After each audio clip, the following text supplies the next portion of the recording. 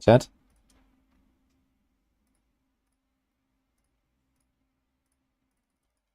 Alright, welcome to the stream. How's everyone doing?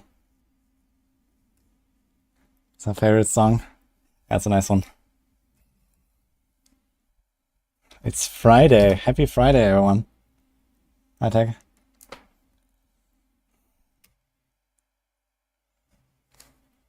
Morning, water. Yeah, hardcore player got your Sorc to 100. Nice, man. Congrats. I hear from a lot of people that they're playing hardcore this season. Quite happy to hear that.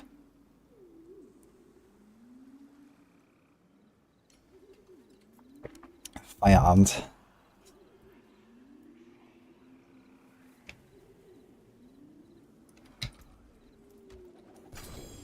I think I still have the goblin counter, right? I think I wanna keep counting, to be honest.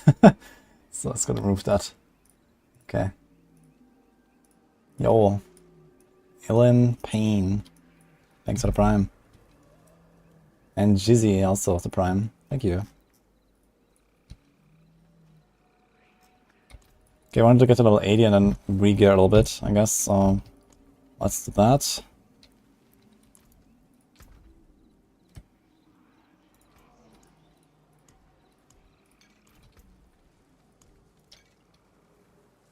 Got an Ulders.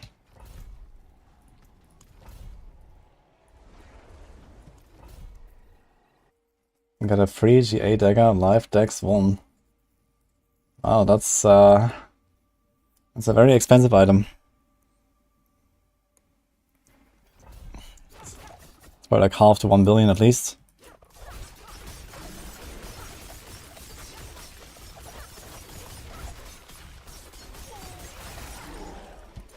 Playing more anti-rogue today, guys, so let's go.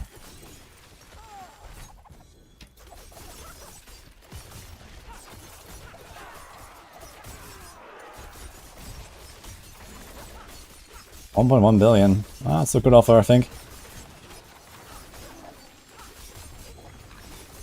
Things it's like a very high risk of breaking this thing when you start tempering it for cut of duration and vulnerable together. So someone can probably expect to get like at least 3-4 of these staggers until they get something good out of it. And that's just one.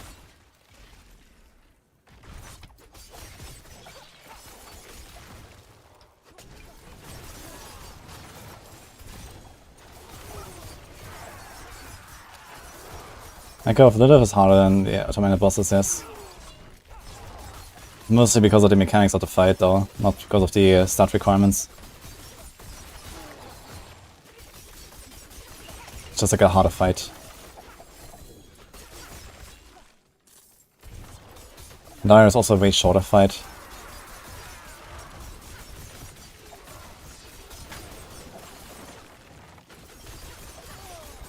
Kind of open world level, good luck in hardcore. I do the half freeze and half stun gear. You can just go all freeze. Number one is you want to stagger bosses. And you stagger bosses faster by combining different crowd control effects instead of stacking the same. Because that's how stagger works. You want to apply as many different crowd controls as possible, basically. And also, so you get retribution aspect from stun. So you want to have both the freeze and the stun. And you have a lot of like hit chance, you like easily freeze stuff. And you have shared misery to spread it. Look here, if I just like puncture one guy, look, the entire pack is frozen in like a second. Like I don't need like that ridiculous amounts of chance to freeze. Like the entire pack freezes super fast, even with like 1 or 2 rolls. So it's a lot of like a hit in this build. This is like level 74, I'm not even geared really.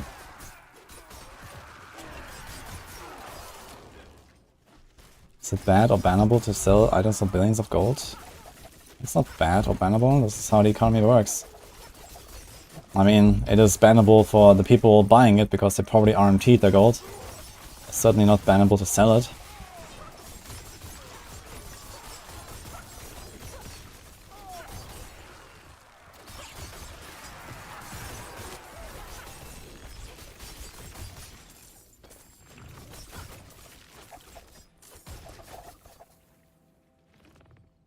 I'll say a crossbow's better than bows. No, bows are better. The vulnerable damage is negligible on the crossbow, but the attack speed is good on the bows. And also a weapon mastery passive is way better with a bow compared to a crossbow in that build.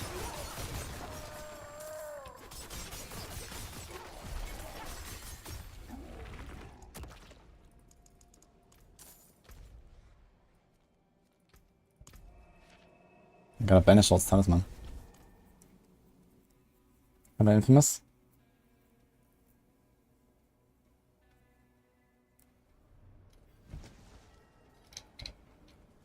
Whichever should we start a build from YouTube? It depends on the build. I mean, some builds are, you know, endgame only because it requires certain items. Some builds you can play from level 1. I mean, that depends, like, what build. I mean, I always explain that in my guides. For example, I just recorded the Incinerate Sorc guide. And this is a build you can easily play from level 1, and this is what I said as well. I did that, actually, with my character. I played it from level 1 all the way to the pit. But other builds can't do that. Or other builds are good for leveling, but then they kind of fall off really hard in the pit, and you don't want to do that at all in the pit. Like Twisting Blades, for example. You know, this is like basically just a leveling build at this point.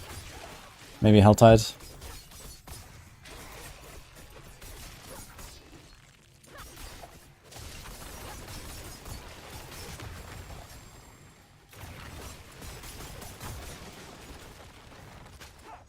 Hey Mao, how's it going?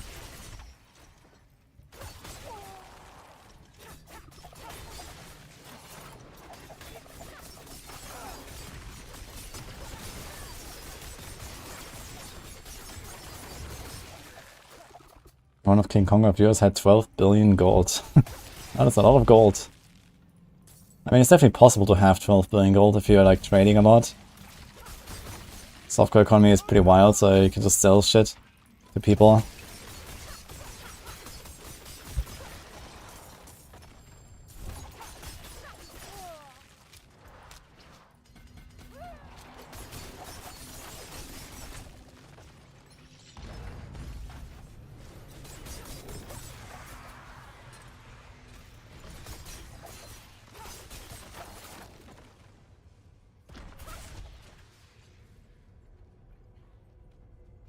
Since that, it sims damage output for builds.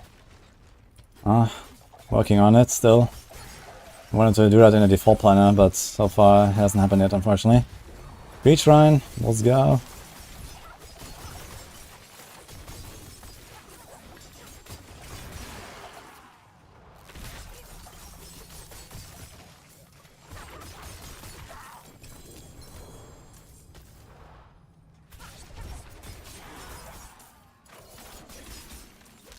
Enough monsters here. Only got one goblin. Oof. Maybe a second one? Ah, there's a second one.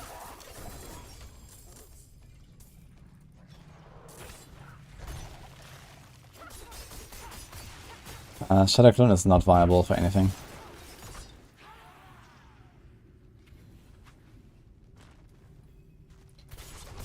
Yeah, they messed something up with the 855 bags. That's gonna get fixed maybe later today, actually. This is not intended.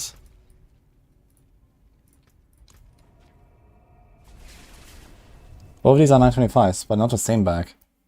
What's the difference? Bag full. They're not the same. Left behind by a stand. This one says full of item power 925 and this says full of up to item power 925.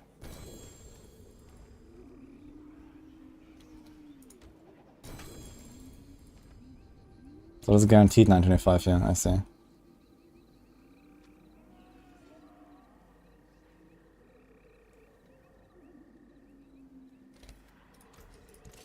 Don't ruin all that work.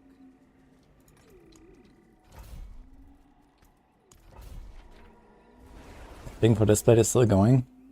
Oh, the displays are still here. And I think there was a sale they had. I'm not sure exactly at the window.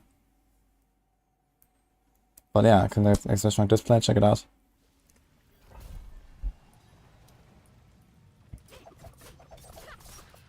Guys, what's up?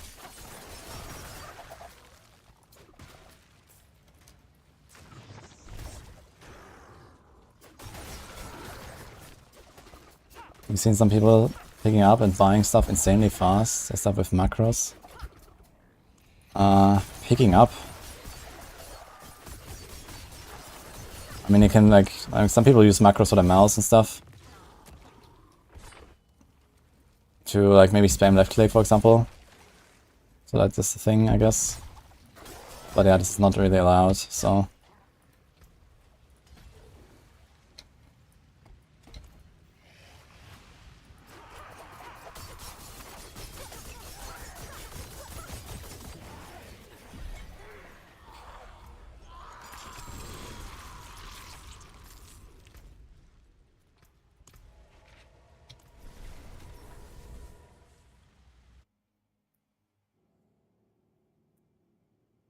I could not make a rogue, so we are starting with no skill points. Well, I would say get used to it, but you don't have to get used to it actually, unless you rip over and over. Just finish your renown and rejoice.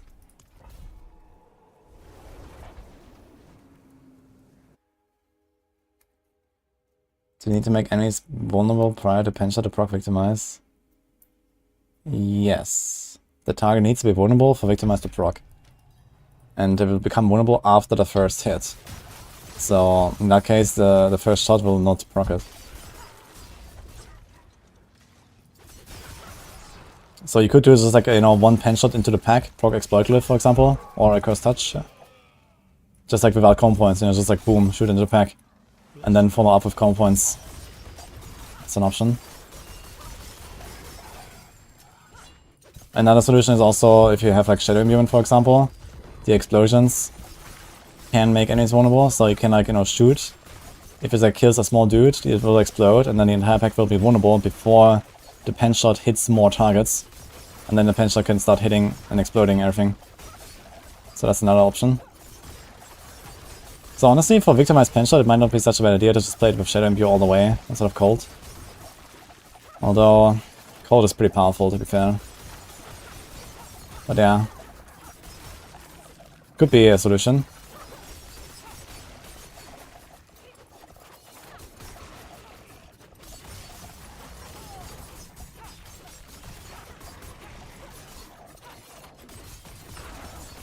Cynic position would be better than Victimize. Nah, Victimize is certainly stronger. Thanks to the double dipping. Like, I saw people hitting for like 2 billion on one pen shot or something with Victimize. It's pretty good. And I'm not sure how it will be after double dipping is fixed, but it'd probably be close actually between precision and victimize, even after double dip fix. Man, I love it when a Shadow Step procs and dies and kills the entire pack. Here, boom. That is really nice about this build.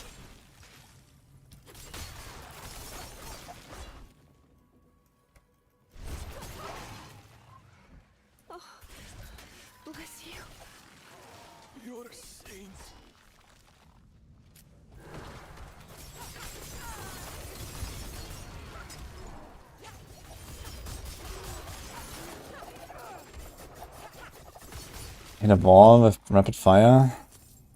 Well, what is the wall? I mean, rapid fire is pushed beyond 120.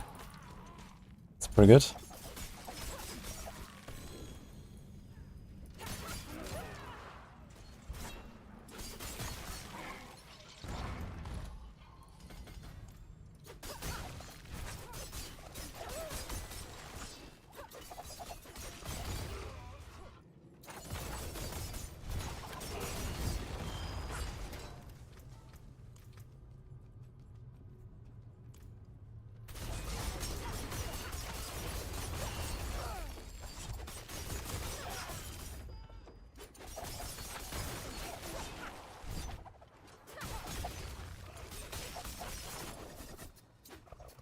Max or adaptability. I think they'll still go for quite a lot.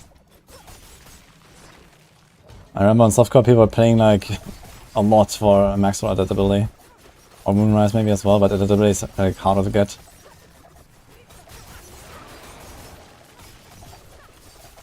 Nah, I will not transition to any build. This is the build. This is what we're gonna play on this rogue. It's a very good build actually, so.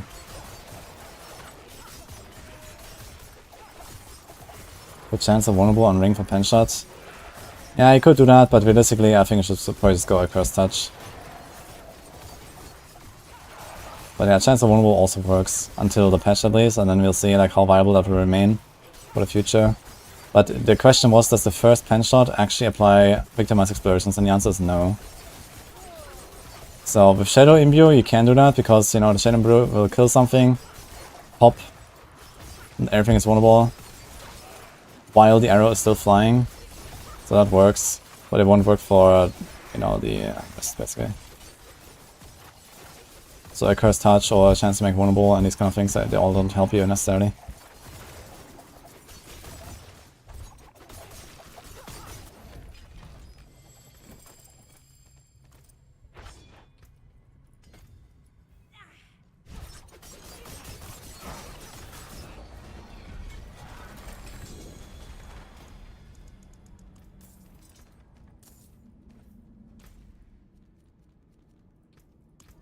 More life.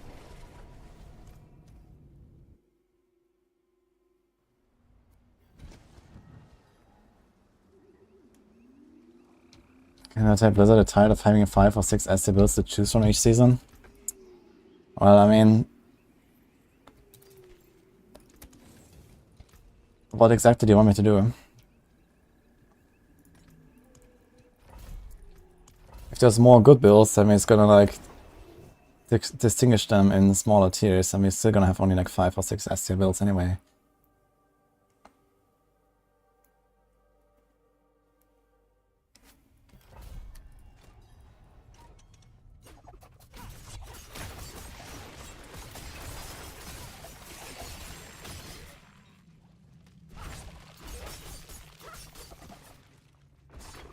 I mean, right now the build diversity is pretty good, I'd say, despite, you know, some builds being like very powerful and stuff, but the thing is that's not a huge reason to necessarily play like any of the S tier or even A tier builds or so.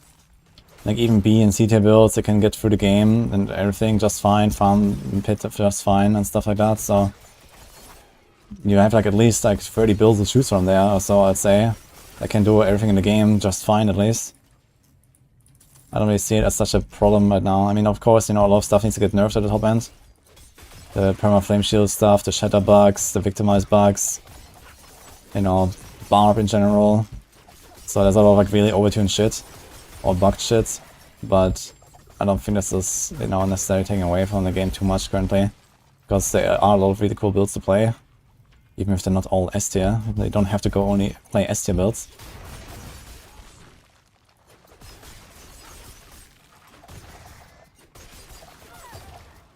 The only S tier build I've played this season so far is Heartseeker. And I've played like 10 different builds.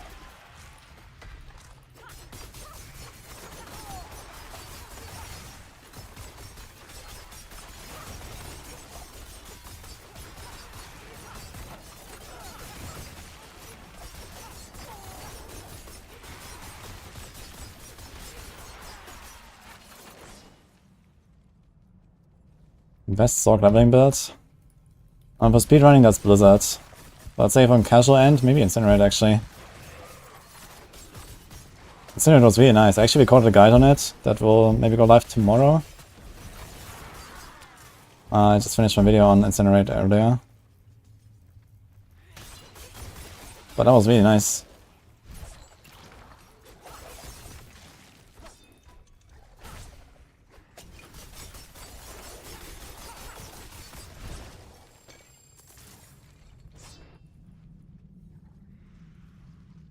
Yeah, Incinerate was actually surprisingly fun, man.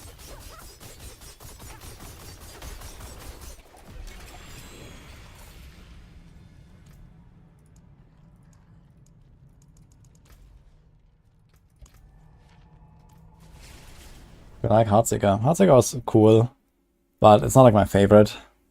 I did play it quite a bit because it was strong and efficient and stuff. But my favorite build is the Poison Barrage right now, I'd say. And I'm not gonna go back to Heartseeker now anyway. Oh my god, Shifter and Conclave. Great combo. I've already done Poison Barrage. But I mean, I have my gear lying around, so maybe if I get tired of Andarius, I'll spec back to Poison Barrage and play it more. And I also didn't fully masterwork everything on Poison Barrage yet, I think, so I can still optimize stuff there. Maybe I'm gonna find some good pieces for the build as well while I'm playing this build. We'll see.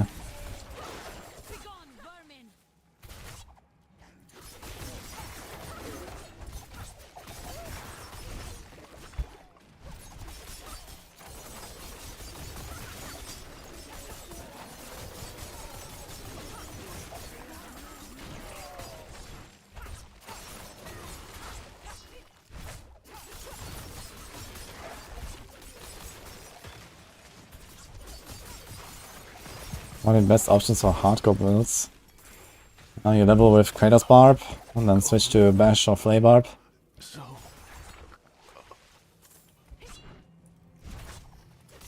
Probably Bash, I guess. Seems to be like a nice all-rounder. Easy to set up as well. You can also level with Double Swing Barb, it's probably better actually. Level Double Swing Barb, and then go Bash.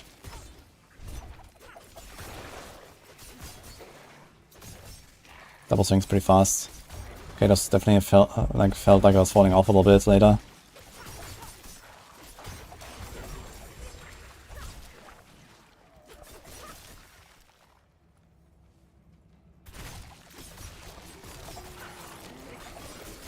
Let's see, calm points on inner sight. It's usually played with inner sight. You can play calm points in flurry for the attack speed. But most people just go inner sight and then have an extra skill slot and get crit chance in there. Which is pretty good. Crit chance is relatively strong for the builds.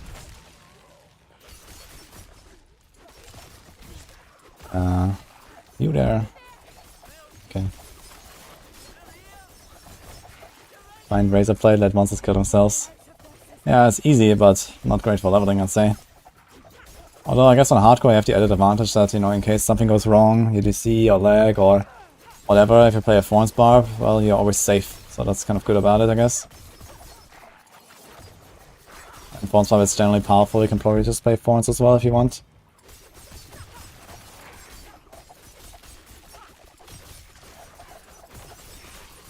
The Shared Misery, no, I did not answer that, but you don't need it for Heartseeker. There's no point really, you have enough lucky hit. I mean, it's cool to run Shared Misery, but ultimately unnecessary, I think. Because you spread out the arrows anyway, and the victimized explosions pop and kill small stuff, and then you only have the elites left, and you just freeze the elites anyway with your shots.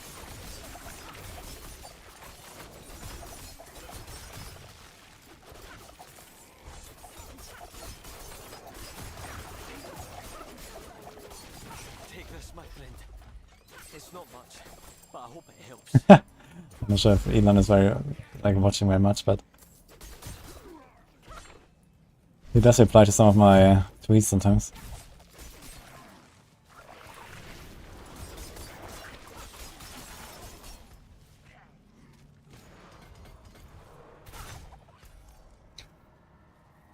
Happy Friday, T-Ref. My opinion on the event being so shite. Let them fix it and enjoy the transmogs, I guess. I mean, personally I don't care too much about a few goblins or something, no matter if they're good or bad. So it's a nice little something, you know. Casuals like goblins. So why not?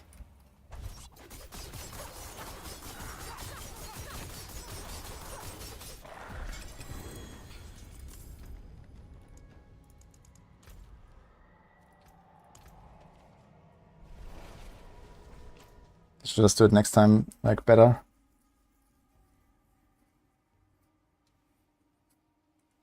$1.2 billion if we in a Stygian stand for good luck. Nice. 42. How's the journey going? So far, extremely smooth, actually.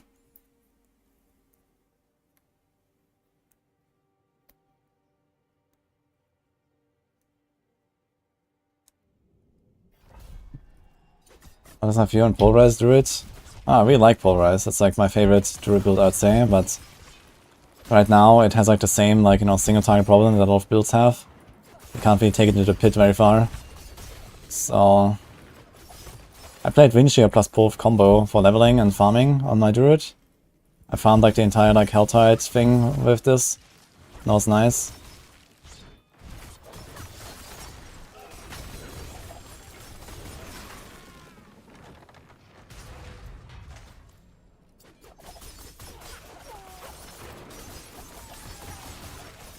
And then the expansion is not for sale, so the giveaway later, in case you're wondering, it's basically like a pledge that as soon as the pre-orders go live, they will gift it. But yeah, the Crimson Market reached out to me and they said, hey, we want to do this. I was like, yeah, okay, why not? So we're gonna have one today, one tomorrow, and one on Sunday. Basically every day of the weekend, we're gonna have one expansion giveaway. And something extra for the next PC giveaway for everyone who is not winning. So stay tuned for that later.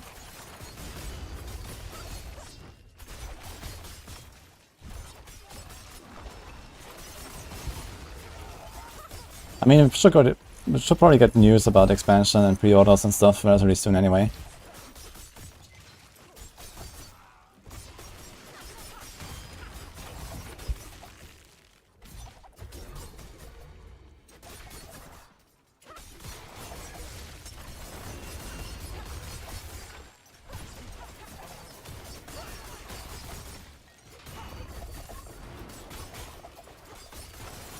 Is there gonna be another competition for Maxwell for pit pushing?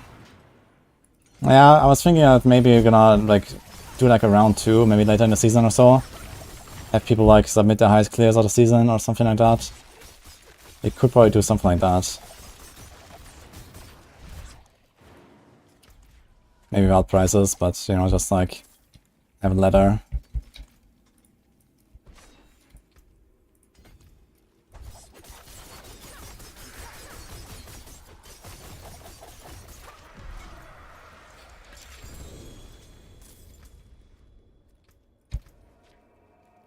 Condemnation.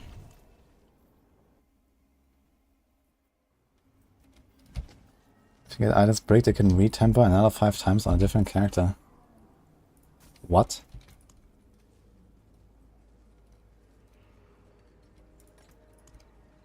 That does not seem true.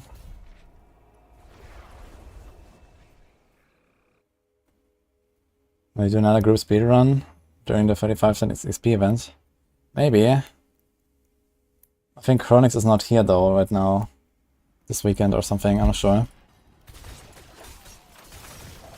But I could go for a 3-hour time.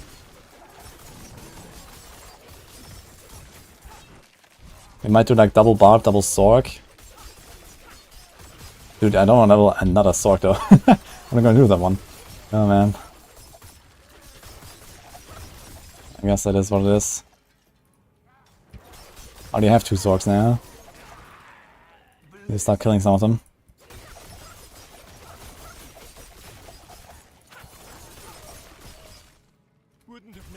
Just go Druid. Would be interesting to try like a Druid speedrun.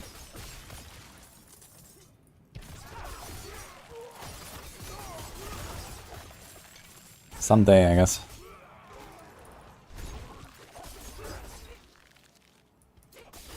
Yeah, I'm following pretty much exactly the build, I just have slightly different skill bar. And like slightly different aspects, I have like Ravager on the boots. Like I don't need that much damage right now with like all the damage aspects. So I made some tweaks.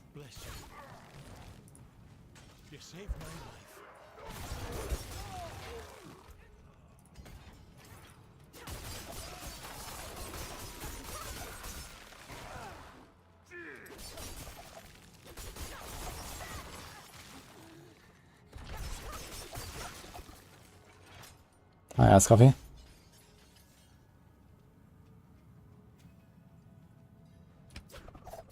Would Visage work instead of Harlequin? Poison Barrage. Yeah, people ask me this very often actually. And I think it will be maybe a bit better in AoE, but probably worse on single target, and you're gonna be squishier.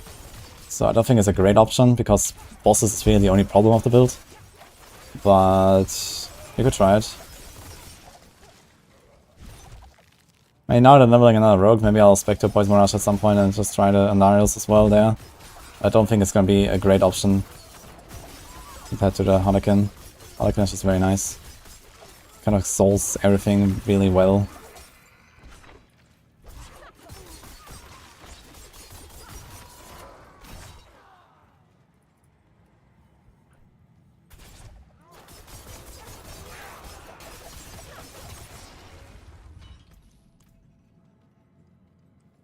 Where's my attack speed? We have Moonrise and Rapid and Flurry. Some attack speed roll and Dendarials. I'll probably have something like 130 or more like attack speed bonus. Plus cast it twice puncture.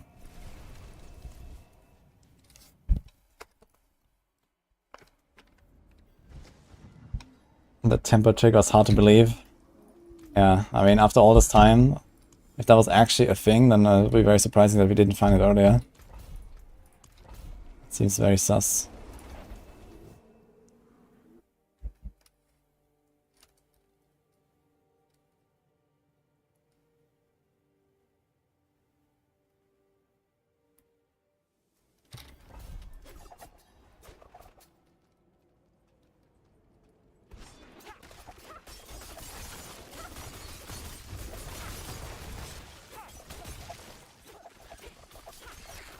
G-O-double-T.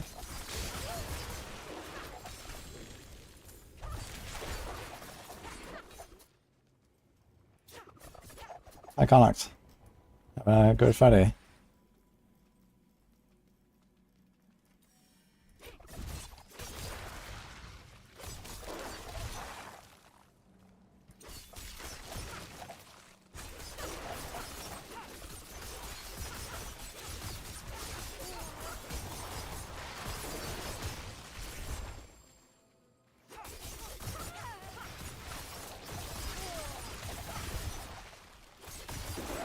Man, they fight back with poison.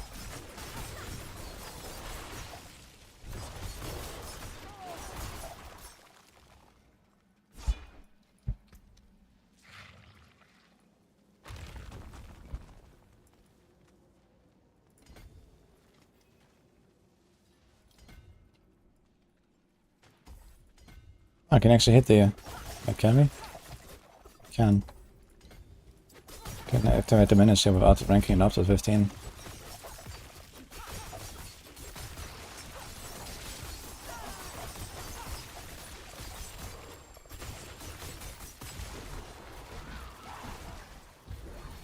Oh, this is extra shrine dungeon? Any greed shrines?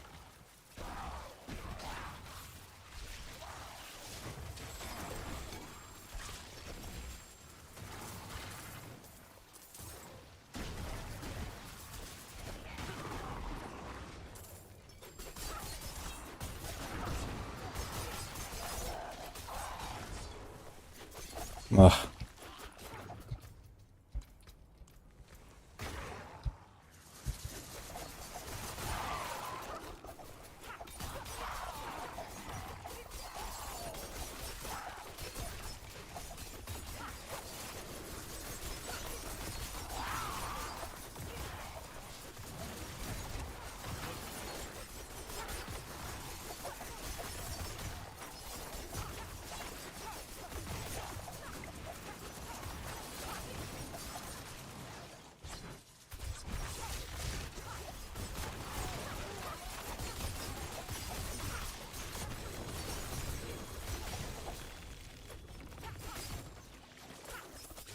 Should probably check if there's a greed shrine.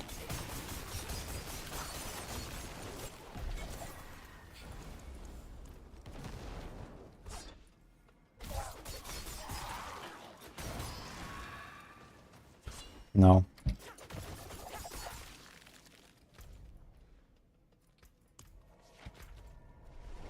Blood Maiden. Hey Blood Raven, thanks for the prime. That's a lot of armor.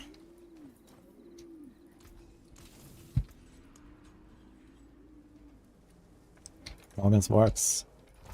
Last dungeon before 46. Says version I'm playing better than the one of Shadow Imbue. I mean, Shadow Imbue can give you like a slight damage benefit. You can give up like one of your ability skills, for example. It's not terrible to include Shadow. Since I already have Shadow Step, I don't really need to run Concealment. I barely ever use Concealment. So yeah, can't do that.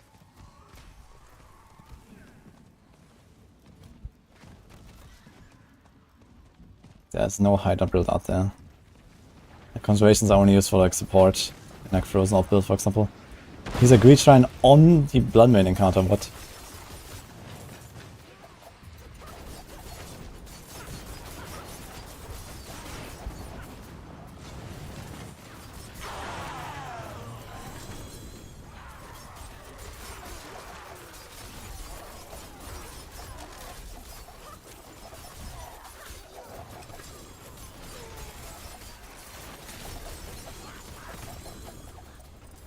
Any goblins?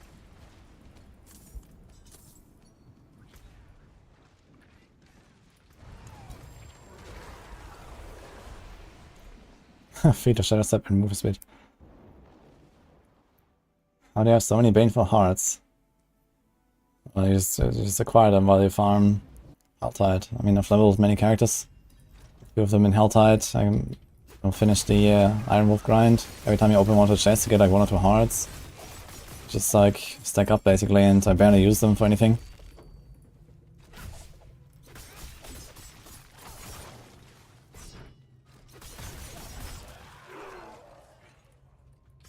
You saved my life.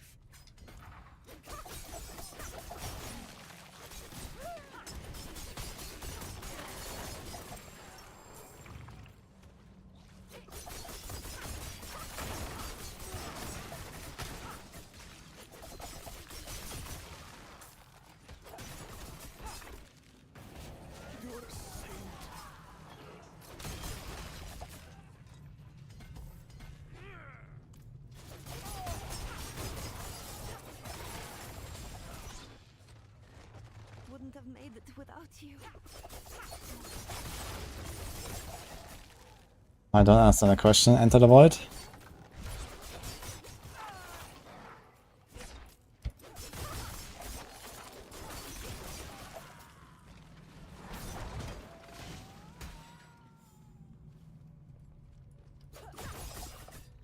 You're a saint. Did you put a typo somewhere? Or what? And rogue.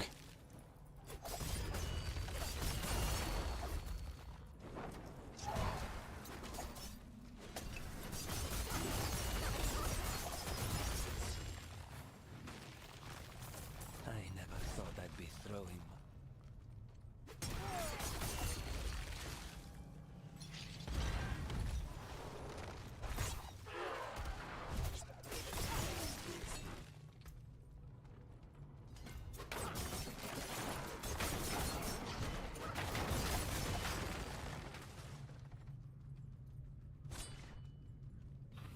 And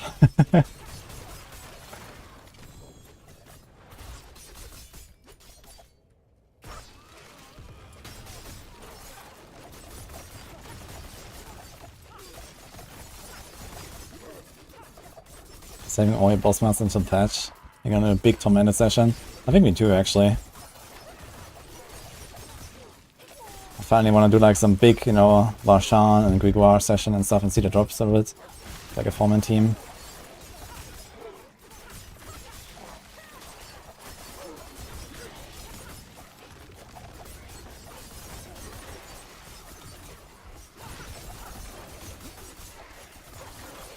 Doing out as you're just spamming Blood Maiden using your hearts. Yeah, I don't think that's really that crazy. Unless you also use the Helltide exploit or there's other people using Helltide exploit.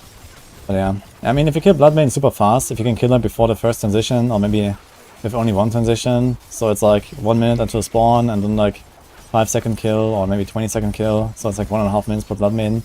That's kind of efficient, I guess. But usually I just like run around, do events and all that during the Helltide. It's also just more interesting.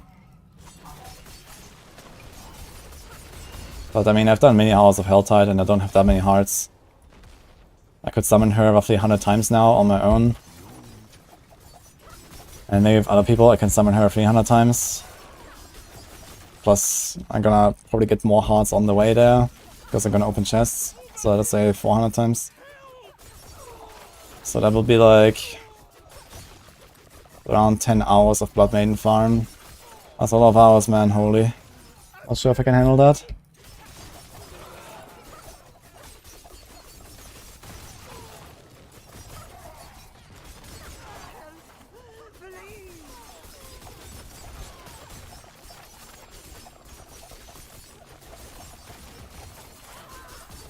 Need the PvP rogue setup. Oh boy. And last time I checked, rogues can't be perma immune like other classes. Meaning Barb and Sorc. So I'm not sure I really want to do a rogue PvP builds this season.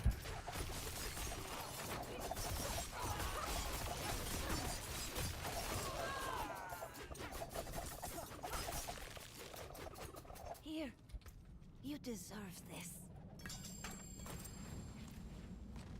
Here, I have to click them all one by one. you deserve this.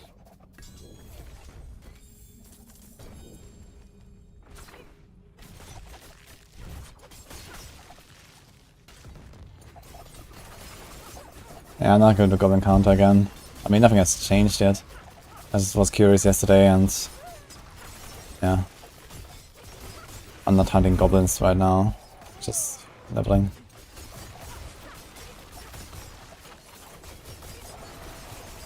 Mr. Crumpet. Thanks for what's up.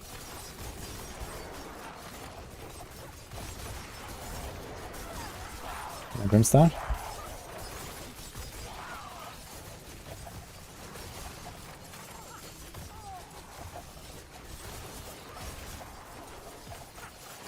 It's an interesting idea, Paul.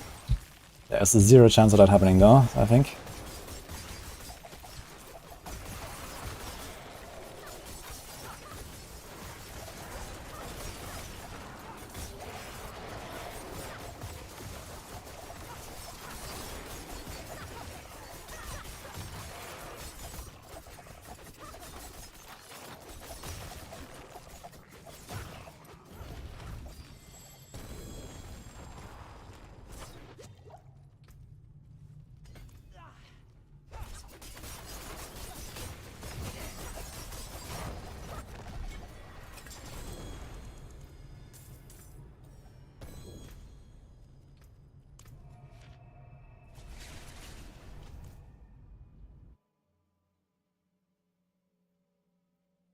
It's not really a flurry build.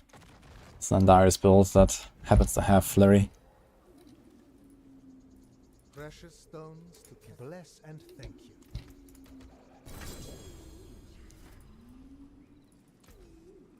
You can still use these. How can I help?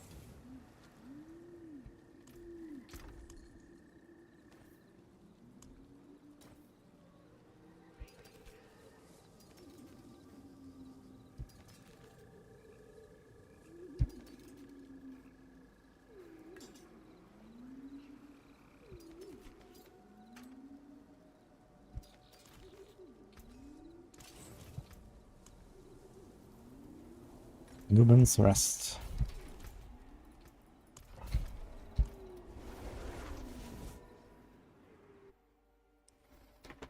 What's the build that rocks the most Uber uniques in every slot? I don't know, I guess you should look for anything that Rob mates.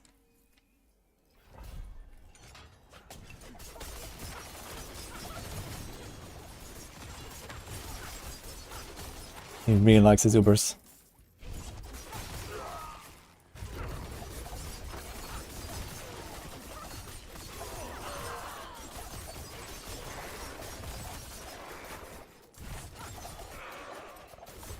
I mean, Barbs just use many slots and have Grandfather, that is a really good item and stuff like that, so they kind of naturally have a lot of Ubers. They also don't really have great defensive aspects, they can even run something like Terrier's Might, for example. They can even like include a Doombringer easily and even want that in Fawns, for example. So I guess generally Barbs just have the most synergy with Ubers.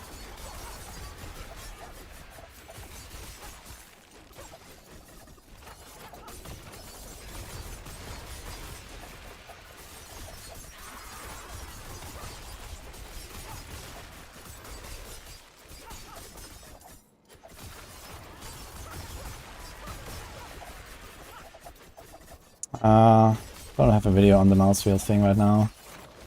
But I was going to make one, people keep asking me about it.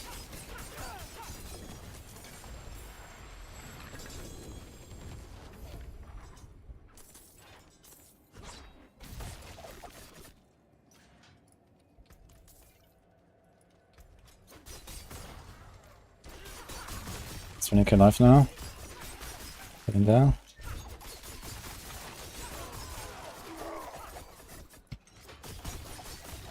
Hello D.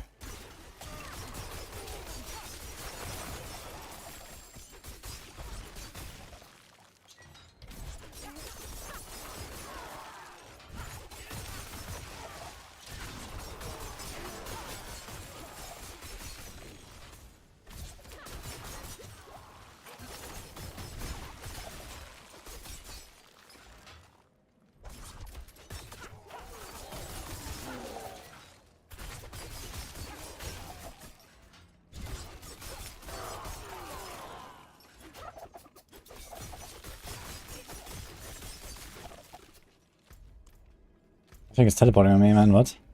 Even though I gauged all of these guys. Strange. There we go.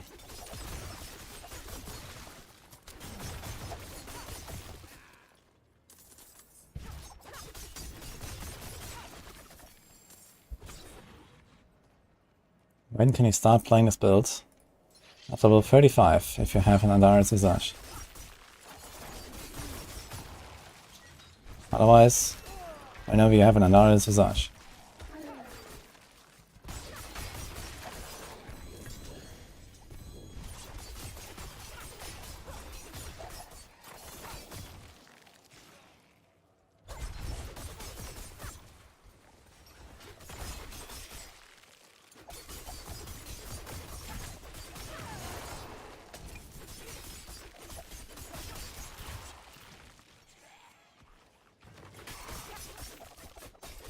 This is the second Barb season in a row. It's more like the fourth.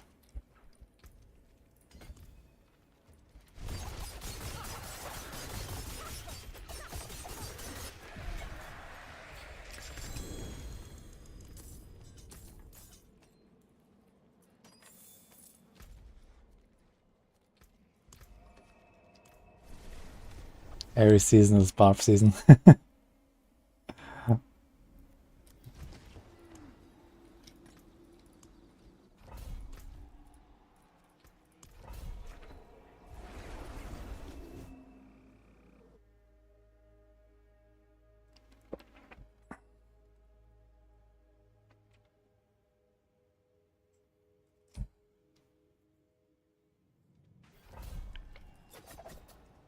Yeah, I think if you're trying to do like PvP right now, in general, it's like probably really messed up. You know, Thorns, Barbs, being like Omega tanky, potentially invincible, on top of you just kill yourself instantly when you hit them. You have perma, immune, flame shield, Sorcs, like, what exactly are you trying to do in PvP right now? It just seems like an absolute mess.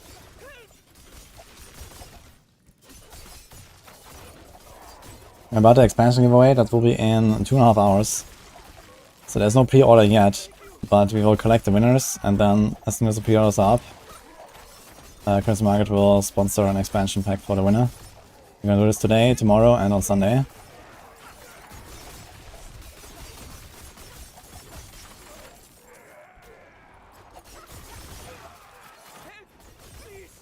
Windshield Druid hits on Thorns? And how?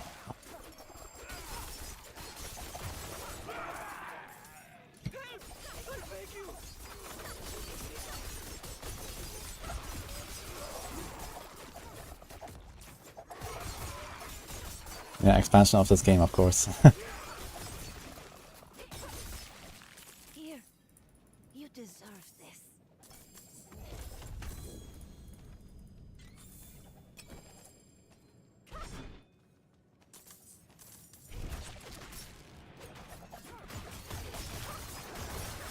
Ninja is crazy in PvP, that surprised me. I mean, it does have pretty decent damage output and stuff. But I mean, it shoots like in one small line.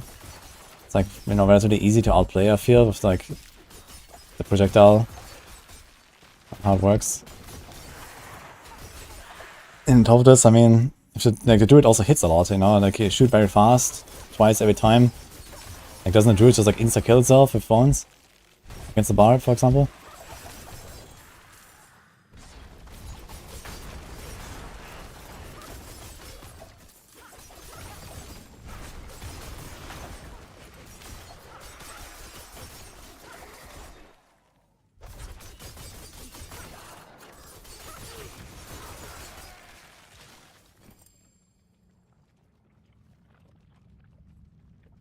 think using a Darius on Heartseeker to apply additional poison damage. I don't think very highly of that idea. Because you can choose to do like a billion victimized pops. Or like a million Darius ticks if you get lucky. I choose a billion.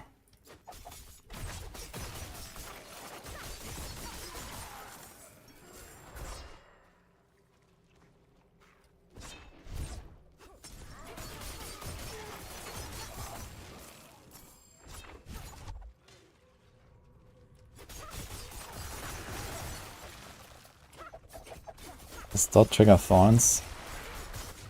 Maybe it doesn't, but Vinci is not just a dot. Vinci only gets an additional dot if you have the aspect, but it's still a normal hit ability. And you shoot it very fast, and you shoot it twice every time, like you have like 4 projectiles per second. Like, do you even live through 4 thorns procs? Like, can you even survive 1 second of hitting a thorns barb as a druid? I don't think so. So...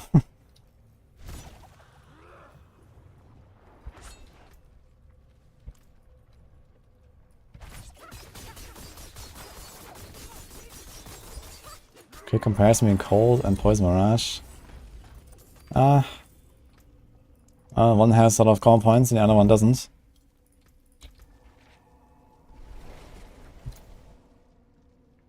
One is very resource hungry and the other one isn't.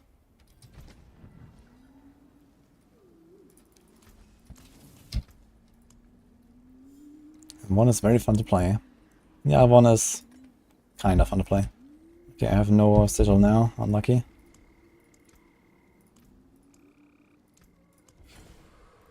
I go to 50, I suppose.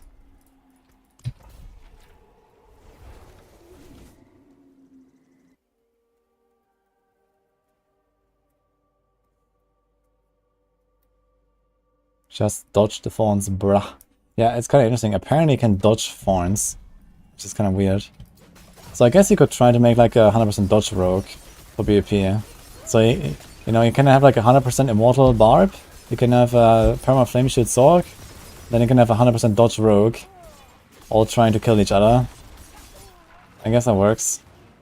And then the Druids and the Necros just cry. Actually, the Necros not necessarily. Necros can still kill the rogues at least. With ground effects, I suppose. You can do like Corpse Explosion.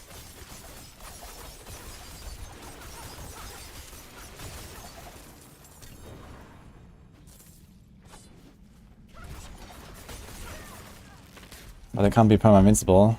Unless, maybe with perma-bloodness, it might be a thing.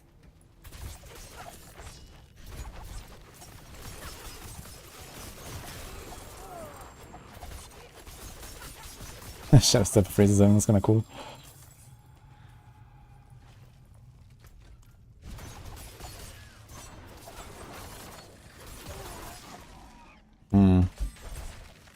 Am I getting bamboozled here? I think so.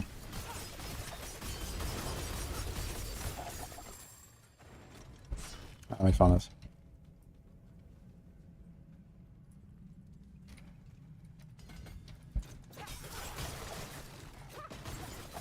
Yeah, I guess perma-bloodness, but the thing is like, how consistent is perma-bloodness? And also, I mean, you can't really do the damage to anyone in bloodness, that's the thing. You can do like the Corpse Explosion stuff. But I don't think this is really like threatening to anyone besides 100% dodge rogues.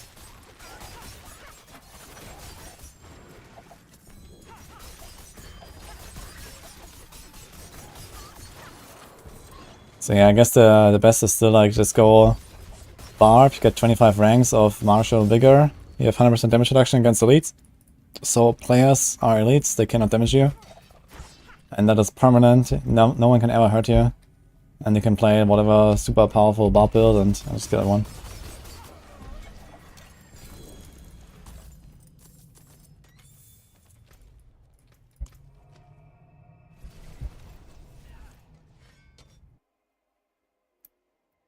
Yeah, Fawn's main Necro actually won number 2 in the pit ladder on hardcore, I think. Seems pretty decent.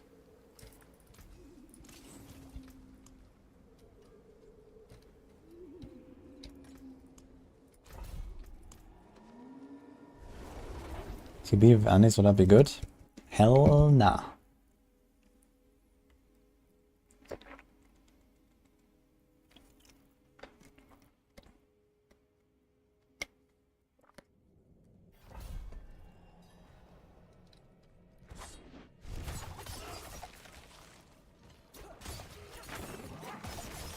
Perma-blood, cooldown 3 seconds. Okay, if you're not in perma-blood, then you have already lost, I guess. So...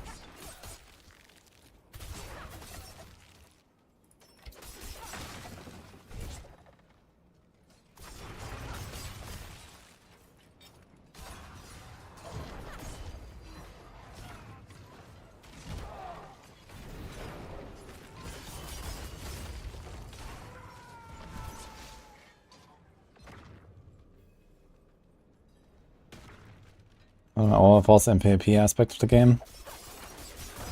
I mean, it's nice that it exists. I think they should just like do more tweaking of the PvP buff. You know, it's like a really good way of like trying to like balance out some stuff a little bit. But they need to like, for example, mega nerf Thorns. Like Thorns is just a mechanic that does not belong into PvP, I think. It's just to give it like a huge penalty. That will be a start. Obviously fix the perma-immune bullshit that multiple classes have currently. But I mean, this is also a PvE concern, not just PvP. And... yeah, I mean, maybe in the expansion you can make like a new zone for PvP, but there's like, you know, maybe a different rule set or something. A lot of people are asking for like, you know, real like kind of tournament style PvP or something. Arenas. It could be fun to have, to be honest. So why not? Something a bit more streamlined.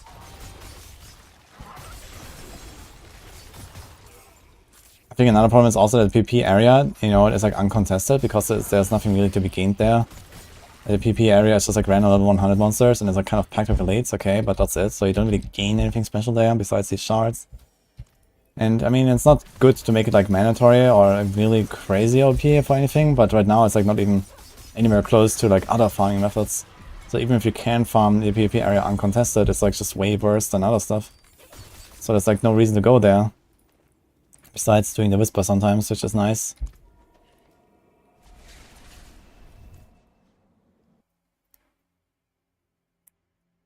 How should I have PvP in their mind when they treat class balance? I don't think they have it in their mind at all. They don't really need to. As I said, you can do a lot with just like the PvP buff in the zone.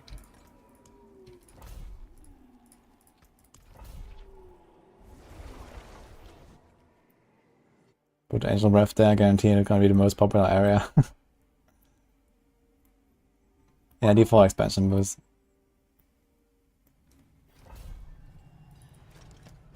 I mean, for now, I don't think that PvP is like a high priority. You know, it's like a very niche player base by default because this genre is not for PvP.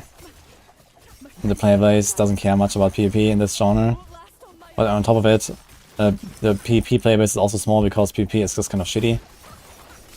Because of all these like crazy builds and one-shots and whatever. So if PvP was better, there would be more people caring about it, but it still would remain a niche thing. So I wouldn't really like invest too much into it. But at least it could solve like some of the biggest problems relatively easily, I think.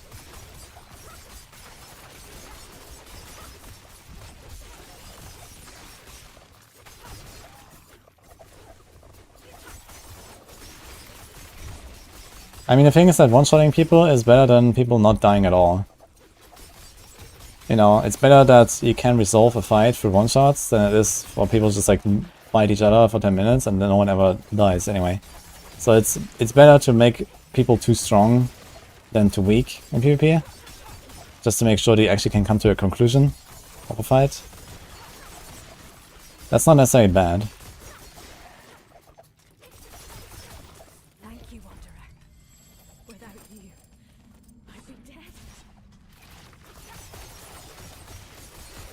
Yeah, it's also like another thing is that there's like this PvP transmog set, and it's just like you don't even have to necessarily do PvP to get it. You can just farm the monsters.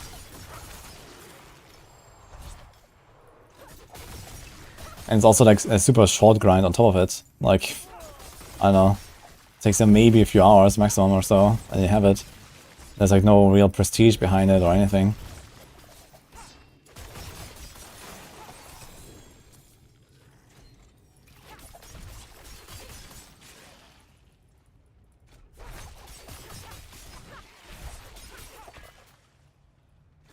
I don't even know what it looks like actually.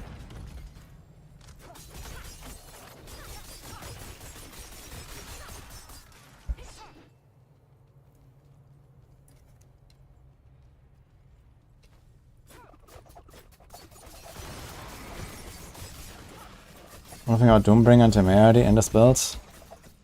No and hell no. I mean, Doombringer would kind of be okay. If you want to be very tanky. Maybe I'll even run that just to be like safe or something at some point. I can give up like, I don't know what, you know, calm aspect or some shit. At least for farming pit might not be a burst idea. Makes it very safe and chill. Because I can just survive anything.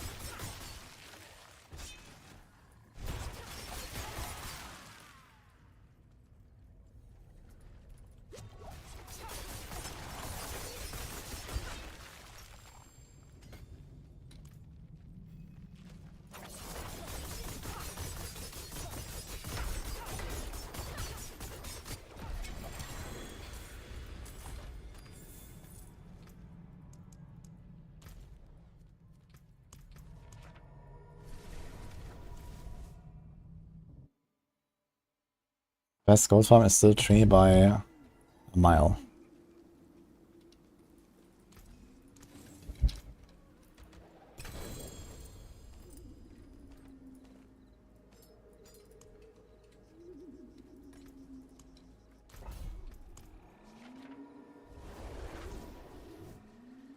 How fast should Piran's be for max efficiency?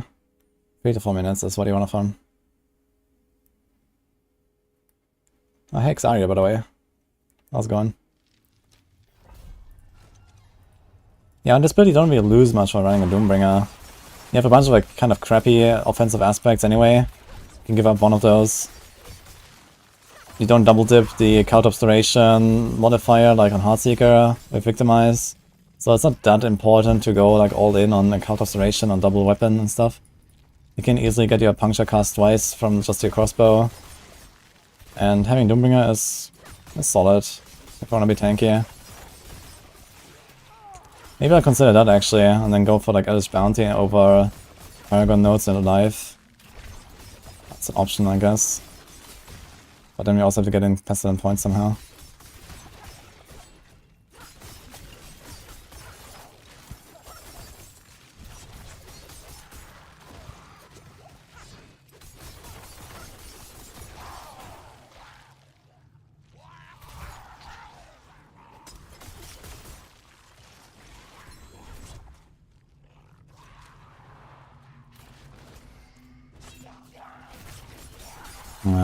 Man. I always miss one here in this dungeon, holy.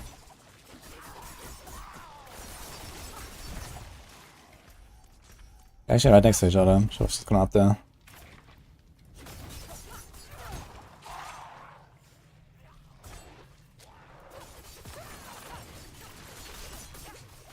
These guys are pumping me, man. Need more crit chance. Only 12% crit, man. Do I have days right now? No, right? Yeah, I need concussive strikes later. Instead of Ravager.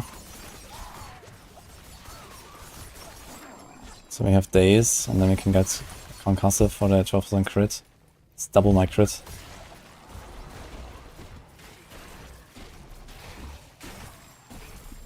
Ugh, no damage without my bandays.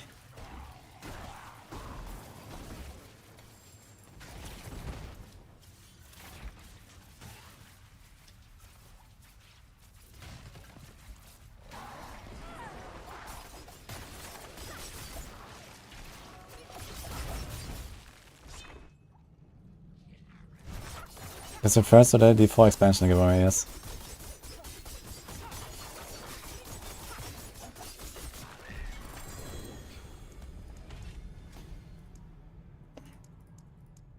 Let's do Tracker. Don't really need it yet, but let's have it. What's the next glyph you can put? Turf, actually. Maybe I should do turf first. Need a tracker at the end. Hi, Dust. That looks worn. I can fix it.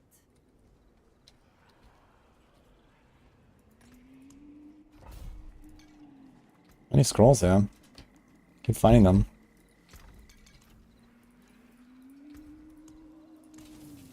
Another happy customer.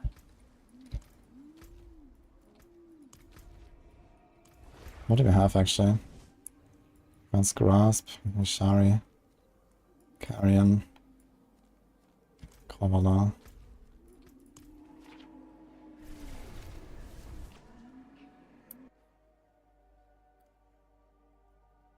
It's easier to kill an Ani build of higher pits because of no Shaco. Yeah, Shaco is pretty good.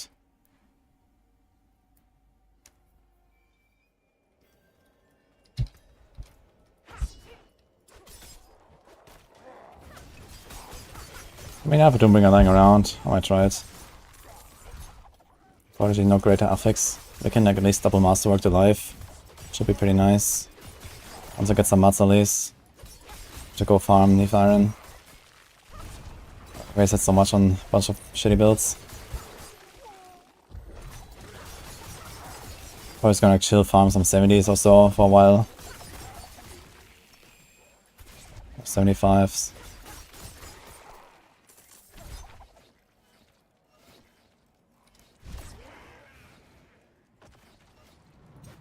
Minus 99 Sorc to 4 Magnetic when looking at map. Oh. Looking at map in the Helltide. Bad mistake. Greed Shrine. Oh, cursed one, let's go. Not really the right build for cursed Greed Shrines, but let's see. That's one.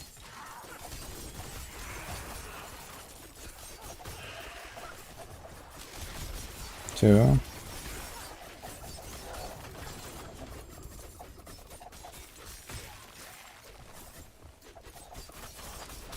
Yeah, not crazy. And then they fix us up. That's what 100. Celebrating. Giveaway is not open, guys. Will be later. In 2 hours. Yeah, for the YouTube folks, in 2 hours you're gonna have a expansion giveaway. Or a pledge of an expansion packet from Crimson Market. They want to do something special. So whenever pre-orders go up, you'll get it if you win.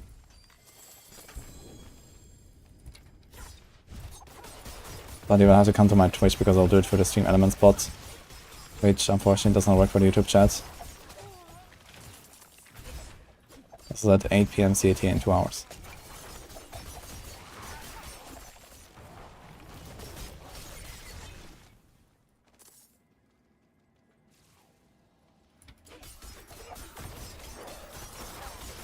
Sorc for Frozen by Juggernaut. I mean, sometimes I can do it with Juggernaut, sometimes I can do it with like an armor roller too. Maybe there wasn't another defensive power that I wanted to put.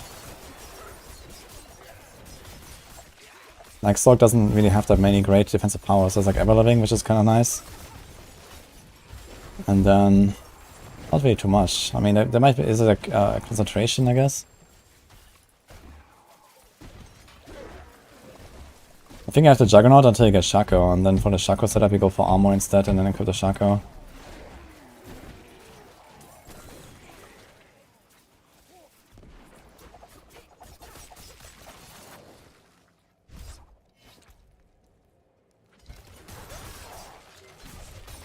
You got separated.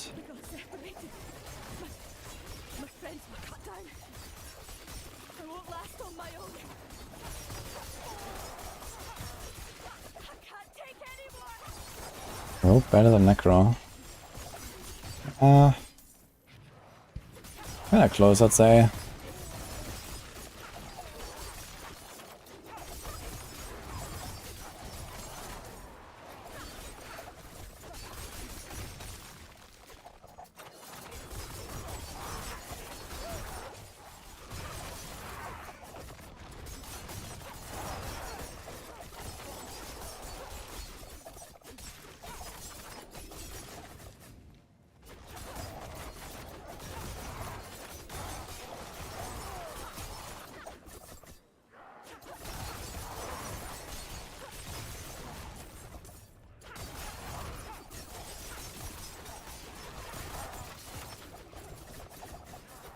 And then a Sorc. Why is it ass? Sorc leveling is actually super fast with Blizzard, if you try. You can like really speedrun. I'd be dead. Think I can manage from here.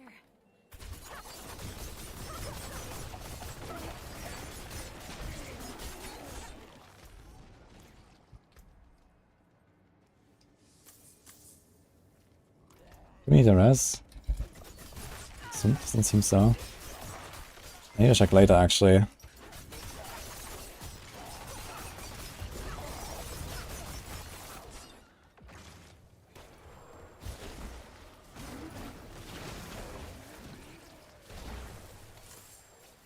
Yeah, it looks like running Cornet. I don't proc my Darius, it's just kind of weird.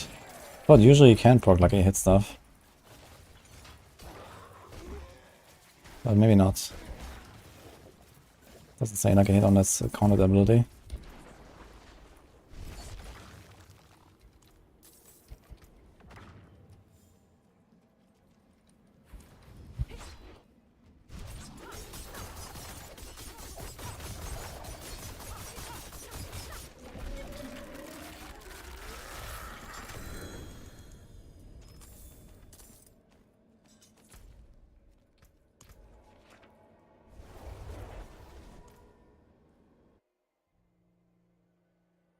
There's a build guide, yes. Made a video about the Darius Rogue like over a week ago already or something. I played it a while ago already. Now we're gonna invest some more time into it. You can still use these. Which stuff doesn't work.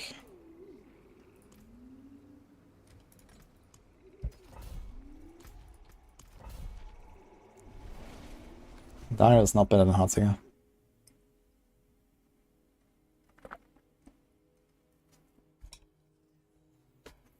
Waiting for the next PC giveaway, Crimson. Yeah, Crimson is doing the next PC giveaway, I think in 1 week, actually.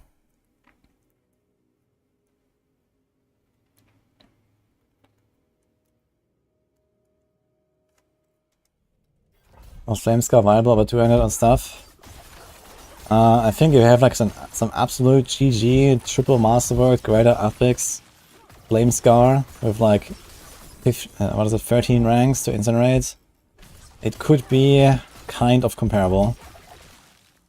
But other than that, there's no way for Flamescar.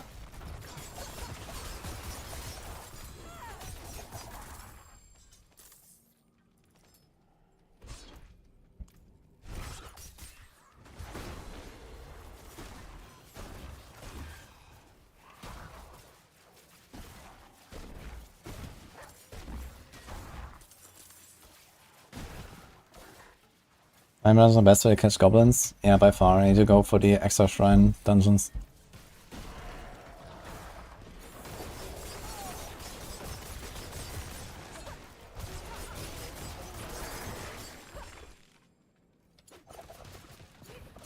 Start as guys on a ring.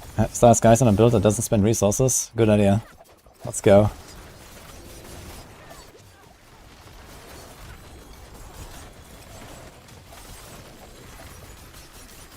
I guess we do spend resources sometimes. But we certainly don't spend resources nearly often enough.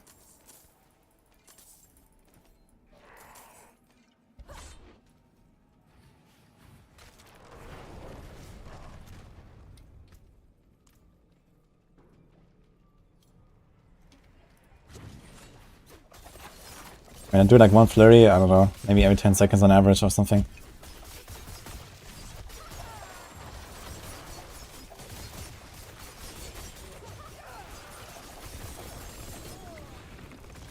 Maybe for like high pits you could consider it.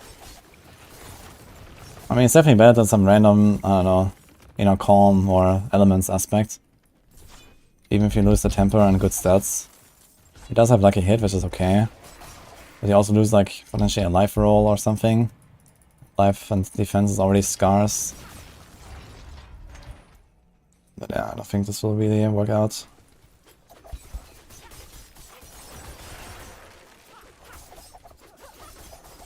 It's time to go for a cheap shot board. It's a nice defense in there.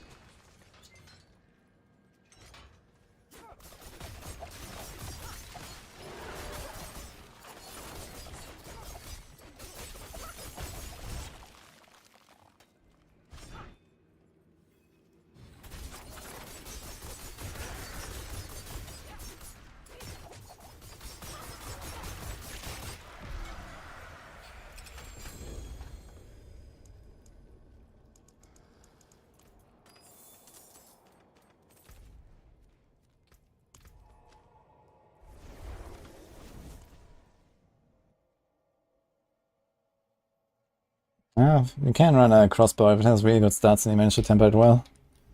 On Heartseeker, you want the bow usually, but crossbow is acceptable.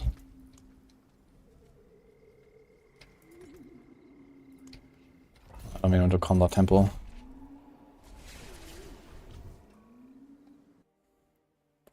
I'm convinced that Hellbent Commander is a troll stat. Why?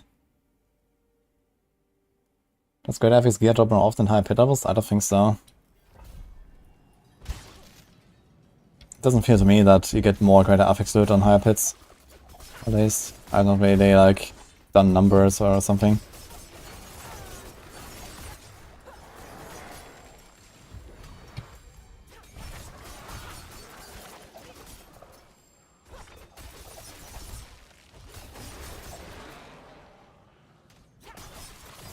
Comments are now dropping 925. Did you update it?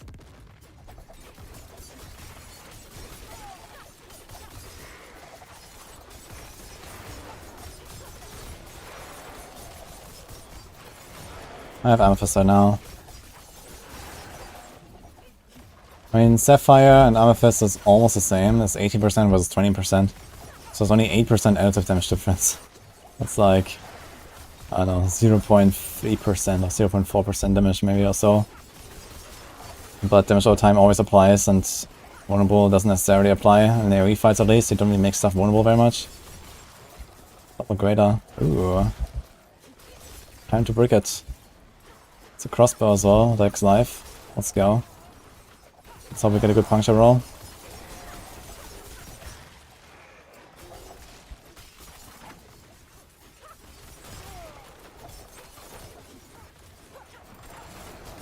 Oh, nasties.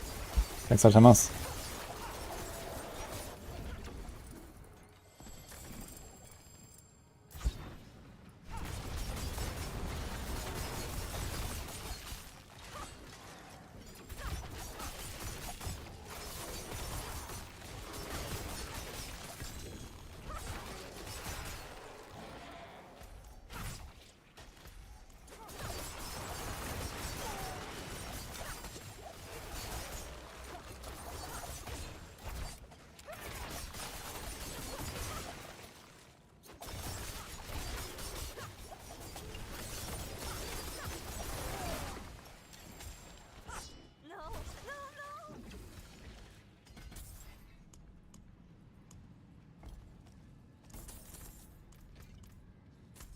Yeah.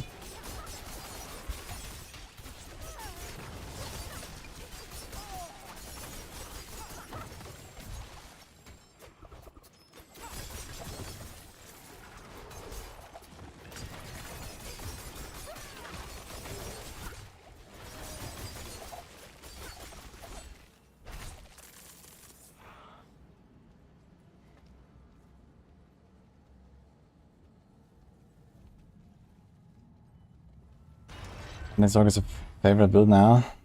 It's a pretty fun build, to be honest.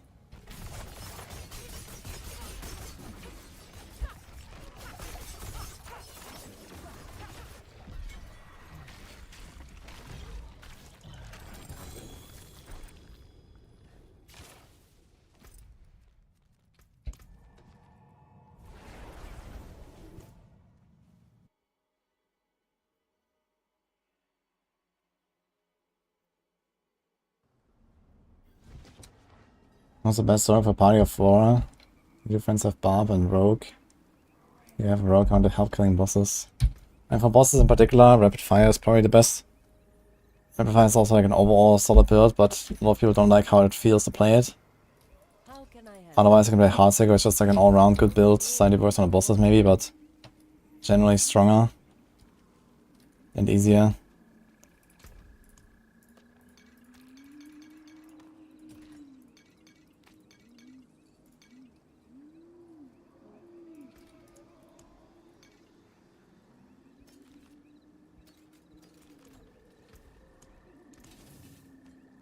A good business and fortune to you. Shall we temper it? That looks worn. I can fix Let's go.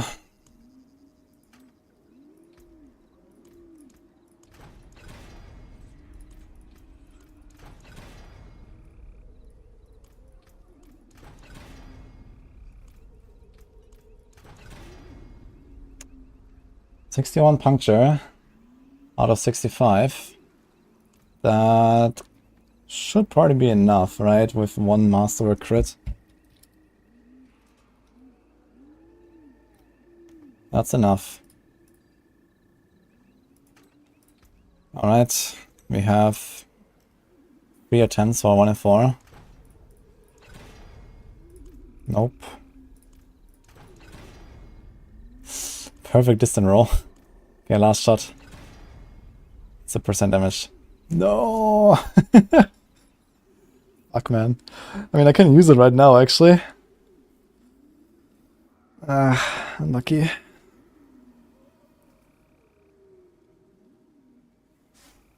I guess I'll just use it for now.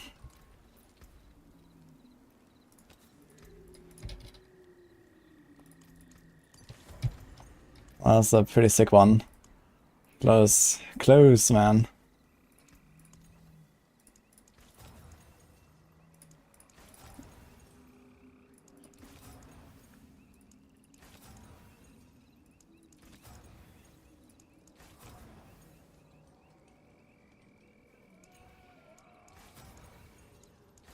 Dude, what?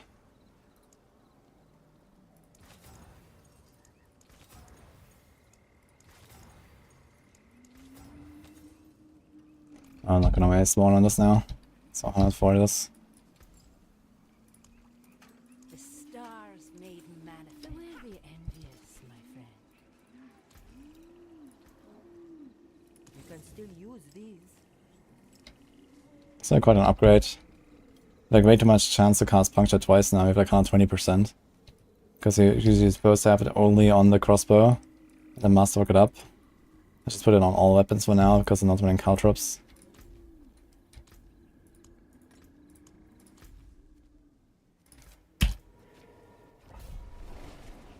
Sell your good items meta. Yo, USC engineer, thank you so much, man. Appreciate it, Thomas.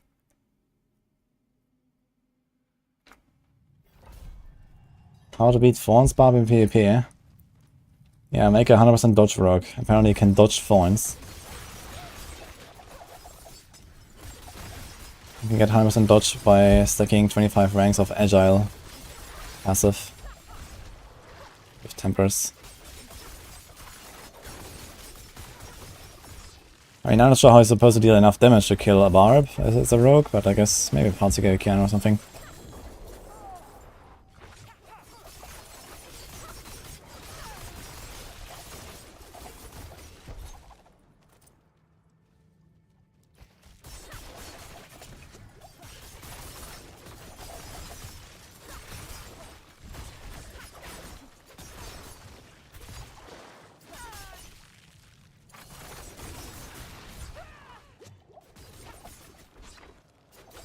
This is working out for me about caltrops. Splendidly, man. Because last time I checked while leveling up, you want to try to go fast, not jump backwards.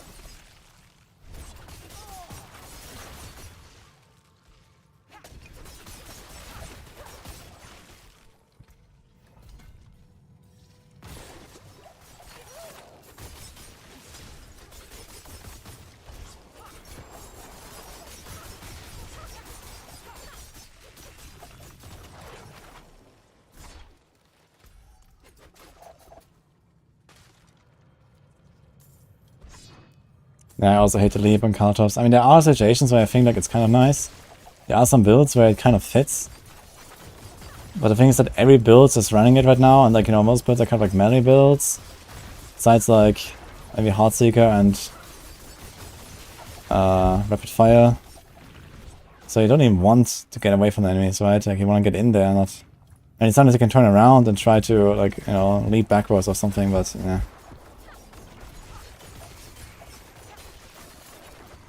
Yeah, Smoke Grenade feels so nice to use, man. The problem is it just doesn't work on bosses. If they would make Smoke Grenades work on bosses, it would be really good, man. I mean, Kaltos works on bosses. For some reason, Smoke Grenade doesn't. But interestingly, if you use Explosive Warp aspect that converts your Smoke Grenade into a trap, it does proc Deadly Ambush. You can throw the Smoke Grenade on a boss and you get Deadly Ambush. But you do not get the smoke base effect. It's just fucking stupid. And you also don't get a cooldown reset from the smoke upgrade. So to make Smoke Grenade work on bosses, that would be like ideal, because then you have the counters for like the big nuke, if you really want. Otherwise you can go Smoke and you would not feel bad about it. Smoke has like generally a better utility for like the run. It's a counters that they can only really use on bosses.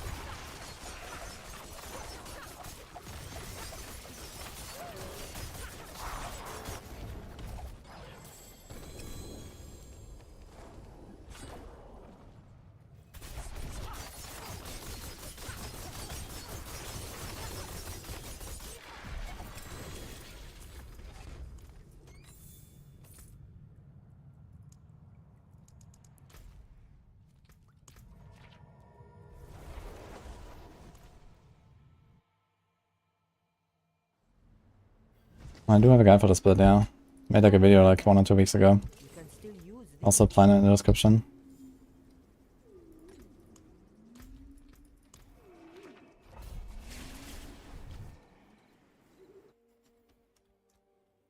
There's nothing in the text that says it shouldn't work on bosses. Yeah, well, I mean, it's the days, and crowd controls generally do not apply to bosses. So it's not unreasonable that Smoke Grenade currently doesn't work on bosses. But it is kind of strange that, you know what I explained with the Deadly Ambush, that this works, but the base effect doesn't. So the question is the Deadly Ambush bug? The answer is maybe. But either way, I mean, just for like balance reasons and for like build diversity reasons, making Smoke Grenade work on bosses would be ideal, I think. So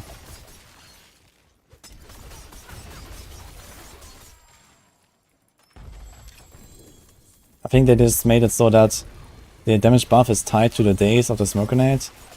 Now there's another question though, what if you have Smoke Grenade and then you throw the Smoke Grenade and then you daze them through chance to daze from your gear? Does that override the daze on the Smoke Grenade and remove the damage buff? Maybe actually, who knows? Could be interesting to test.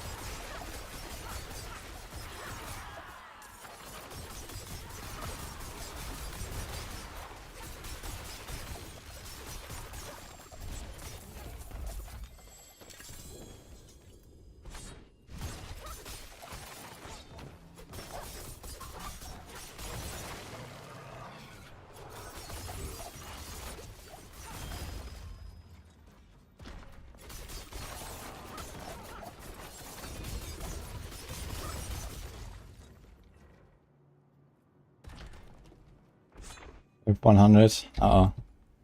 What happened with your service? Is the service unstable today? Too many people logging in for the goblins, guys? What's going on?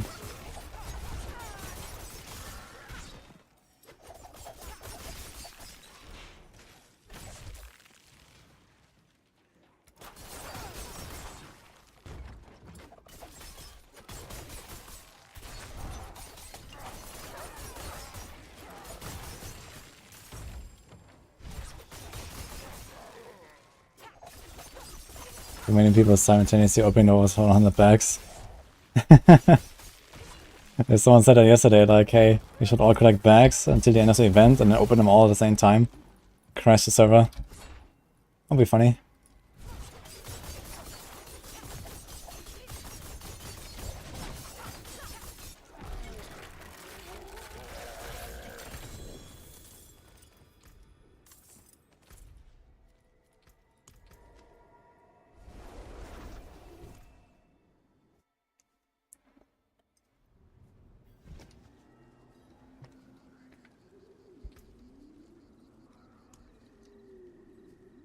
I mean, maybe it is considered a bug.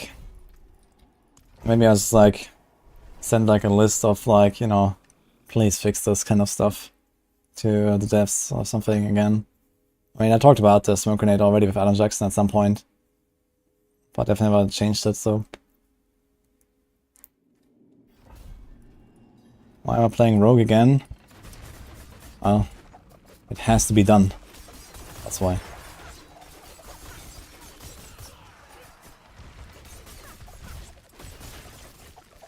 Let's get this to 100 or something. And then I'm probably gonna go and do some other stuff.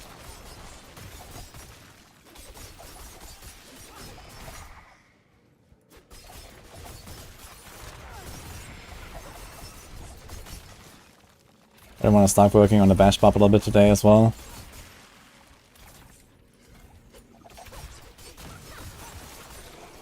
It's gonna be very strange to play Rogue and Barb on the same day. One class invincible, the other one's squishy as hell.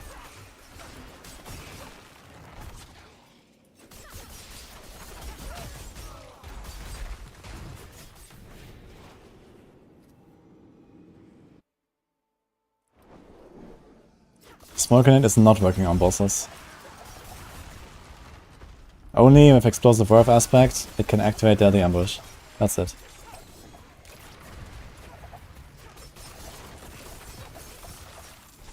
And potentially like ambush glyph maybe, but I've not tried that specifically. I guess that would also work.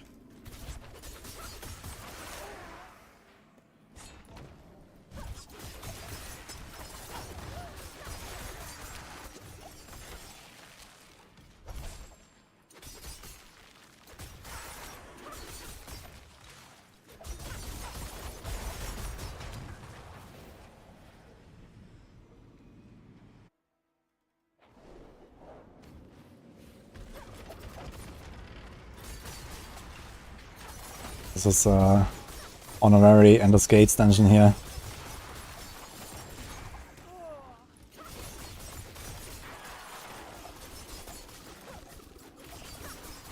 You get Agile, you get plus subterfuge skills. What?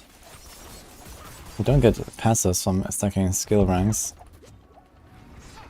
Agile is a tempo you can put on defensive slots as a passive rank.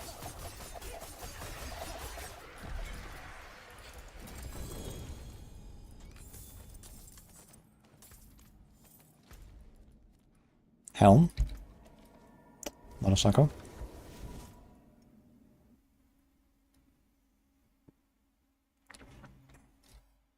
Pink Dooming is bad for Heartseeker. It's not good for pushing, but otherwise you could consider it.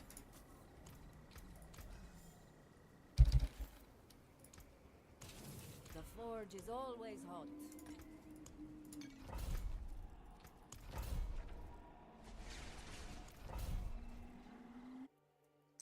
Fists of Fate in this build of Lucky Hit.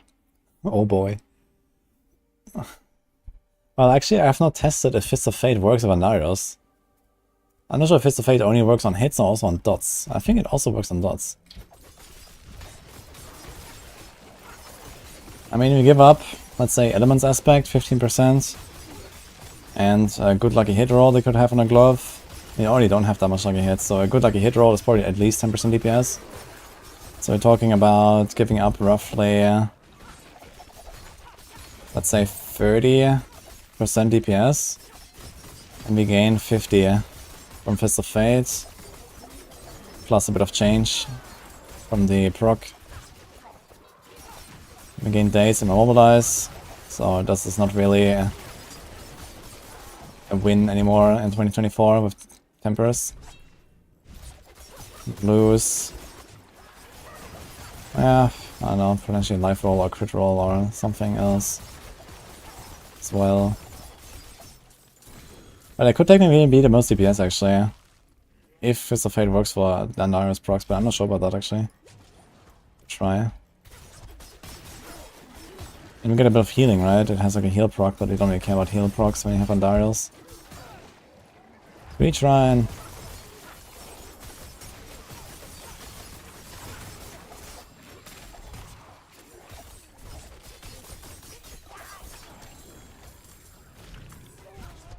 Actually, I should just not let the Voodoo Goblins, right?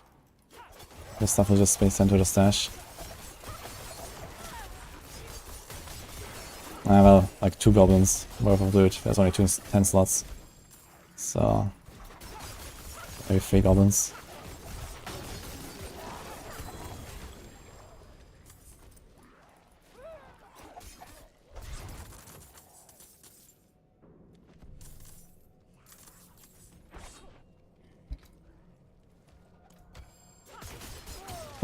This treasure bag is large, man. Look at that item on the ground.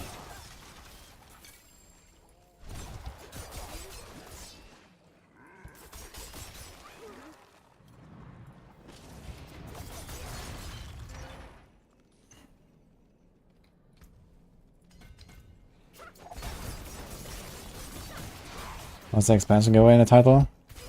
Vessel of Hatred. Whenever the pre-orders go live, you'll get one from Crimson Market if you win.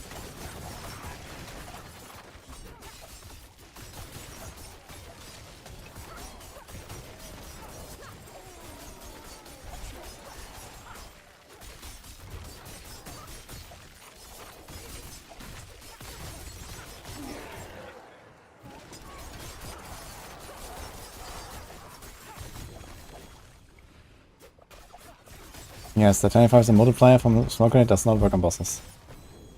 Which is like a strong reason why the skill is just like not used that much in late game.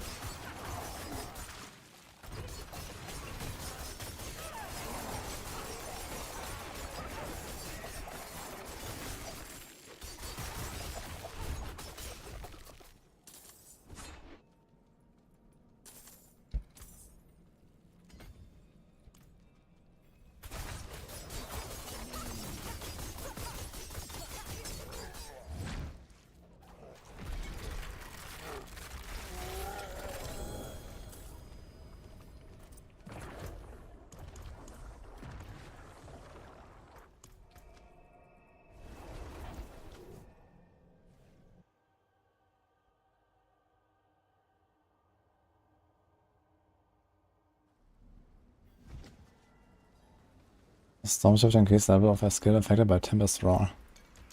If Tempest Roar transforms it into a werewolf skill, and you get extra ranks to werewolf skills, that works, yes.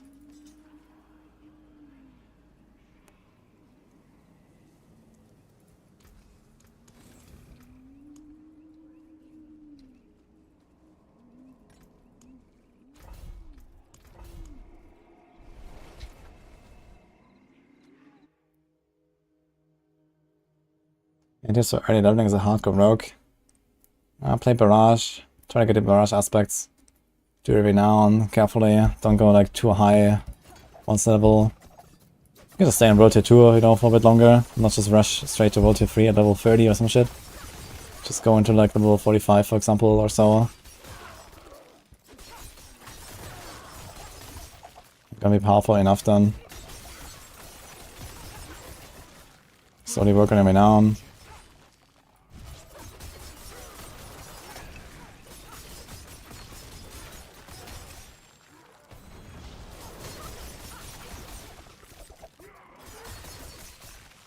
You saved my life.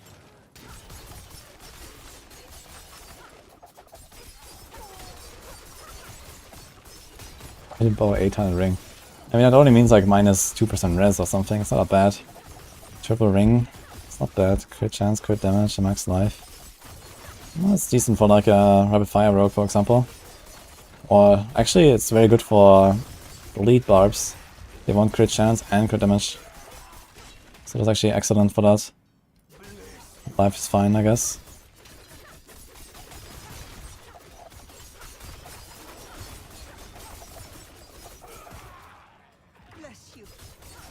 That is Mage Mark, trade, phaser. Where's the last guy? What?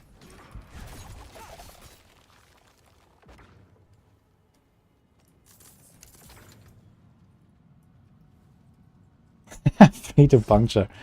Wow. No, thank you. You're a saint. This is not how the build works.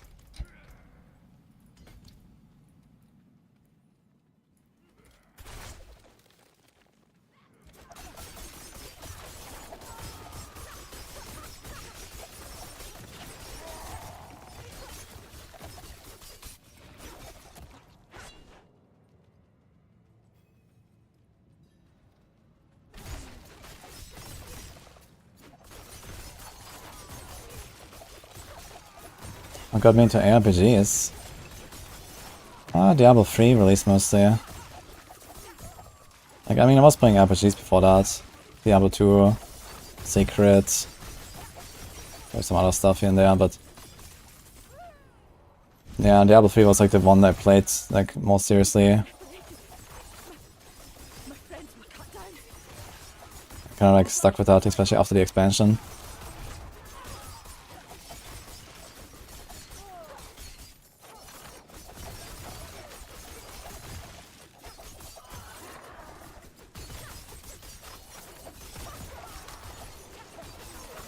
Any but build suggestions if Playshield was viable enough?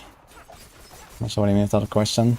Playshield can actually be used in Penshot for like high-end pit pushing, because you can benefit from tricks of the trade and build comp points very fast.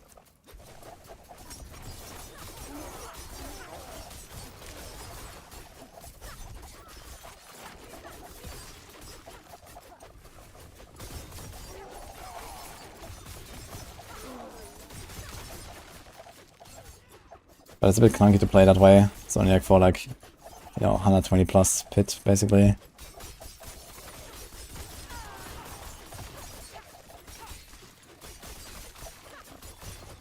Thank you, Wanderer. You made some like a hit chance, man. I'd be dead. I think I can manage from here.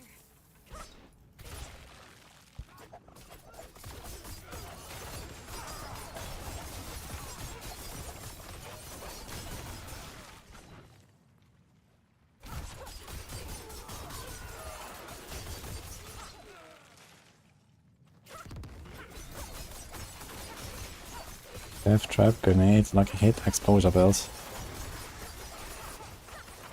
I have considered that, but it's kinda trash. Try that on PTR.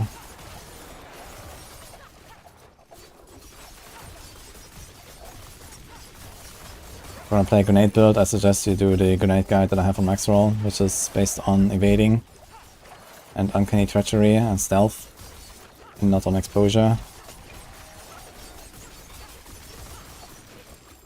Apparently the exposure grenades are not even buffed by the grenade aspects. So they usually deal insane amounts of damage, but with the buffs they just kinda fall behind. And you have to rely on the stealth grenades anyway. So there's no point to run exposure in the first place.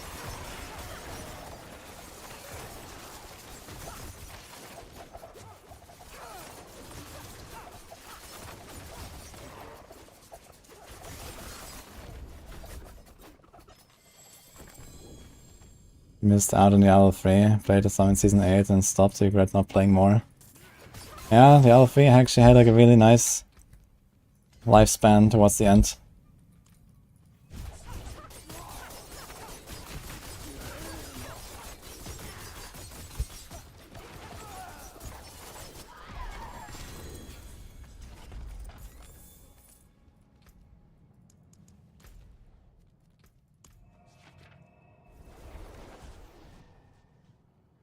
Sounds like the 4 expansion is coming out. Well, tell me how I should title my title, and I will change it if it's better. But how do I explain to people that we're giving away a free expansion pack today, I carry the best. even though it's not out yet? Don't ruin all that work.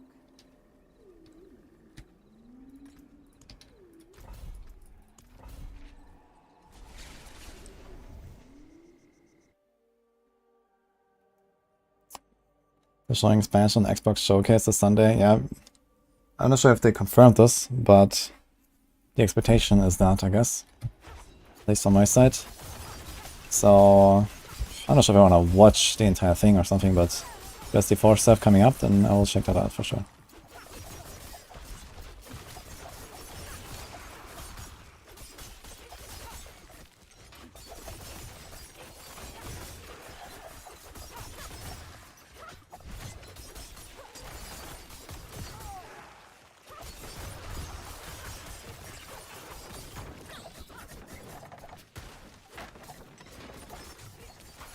Future D4 expansion giveaway.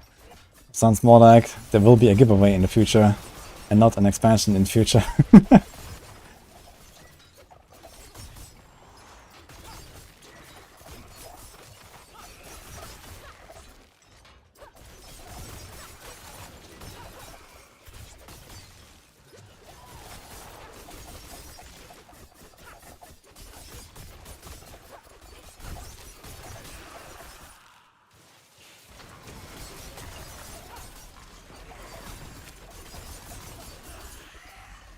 I like this dungeon.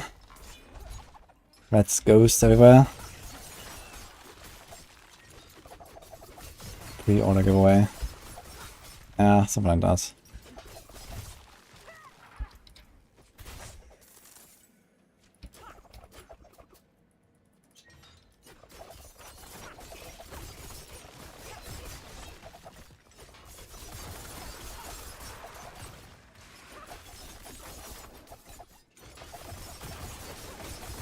What would I suggest to replace Smoke Grenade with on Heartseeker? Nothing. Smoke Grenade is an excellent skill in the build.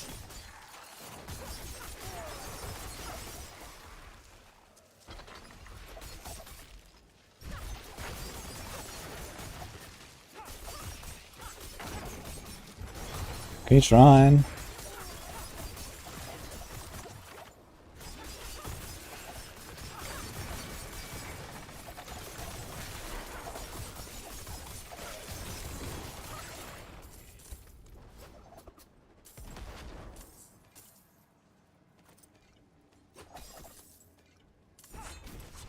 You need to try to do it fast, man. It takes like 3-4 seconds sometimes. Can't afford that when you only have like a 20-second shrine, man. Got one goblin out this F. Monsters.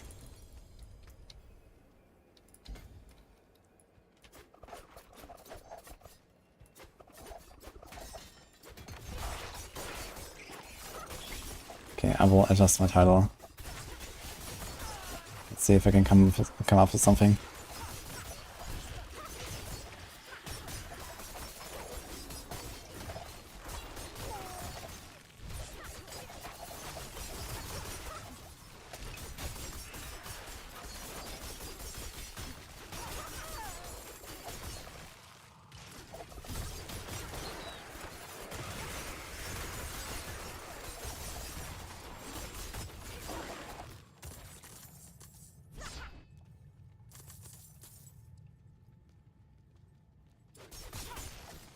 You want real life tempers, like plus 20 size or something? Okay, but what if you break it? Sounds kinda yikes.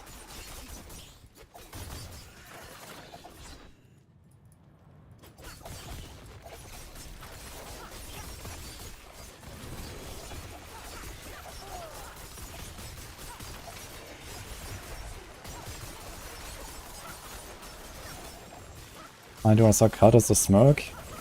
Because I'm leveling.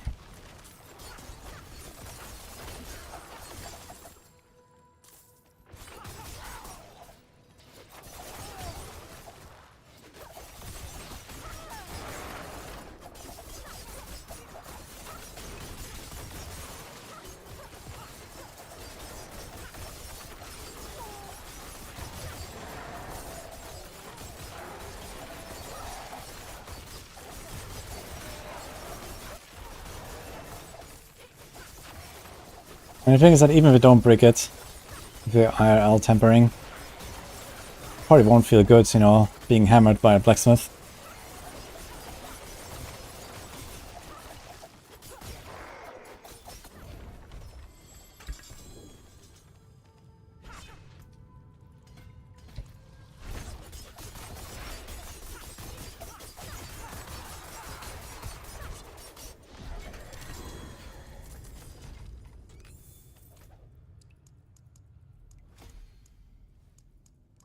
Okay, do we have everything you want here? Yep.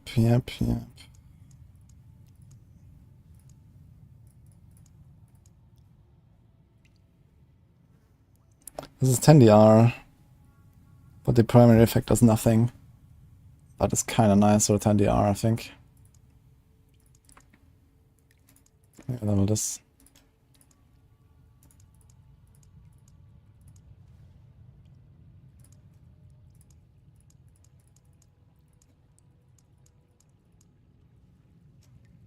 Yeah, I guess we just up them now. Let's go.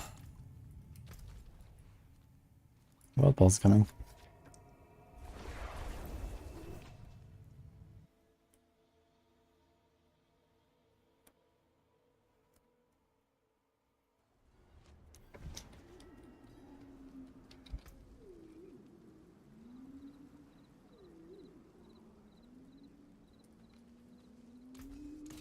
Don't ruin all that work.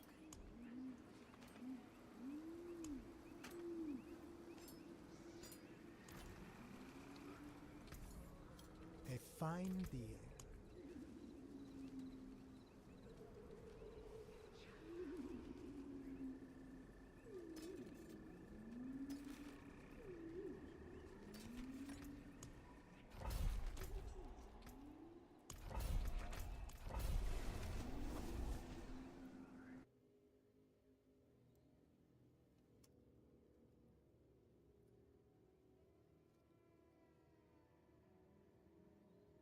Ugh, I have too much stuff in my title.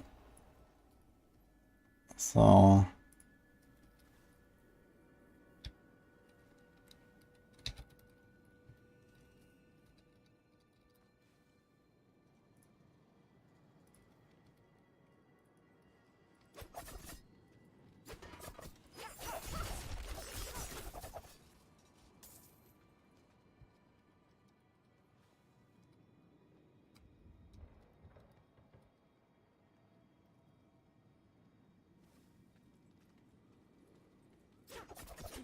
There's no goblins in the pit.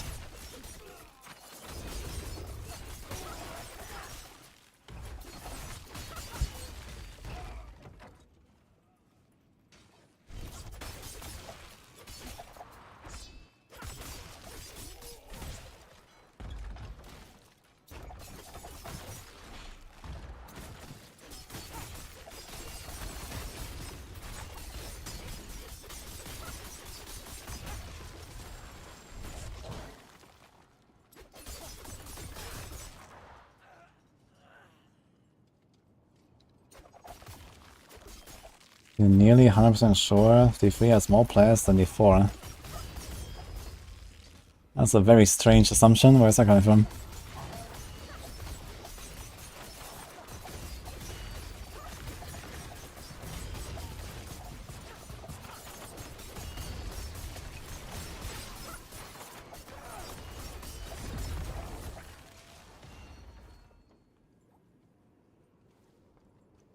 I wasn't PMA crafting an RS spec. I've already played this spec like 2 weeks ago.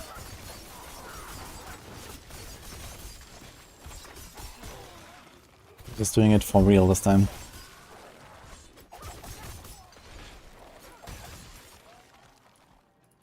Why no Kaltros in this build? Oh, tell me if you see any moment where I should use a Kaltrops. Currently.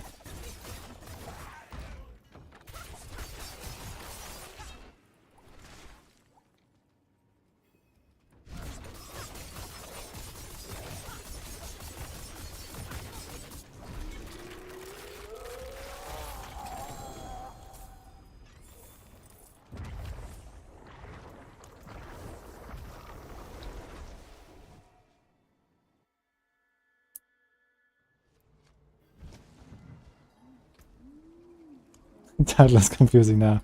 Oh my god.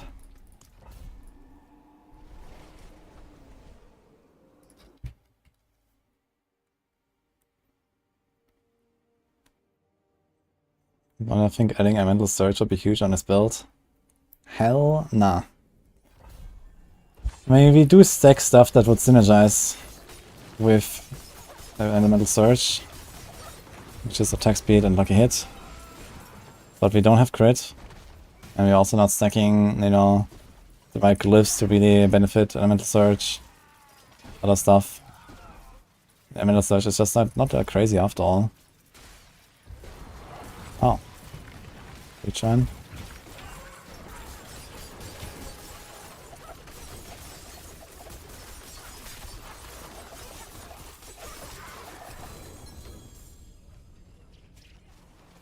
Like, you have to go for the card observation later. The card observation is pretty big. And the Naris is like all your damage is scaled all into the dot. Again, Metal Surge will not be a hit for probably even a million or something. While the Enquiries can tick for like dozens or even hundreds of million if you go all in. So...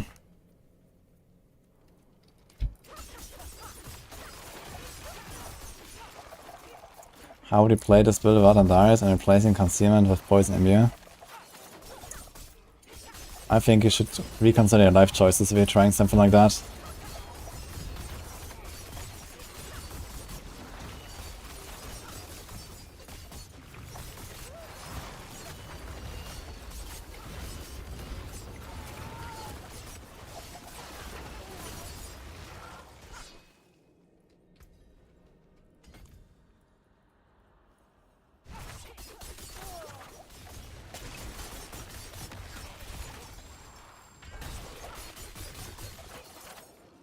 Favorite build of the season is a Poison Barrage so far.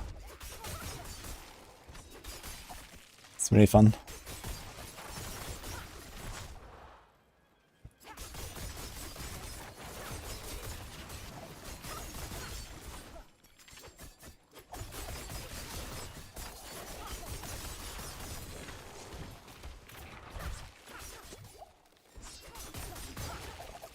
They've been feeding on me. My... Please, take it back from me. Let me take.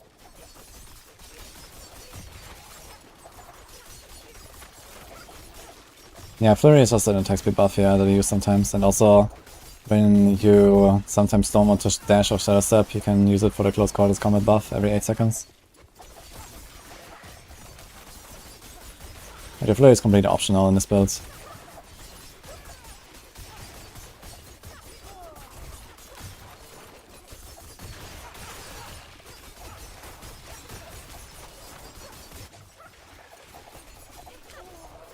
DJ has died too many times Caltopping the wrong way.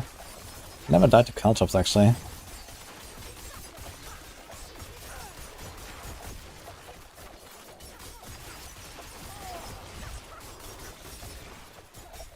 I did have a contender though, in the rip clips from the events. Best so-so build, hardcore. Firebolt.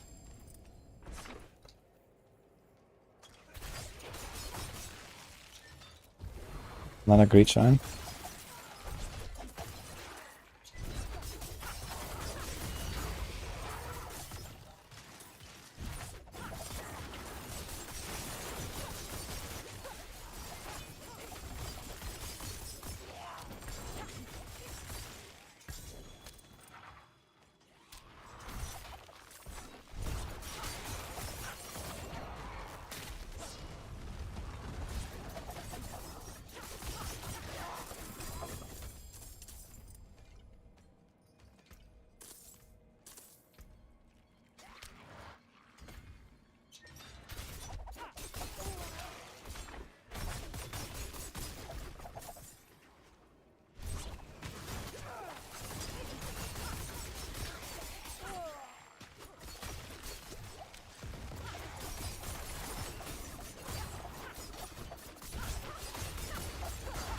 That's our runes or jewels. Jewels could be kind of interesting, I guess, because gems are generally just kind of like really boring. And like craftable, socketable items would be kind of interesting. Runes. I mean, without a major rework of the socket system, I don't really see that happening. And with items being like, you know, small icons as they are, I'm not really sure what they will do about it to make that work. I mean, how do you put like, you know, 4 or even 6 sockets into one of these little icons? That seems kind of messy. Unless I do like a different rune system. I'm just gonna share the similarity in name.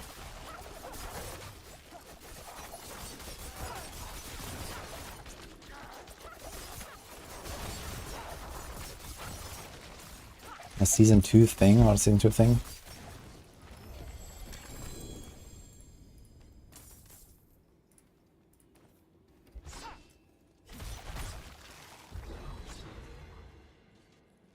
The socket hearts. I mean, season 1, the million hearts.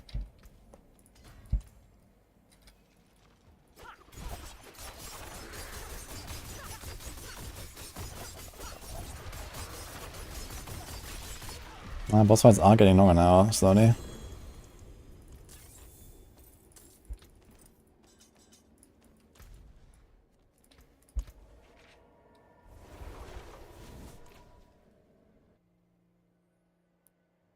Please make PvP, preferably Necro Shadow Wave. Hell no. PvP Necro. That sounds like a terrible idea this season. In general, PvP this season sounds like a terrible idea. So I was going to make a PvP Rogue. But with like how scuffed the entire game is in PvP right now, I don't think I want to. Waiting for better times, I think. The forge is ready for whatever you need.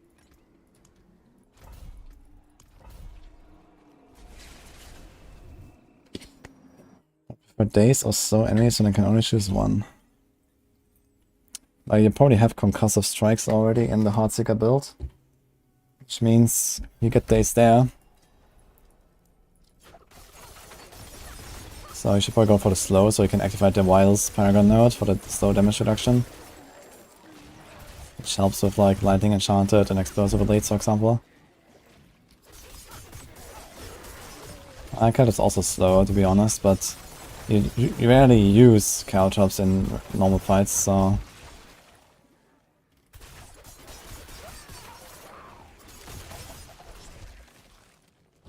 Greedshrine.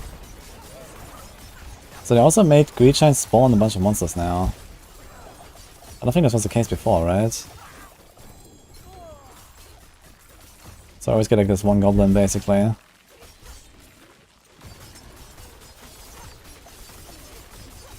Just getting straight for the aura. Let's go.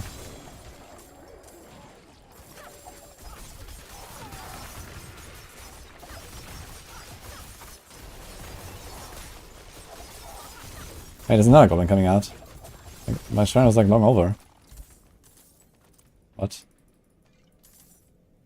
Look, I already had this pile here on the left. And then the goblin came out.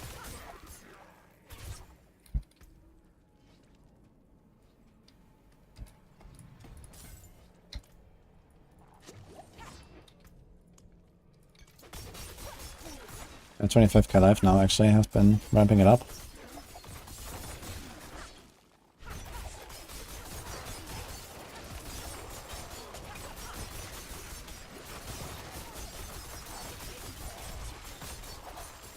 Bill of mortality.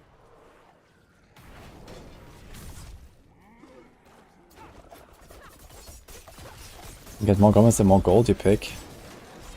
Ah, really? I thought it's like entirely just the kills.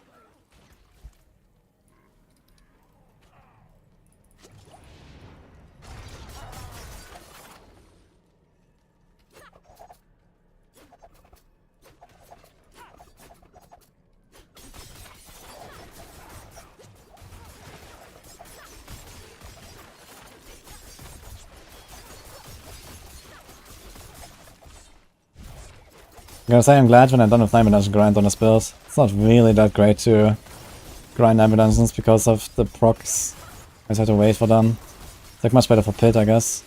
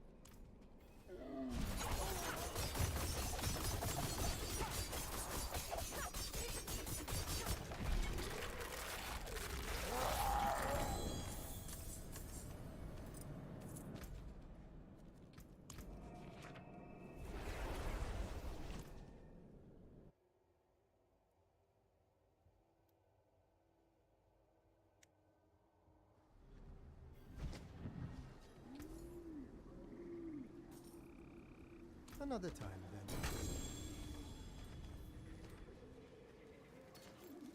That looks worn. I can fix it.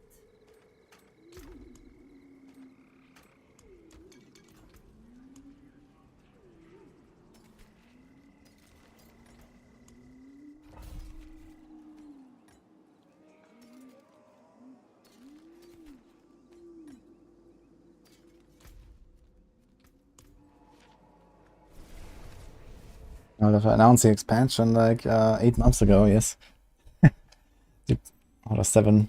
But the expansion period is not live yet. It's just like we collect the winner now and then you get the expansion from currency market. That's how it's gonna work.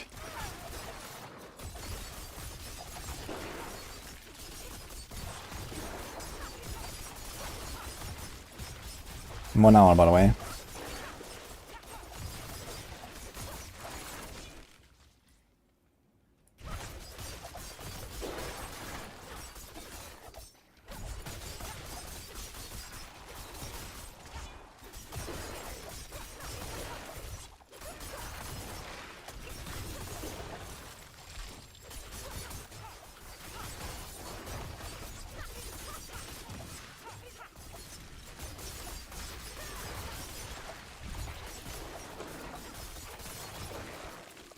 Week 5 gonna be in real life.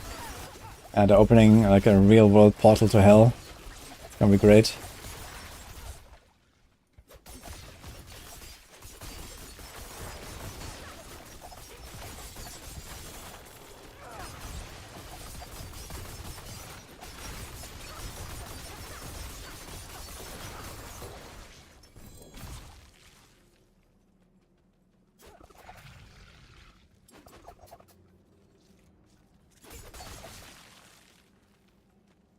Sounds funny, Enigma.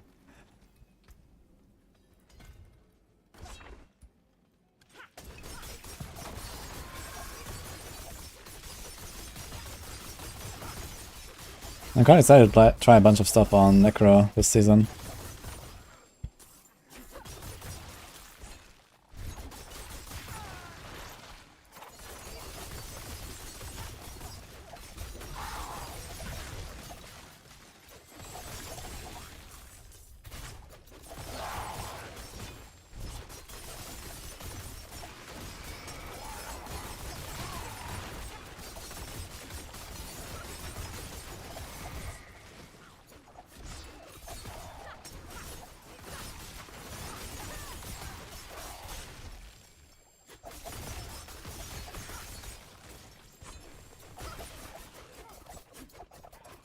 Blight was fun AF. Yeah, Blight is definitely high up on the agenda when I make Necro.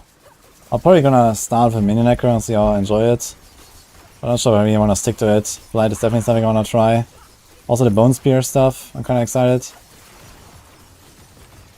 Well, for Blight, I suppose I need to get the amulets first, so maybe gonna level with Bone Spear.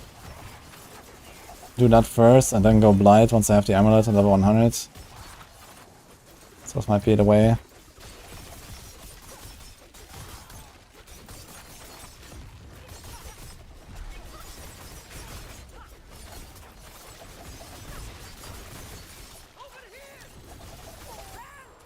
Over here.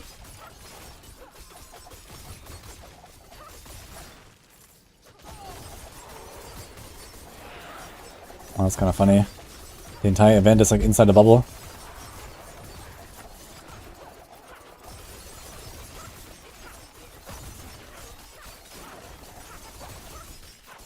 Does that anything about the treasure bags? Yeah, I think hotfix today. Apparently they are fixing it.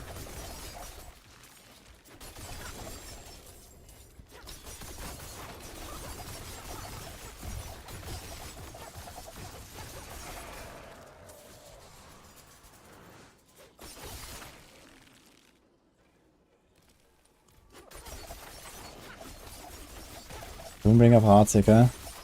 You can do it. Not for pushing, but otherwise, yeah.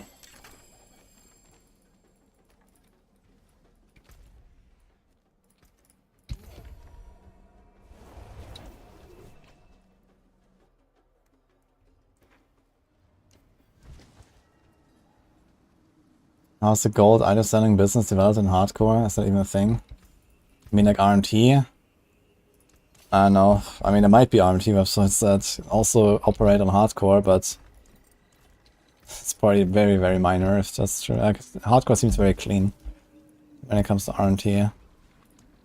Like, the trade volume in general is like very small. The player base is pretty small. So there's not really much going on in terms of trading in the first place. And, yeah. In general, I wouldn't really expect RMT to happen here in the first place.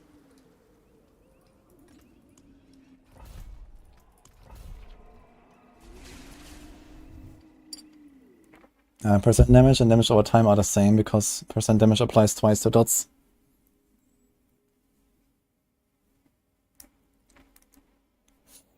Yeah, you can get 925 packs in 941 to 46, but I mean, then you're farming 941 to 46, and for what? So,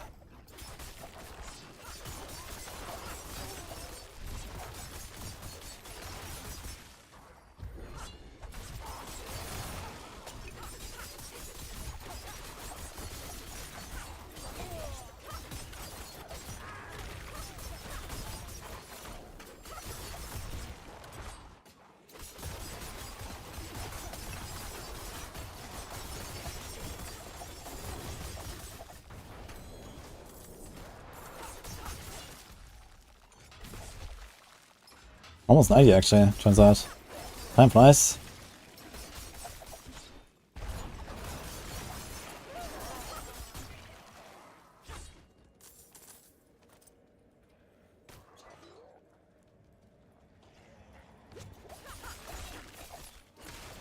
Yeah, Harlequin quest randomly. It's roughly a 1 in 2000 uniques to get an Uber. It's not that unrealistic to find one.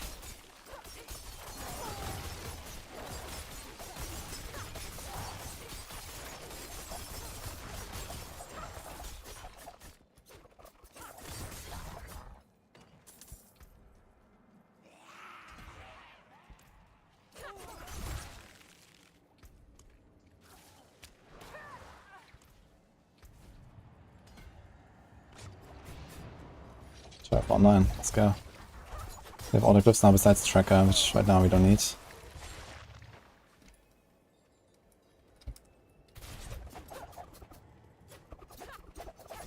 How have I curated my music over the years?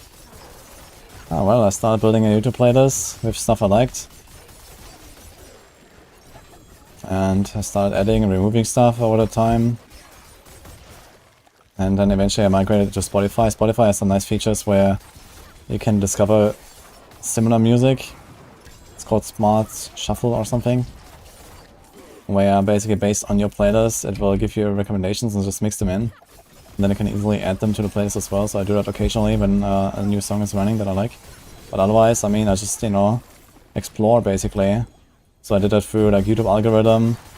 Or through just like, you know, searching some of the artists that I knew already. Or there's also some nice channels for like Synthwave, for example, on YouTube that have like a lot of different artists, a lot of different music.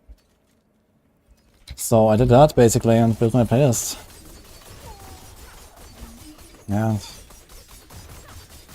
There's actually a bunch of people that have kind of like just copied my playlist or taken it and then adjusted it to their own. So it's kind of cool. People seem to like it.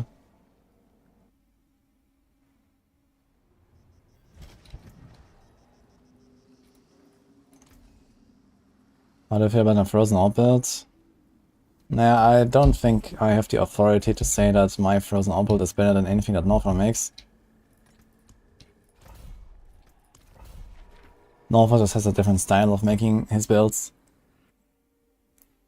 Like, I have a style of making builds and he has a style of making builds.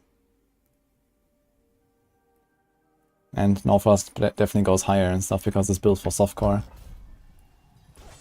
With a softcore mindset, he's like a much more softcore mindset player than I am. I like to make builds consistent and tanky and fun. And none of these are concerns that Norfa has necessarily. He just makes builds good.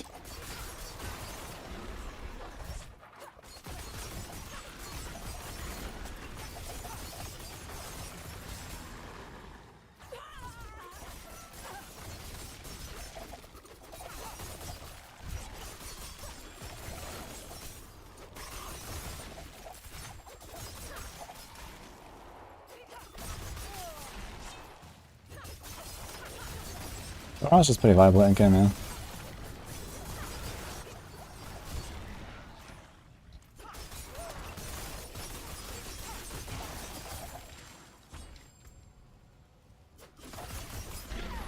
Okay, 1, 2, 3, 4, 5, 6, 7. So at 92.25 we're gonna have cheap shot. Then 1, 2, 3 at 93 we have safeguard. And at 3.5 we have safeguard max. Then it's time to go for the last glyph, I guess. Which is... takes off the trade board. No, it's deadly ambush board. Bane, yeah, we don't need deadly ambush board anytime soon anyway. So we get caltrops in here.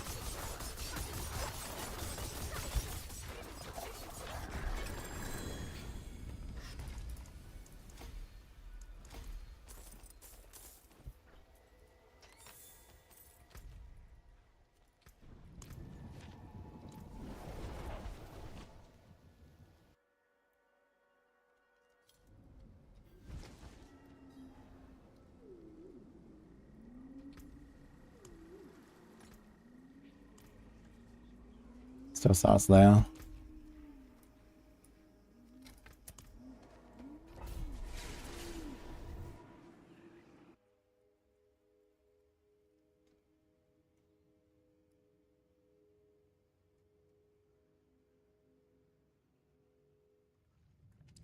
Butcher Skeever Axe should have a chance to summon Butcher to fight for you for 15 seconds. That would be badass item actually.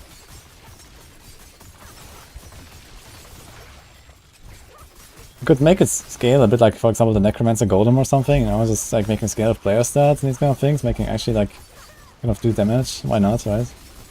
Be cool. Butcher build. Hell yeah.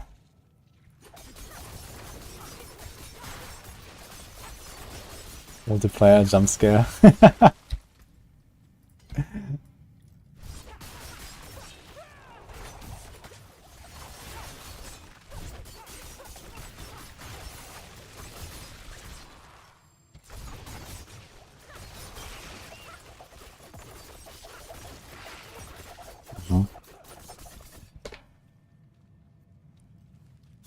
Let's go.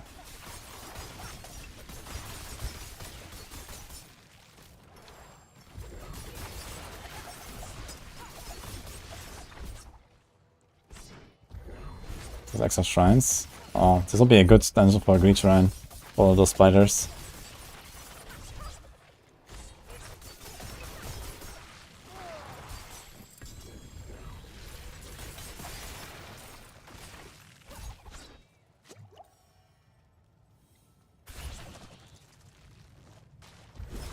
Getting all the shrines, but not a green one.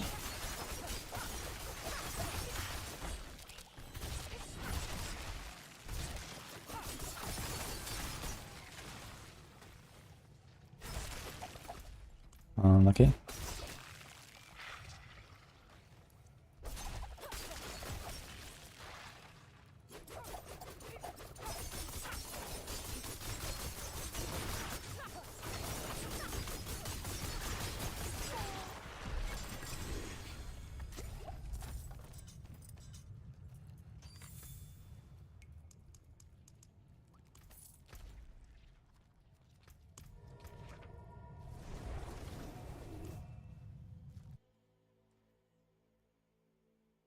Once you got on Darius, what's the best and fastest way to get to 100? Well, you should watch very closely, I suggest. That looks worn. There's that. The forge is always hot.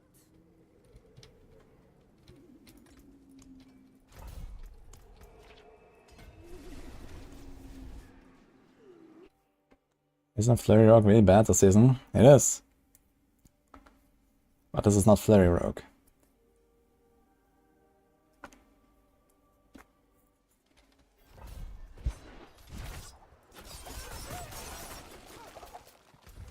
Extra shrines again. Let's go.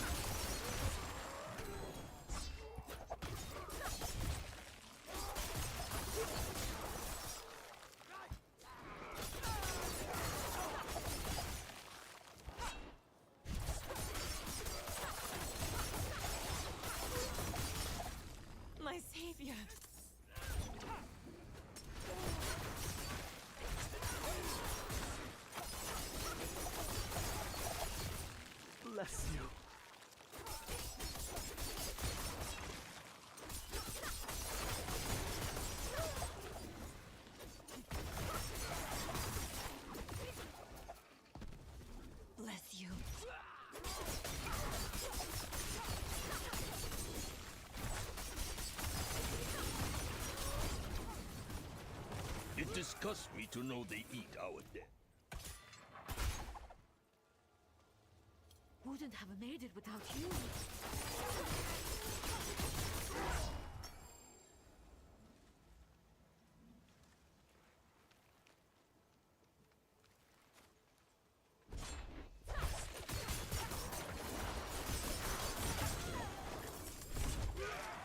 Oh.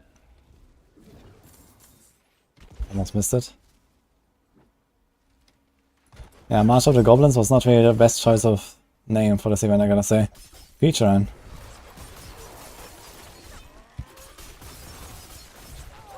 This is always spawn skeletons. Nothing that really relates to the dungeon necessarily. I think I saw always skeletons here. Man, I was hoping for a cursed shrine. But it's also not cursed. 3 goblins.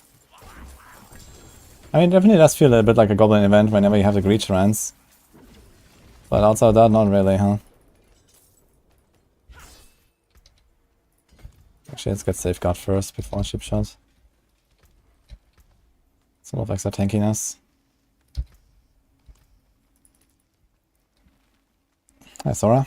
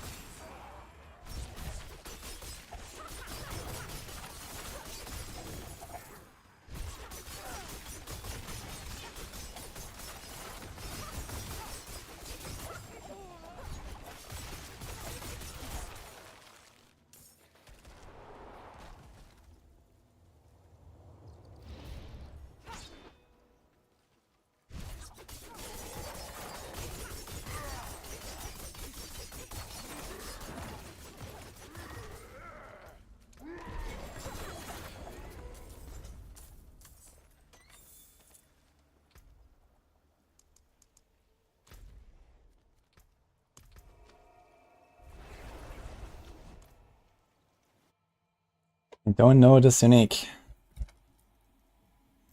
It's some of the Uber Uniques. Andario's Visage. Yeah. This is what they build a space around.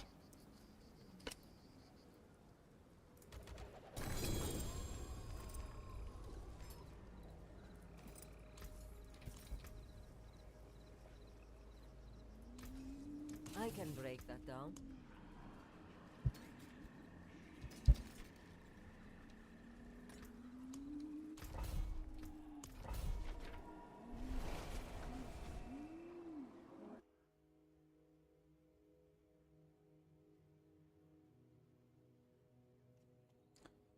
See Rax's video on getting all 5 classes to 100 in 24 hours during the event. Do you think it's possible? Yeah, that's quite possible.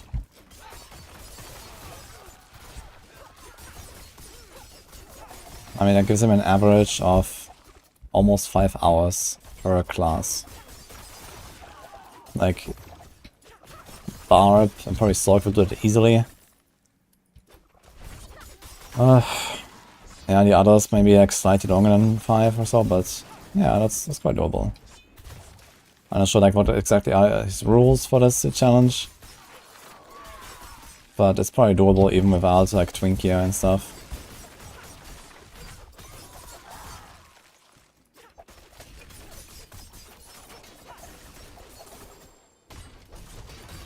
I guess you should hurry because in a few days, whenever the Mother's Blessing buff will go from 35% bonus to 25.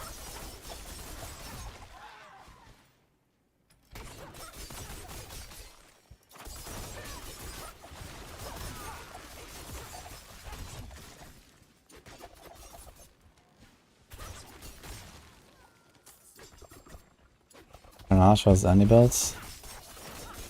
Barrage is more fun, I think, but this is also fun. And this is a bit better though.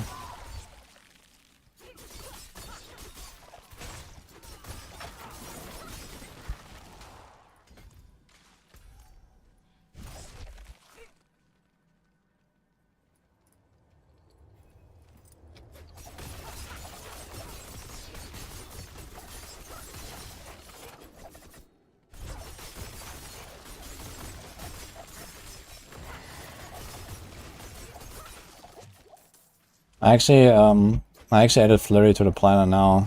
Just one suck. It's a poison trap. So I think Flurry can just stay in the build, but Katos is not needed right now. So Katos is mostly just like for the pit bosses and stuff. We don't need that damage here. But currently we're gonna build into the Deadly Ambush board. We have no way of actually triggering Deadly Ambush without the Caltrops. But yeah, we're soon gonna be 100 and then we're soon gonna go into pit and then doesn't matter, we're gonna have Caltrops on the bar. Oh. Oh. Let's go. What is going on?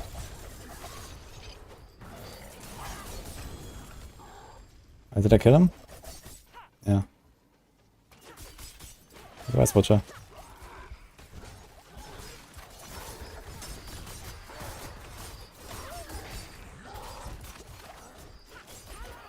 Interesting. Big Golem Pack and Butcher. I wonder if this is like always together like this. Or was that RNG? There's like 4 or 5 goblins or something. That's pretty cool.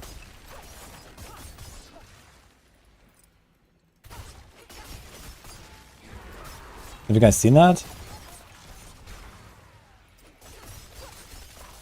The bags? The 855 bags. I mean, they didn't hotfix it yet. I think they want to do hotfix today for the 855 bags to be 925. But I mean, you know, I get like tons of boss mods and stuff. That's also cool. So, you know, the loot doesn't really matter that much anyway. Just the random items. I like the boss mods you get from it though.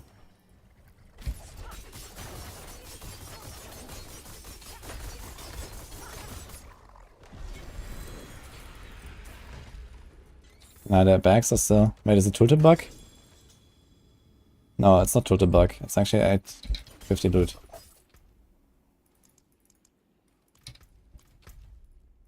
Woohoo. This is world boss in 14 minutes.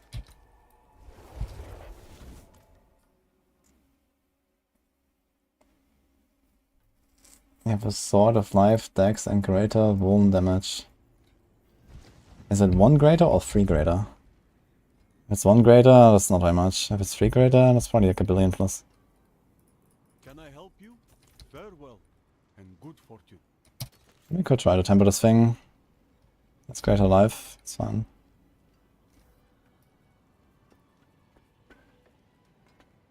Father bless you. What do you need? Hey, Leftom. How's it going? Until next time. There. It seems your hair bit of map. It seems your hair bit of. I guess we're gonna be back on gambling amulets now, since I ripped the good one.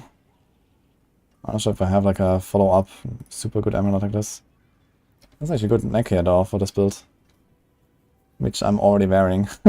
Attack speed, lucky hit, movement. So I guess I don't need it. Good neck though. Anyone wants it? That's good salvage. Seems like you get pretty frequent uniques here from these bags.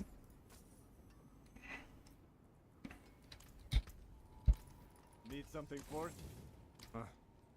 Weekend time, log in. Let's go. Ishari Sanctum, wasn't that a whisper? Moved now. Okay. I thought it whispers again. Go run. Ugh.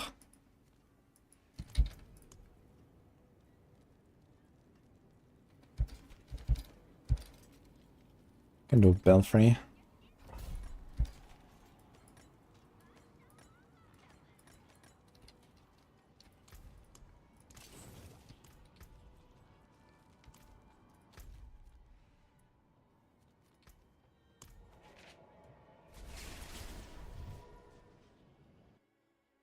Can you do Heartseeker instead of Puncture for pinch or victimize?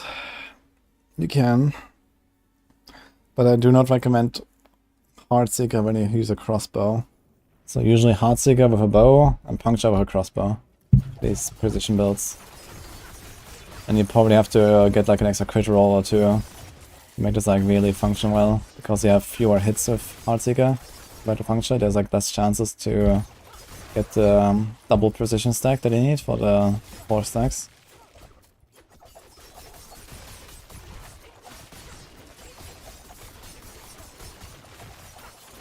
I'm from Germany.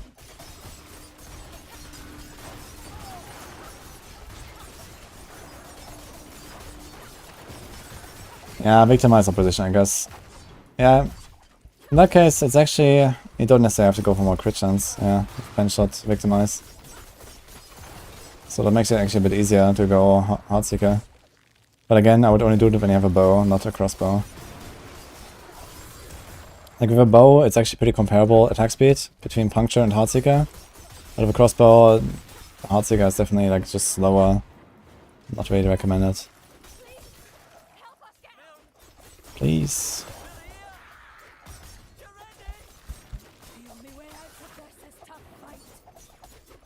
Change the crossbow to a bow and Heartseeker. No, that's not what they're talking about. They're talking about playing pen shot with Heartseeker builder.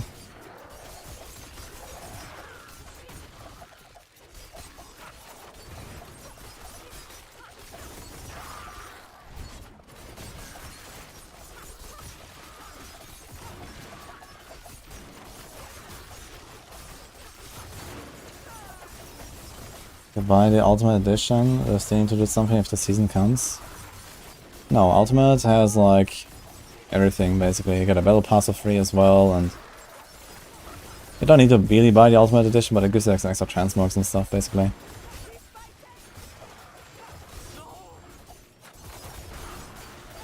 One remaining. Save him. Okay.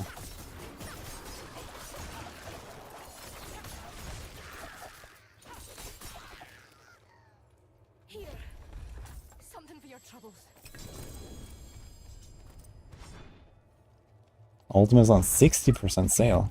60%, holy. That's a big sale.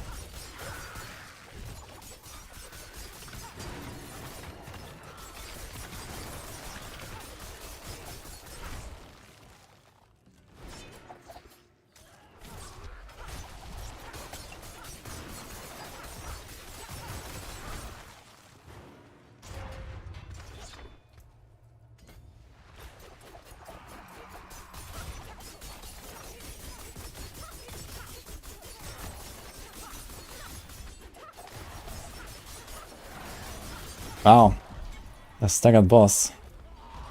That's probably the first one. We're slowly falling off here with damage. What is the 60? Okay, 9 minutes to world boss, guys. Let's do like 2 dungeons.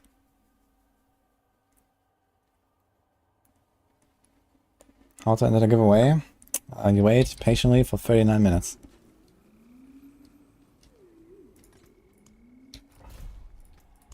Oh, we didn't have an elixir running, that's probably why the boss survived.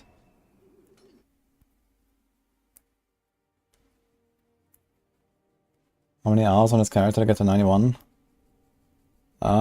We played to like level 75 or something last night. And I think that was like maybe around 3 or a bit less than 3. And today we are up for like 2.5. So we're like 5.5 hours now or so, maybe. Maybe a bit less. Just breaks and stuff. Yeah, considering I'm playing with Andarios, it's actually pretty good. This is not really best leveling spec. It's fine. But I do miss a lot of monsters. And I can't really do the cursed events very well. Like I have not really gotten over like 14 waves in a shrine, for example. Then in a build I can probably get to like 18 waves and these type of things.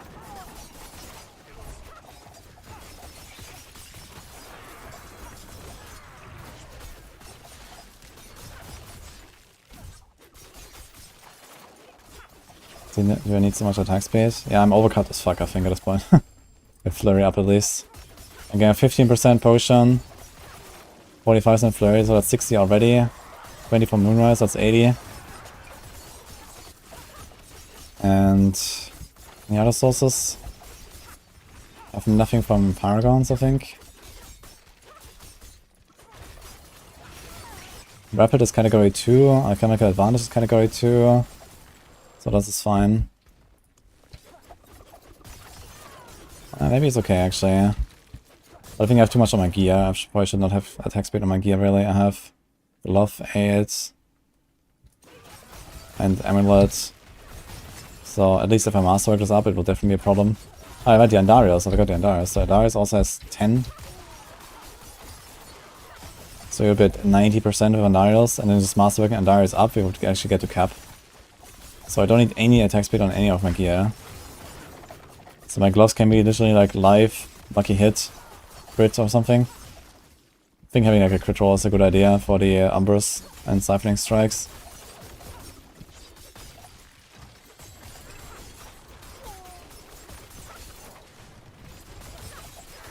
And then we don't need attack speed on the rings, so the rings can be lucky hits, live,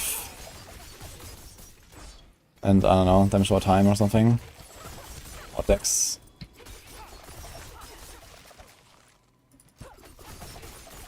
Or even just a crit roll somewhere, again, for more consistent. But I think one crit roll on the glove is probably fine. Problem is I have 0 crit rolls right now, so my Umbers procs are pretty inconsistent and stuff. I guess one crit roll will help a lot.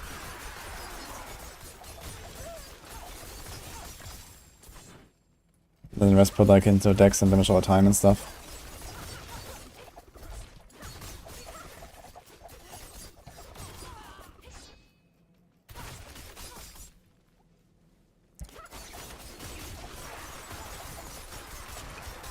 Maybe it's not gonna run Moonrise at some point. We could actually just like drop Moonrise in the build.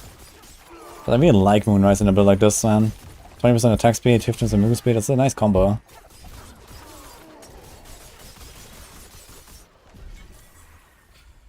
It's not really other like great damage stats to put anyway.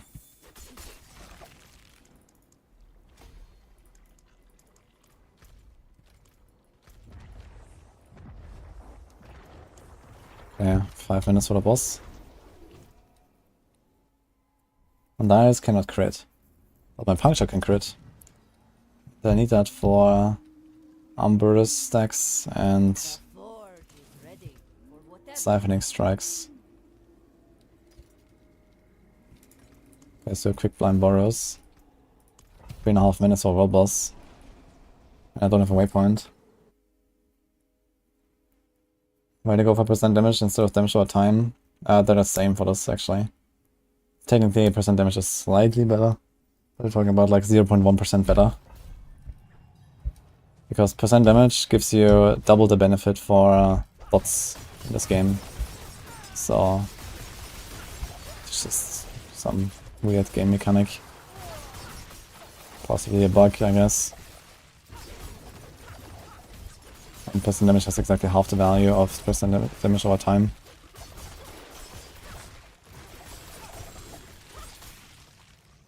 Okay, I can't do any event in this dungeon, I think. I have to go to the world boss.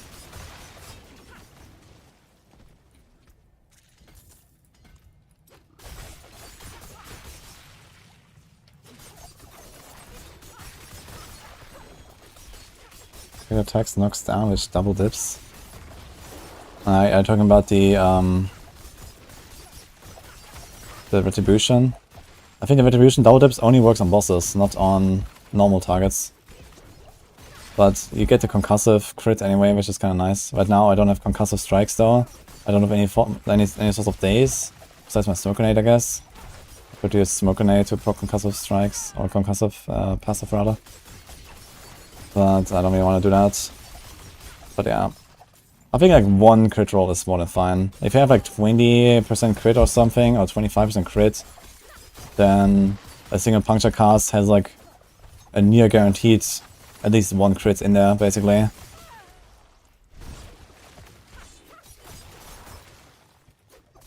that has a solid chance of giving you like Umber stacks and Siphoning Strikes procs and the knockdown and all that.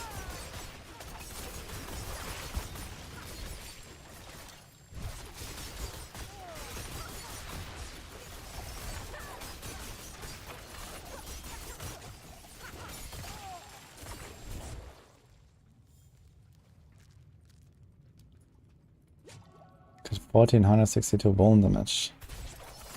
I mean, I haven't done the math on like a perfect build or something. It'll depend on the exact stats that you got and how much additive damage you have and stuff. But you can probably put like a Tobas or two.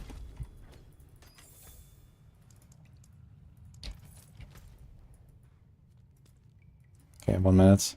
Dude, I have like no waypoint whatsoever. I have to go there. XP bonus is up.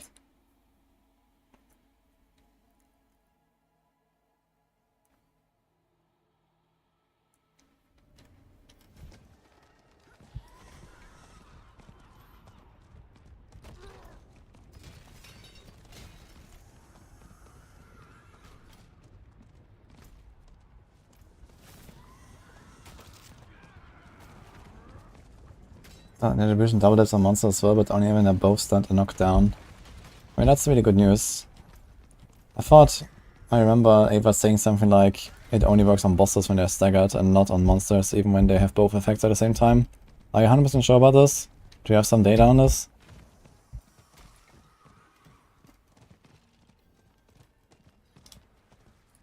Maybe we can find a conversation.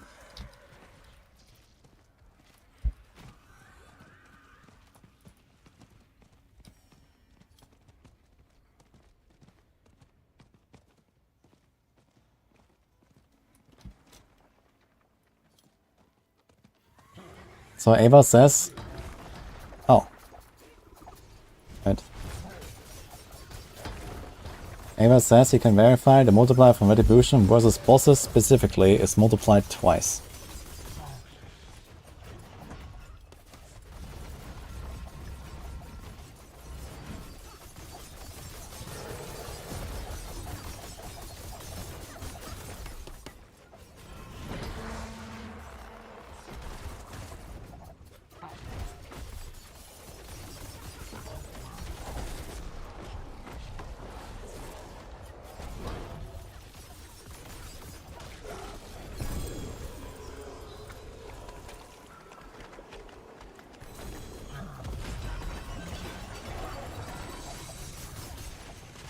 Son of Hearts.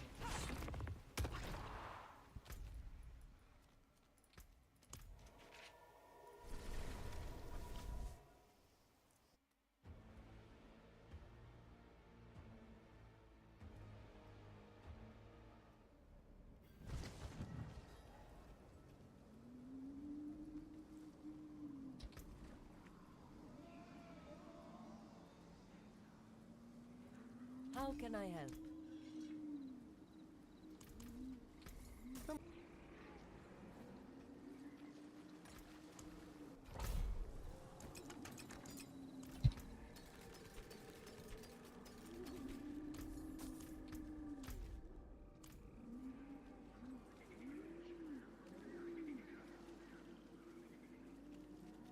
It is done.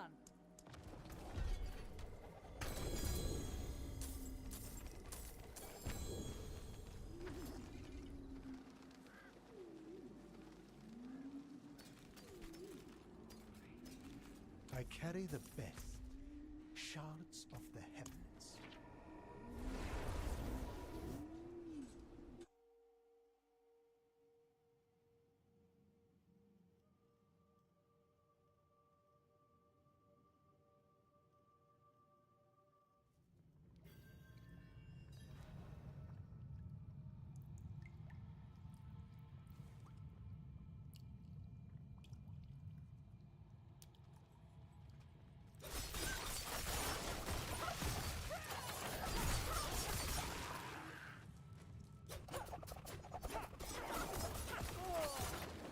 Yeah, I'm not sure if they ever really confirmed that with Ava with like normal monsters compared to bosses. So on bosses it definitely works. And bosses are staggered, you get double retribution.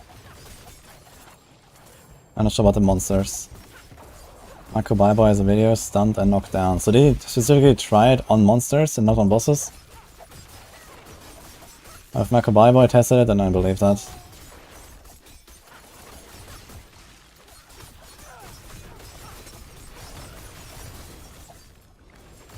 Yes. Okay. Then it's fine, okay. I'm just trying to read up on the Discord conversation that we had a few days ago about the celebration stuff.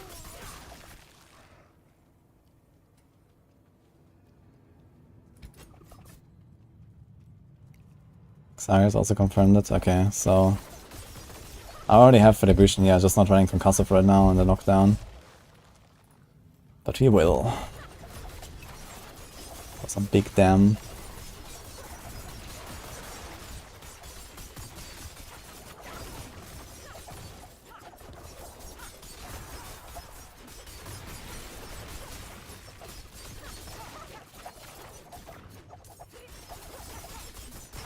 So the damage additive or multiplicative? It's additive.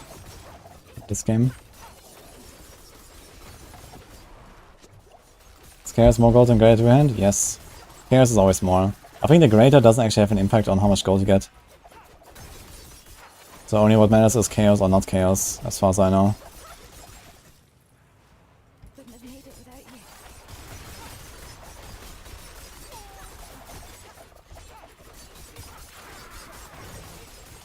Puncture Rouge is playable in higher tiers. Well, I don't think you will cry when you play this build.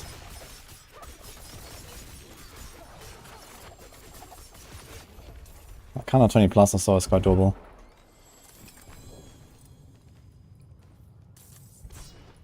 Like a real push. Would I do more than Heartseeker? Yeah, I'd say so. But Heartseeker was kind of like a breath of fresh air, I gotta say, and I played it quite a bit. Heartseeker is also less spammy. This is like a very spammy build. Also star stepping, very fast attack speed, like it's an insane attack speed to be honest.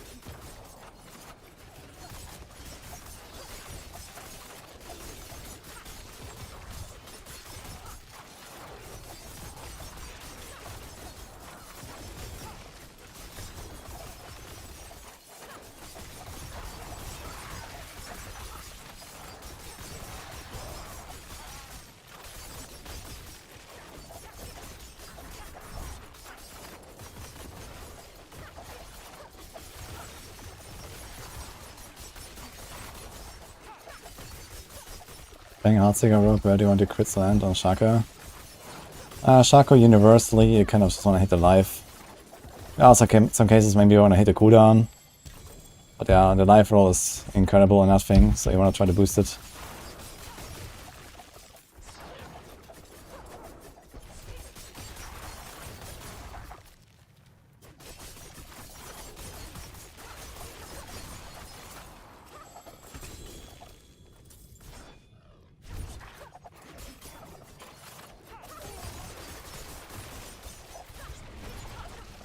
Can share barrage builds. Or I just find it in my Discord channel.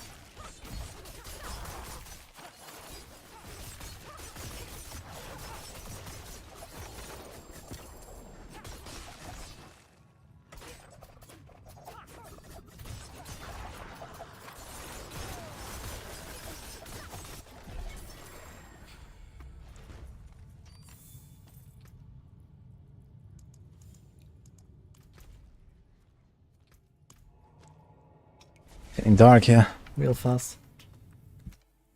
1 minute.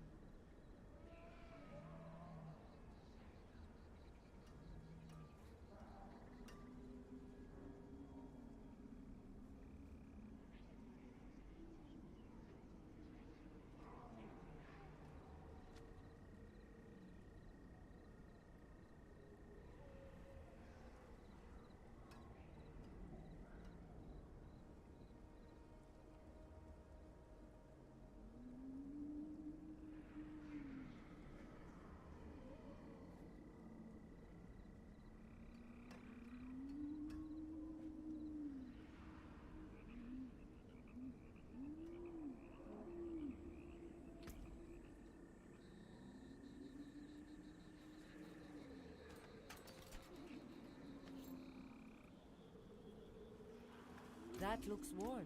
I can come back if you need the forge.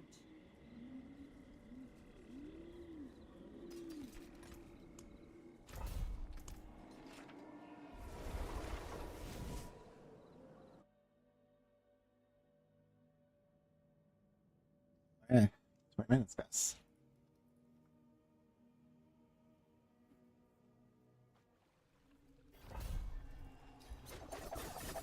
Yeah, power of surviving our build. We're fighting the 125 monsters over 93. I mean, that's pretty high level monsters for being level 93, to be fair. Because usually only really go for higher tiers once you, you know, are already level 100, have your glyphs maxed, have maybe some better gear and stuff like that.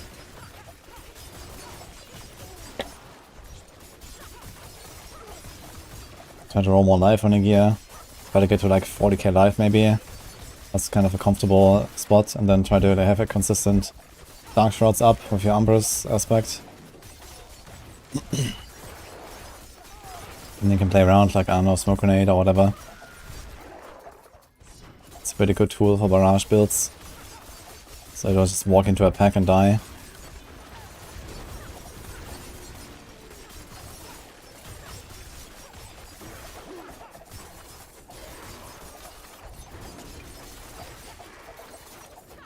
Hope the real Fest of Hate is hype on Sunday. Yeah, I wonder if they're gonna do that actually. But yeah, the expectations are probably right, so let's go.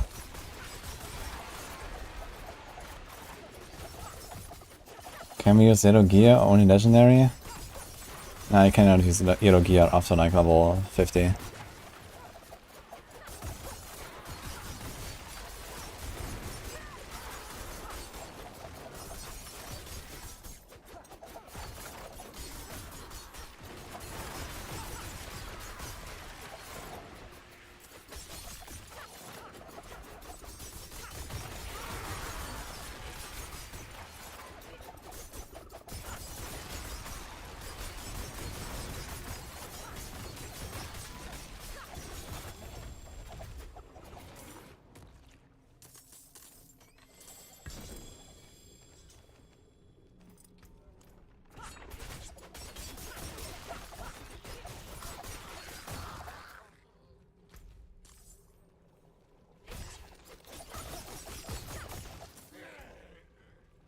Aha.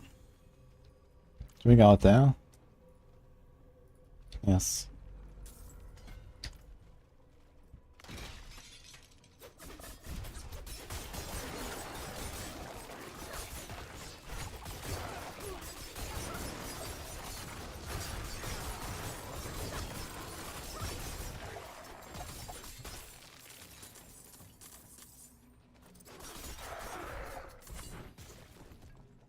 Hey, Zaza man. Thanks, what's up?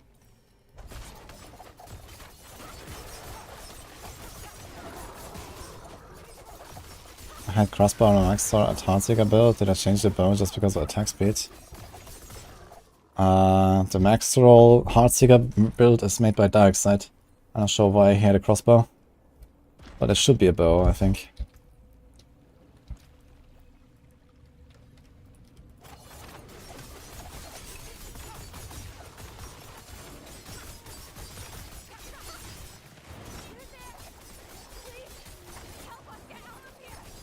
You there.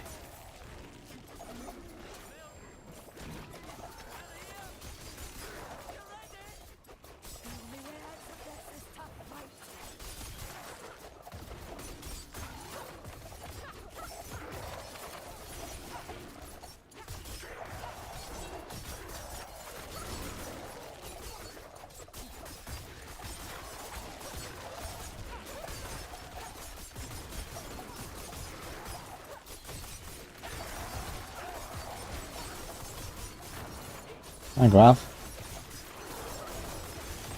Spawns affected by physical damage increases? I think so. But I've never played a Fawns build, so I have not tried that exactly. But yeah, Aspect of Elements, yeah, that should probably be physical, because Aspect of Elements has to buff it in some way at some point.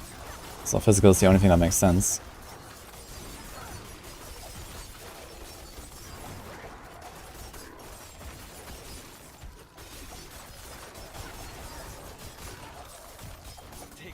friend.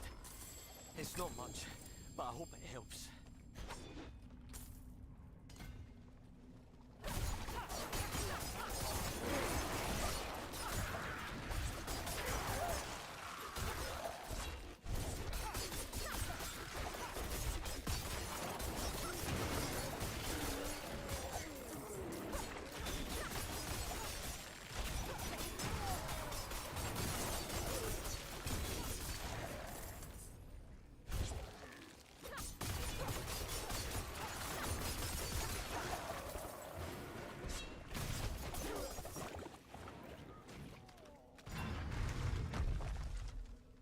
Heartseeker is still good.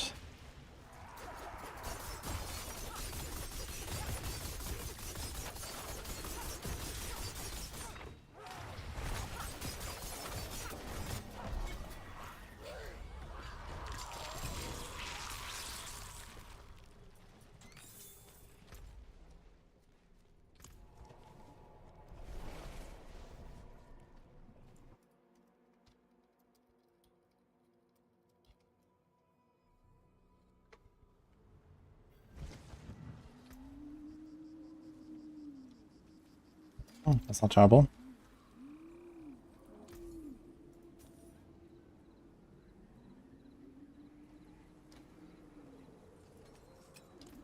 How can I help?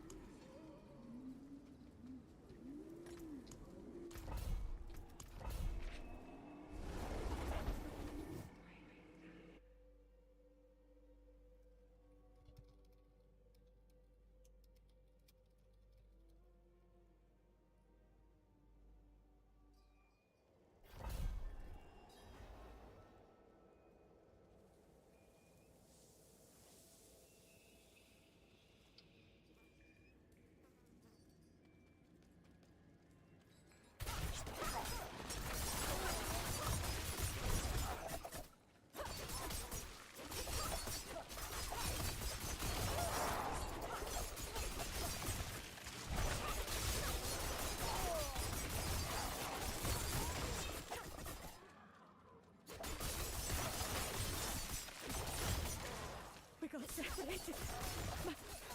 My friends were cut down. I won't last on my own.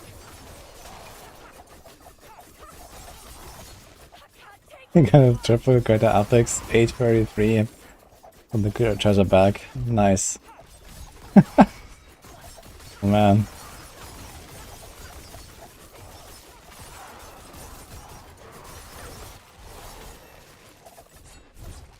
Too bad it was a sword, man. Any other item would have been fine, I guess.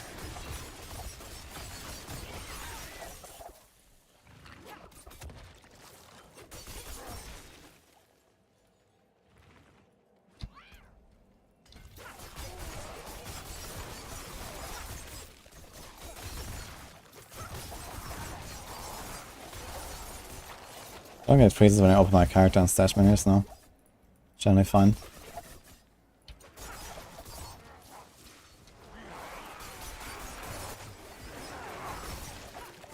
Thank you, Wanderer. Without you, I'd be dead. Think I can I can't pre-order the expansion yet. The giveaway is for the future, basically.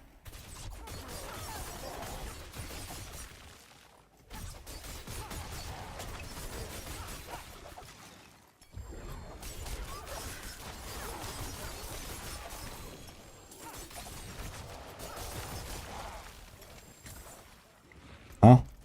Did not deliver the rock? I did, okay.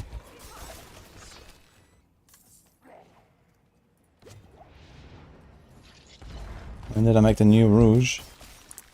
Ah, that was last night. Right before the end of the stream. I played for like 2.5 hours or so on the Rouge.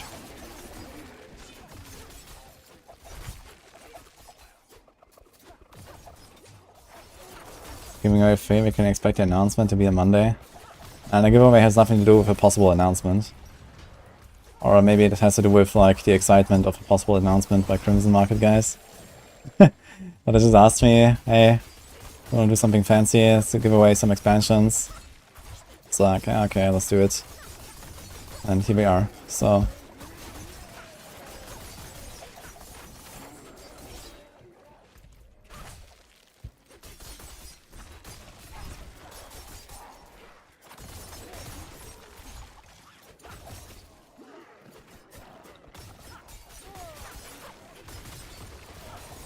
There's not any damage reduction cap that I know of.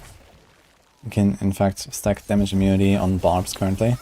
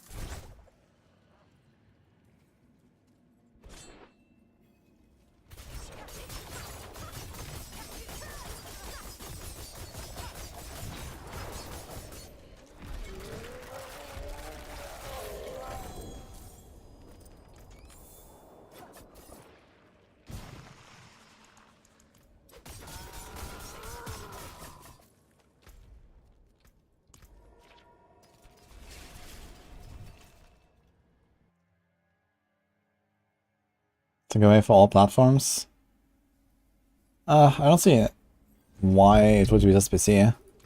I mean, they're not giving away, you know, an exact, okay, you know, a CD or something. So, right now you can't pre-order the expansion. Basically, we're just gonna collect the winner, and then when the pre-orders come up, then they will get it.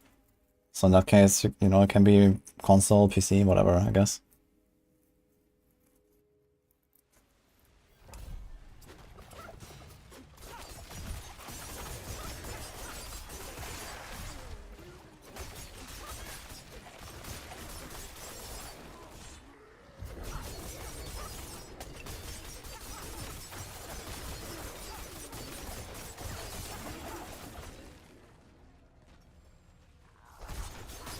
I will set up the giveaway in a moment. So it's supposed to be in 7 minutes. Then I will set it up and everyone can enter. And then I guess we're just gonna keep it open for, let's say, 1 dungeon that I run. So like 5 minutes or something.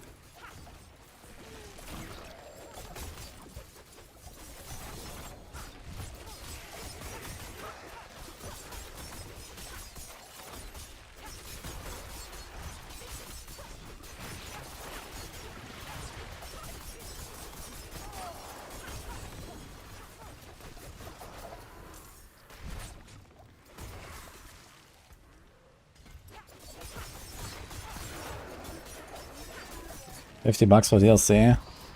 Yeah, I think 40 or 50 is the most realistic scenario.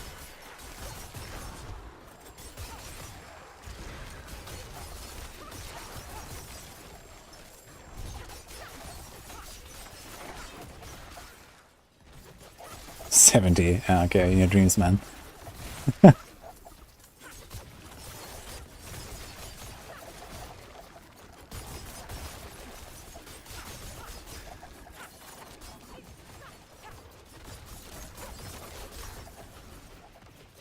Dude, not even WoW expansions are full price. Are they? And they are effectively a new game every time.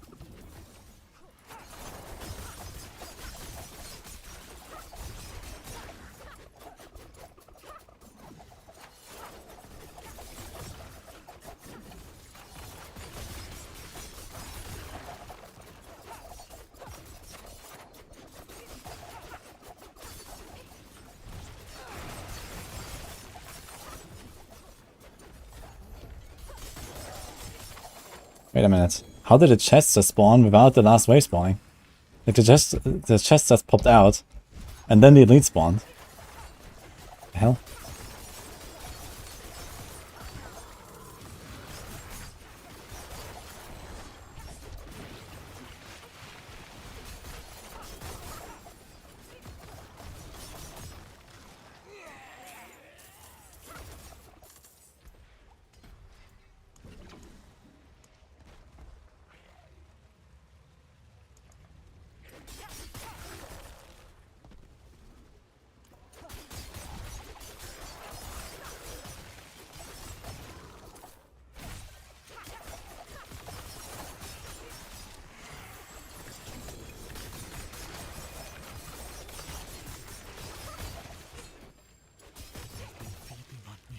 That's a long dungeon, man.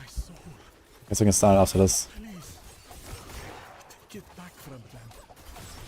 We're gonna be level 95 actually already. Slithering definitely fails relatively fast.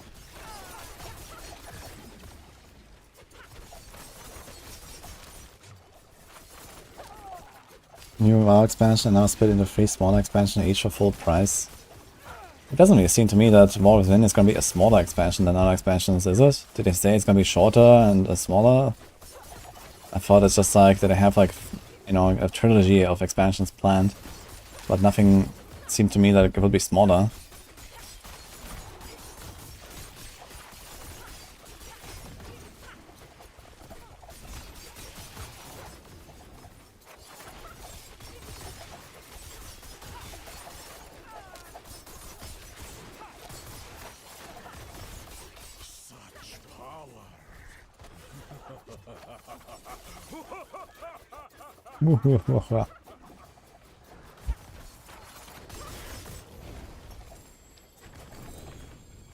Dude, the rock, the poison explosion and the fire explosion all in the same spot, okay.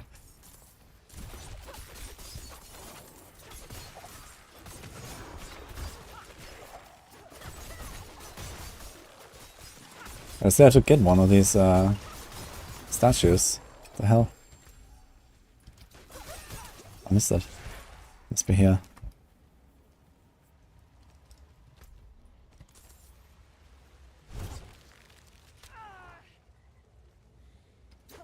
None of the unique bows are even decent. Skyhunter was very good last season, but not anymore.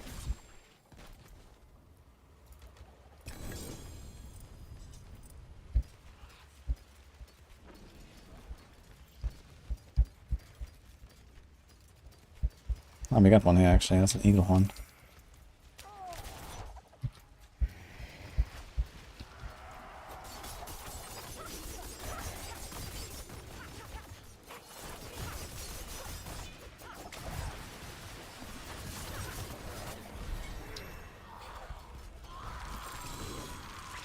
Okay, for the YouTube folks, we have a giveaway. Come to my Twitch chat if you want to be part of it. We're giving away a pre-order Vessel of Hatred expansion by the Crimson Market. But it will only work on Twitch chat, unfortunately. Because I will use Stream Elements bot to set that up. Yeah, that's not high YouTube. Well, it's kind of high YouTube actually. So let me just check that out real quick. So the idea is you cannot pre-order the game just yet. So we will basically collect the winner's email.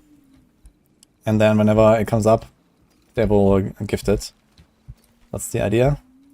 But even for those who are not winning, there will be something else, which is the next PC giveaway from the Crimson Market. You guys might have seen those. And they decided to make it more open this time. So they will allow people to join the loyalty club for free for this giveaway this weekend with a link that I will post later. So you can sign up and potentially also win the PC giveaway. But this will be done at, I think, 7 days from now. Oh, thanks for subs, by the way. X Machine, Frostmere, and Ben Biscuit. Okay, so 1 second. Let me find the giveaway thing.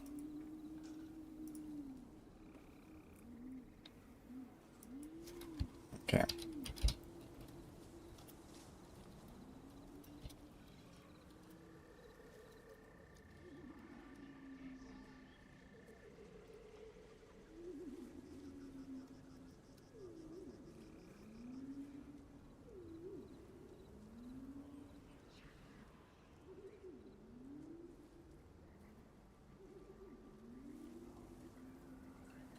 Alright, I think that should be correct.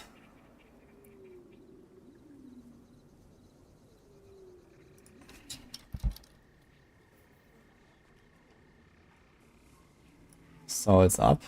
Does it work? You have to type exclamation mark ticket space 1 to enter.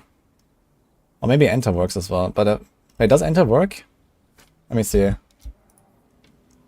Apparently it also worked with enter, because I saw some people type enter and that also worked. And let me in. Okay, so I'll run one dungeon, and when the boss dies, I will close it. Okay? Now's the time, we have like a few minutes. I need to find a long... Let's do a long dungeon. So what do we got? Light's Watch is a relatively long one and has a boss, so let's do that one. So again, for the YouTube folks, you have to come to my Twitch chat for this. If you wanna try to get it. And my chat experience is ruined. You can only do it once, guys. Don't try to do it multiple times.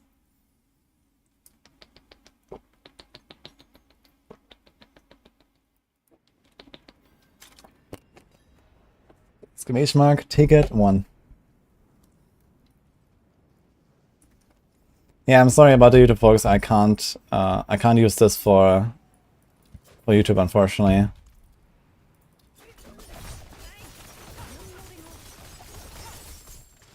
But what I just explained about the Crimson Market Loyalty Club, this is gonna be open for everybody. And I will also paste that in YouTube chat. The link later. So you will be able to sign up to the Loyalty Club to Crimson Market for free for this month's giveaway. They always give away a big PC. We've done this a few times already of them. And, well, you might win big. That is in next week. In case you don't know the Crimson Market, they have been sponsoring us for quite a while now, a few seasons. They have built a Diablo 4 trading platform that I've also been using. A lot of people use it. And they do these fancy giveaways, like especially the PCs are the big things, and some other small stuff. We've given away like a hoodie, for example. The Devdom, you might know him from our chat, I won. That I signed. It was like one of the Blizzard merch hoodies with a signature of mine. And some other stuff like that. Because market guys are pretty nice. I'm just trying to give back to the community with like this Vessel of Hatred stuff now as well.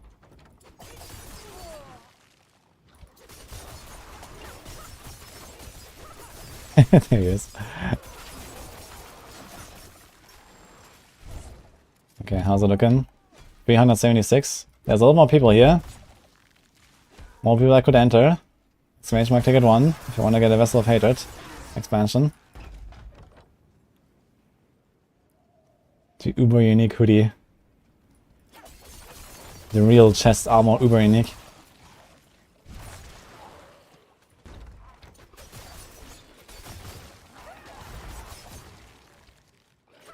Okay, again, I will close the giveaway when the boss dies. So,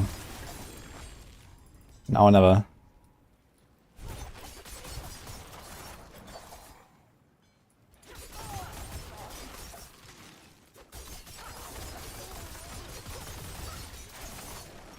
Greed Shrine. Oh, Curse Greed Shrine. You guys are in luck.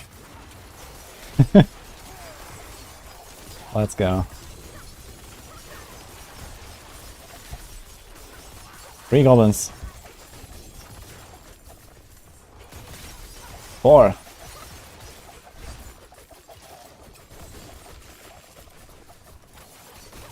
Not that many, I guess, but that's something. 5. Okay. 5 goblins. Not terrible. Look at all these like sigils and mats, man. Holy. I've had a better build for these waves, so it'll be really good here. But Vandaris is not really the best setup. Give the hoodie to Rax, he needs a new one. He has many blue hoodies and he doesn't need a new one, I think.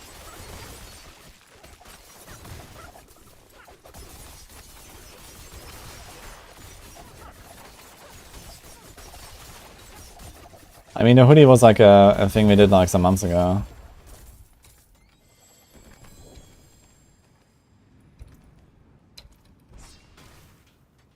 Okay, here comes the boss. 427 entries, okay.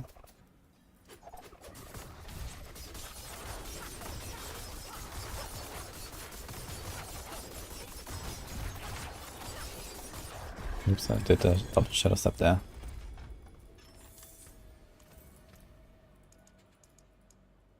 Okay. To be out.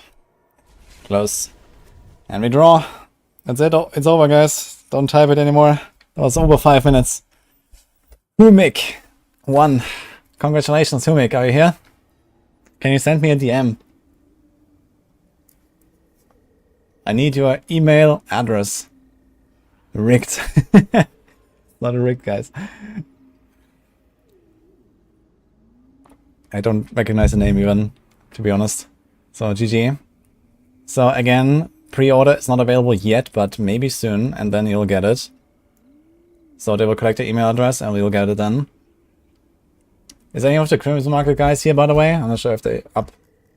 We have them in chat sometimes, especially Maxus. He's one of the Crimson Market guys. Not here, reroll.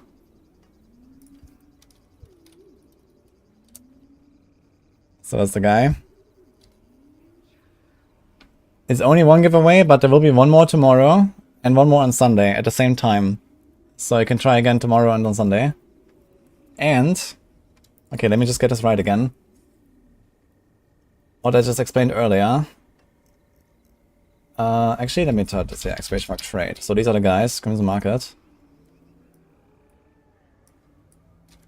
Trading platform for Diablo 4.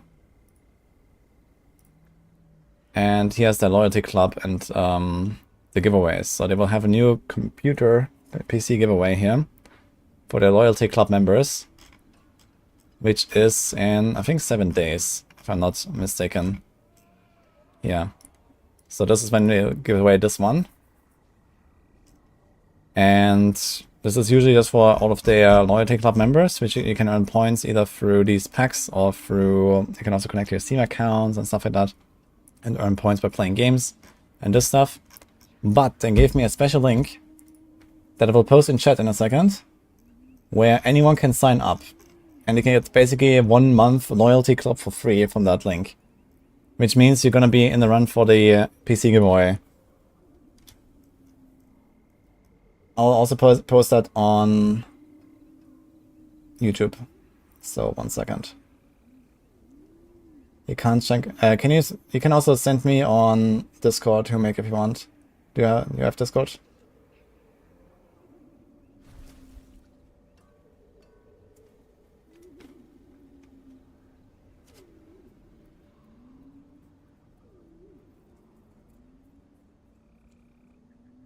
All right.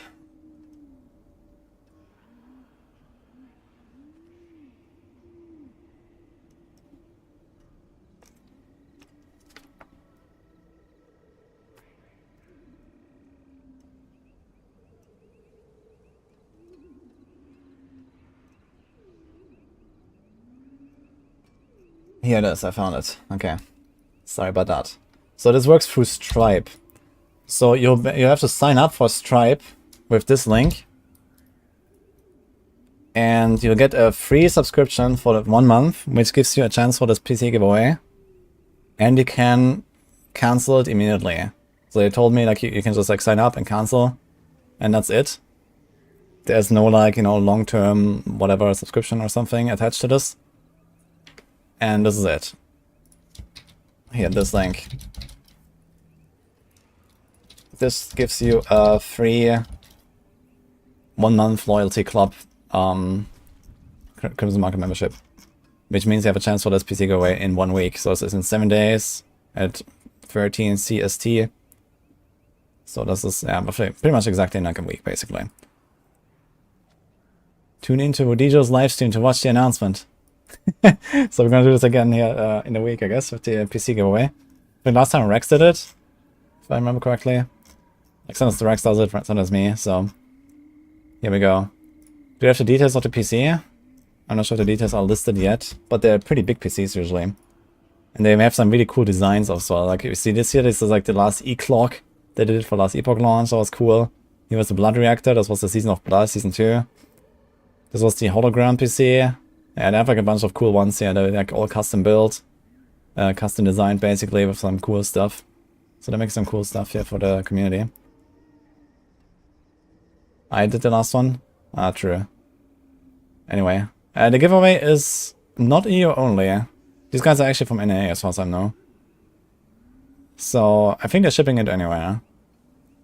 The giveaway.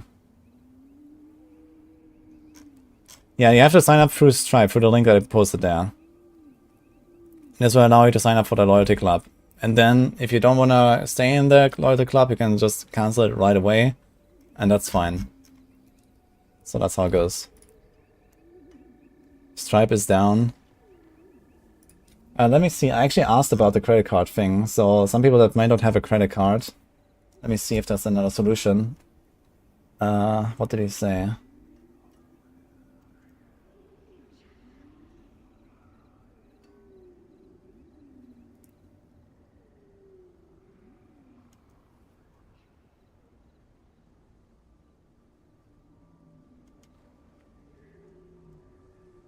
Okay, there's also a PayPal link.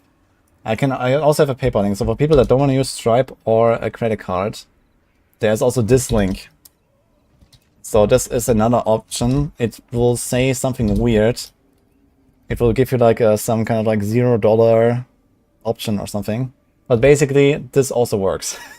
He told me if you use this PayPal link, so that works as well if you want. Okay. But it doesn't really say anything. But this is what they told me. And again, if you don't want to auto menu, you just cancel it right away and there you go. Okay, so good luck. Okay, Humik sent me a message. I see that.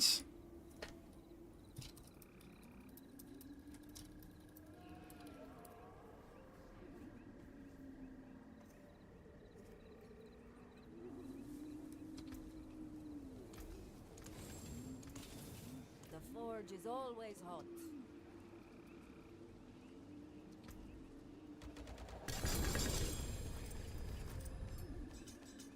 They're hoping that people forget to cancel. Nah, they don't want to just like, you know, let people sign up and then say, okay, they forgot to cancel. Like, I specifically asked them about this and they specifically told me, yeah, you know, people can just cancel right away. You know, like this is what I'm gonna tell them. And it's all fine. So this is how it works. It's just that in order to get into the loyalty club like this, they want people to use the link. I don't think this is necessarily malicious.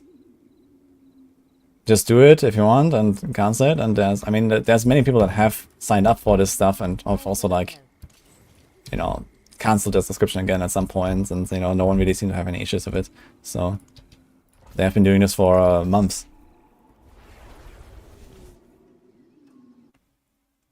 Crispy bacon, okay. So, thank you, Humik. I will forward this to the Crimson Market guys.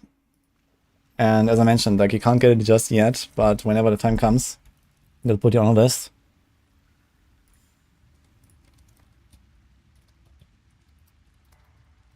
Do you prefer PC or console or something? Is that relevant for you, or like Steam or Battle.net?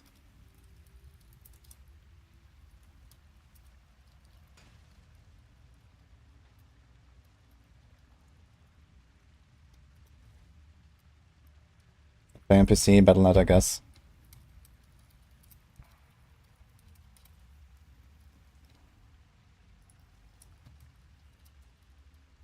Okay, GG, that was a good one, guys.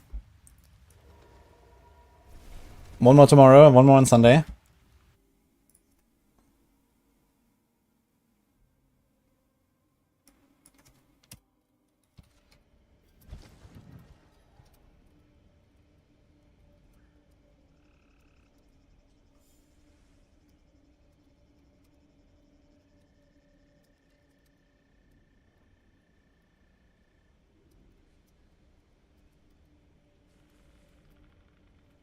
Okay.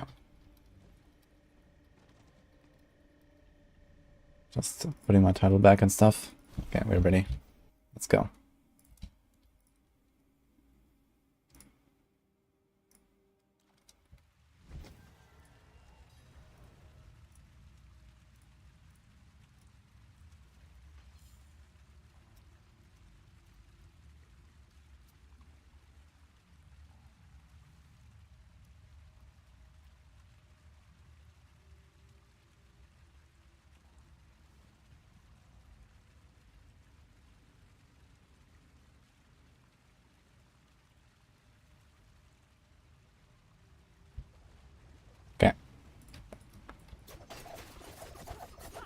You entered a code to connect to your existing account, but it still says not subscribed.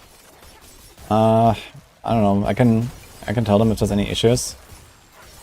Did anyone else have issues with this? Maybe it has a bit of a delay. Could be that it needs to go through like verification or something.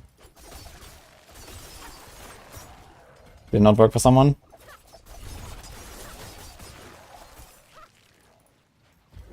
Did not have issues? Okay.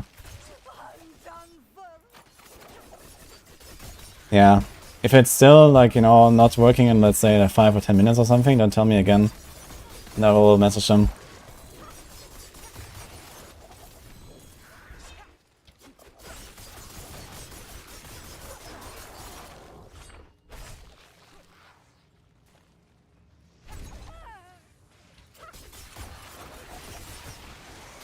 Hello. It's an English stream and I prefer to speak English, yeah.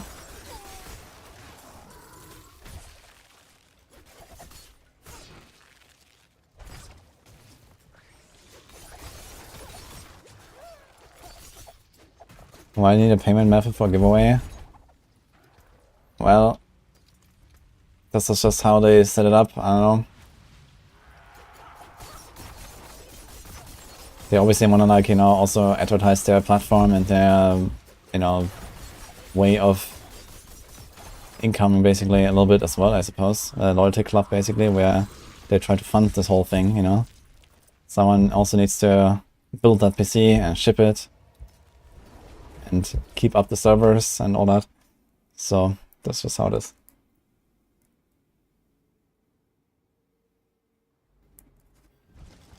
Giveaways need to be legally covered, and the payment method is easy. I guess that's also a good reason. Might depend on like the legislation a bit.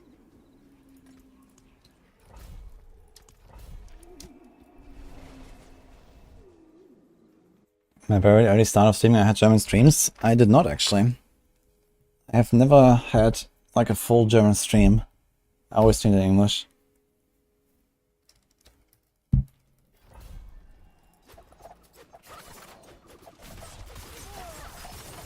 I just started D4 yesterday. Nice.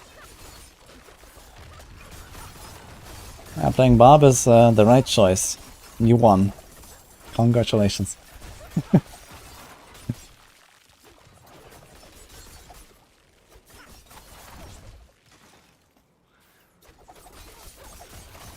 Maybe I did speak a bit more German in the like very early days, but I don't really remember that at all, to be honest.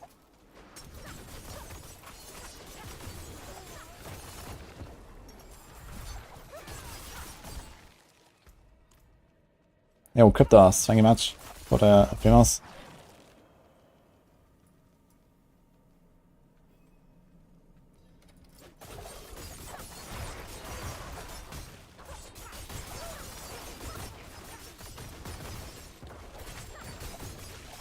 Payment method for giveaway removes duplicate accounts. That's true actually, I guess. I mean, there might be people that have multiple credit cards and technically could do something like that, but I guess these are more in the minority. And there's only so many you're gonna have anyway.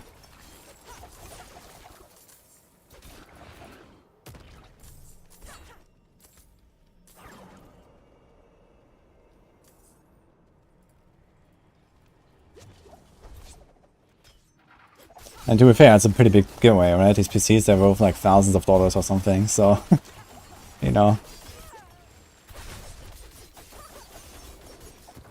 Want to have a bit of like a security measure, I guess. I mean, a Vessel of Hated pack is nice and all, but this PC is a whole different beast.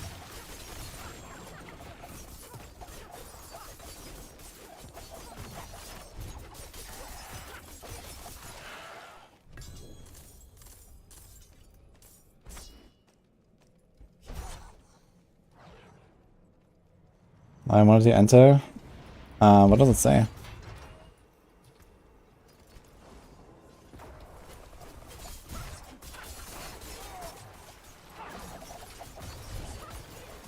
All your future children and grandchildren. That's a lot of credit cards.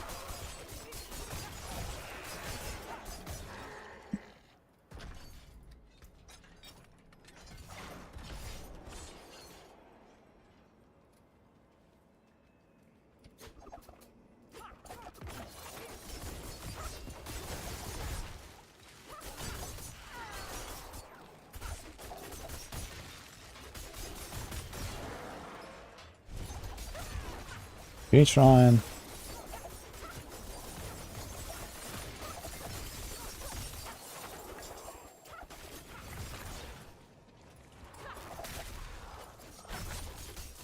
What if the goblin runs into the boss room, man? That'd be kind of funny.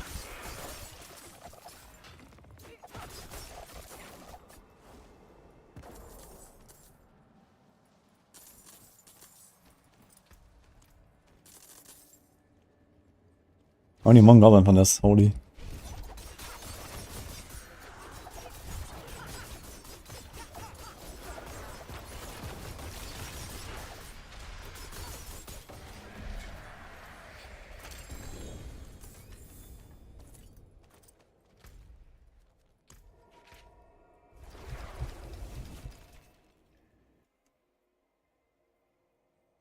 Thank you, Aseta. What do you mean now?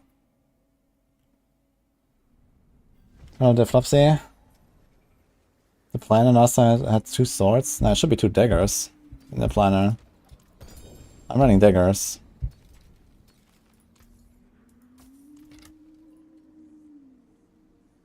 Oh, you're right, it's swords. That's actually a mistake. You want daggers for this. It's not really a reason to run swords. I mean, it's ultimately a pretty small difference. Like, it's very marginal, to be fair. But yeah, we should make the staggers, I think. Because weapon mastery doesn't work anyway. So it's just like, daggers has faster attack speed and has damage to close, which does more than nothing. But it has less base damage. So yeah, Enquiries procs will be a bit more frequent, but a bit less strong. So let's do that, I guess.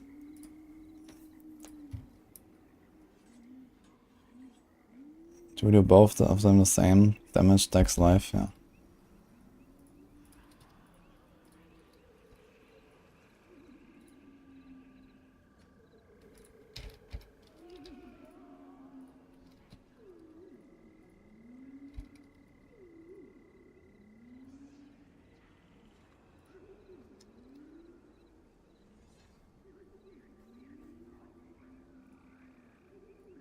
What do we do this?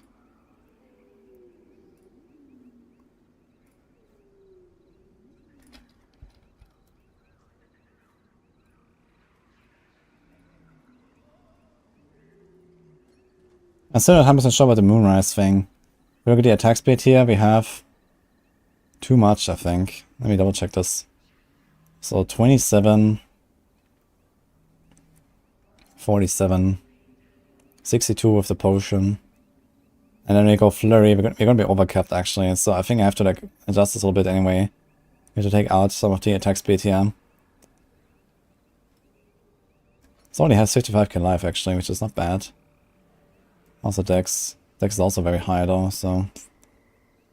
What's the additive damage? 300, 1600. This is like 17... 1800 roughly, I guess. On bosses.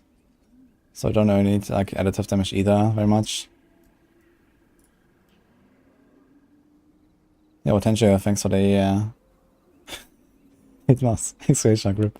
Actually, why did it not work? Does it not work when you do the sub? There you go. Okay, so if you triple masterwork the Enquiries, at least double masterwork would still be 24.5, and this is pretty realistic. Greater effects no, but something like this is very realistic, 19.5. For a tryhards, this.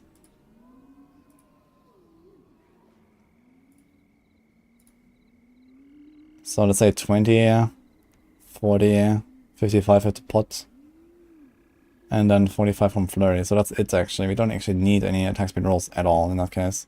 That's all the same category. So just go on like a hit. Yeah, these attack speed rolls. We have a crit here already, so how much crit is this? 26, which is plenty. So I guess this would just be like either dex or life in that case, or damage over time. But it doesn't even do that much anymore. It's like 5%. Better than dex though, I suppose. which would be how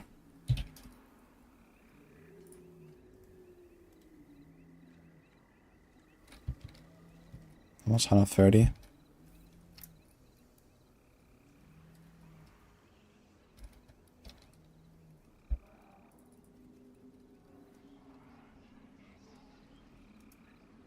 Would be 4.5%, and then like an extra dodge. So dex versus damage over time is somewhat close, but damage over time also does like more on bosses, for example, because bosses are not always staggered. So we could do some damage on bosses without the stagger, a bit better. Because most of the damage here, the other damage is actually this close, this crowd control damage. And here we only have 600, let's say 800%. Go to like almost 900. Would be 8.8% damage. We just put like damage over time on this, for example. It's not bad.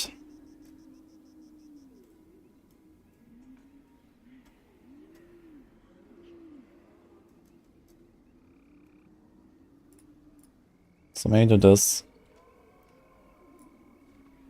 And also here we can do the same. We can do percent damage or damage over time, or we can do life.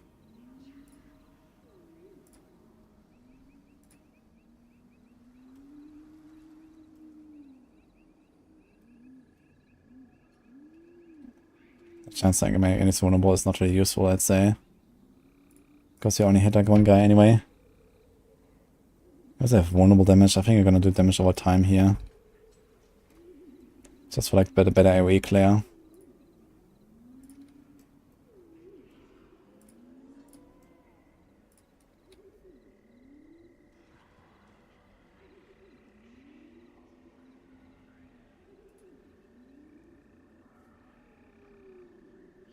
Yeah, so this assumes that you have the potion running, the advantage elixir. But I mean, the advantage elixir is not hard to craft.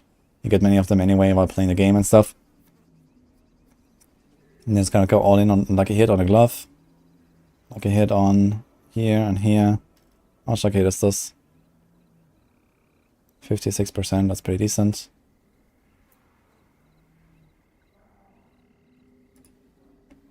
Maybe we're gonna do something like this here.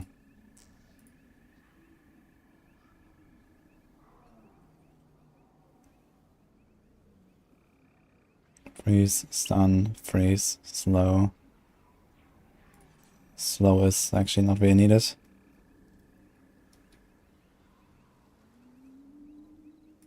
So we can do an immobilize. We have days on the boots aspect.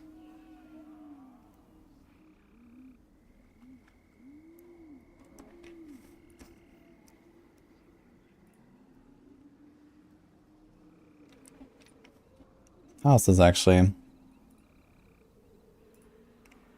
This is like 90 extra dex. And this is like 65 extra crowd control. Which is like roughly 5% damage maybe. 90 dex. It's probably kind of comparable to that actually.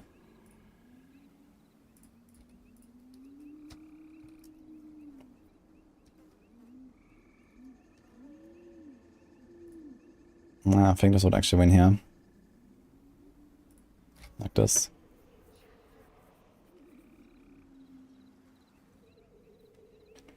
Yeah, if you go flurry, the attack speed is not really needed on all these items. Basically. And I think I'm gonna stick to flurry now.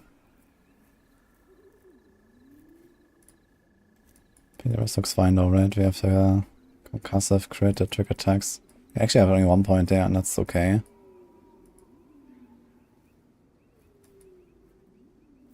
Got the agile.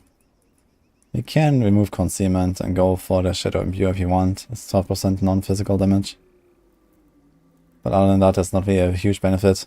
You have to also apply it with either dash or flurry. So this is like maybe for like higher end. I think the concealment is nice to have. Because you could freely use your dash and shadow step all the time and keep concealment for the oh shit moments.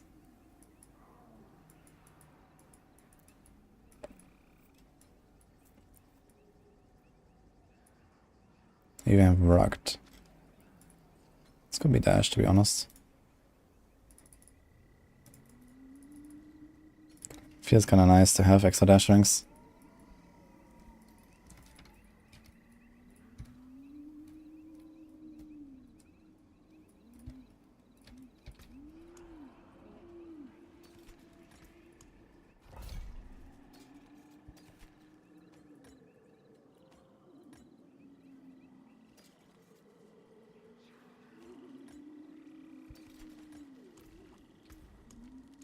You get so many sigils on all these goblins, man. It's wild. Hey, come back and see us. What are that's open?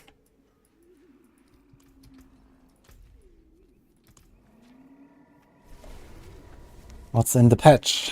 Well, you can type exclamation mark patch, or I'll watch my video from yesterday.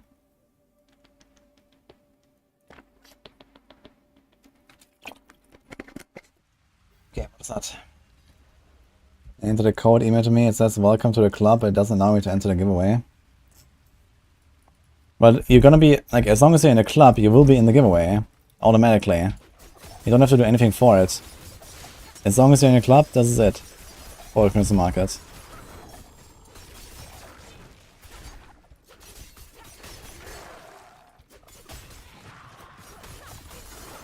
I think they have not fixed the goblins yet.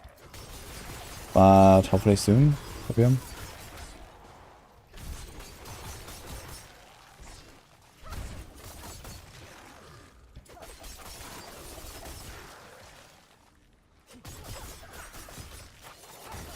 Like you don't necessarily need to be present. Like the giveaway for the PC for Crimson Market is in 1 week. You don't have to be present for that. So anyone who's in the Loyalty Club will be pulled basically.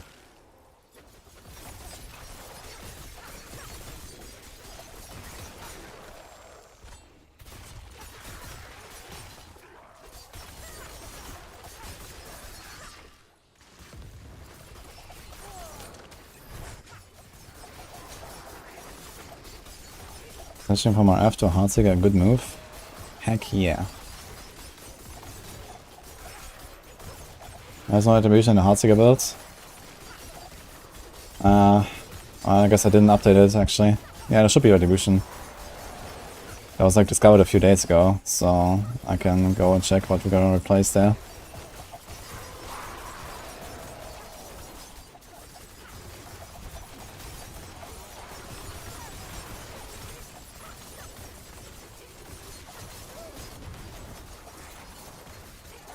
Alright, 21k life actually, feeling pretty comfy.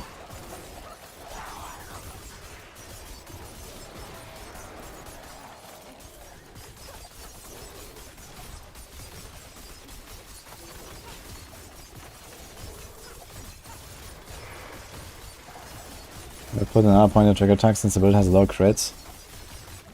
Yeah, I mean you shoot 3 knives at the same, you shoot actually 6 times per attack. With like 25% crit rate, you're almost guaranteed getting one of them as a crit. And then you have Shared Misery to spread it. Like you're gonna knock down everything really fast, even with 20 crit. It's not really a problem, but yeah, I guess you can put another point or so. You can take it from Agile, which is not really that important. You can even take out Haste at some point if you have enough movement speed, for example. Okay, let me see that real quick. Literally Rapid, Accursed Touch, Edgemaster, Elements, Moonrise, Inner Calm. Yeah, so we can remove either Elements or Inner Calm from Retribution, I'd say. I wouldn't actually recommend now to go for not Accursed Touch anymore, now that they're gonna nerf the chance to make vulnerable mod.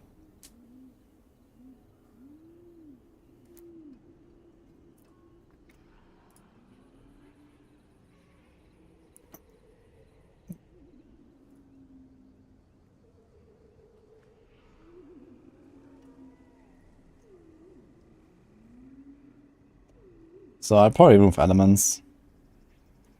Inner Calm can be nice on a Stagger nuke. And maybe at this point also Caltrops Duration. Chaos Duration has kind of turned out to be a little bit better.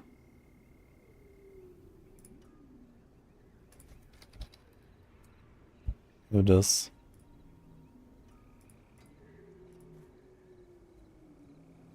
Those are the same weapons and stuff. Okay.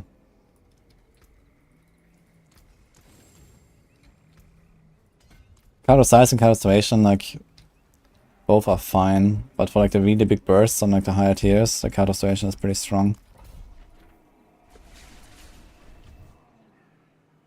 Are they nerfing the rogue vulnerable chance? No, what they are nerfing is all the stats that have 2 effects, of which one is a duration. So this includes chance to make enemies vulnerable for 2 seconds, or extra attack speed after dodging an attack for 4 seconds, extra damage for 4 seconds after dodging an attack, and these kind of things. So these are getting changed to not double scale with masterworking anymore, because right now if you masterwork them, they get a double benefit, or when you get a greater affix, both stats scale. So the duration scales and the chance scales, or the effect scales. And obviously only one of them should scale. So they're removing all of the duration scaling and only scale the primary effect. So in that case, the chance to make enemies vulnerable, the chance will scale, but not the duration. And in that case, I think it's best to just run with a Curse Touch. Like I just stuck to a Curse Touch all the way. And I guess if you have like a really good item, a masterworked up and stuff, maybe get a crit or 2, then it's probably fine to go with the chance to make enemies vulnerable and just sort of a Curse Touch. But yeah, ultimately, I feel like it's just so much more consistent, especially on higher tiers, to keep a Curse Touch. And you don't really lose much. You lose like, you know, an elements aspect. I mean, that's 15%, okay, but not crazy. And you also have an extra stat on your ring, for example. Or maybe even 2 extra stats on your rings.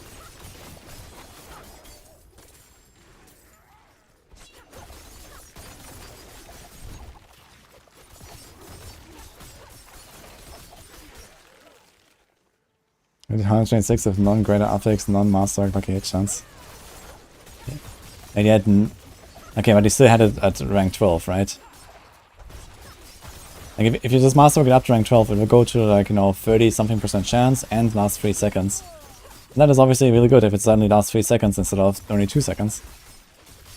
Maybe for Heartseeker it's still fine. But I tried playing with it and I did not like it, honestly. It just felt too inconsistent sometimes, because sometimes I was fighting packs for like a long time and I started kiting around or something, and then the vulnerable falls off and everything. And then you have to hit him like 2 times before I ever get like victimized procs again. And it's just, like when stuff doesn't go your way, it feels really bad. Relying on this instead of a Cursed Touch, because a Cursed Touch just makes everything like perma-vulnerable after you hit him. And that's it. You don't have to worry about anything. You can kite around, you know, you can dodge the boss like mechanics. Anything. And nothing matters. But if the chance to make enemies vulnerable, like you only have like 2 or 3 guys in the pool vulnerable most of the time, and if your arrow goes to another guy, he's not going to be vulnerable. But if a Cursed Touch, this doesn't happen. If your arrow goes to another guy, that guy will also be vulnerable, and whenever you hit him, he will proc. So it just felt better to me.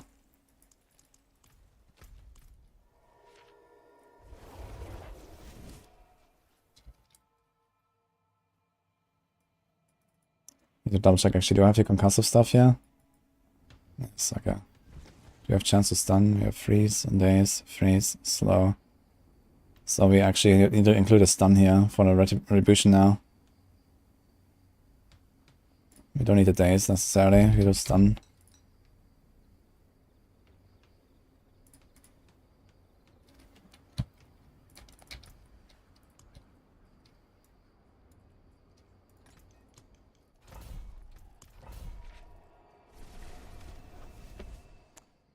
That looks fun. Is it only possible with Andes? Well, it's called the Andy Rogue, so you have one guess.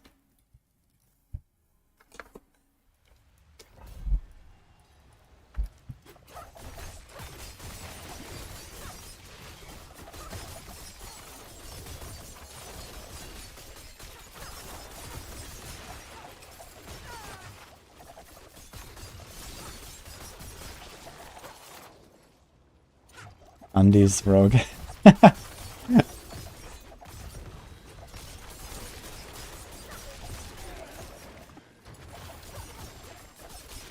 No, I'm just pretending to play Flurry, actually.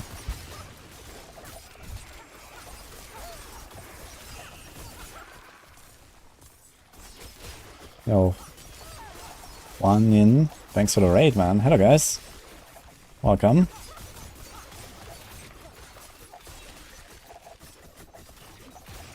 Any tips for a trap-centered rogue with no core? I have a tip, yeah. Don't do it.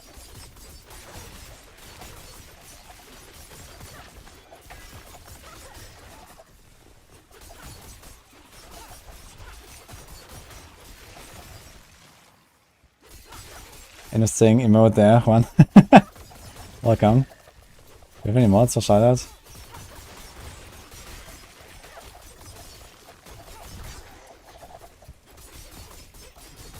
Spanish community.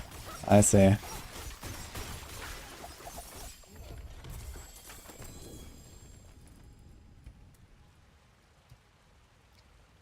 I'll go check it out. How was the stream? Unfortunately, I don't speak Spanish.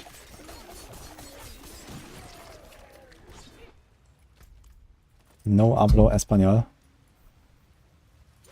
But, of course, you're welcome, guys.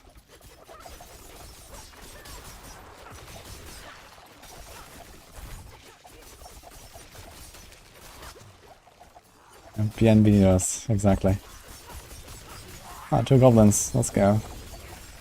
It's kind of cool to see 2 goblins sometimes instead of just 1.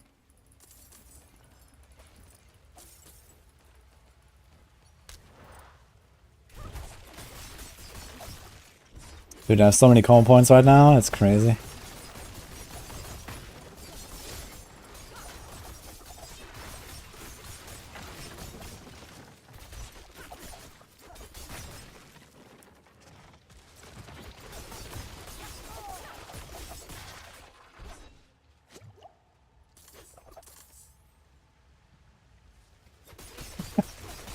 Dude, what is that emote?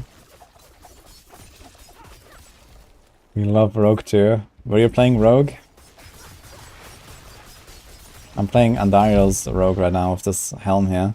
This build is only based on Andariel's Visage. It's a pretty good build.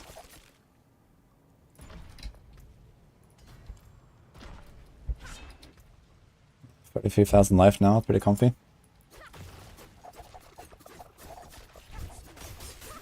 Shadow Clone, let's go. When the Trap Rogue doesn't work, you can still resort to Shadow Clone.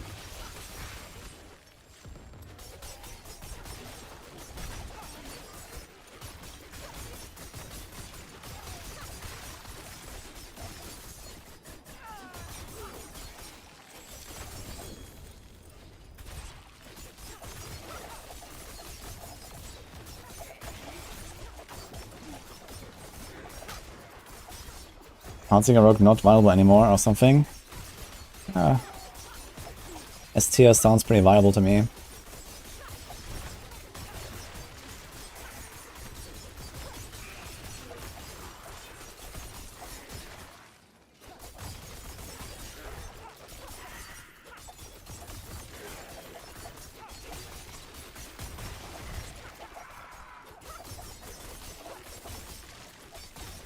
I do have a guide, yeah, I made like a video on this like 1 or 2 weeks ago.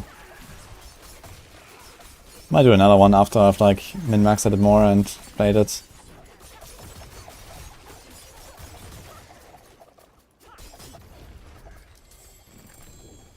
It's kind of funny how I went from Heartseeker playing with Flurry to not Flurry, and Andariel is playing from not Flurry to Flurry. I do be like that sometimes.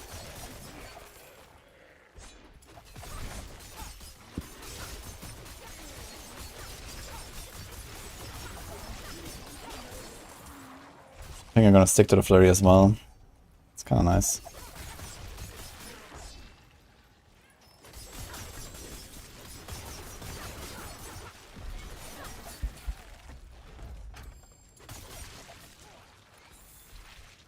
We have almost all of our glitz at 21 now. And it's with the XP bonus, and we're not in 100. Kinda nice.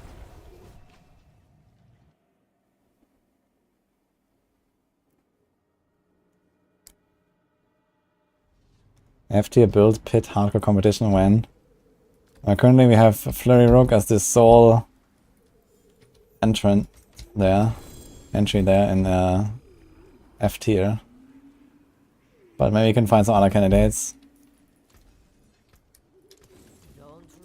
I'd actually like to see someone like really try hard Flurry, fully min maxed. Let's see how that goes.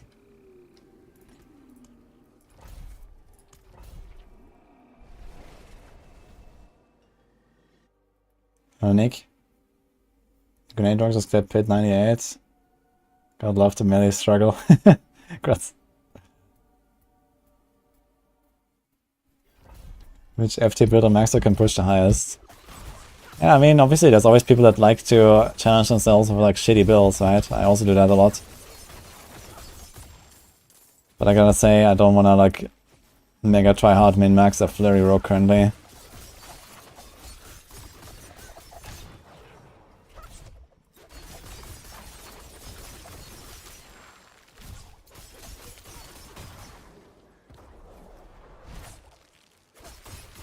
Forceful Arrow meta login. Well, the jokes on you. Forceful Arrow has the same like a hit chance and roughly the same damage as Heartseeker. You can literally just play Heartseeker Rogue but with Forceful Arrow. And it would be not that much worse. It would be like worse on single target, it would probably like have half the single target damage. But in really big packs even more AoE damage.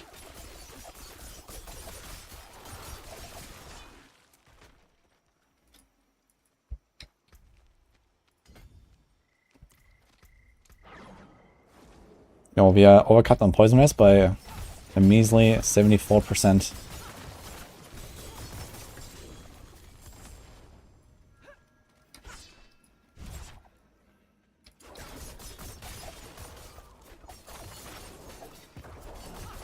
Also, I'm running Juggernaut with a Skull. Hola.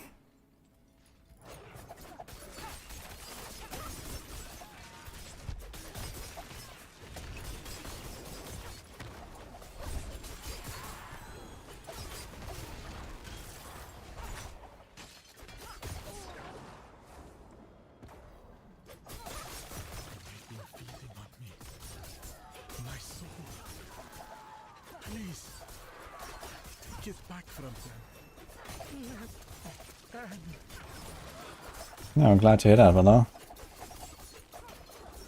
Is this playable without Andariel? The Andy Rogue without Andariel? Yeah, you can take a guess.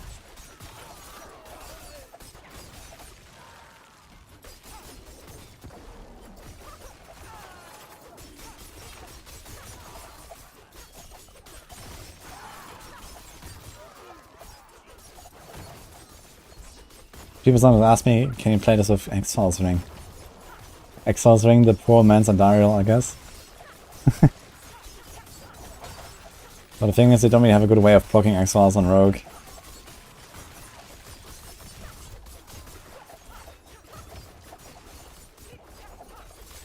I've played some Penshot already, I leveled the entire character 1 to 100 with Penshot. And currently don't have plans to go back to Penshot.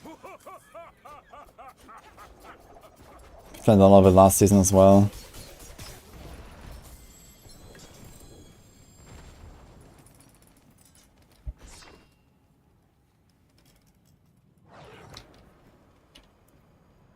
Why are Rogue basic skills so strong now? It's not just Rogue. Everyone besides Necro has, you know, basic attack meta. Barb's basic attack meta. Rogue's. I mean, okay, without the Victimize bug, I guess would be somewhat close between Rapid Fire and Heartseeker currently for Rogues. So it's also thanks to a bug that Rapid Fire cannot benefit from, that Heartseeker benefits from. Yeah, Barb is just overtuned as fuck, especially Bash and the Gushing Wounds. And Flay does bleeds pretty well, which synergizes with Gushing Wounds. Yeah, I mean, it comes down to like all of the buffs they have these days for basic attacks. There's Moonrise aspect, there's adaptability aspect, these are extremely powerful aspects for basic attacks. And now you can also get a lot of ranks to basic attacks these days, which wasn't possible before. And they also made stuff like the Calm Breeze aspect for Druids. The Bash Cleave thing, so these are just kind of the newly introduced things that were like, you know, just balanced for, you know, whatever numbers.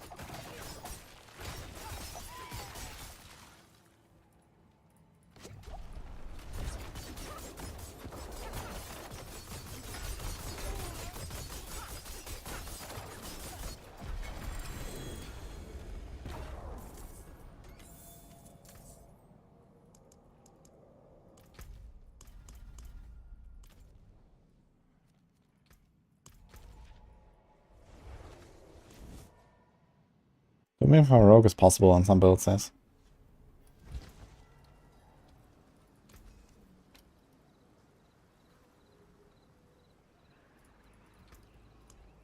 There's that.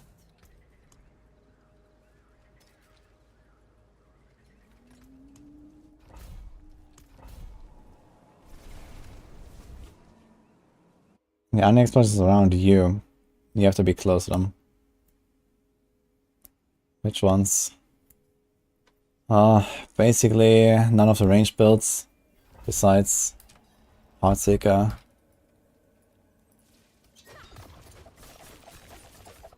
And all the mana builds can use it.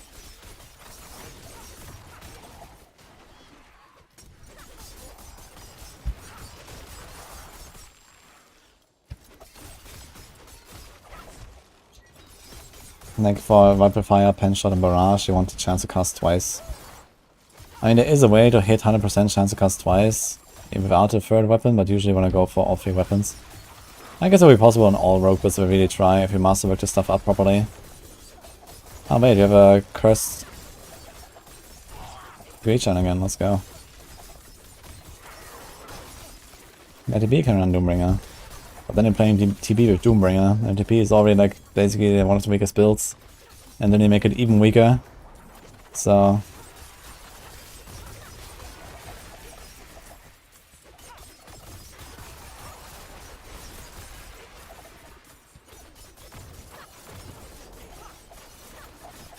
Barrage not bad for bossing.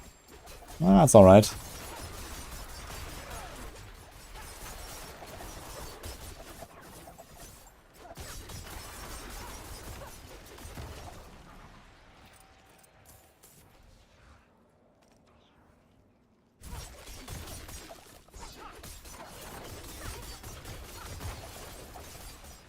How is it possible that Darius procs more often than X-Files, while X-Files has a higher lucky hit? Well, it's because X-Files can only trigger from damage or time, and Darius can trigger from anything. And Puncture doesn't do damage or time by default. Puncture just hits and produces like a hit, and that's it. Like for X-Files to proc, you need to have a damage or time on the target, and that damage or time needs to have like a hit chance. And then that can trigger X-Files. And the only damage or time... Well, okay, I guess there's Poison Trap.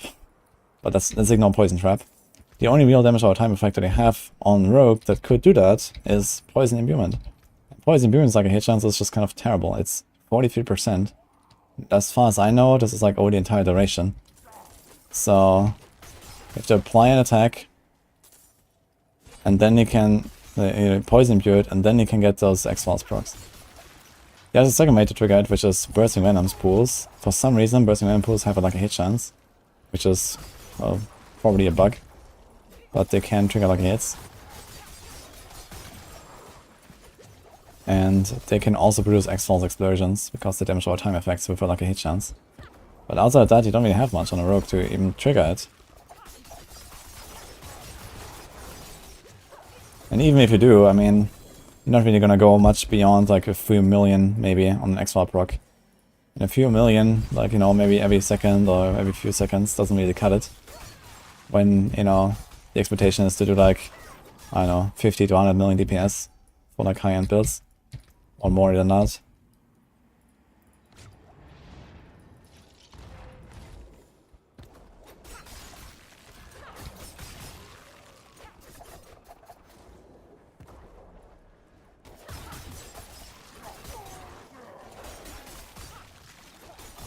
we get 10 more Paragon points. 2, 4, 6, 7 to the glyph.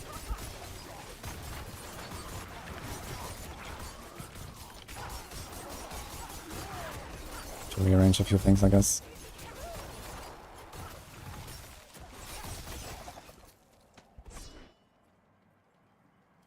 Pestilent points. Yeah, Pestilent points also, like, poison imbues your puncture, but only every third time.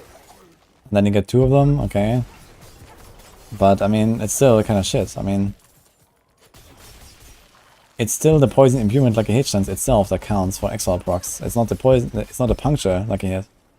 It's the poison imbuement. And the poison imbuement itself needs to trigger the exiles. And this is kind of a weak like a hit skill.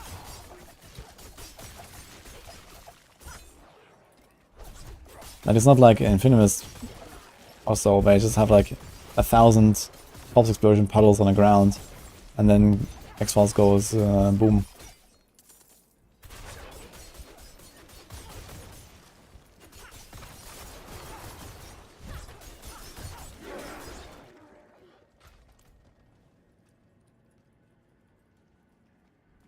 So I released a video showing off the flurry attack speed is bugged.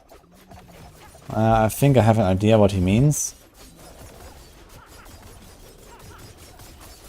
Is that that if you start a rotation with less than 3 common points and then follow up with more common points, it will snapshot to the lower attack speed? Or is that something else?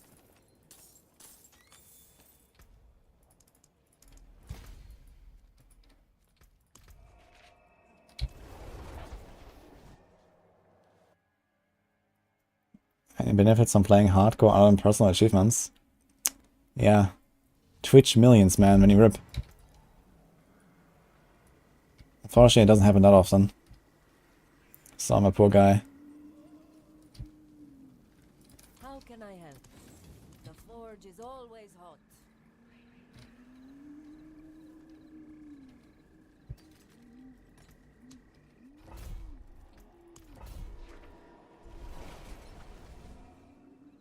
X-File explosion do not add more dot to the targets. No, it's just like 1 pop and that's it.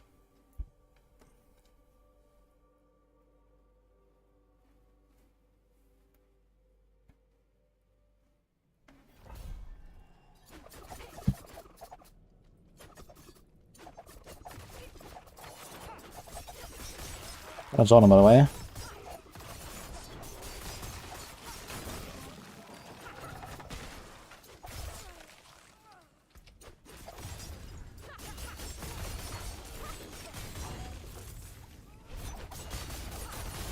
Is X-Files bad? It can be used in some builds, but it's not on Rogue, really. Like, I tried multiple things with X-Files already in the past, and it never felt good on Rogue. I don't think it's a Rogue item. It's more of a Necro item, I guess, for Infinimus and stuff. I'm not sure if Infinimus actually runs it or not. These days you also have like these Black River attacks. So maybe the cause explosion damage is just way higher than X-Files could ever be.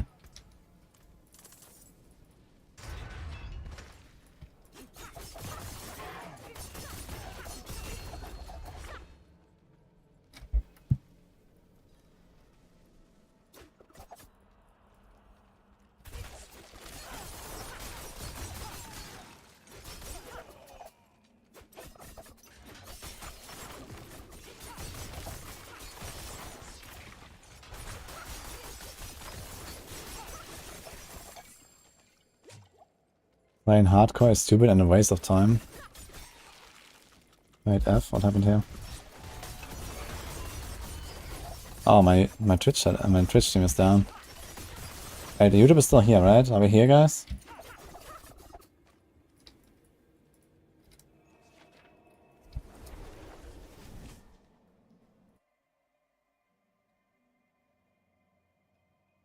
No.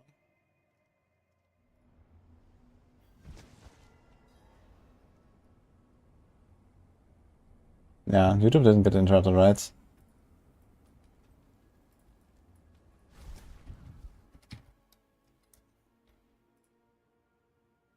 Saved. Okay. Yeah, I don't know what happened. Didn't notice anything. YouTube was fine, I think. Might be a Twitch hiccup again.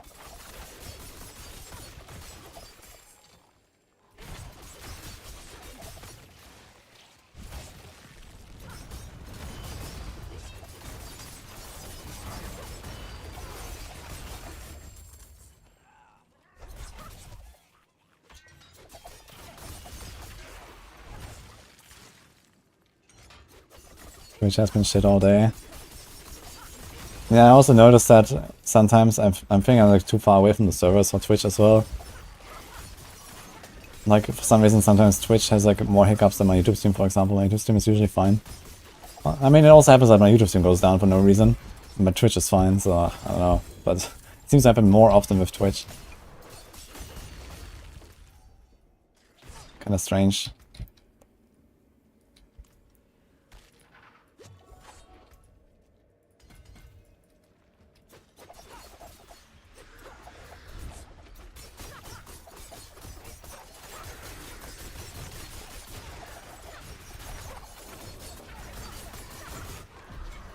Kind of funny how the boss just blows up when you stagger him.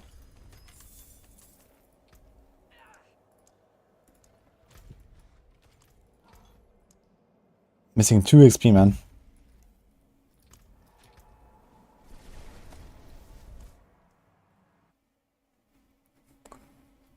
And didn't I live in Germany? Yeah, that was a few years ago at this point. Zenith. I wonder if we're gonna hit level 21 on all the glyphs before I level 200. Seems pretty close.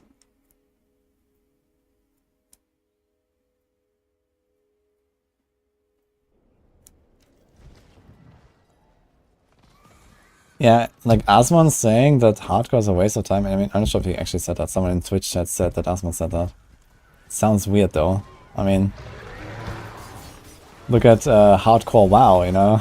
That has been immensely popular lately, thanks to hardcore servers. And that is a game that is much, much less suited for hardcore than an ARPG. But somehow everyone loved it.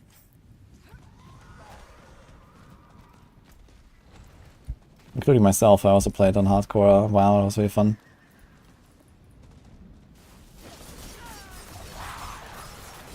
Here's a guy, is he gonna put a heart? Doesn't seem so. I don't have... I'm gonna find a minecart now, I guess on the guy.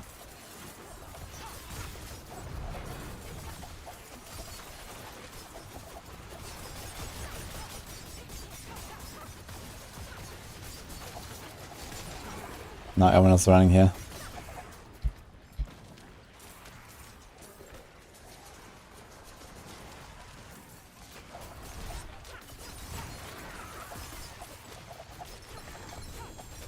Hardcore WoW died once Season of Discovery happened.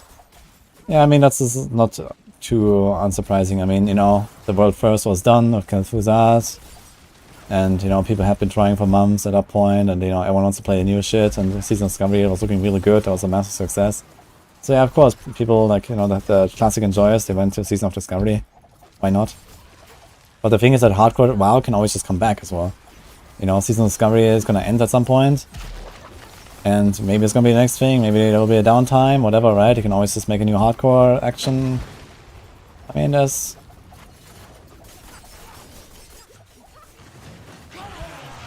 That must be a bash Barb there.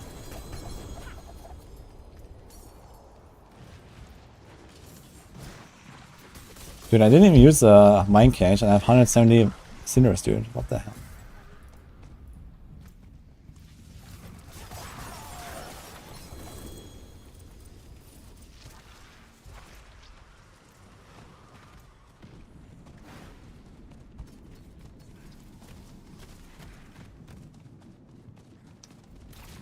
Twitch going down again, man? What the fuck is going on?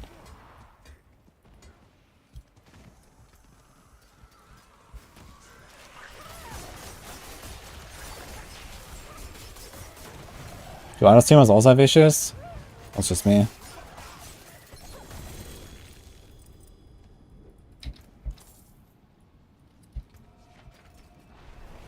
2 to Heartseeker, F.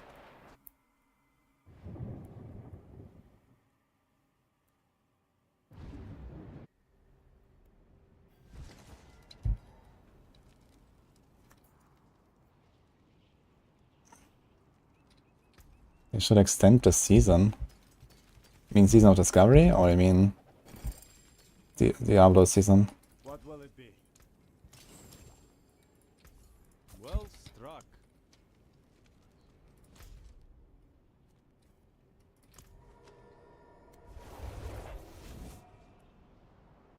Happening on other things all day, amazing.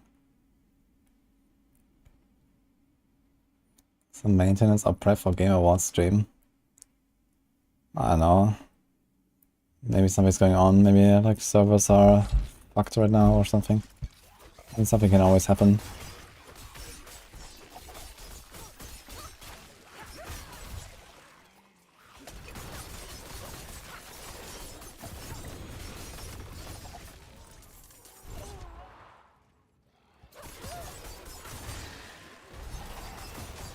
$98. Oh, hello.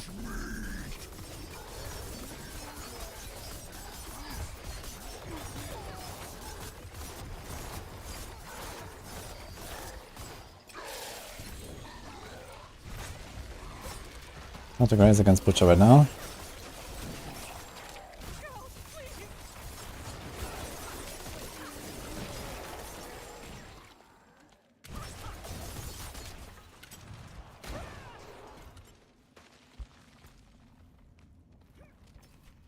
Gonna Ice in the Dark and a Tassus of the Dawning Sky, man.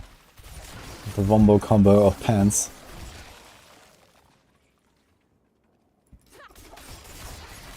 Is damage good?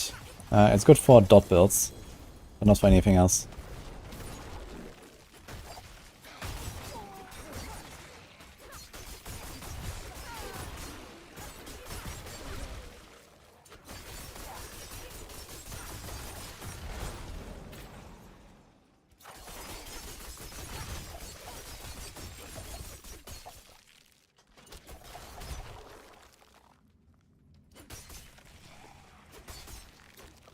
Can we finally figure out the flurry bills?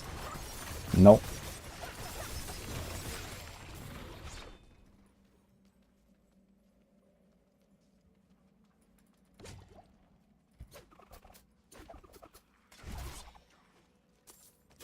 I've never seen a 70% poison health bar Butcher. I mean, this build only does poison damage, and I have pretty long poisons, so... Actually, I realize I can upgrade my rubies at this point, huh? Should do that.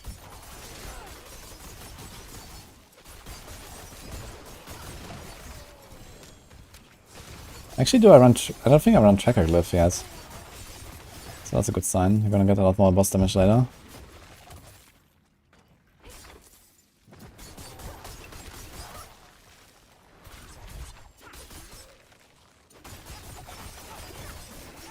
Can clear pit 80 in under 5 minutes, can't be Lilith. Do we just need to get better? Well, actually, yes. That is actually a skill issue in that case.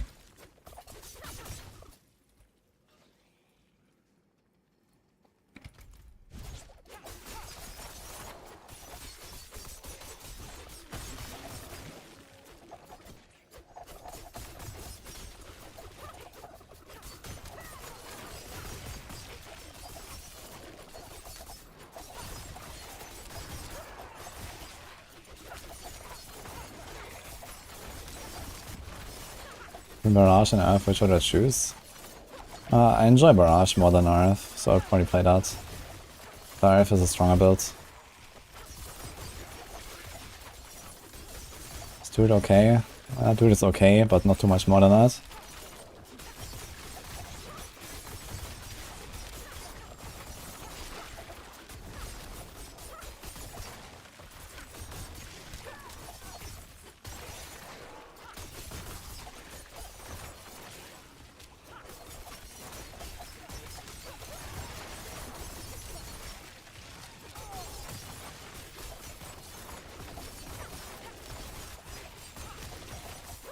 Overall, like 2% damage is also okay for Dustable Barb.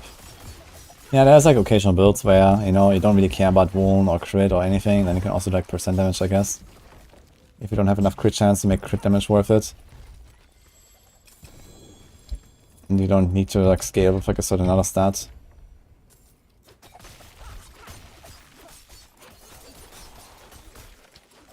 Did I study? I did study, yeah.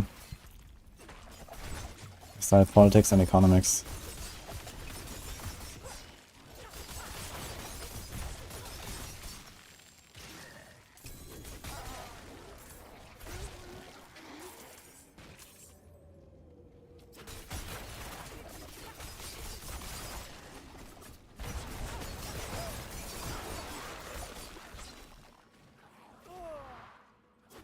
Don't feed the troll? What do you mean with that? Which troll?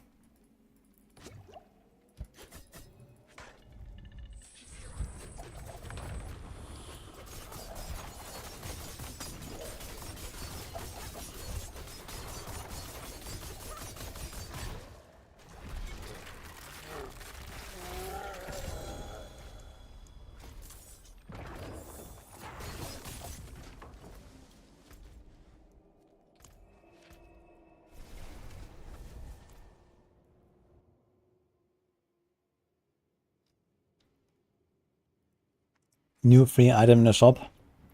Poggers. What do you got? Salutations, one. Come and don the mantle of history's champions. It stirs you. Axe.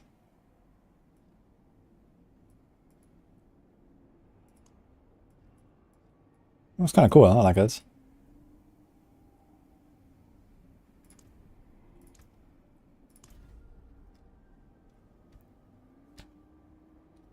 It calls to you.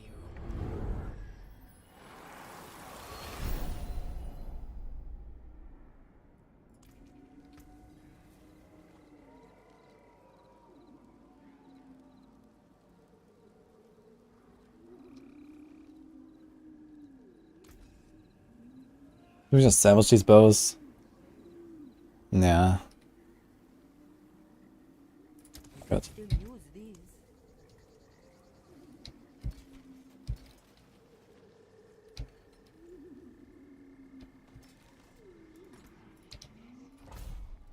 Oh.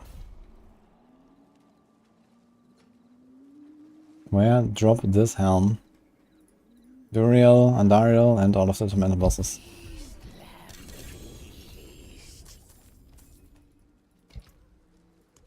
There's a very low chance though.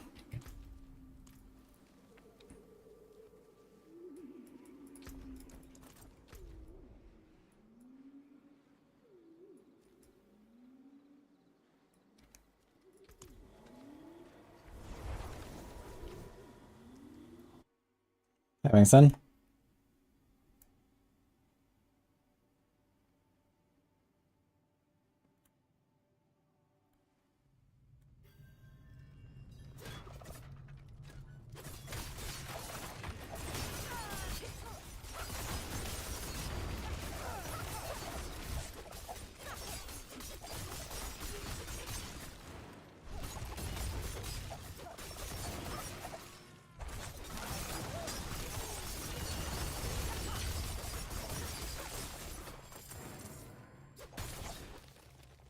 Wouldn't have made it without you.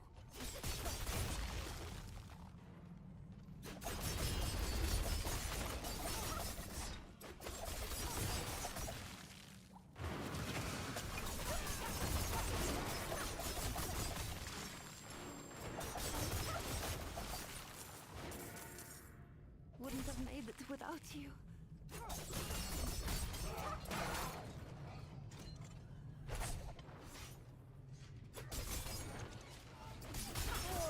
Reach shrine.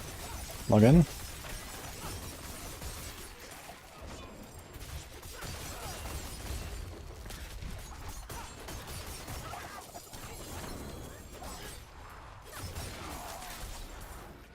You're a saint.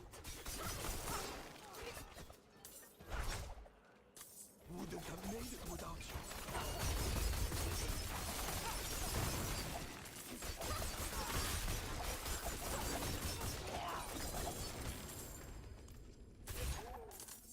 Gotta say, I do like the... Hey, he's a third one, wait a minute. I do like these Greed Shrines. It feels kinda nice to get Greed Shrines and get a bunch of goblins.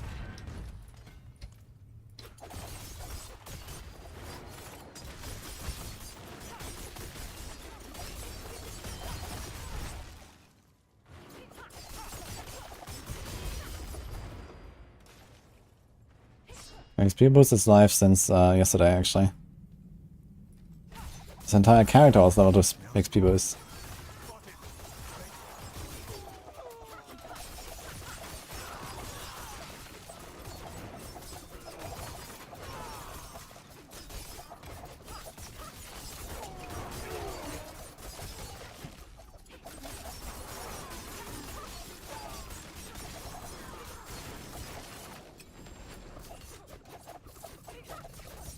Which guy's the best on speedfiring, pit, and helltide? Oh, those two things require completely different mentality. For pit, that's Barb. For helltide, that's Sorc.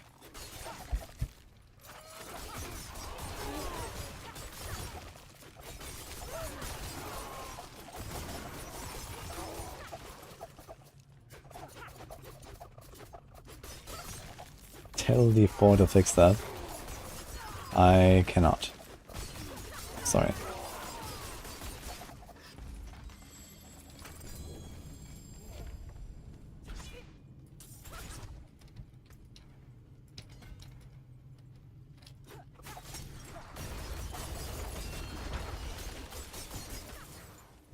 Yeah, Laxon, thank you. Appreciate this up.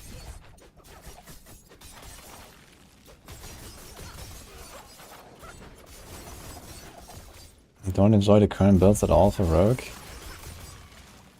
I mean, then you just don't enjoy Rogue, I guess. Because there's not really many builds that have like disappeared for Rogue, I guess.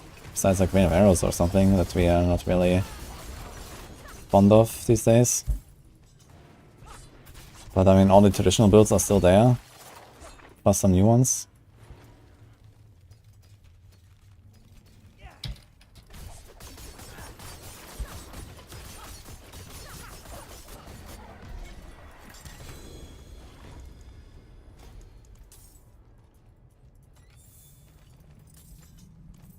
I wonder if like one dungeon of this tier is enough to get a glyph to 21, but it doesn't seem so. A new update in max out healers next? I mean, right now there's not really any updates needed. He's gonna add Andariel's Rogue once the guide is written. So Darkseid wanted to work on that like a week ago already. I'm not sure if he's gonna do it this weekend or what. And then, I mean, mid-season patch, I guess. Nothing's happening right now. 9 attack speed and malice. That's something worth keeping. A fine deal.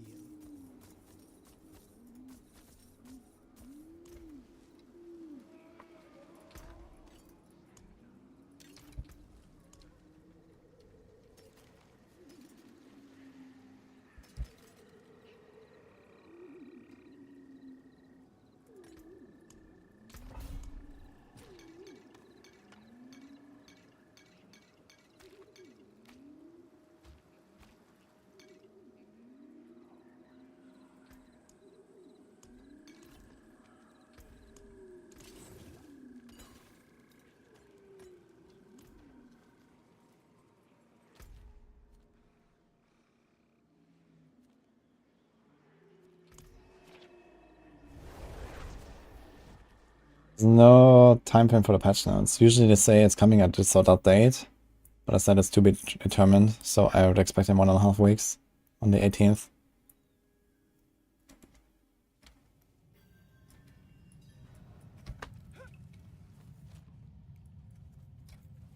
You repeated State Farm for telling me to learn to read for not reading the patch notes properly. Wow. Not sure what to say. I mean, if you didn't read it properly, then might be a valid suggestion.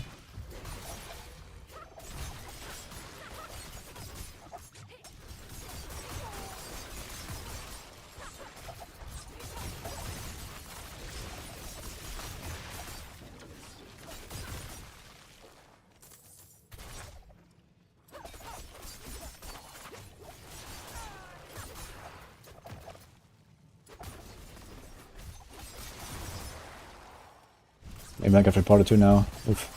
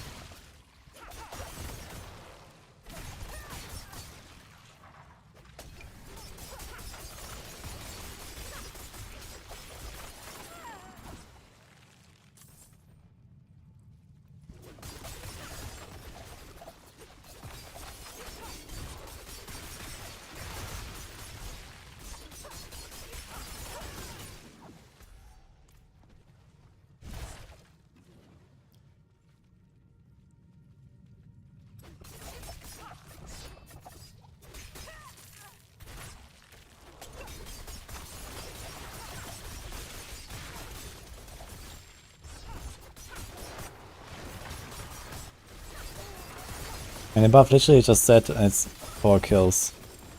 So I agree, it doesn't make much sense in the way the game works. But the buff does what it says.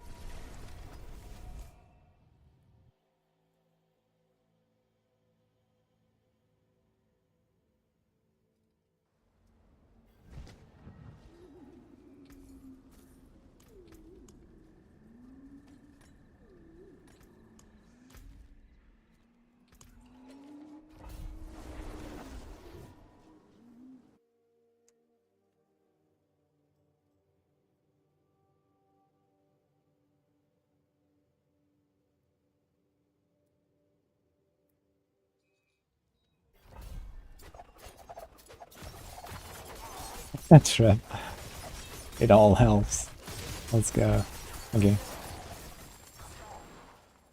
I appreciate all the folks that drive engagement on YouTube. With like buttons and stuff, or dislike. Is there actually a dislike button on stream? Or is it this dislike button still only on videos? And you have the extension and that's it?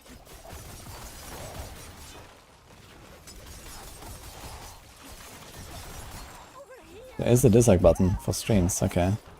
Cool. And then smash that button.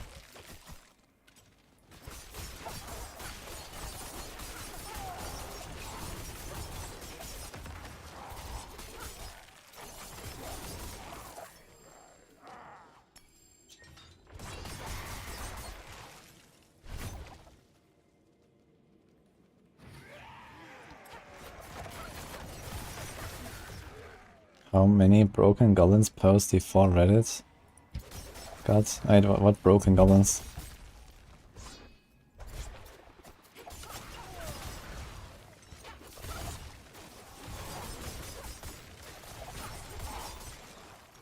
Great shrine. Let's go.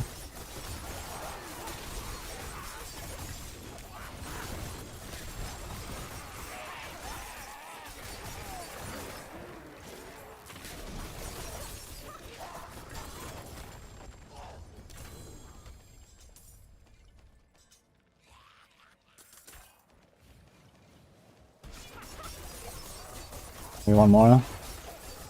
These guys. Nope.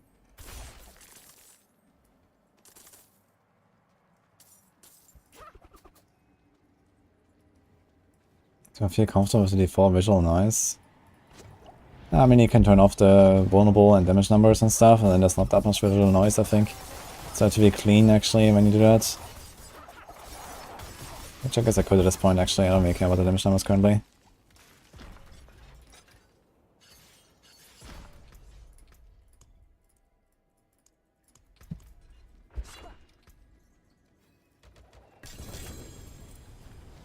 I mean, they added this new, like, materials picked up recently UI. Some people were complaining about that. I think that's okay, it's like very small. But that gives you like a nice little overview when you pick up stuff.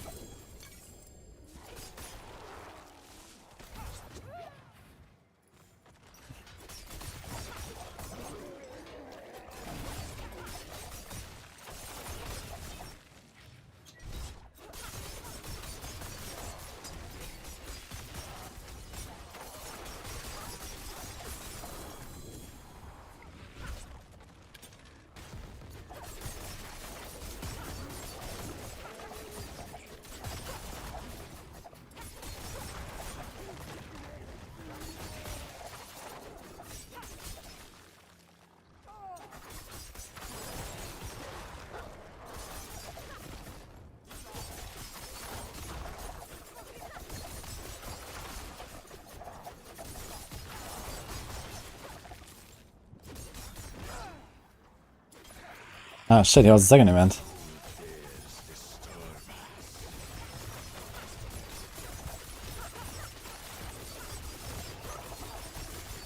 And why is this one not getting mastered, really? What's going on?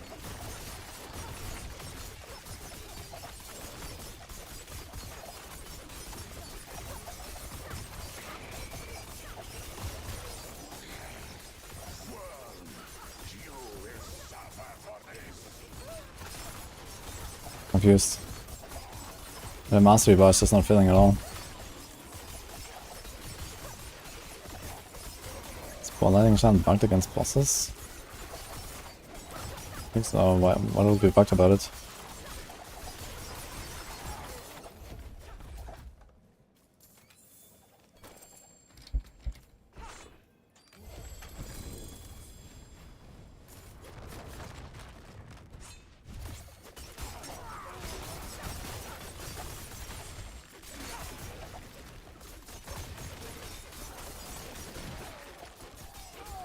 No one ever uses forceful. Yeah, forceful arrow is not really good these days. I mean, applying vulnerable is not a problem really. And that's the only thing that forceful arrow really does. Ah. This could be a glove for the build. I want greater lucky hit. And crit chance, I guess.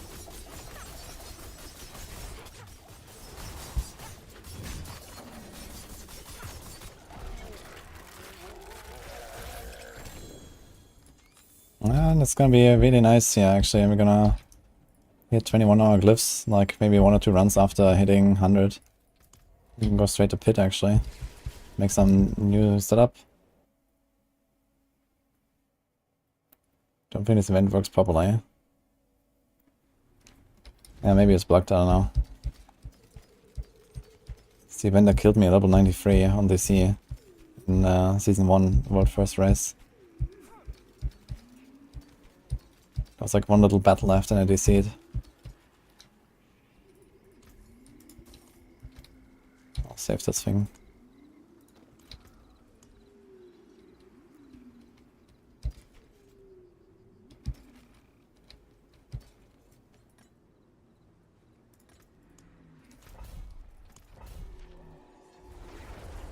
Hell no to X-Force.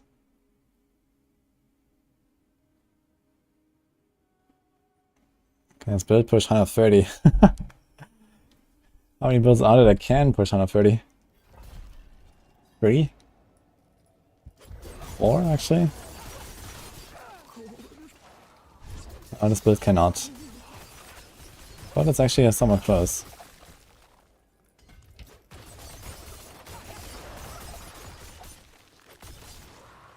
Reach rhyme.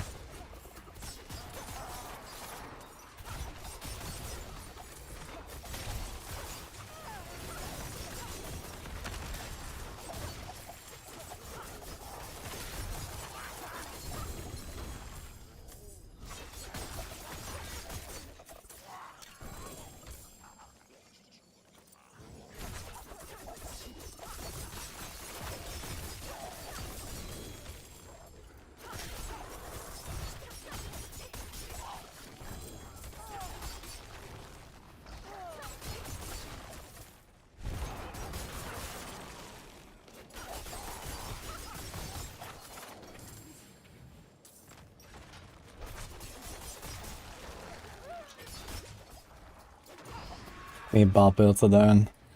And I guess Thorns, Flay, and Bash can do 130 red. Okay, so there's those, and then I guess Necro Minions with Elixir can do it too, and then Heartseeker Rogue, and then Firebolt, so it's 6. 1 thanks to the Holy Bolts, and 1 thanks to the Victimized Double Dip. Both of these things might get fixed soon. Or not, who knows. And then it leaves us with 3 Barb builds. And a Sorc. And who knows, maybe they're gonna fix Shatter too, and then not even Sorc anymore. If they fix Shatter, then there's only Barbs. So it depends on what they're planning to bug fix at some point, I suppose. Timing for Flay looks still fun. Yeah, I'm already preparing my Barb for a Flay as well. I'm gonna try to play a bit of like normal Bash. And then we're gonna transition to Flay probably.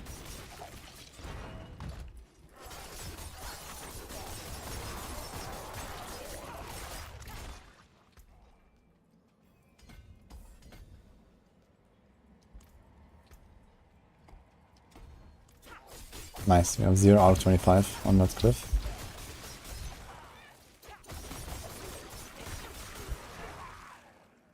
It's kinda cool dashing into a pack and proccing Andariels on the dash. Instantly deleting that pack.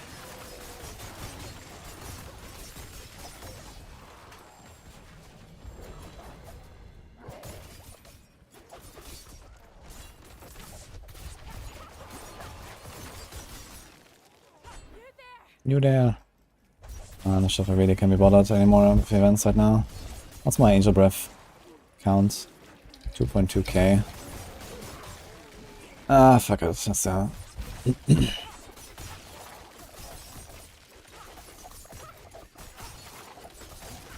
Dual wield Bash. Yeah, that's how you play Bash, no? Dual wield and Ramalani.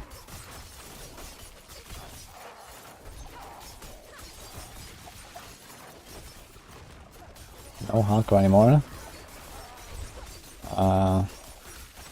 Did you forget your glasses today?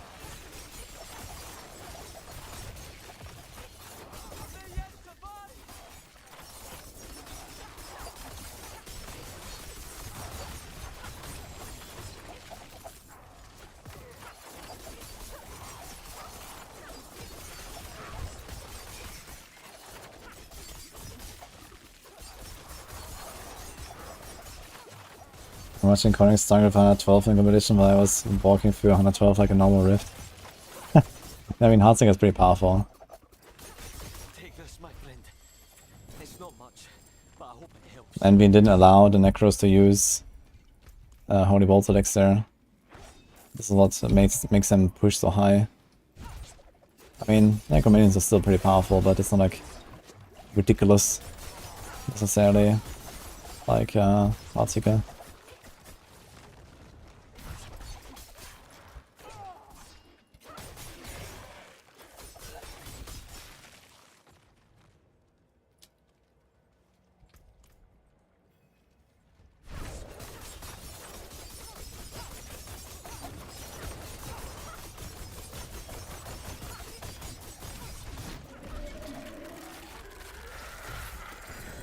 Okay, 1 dungeon, then we level up, and then we probably need like 1 or 2 more dungeons and we have all the glyphs.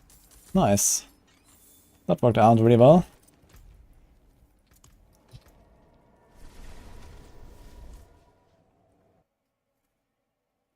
Adaptability aspect is on rings. Should try and get the rings. Most people play 2-handed hammer for Bash? Really? Interesting. Most people go Ramalanis there. Yeah, okay, I mean you get an extra Bash temper, which is nice. Although you'll have 6 instead of 5 tempers. So that's a 20% buff. And then you don't have to stack Fury, which is also not bad. And then you can also benefit from the 2-handed passives, right? So maybe 2-handed hammer actually makes more sense, to be honest, for Bash.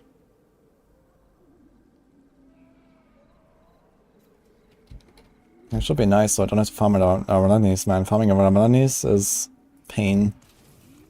Not as painful as it used to be, at least. But in the past it was pain, man. Farming around knee.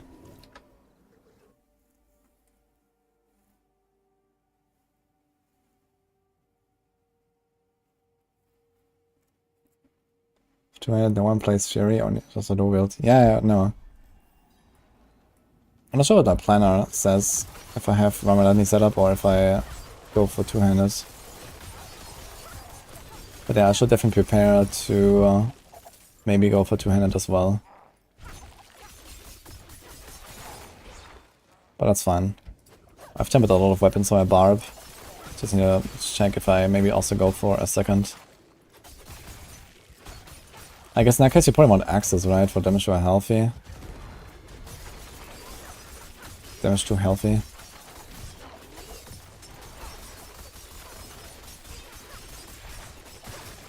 I mean, what else is there? There's swords of crit, there's axes of healthy, and then there's... I guess you can go swords of crit damage, or there's the all-power maces. If I don't go dual wield, I guess it doesn't really matter anyway. I actually salvaged a lot of axes, so I'm gonna pick them up again.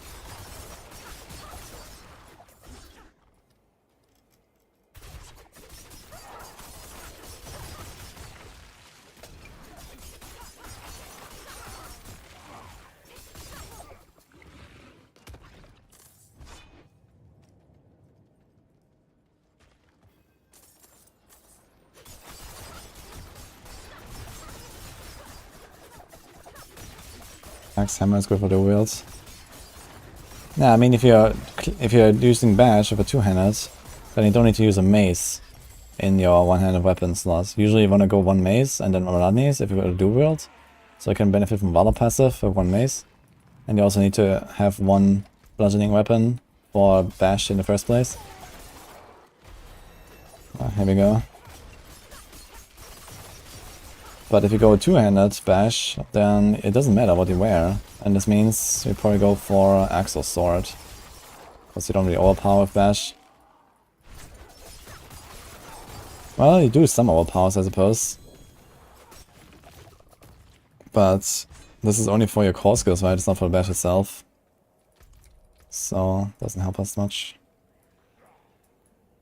Okay, it's time to fix my stuff here soon. 1, 2, 3, 4. There's supposed to be a strength glyphs here, right? Turf, diminish, control, tracker, canny, bane.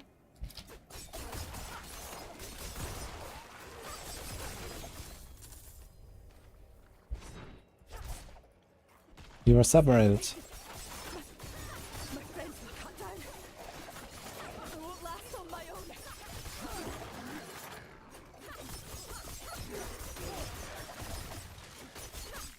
I can't take anymore.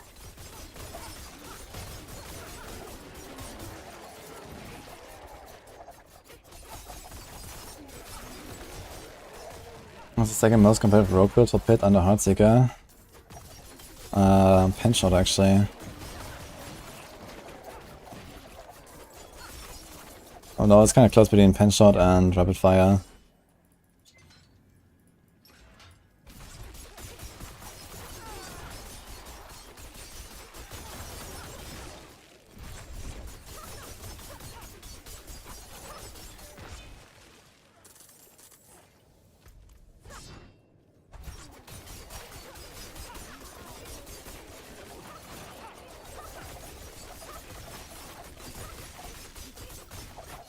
Has that patch this afternoon?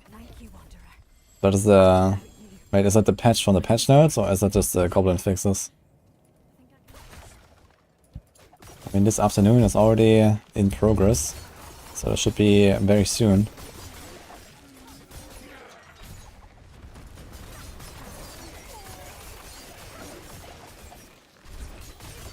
Can you link it with the hotfixes? So the big patch is not coming yet, okay. Thank you. How's everything on Andy? Actually it feels less clunky than I had anticipated. You have so much attack speed that the flurry animation is like... not really longer than a puncture basically. So it's fine, and it gives you the buff, and it gives you the close quarters combat sometimes. Like sometimes I'm not like dashing or shadow stepping, so I can like easily activate close quarters as well here, which is cool.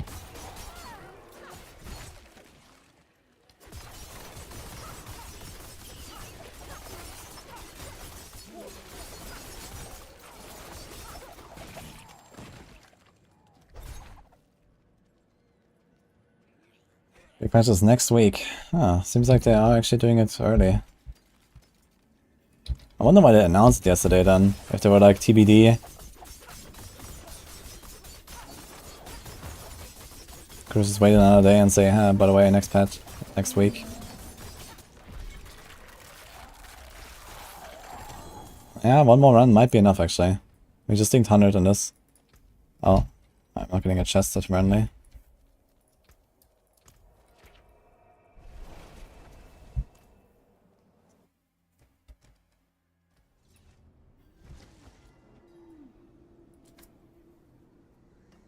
Sunday afternoon, some issues discovered, will update as this goes out.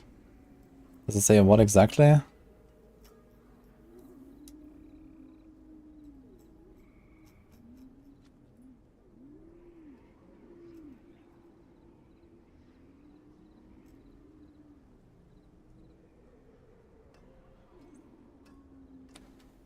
So this doesn't have a date yet here, it doesn't say a date. So where's that coming from that it's next week? Because it always says dates here, usually.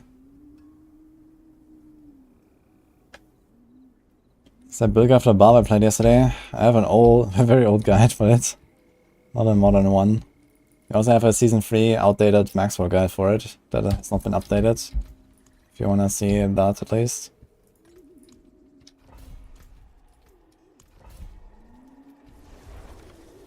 Let's go link that. 1.42 next week. Okay, Minus Blessing is now live.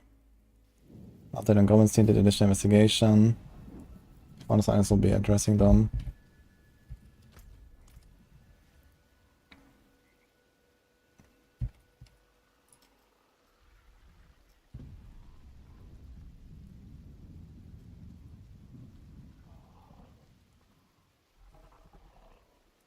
Ah, yeah, once patch 142 ships next week. Okay, so you have until Tuesday with the 35% XP buff. It will be 25. So they're basically nerfing the Mother's Blessing buff. Nice.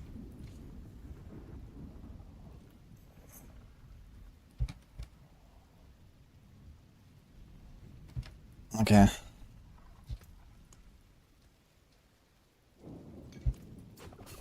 I'm not gonna pop new elixir now for the last few dungeons, it's fine.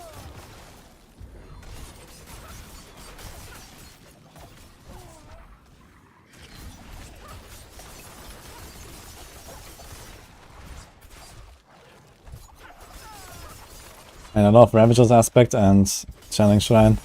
Just perma Shadow Step. Feels like a Sorc now.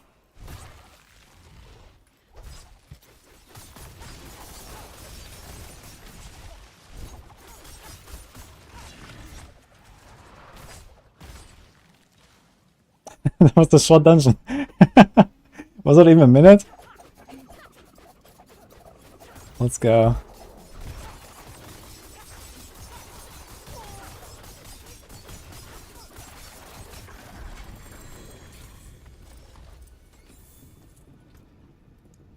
Okay, we need one more, then we have to glyphs levels.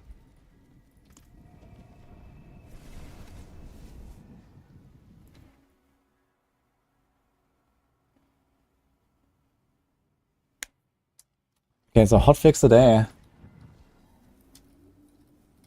Hotfix coming today.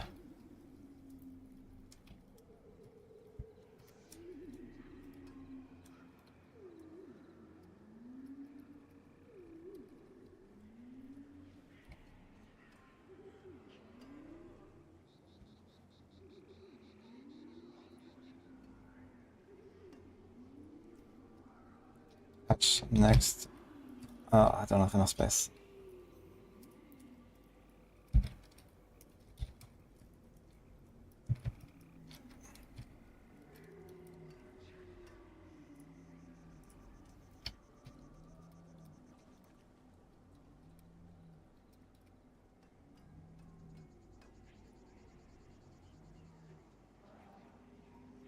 Where was it? Here.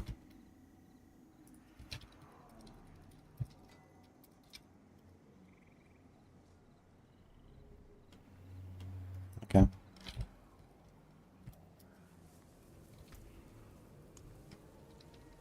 What do we do?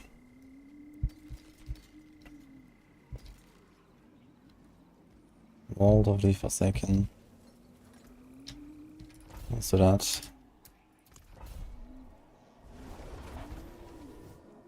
Why your temper don't drop anymore on your Rogo? Is that a bug? I don't know what you mean, your tempers don't drop. Maybe you have all the recipes, and then there's no more drops. Usually it takes like around to level 70 or 80 to get the recipes. We got an evolution, guys, Rogu.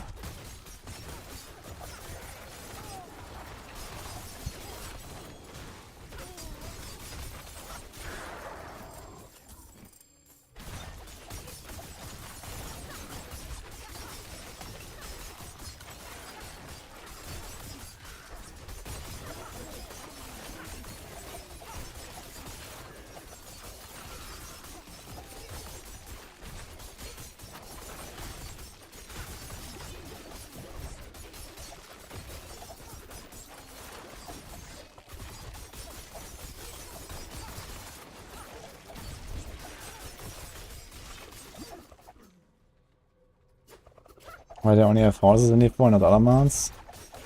Yeah, so far I've been trying to not stray too far from the original art style, which is like just like this, you know, kind of realistic, dark, fantasy style.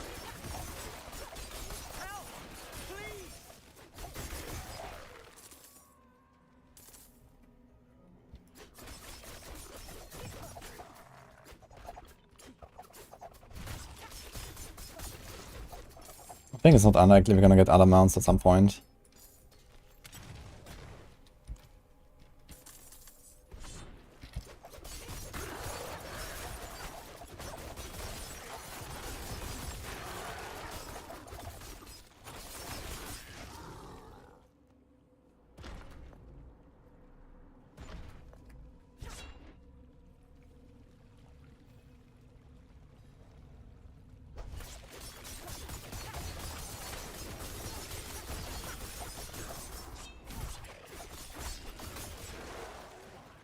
Kind of strange, like now that I'm at 100, I'm like, why do I even want to kill all these monsters in Diamond Dungeons, you know? There's like not really an incentive.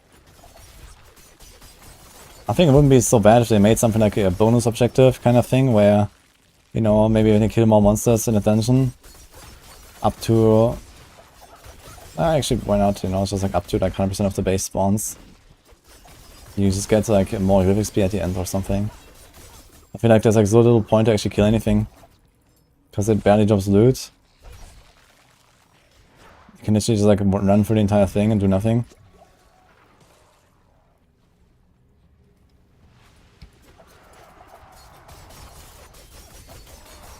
Roju. Roju?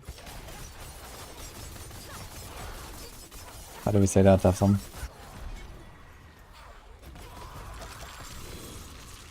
And here comes the 21. Nice.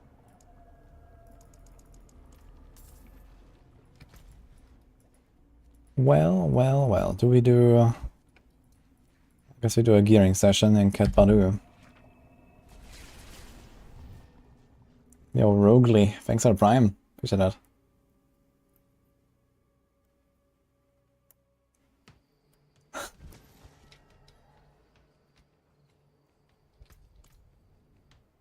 You love them, but Diamond Dungeons don't drop it for the last 2 days. Maybe you're missing the one from the Iron Wolves and one from the Season Journey. There's Worldly Fortune and Natural Motion. You can only get them from those 2 sources. All the other recipes, they just drop when you play the game.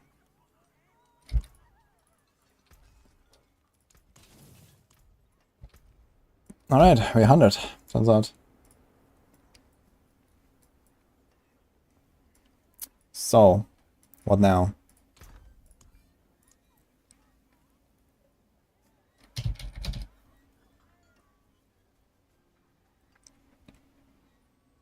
Caltrop size. Caltrop's duration. Maybe more daggers so you could like temper these. This one has int.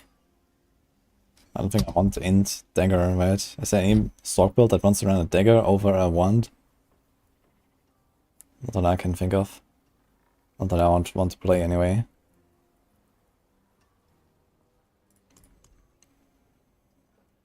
Kinda same story here, I guess. What about Necros? Wait, can Necros use wands? Yes, so they can do wand, dagger, and swords. So is there any Necro builder I would want that? Probably not either, right? You always go wand, basically. So, screw that.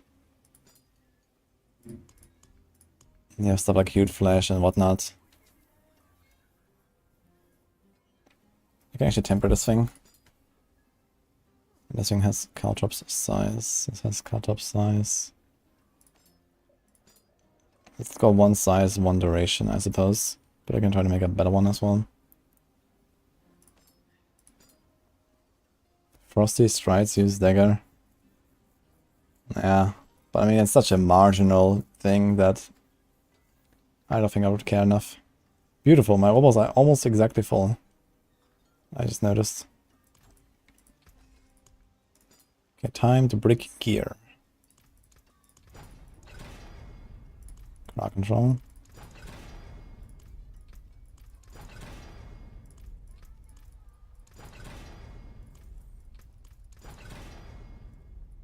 To count observation.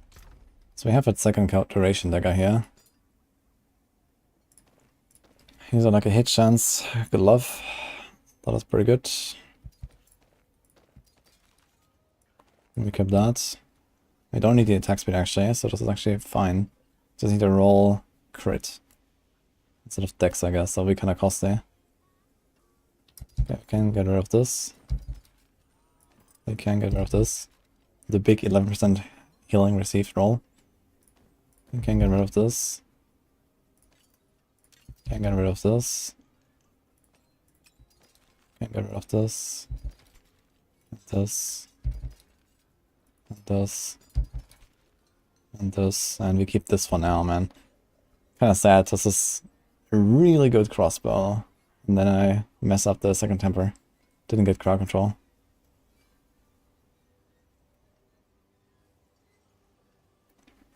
Alright, so what else we got? We need boots. So first of all, what is the resistances like here?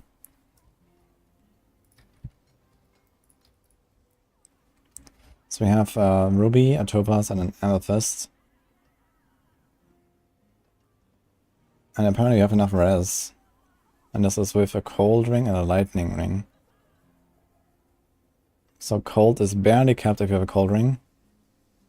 And lightning is unnecessary, so you need one cold ring and one random ring. And we have no res rolls anywhere. Okay, nice.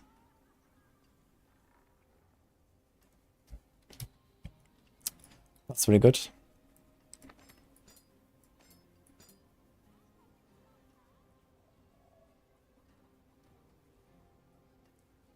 That's a lot of life you got there already. It's kind of nice. Now we need to look for chests. First of all, let's salvage all this stuff here.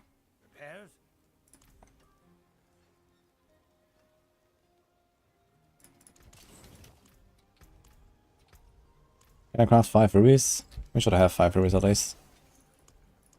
Can craft 3.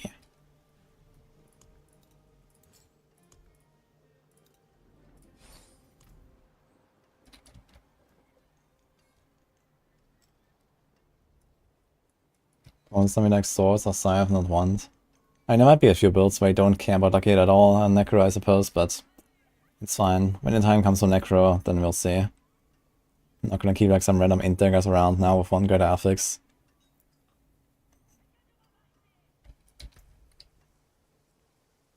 Okay, let's put this in a stash. These are Dark Shroud chests.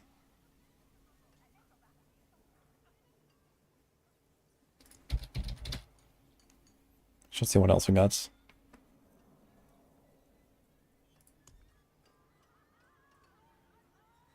There's a Barb stuff. This is Int, Dark Shroud.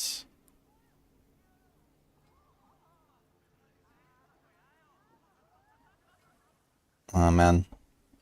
Wrong greater affixes, man.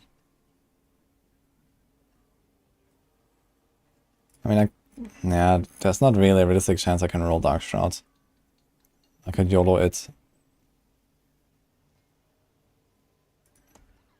That's a really bad idea. So I need to find something that has either Subterfuge or Dark Shroud on it.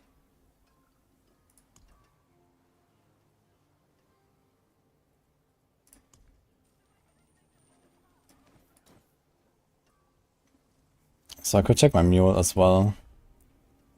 We also want pants. So where do we put armor here? Dark Shroud, Dex, knife. So armor goes on the pants. Do we do an armor temper? This thing has 10,000 armor. It actually has 2 rolls. So this is movement speed, armor, life. So this is, so we have more dodge. This is 10 dodge, 10 dodge. The other option would be to just go for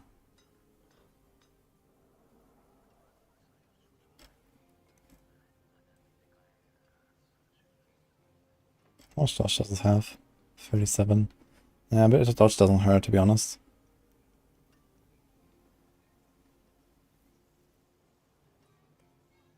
But of course I have a dex roll here in the boots, instead of an armor roll.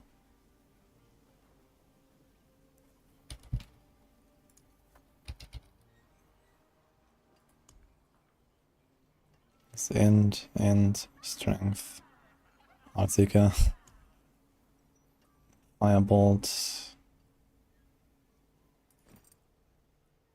Wonder if we have like any double greater. Here's double greater with armor. I wonder if that is enough.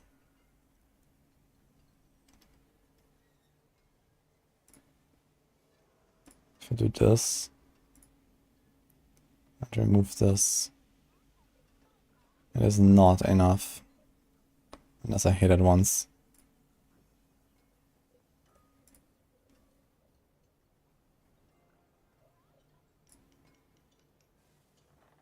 But this would give me a dex roll on the boots.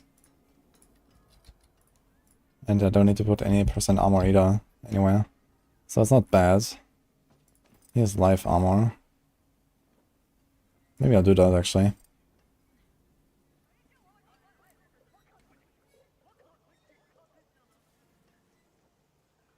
I guess dex life would be cool too, but I'll take this.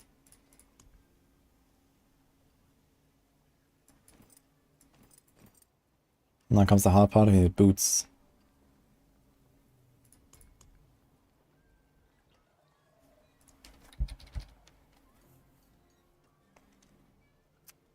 So here's life, but you need to roll speed. So here's what we want.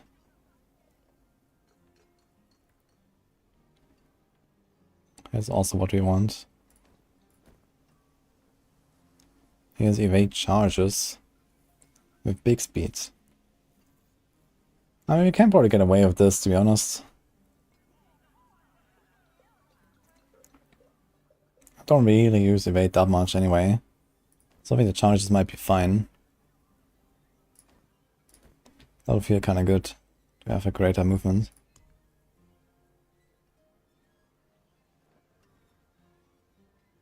There's a lightning rest on it.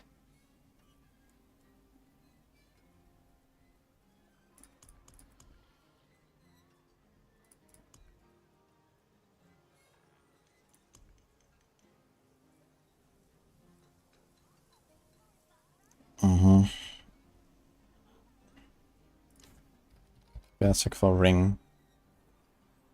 So 1 random. We don't need this actually, we don't need attack speed on our ring. So you want lucky hit, greater would be nice. Percent damage and dex or life. So I don't even mind something like this here. But this is tempered already.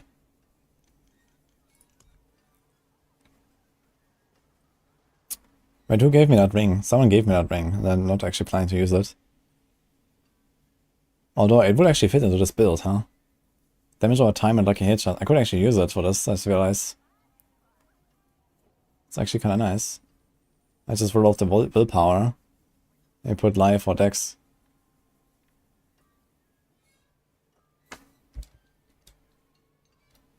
House and Diablo was Heartseeker. Ah, pretty good. Okay, if I do this ring, I need another ring that needs to have cold.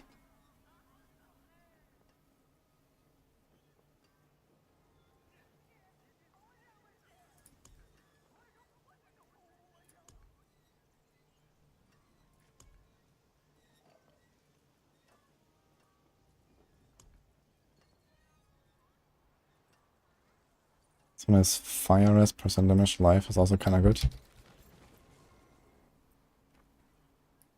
Slightly worse version of this basically.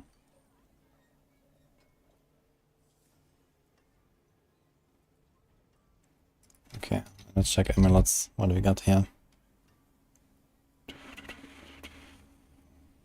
Movement speed, dex. No. Here's movement speed, lucky. What do I want here? I guess we want movement speed, right? If you don't get another passive. So you want lucky hit. It's not terrible. If you can roll like fishes or something. And there's a bunch of passives that kind of do something. But I think we want frigid. Here's another one. Cooldown, brute force. Movement, lucky hit. Movement. Has 5 tempers left as well. That's a lot of movement speed we're gonna have. I think I'm gonna have too much movement speed actually. To do this. We have 2 greater boots and stuff. We don't need that much movement speed. I think at some point we also can just remove Moonrise. Question is, what do I do if I don't run Moonrise? It's only really pestilent points, I suppose.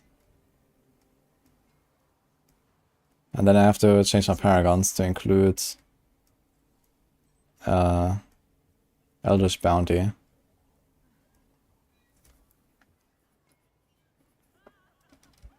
Watching Summer Games Fest. Only like whatever is like relevant, I think. That's like some Diablo 4 stuff.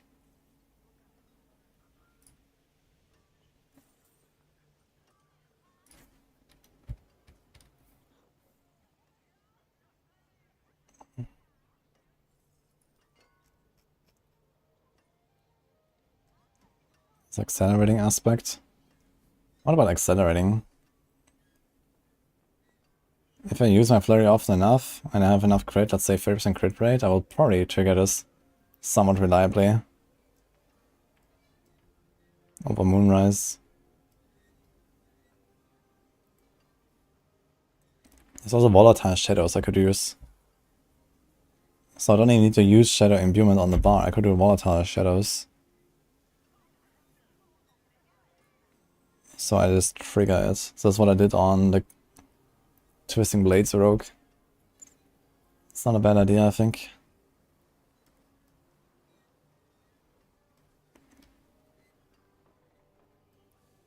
But it does me work on the most important phase, which is when I burst the boss. Because the Shadow Imbue only lasts 6 seconds, which is not very high.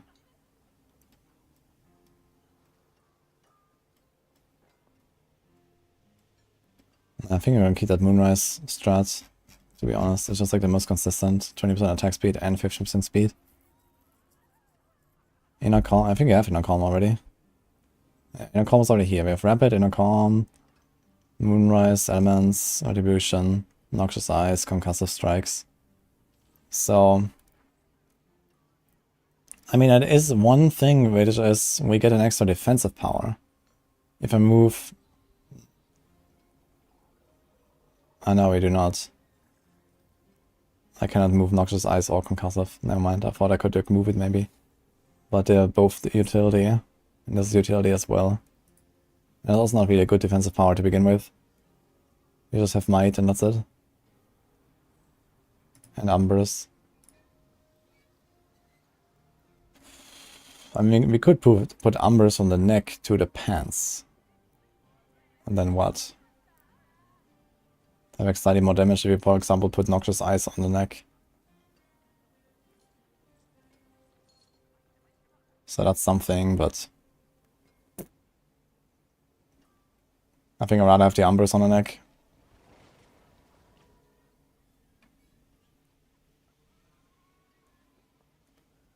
Kills here 51 times, no wild heart boots.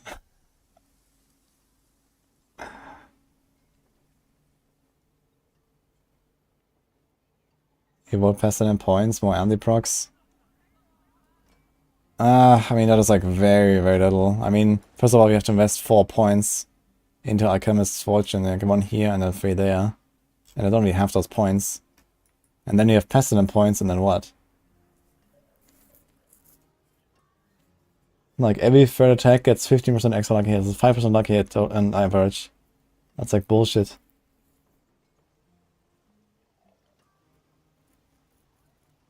Noxious Eyes on the neck. Yeah, I mean, if you want to burst down the staggered bosses, sure, but like, we don't have that much crit chance. Even with all the lucky hit and stuff we have, Umbers on the neck is probably the way, I think. Just to get more consistent Dark Shrouds. On the other hand, I mean, we are freezing and we have Shared Misery and all that stuff, so we might not really be that much in danger against normal packs. We can like easily get our Dark Shrouds. At least once they have a crit chance. This has 26% crit chance with just a glove roll. Not upgraded or anything. Plus we get a little bit here, so we have like 30% crit chance in most situations. So a 30% crit chance. Our lucky hit is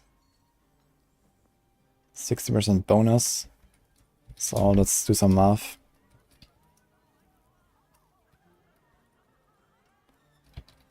So you have 336% lucky hit per attack. Let's say twice per second, so we have 672 lucky hit. Let's say we have 30% crit. And then we have 60% chance to get a shroud from a normal roll. So it gives me 1.2 shrouds per attack. On average, which is still pretty good, honestly. Even on a normal slot. That's a lot of Dark Shrouds. So we could probably go with Noxious Eyes on the neck. And we free up the glove. Well, we do not actually. We put Shared Misery on the glove, and we put Umbers here, so we can do that.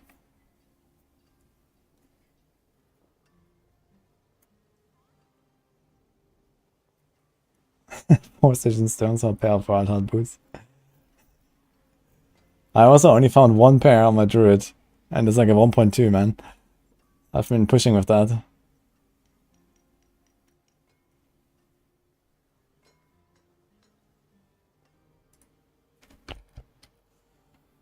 Okay, so this means we're gonna stick with Moonrise in the end. So you don't have to roll any attack speed anywhere, and we're just chilling. So I don't like this Pestilent points idea too much. Without Eldritch Bounty even, I don't even have Eldritch Bounty. And what could I remove for Eldritch Bounty?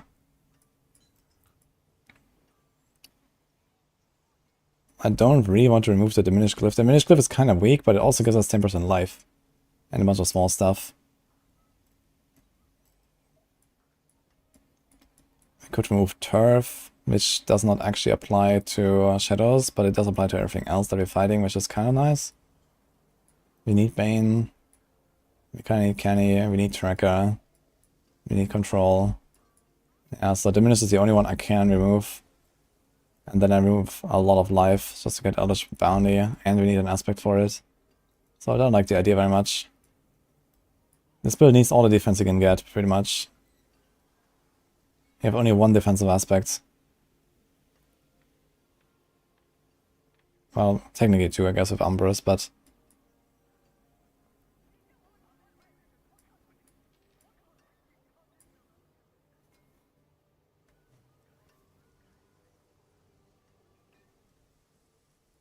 I do recommend Heartsiger over Earth, yes.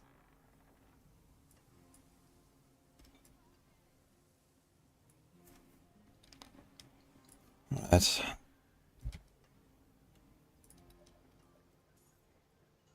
Let's see if we have any cool necks on an alt, maybe.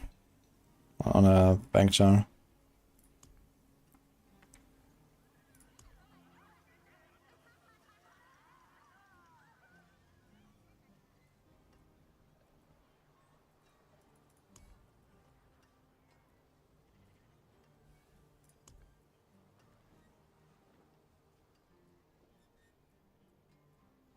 Big life and movement speed. Okay, chance on decks. Okay, chance. The thing is not rolled, actually. Has crowd control. Wait a minute.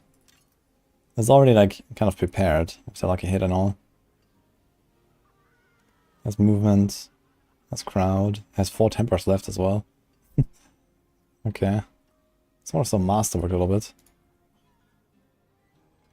We can roll off the life and try to get a passive. I think it's 4 to exploit, but it's vulnerable.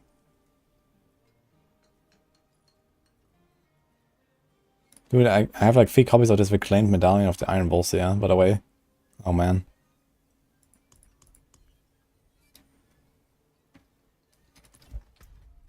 Alright, time to check our mules.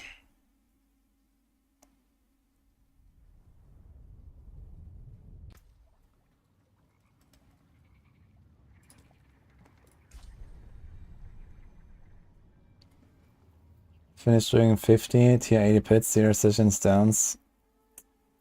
Yeah, but the patch is coming on Tuesday where they increase the top rates. How fun to find this build? It's a pretty fun build, I think.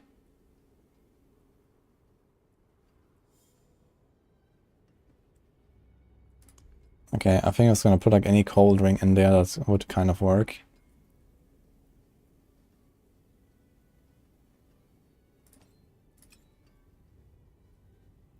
Yeah, we specifically want cold res.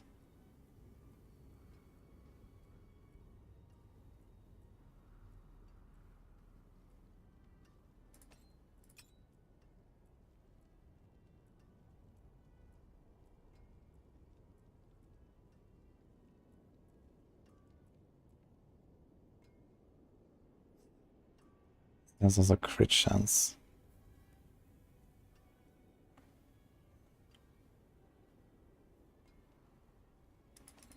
Nah, let's leave this for now.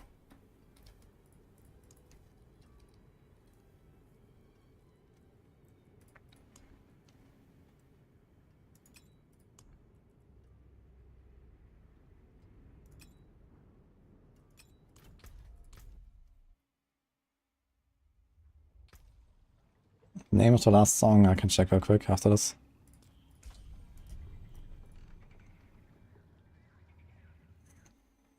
Will be like 2 minutes.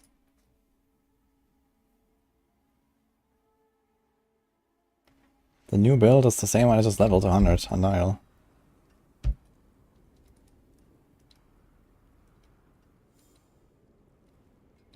Is a damage or time ring with cold.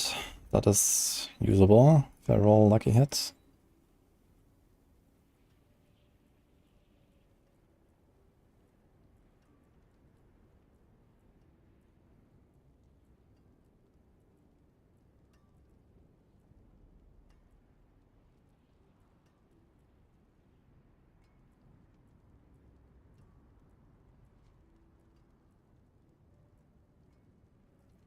Okay, so we have 4 rings to choose from.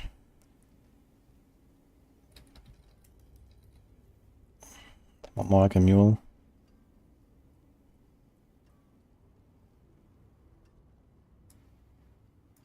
It's like a random int ring here.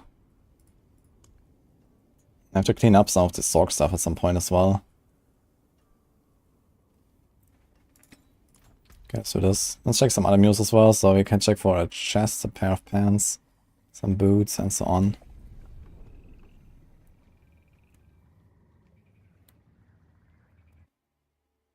Oh, you had it? Okay.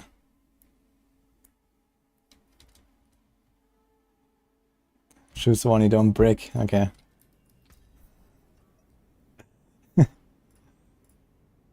Yeah, gun spikes on your that's correct. Okay. Any Darkstraw chests? Here's one with armor. There's one of Dex. So that's a really terrible life roll there.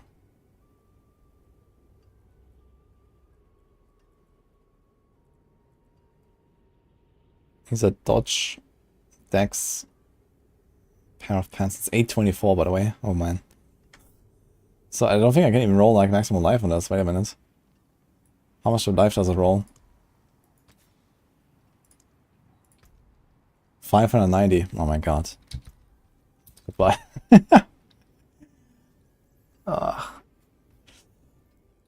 Okay. Here's another one though. The same stuff. Look at my triple GAs, man.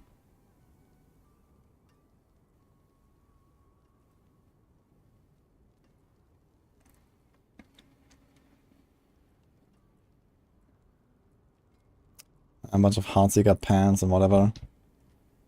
So you have backup chests here, but we don't have a better chest, so... I wanted to check for boots. Oh, I actually don't have any boots. I deleted my boots mule. And glove. I also do not have any glove. Okay, so we have what we got already. I'm not the founder of Maxwell, but I have been there since pretty much the start. I was like on the original D3 team when we got started.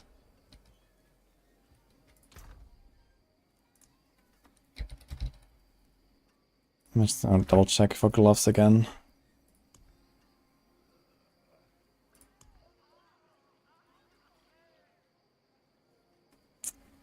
Big attack speed.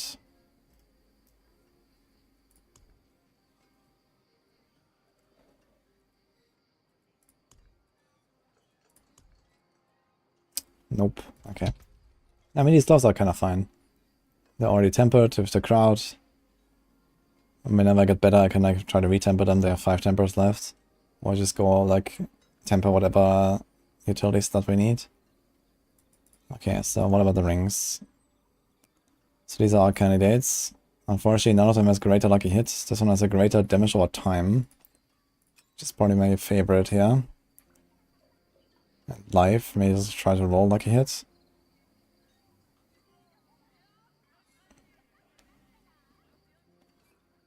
And amulet, we have... This is already ready, basically. It even has the right imprint, technically. So you can see how much the rerolling is. Let me try to hit Frigid Finesse on it.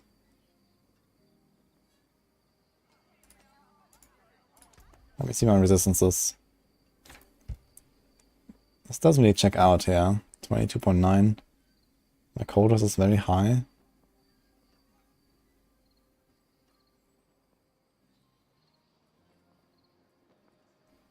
So if I put a big gem, it's plus 45, right? So I'm missing 2.1 right now.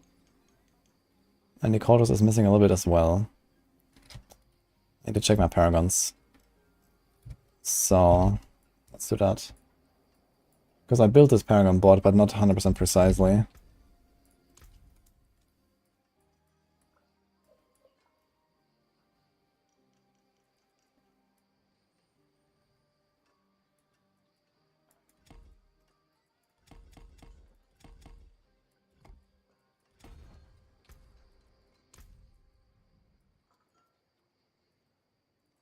Let's put all the glyphs in the right spot first.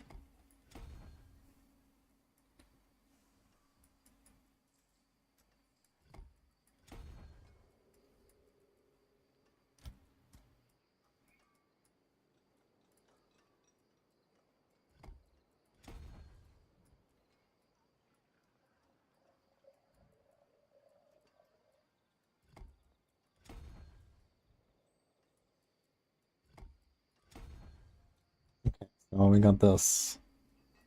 We have too much strength. Okay. Then we have this. This is 49. This is 49. We don't have that rest node.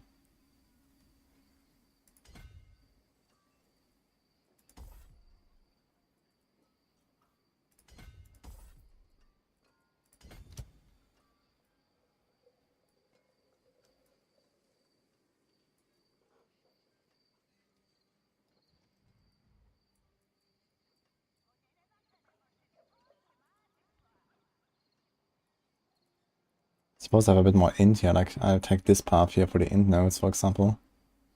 This is 3 int nodes and 1 dex, and this is 3 dex and 1 strength. So this might also contribute here to res.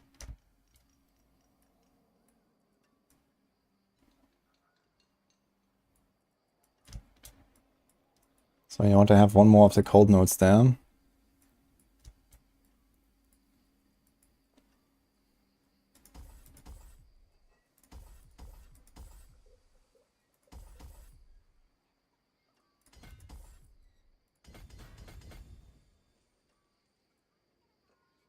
Okay. Okay.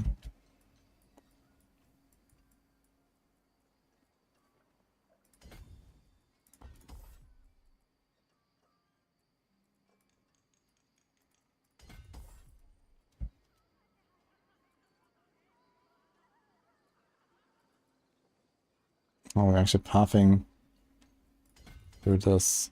Ugh. So this is where the rest comes from, I guess.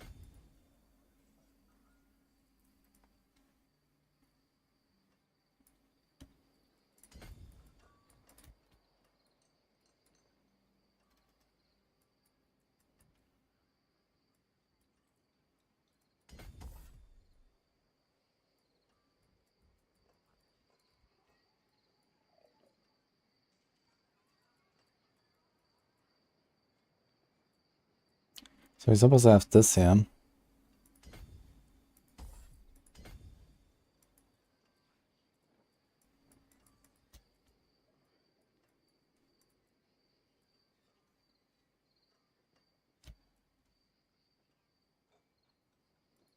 We're supposed to have this strength node that I'm just missing now. Unsure where.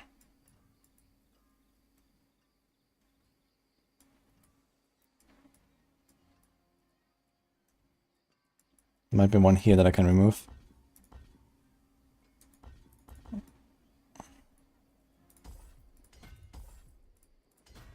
So that's a thing apparently. Here's also a thing. Okay.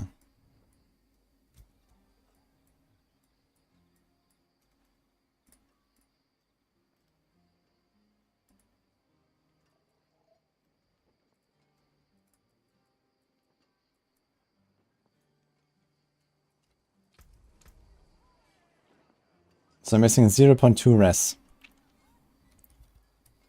How much do I get per int? 100 int is 2.5. So I need like 10 int or something.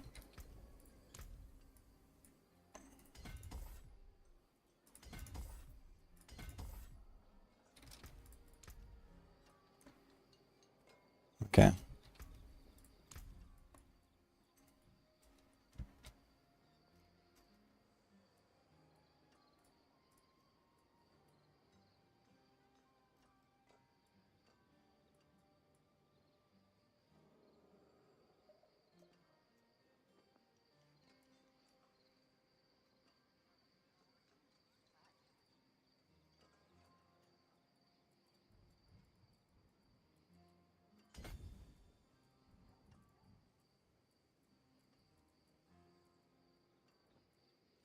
Okay, I think I fixed it.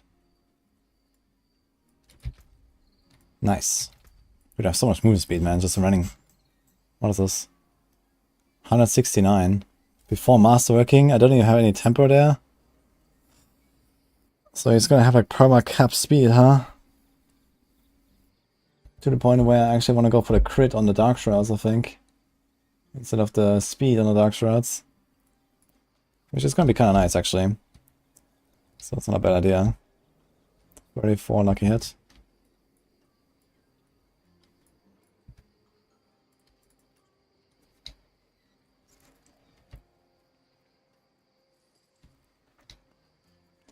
We're not a fan of bursting venoms. You mean on this build? Yeah, you can trigger bursting venoms with pestilent points. But only every third hit actually is a poison beard. And then you need to trigger the bursting venoms. And then, okay, the bursting venoms does a bit of poison damage as well. It's kind of like a half an Andariel's proc or so. But it doesn't work with some of the modifiers, like Tracker Cliff, I think. So the damage of bursting venoms is not crazy, and they also have to stand in it for 3 seconds. So I don't even believe in that very much. Perseverance has a bit of like a hit chance, but apparently I asked Eva, and the like a hit chance of Perseverance is relatively low apparently. So maybe I would get something like, you know, 5 to 10% more Andarios procs if there's enemies standing in the poison pool, but I'd much rather just have something like, I don't know, Inner Calm.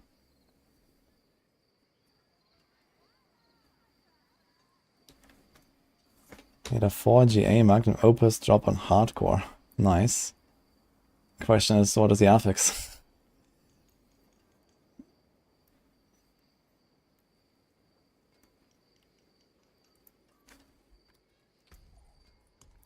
Yeah, I think we're going for this, yeah. We're gonna have enough crit.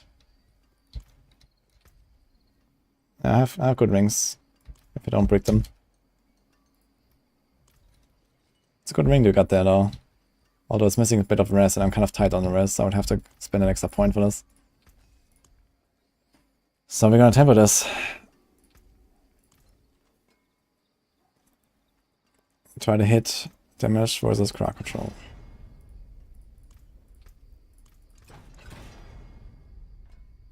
Mineral. Okay, I guess we're gonna go for agility cooldown reduction, which is 3 skills on my bar actually.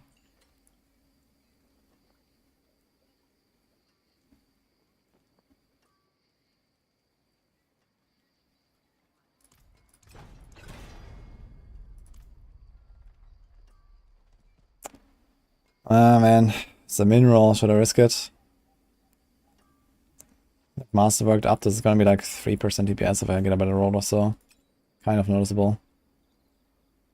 What is my alternative ring? Basically, it's gonna miss... It has the same like a hit chance. And it's gonna miss like 30 additive.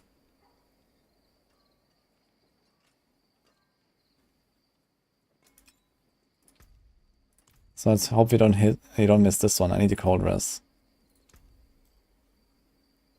Because I'm exactly at cap with the ranking here. Oh my god, man. Are you fucking serious?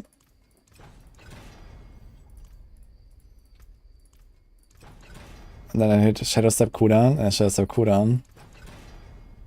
And Agility cooldown.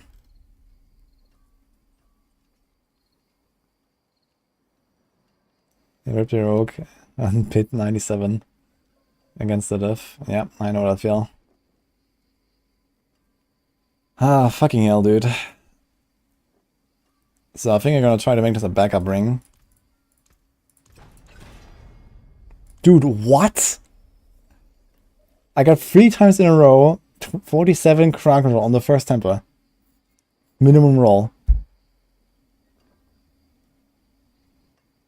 That's unbelievable. Watch me get Shadow Step now. Dude.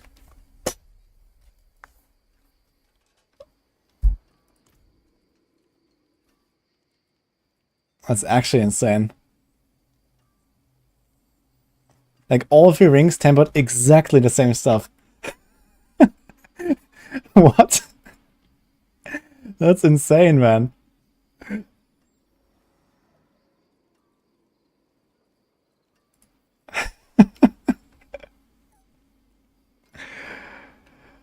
I have 4 left. Do I YOLO it? It's a good ring, but I don't want to go with minimum crowd. We have a backup ring here.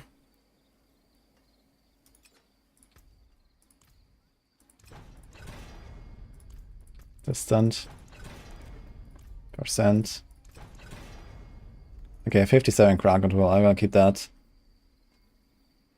Now I can try to redo the Shadow Step and maybe hit one of the others. Basically any of the others is better, I would say. Maybe not the Caltrops. I would like to hit a cooldown for agility. Hit Caltrops. Alright, unlucky.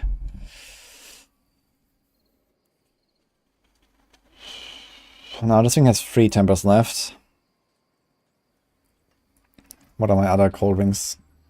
This has damage over time. This is a dexterity, and this is a dexterity. So let's try to make a backup here.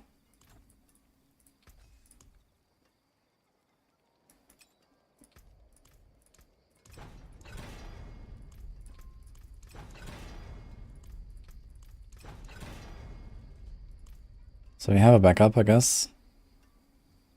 I'll try to improve this. It has 3 tempers left. The life roll is also not great on it anyway.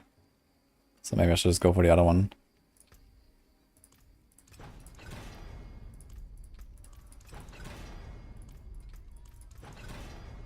Okay, the string is dead. So we take this one.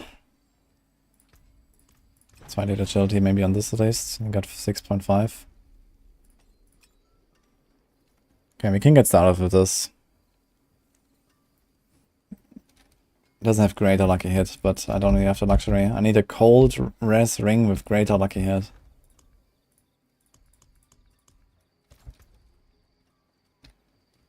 Okay.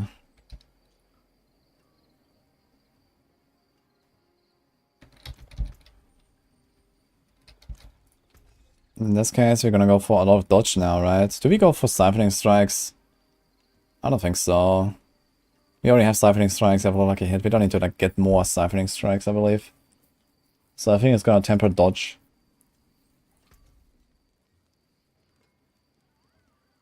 Concealment, cooldown, agile. Agile is not terrible. Wait a minute, is agile actually better? I guess technically agile is better than dodge chance. But it only works for 3 seconds and dodge is always active. We're not necessarily using a cooldown every 3 seconds. We go for dodge.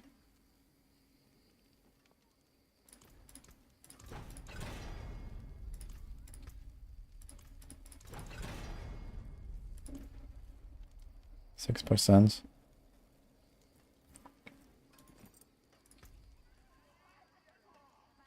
I don't need to roll these pants actually. I have pretty high dex roll too.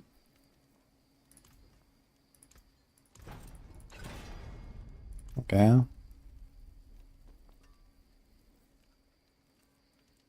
So let's do the boots. Actually, I've had strat. You go on the Sorc.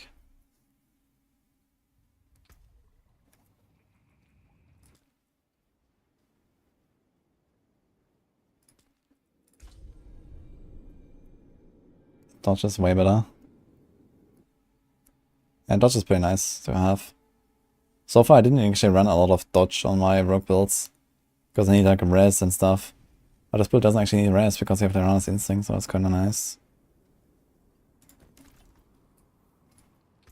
Okay, life hack guys. Sorcerer Motion has only 3 options. Let's do it. 8% move speed. YOLO.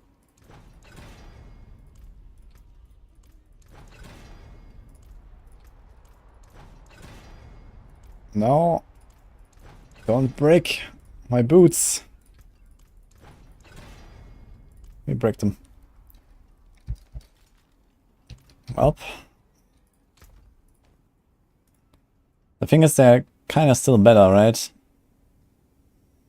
But also like maximum range charges instead of attacks reduce evade cooldown.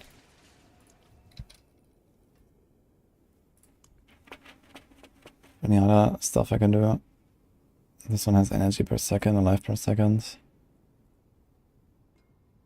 one has lightning res. This is spirit per second and willpower. This is a greater dodge chance.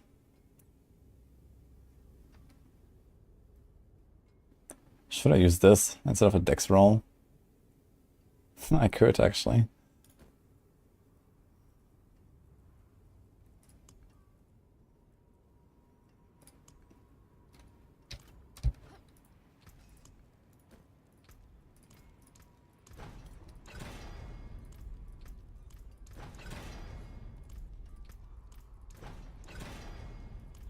Dude, what is going on?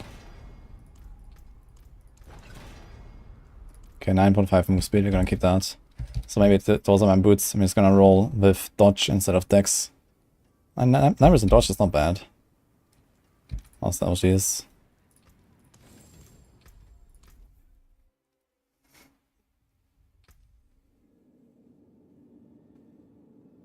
Can someone explain why crit damage fluctuates? That's probably because of all kinds of conditional effects that you have in your build.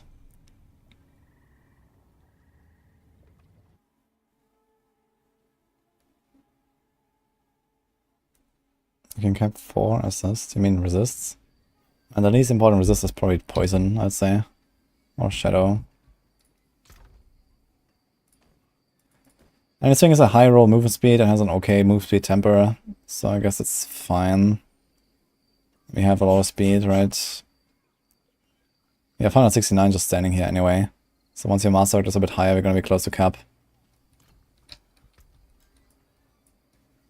I probably can remove Stutter Step actually. Into this. What else do we put on a tree? We have like no agile right now? We do. We got this. A second point there.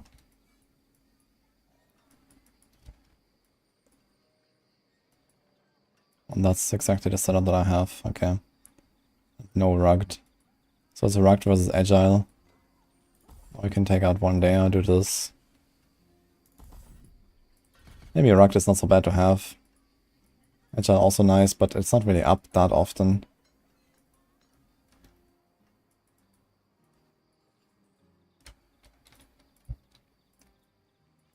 Okay. It's gonna be a lot of dodge. Just standing here, how much do we got? We have 34 already without masterworking anything. And I can't really masterwork anything for a while anyway. I need to start farming Neef Iron now. Okay. So I think we kind of got this stuff. I need a better... Wait a minute, I need a better crossbow. So we can't actually use this one. Didn't we have one? Here's one of 110 crowd. And 63 puncture. And a really shitty percent damage roll.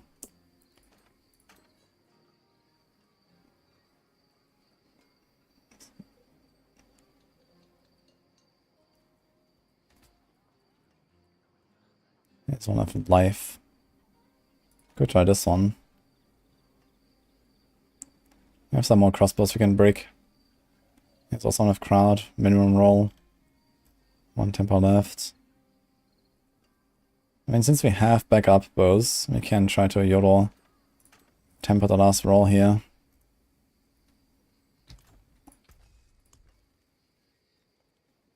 This one has life though. This one also has life.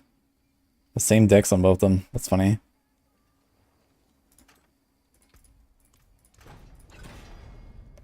Okay, high roll crowd. High roll forceful arrow.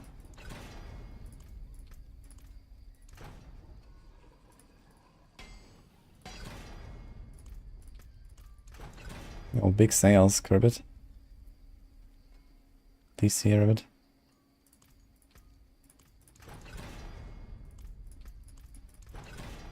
And we didn't get puncture on this one.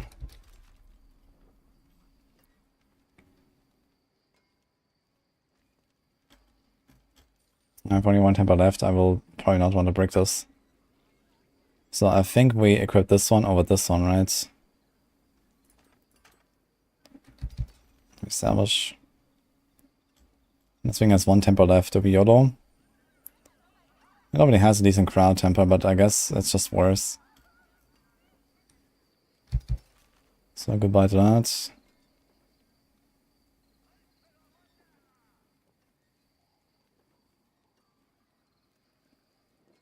What procs was enemies? That's the tempers.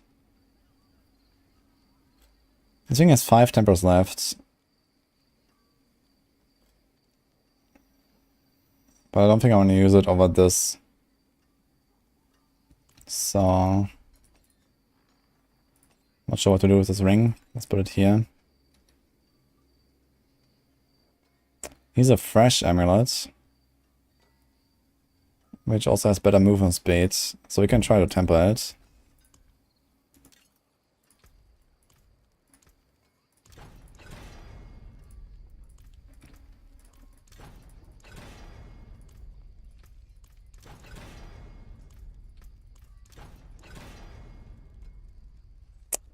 $51 crowd.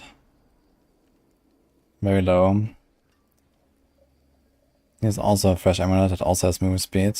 A decent roll. So we can try the same thing.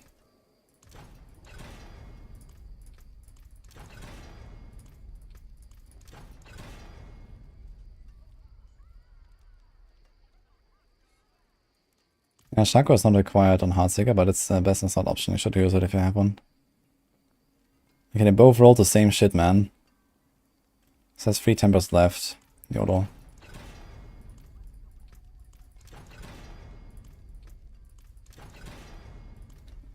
Dead.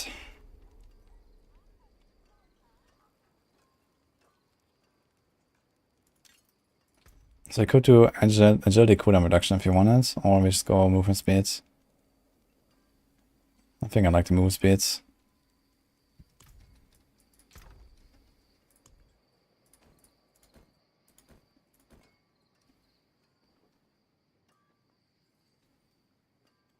Two tempers left to get move speed on this thing.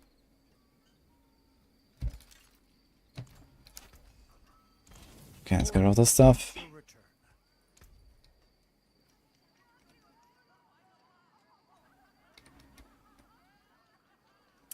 8,200 armor. So we roll life. We roll more life, I guess. On the glove. I want crit on the glove. We don't roll this. We roll life. We don't roll this. I could roll the dex up a little bit, I guess. We can keep this as it is. This too. We roll life. We roll lucky hits. That will be tough.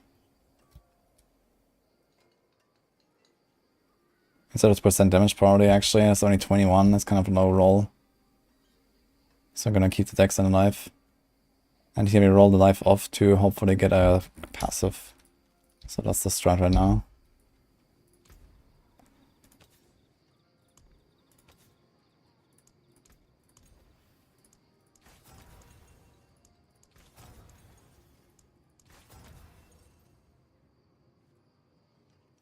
Actually, I might have to go for an armor roll for the start, if I get one. Because I don't have the mats to master this thing up, right? Ah, a warrior. How may win favor, my friend? I also have to temper stuff first as well. So we will not need the days, because you're gonna go stun, stun, freeze, freeze, and then immobilize, right? No. There's only 4 slots. Questions, do we want to go for immobilize? We have to slow from the puncture, that's fine. I do not have any slots of immobilize. So I guess you do freeze, freeze, stun, immobilize.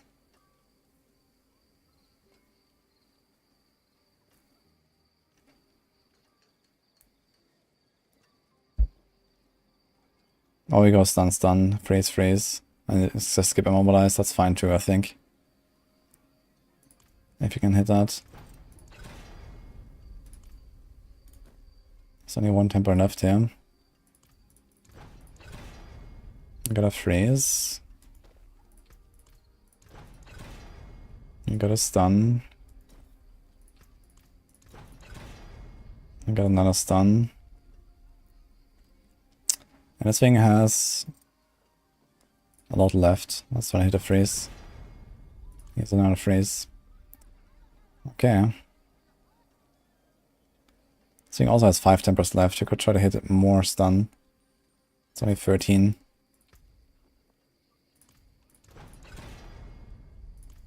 Slow. 15 stun. I'll keep that. And this is fine. They're kind of okay rolls. Okay.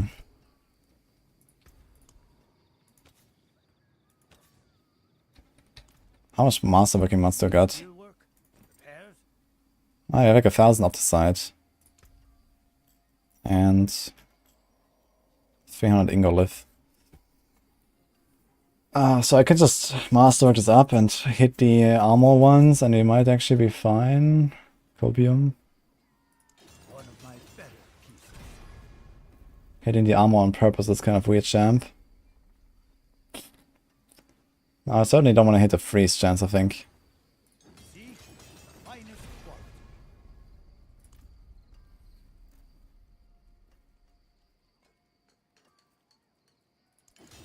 Ha!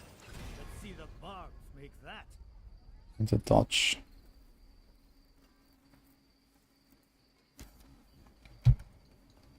Yeah, the thing is, if I do this, I will need one hit, right, without any armored thing.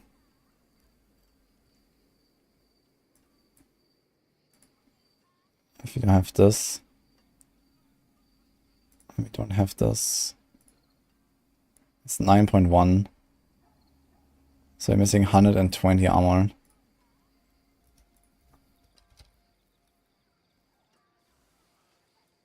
That'll be 1 point, 2 points. And then maybe I can rearrange a few strength nodes. But I don't want to do that. So you're trying to hit it once.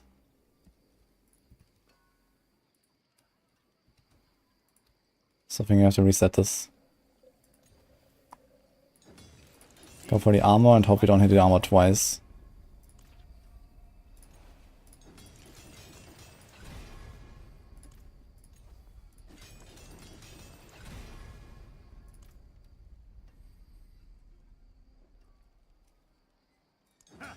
Let's see the Barbs make Now we're missing 100.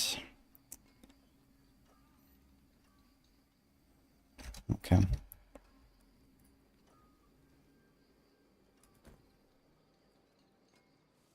one of my better pieces. Dodge.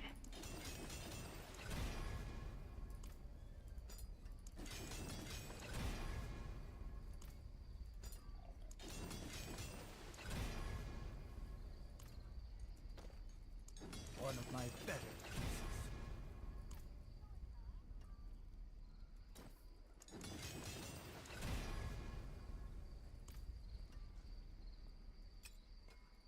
See? The finest quality. Great, that's all willpower. And we don't have any mats. Basically, so I guess it'll be time to grind a little bit. I want to get the 4th. Eh? So it's the last item that doesn't have 4. Let's do it. Where's the alchemist?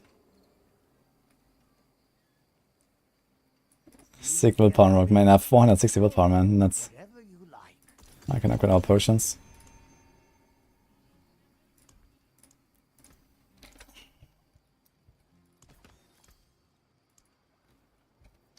Careful. Mind what you drink.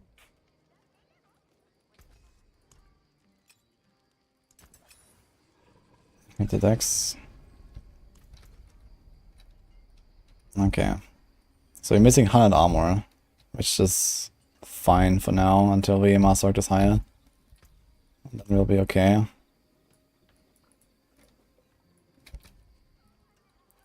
Dodge chance is looking at 39%. Without agile. But I only have 1 point. That's a lot of dodge, I like it. Now we have to roll some shit. So... I want to crit here. I think instead of the dex.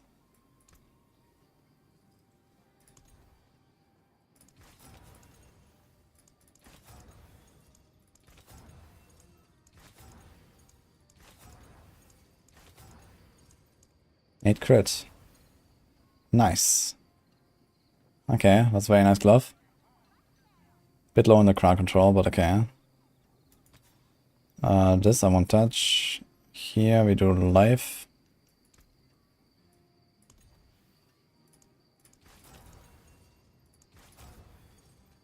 Really crappy life roll.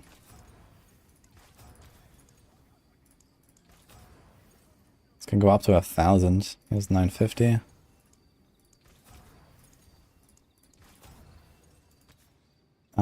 this dex can improve quite a bit.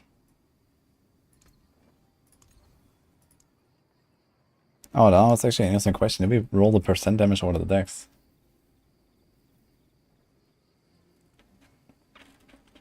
So what can we roll?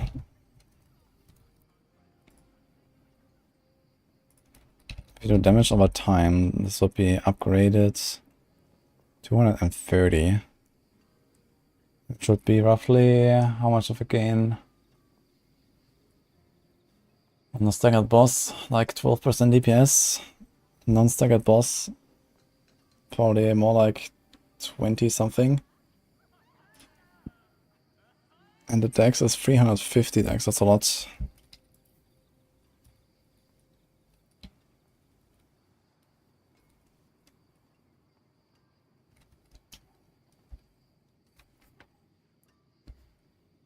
It's 14% damage. And like 3.5 dodge. I think 100 dex is 1 dodge, right? I will keep the dex. My dex is already not super high anyway. Got 198, that's fine for now. I'll keep this. I'll keep that. So I have to roll this thing. So here we can do also dex on life. You could also go for attack speed for the start. If you hit an attack speed, I might just keep it until we masterwork this thing up. There's only 11.5 attack speed. You're supposed to have like 20 here. So this will take a while to get there. Okay, so we have to change this willpower to something else so we don't get it all the time. And we got a really good life roll, so maybe keep that for now. This percent damage here isn't really low.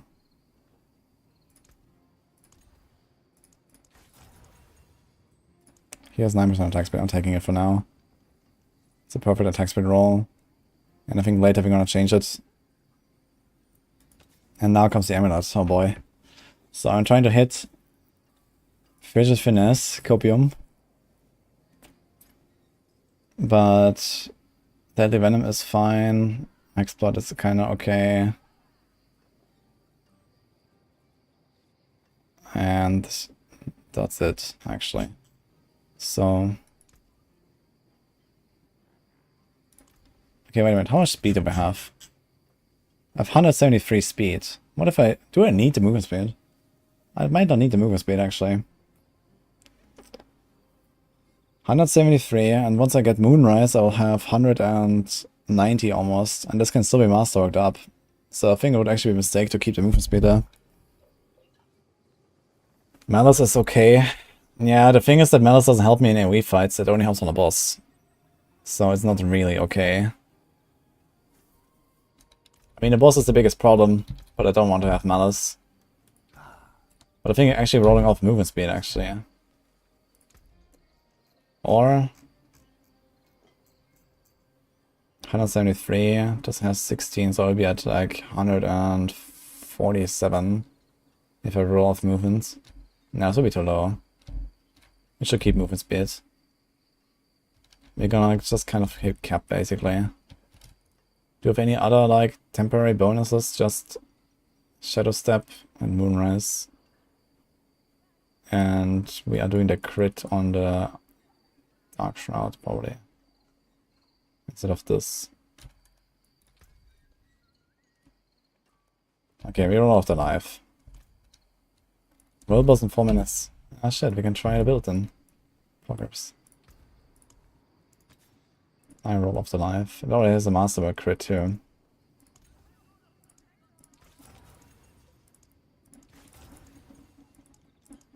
What's up with that dexterity? I mean, 10% dexterity is also not terrible to get here.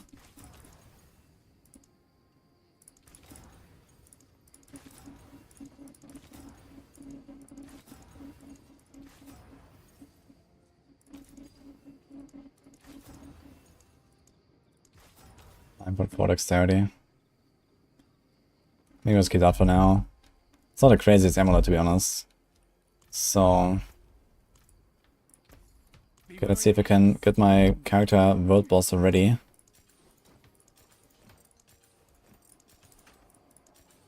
in 2 minutes. We need 1 ruby, 1 topaz, 1 amethyst.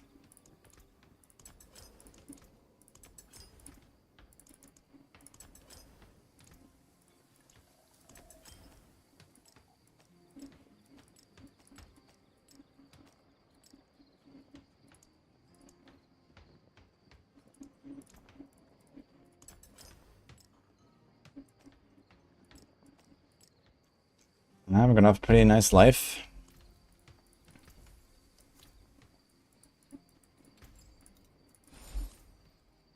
Okay, let's imprint some stuff. So, let's do Noxious Eyes on the neck and see how it goes. We're gonna have a lot of crit chance. We do Umbers here. Maybe it's fine.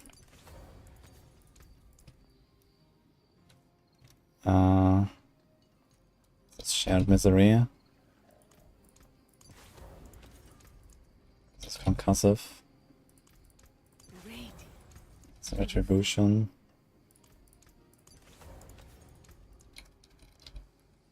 This is Moonrise. This is Rapid. How nice. I think I have to go, right? World boss in 40 seconds. Alright. Let's just go.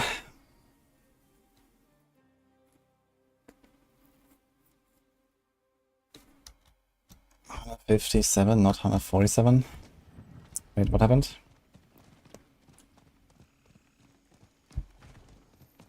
Malice is better than just a damage roll. Yeah, Malice is... I would take Malice. If I had Malice here, I would have 3 ranks of Malice already. Could even go to 4 if I master a bit higher. That would definitely be preferable over a little bit of Dex there. But the Dex roll is not terrible to have right now. It's a high roll.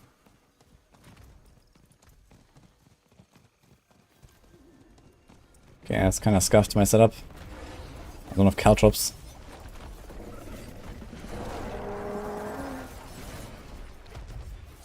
Damage? Anyone? Where's my caltrops? I didn't change my skill tree yet. I'm missing a bunch of aspects.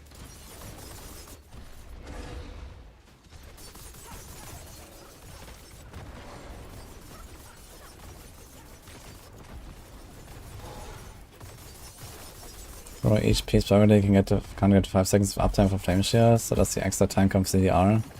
I'm missing 1.22. Yeah, it's not just flame share duration, you also want a lot of attack speed for the hectic procs. This is how I'm mad. With Firebolt, you rely on hectic procs. On other Sorc builds, you rely on Ice Blade's cooldown reduction.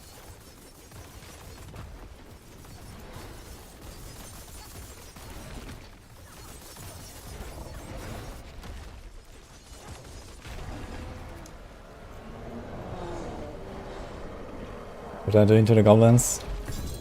They hunt them. Or we hunt them. Okay. Let's go back. It's also a Blood Maiden.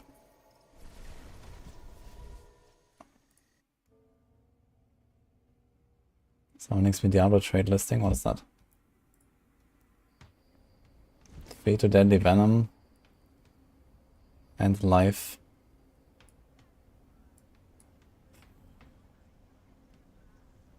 Yeah, doesn't really seem necessarily much better than mine. And 3 to Deadly Venom is kinda nice. I'd like to have Deadly Venom for sure. But it's also just like 3% per point. It's not that crazy to have it. And I just rolled off the life on mine. And softcore. Unlucky. Okay. Like something good fortune. So the remaining imprints. So we have an Inner Calm.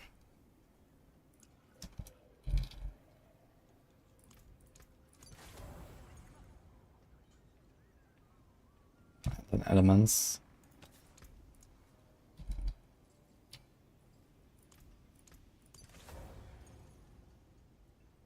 So you have to get some rubies from somewhere. There's one in the Shaco. Anything else that's socketed here? Oh, wait, you have 5 rubies here, nice. Okay, easy clap. 55k life, unbuffed. That's cool. So my life actually feels kind of comfy. And this probably goes to like 60k once I masterwork more.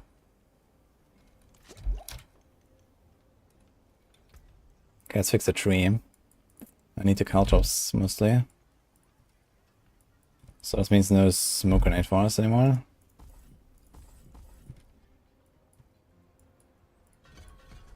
You also get some crit there, which is kind of nice.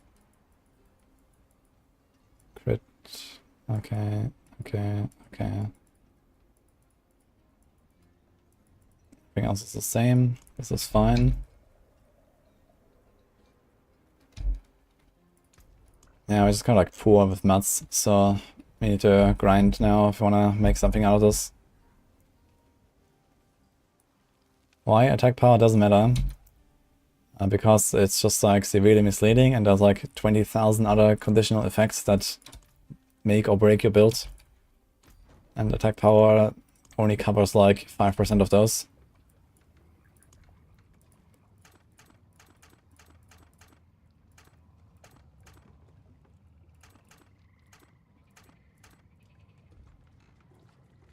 Should probably start here. First of all, let's get rid of that helm. Do we go for the solstice armor again? I kind of like this one, to be honest. Maybe with a different color. It's a seasonal armor.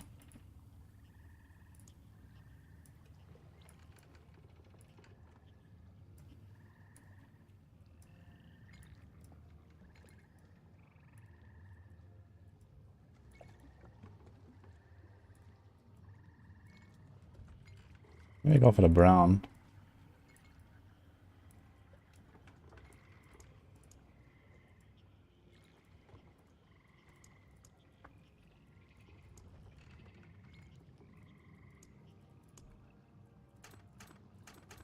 What a small crossbow. This kind of fits, I think.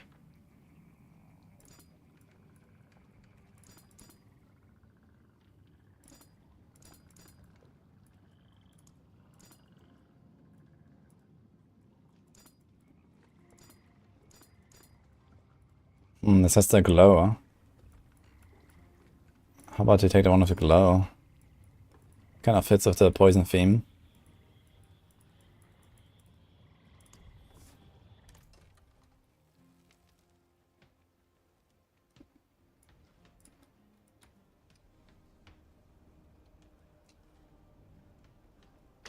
Poison Mirage is anti-poison, which should you aim for? I mean, Andari's build is probably slightly better.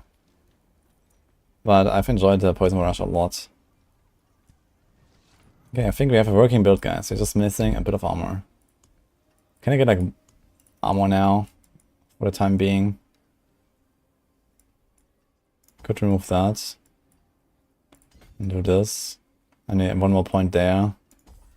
So it can be armor capped. Wait. What?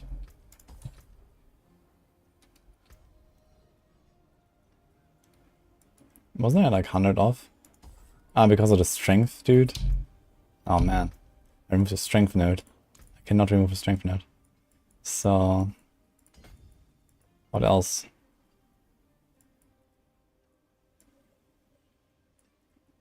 Can remove that. Crazy, okay. Yeah, it works for now, I guess, until we go higher on the Master King.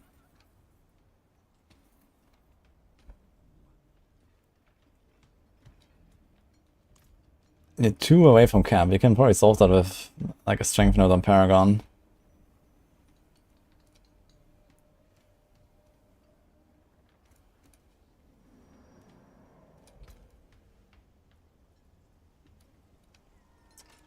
Okay, I think we are good to go here. You can delete all the nightmare sigils.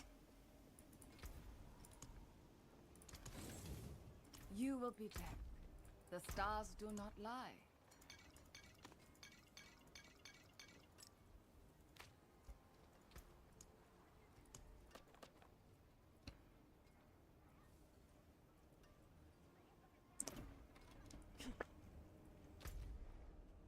I probably want to do the Blood Maiden double quick. Where is she actually? Here. Is he here? A little test on Blood Maiden.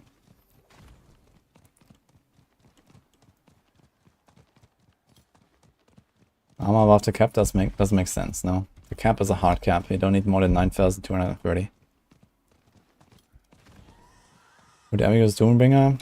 Yeah, Doombringer is not a bad idea for pits on softcore at least.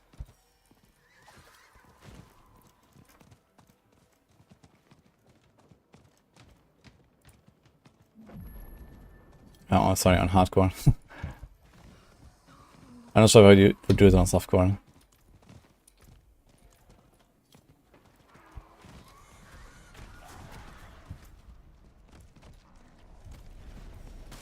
Is the Blood Maiden here left? I don't remember exactly where she is. I think she's like somewhere in the middle here, right? Like, yeah.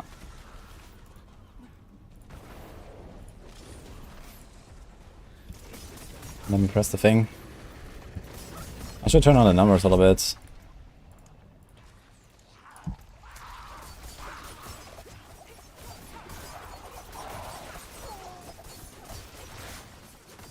Just to see what we're doing now with some new gear.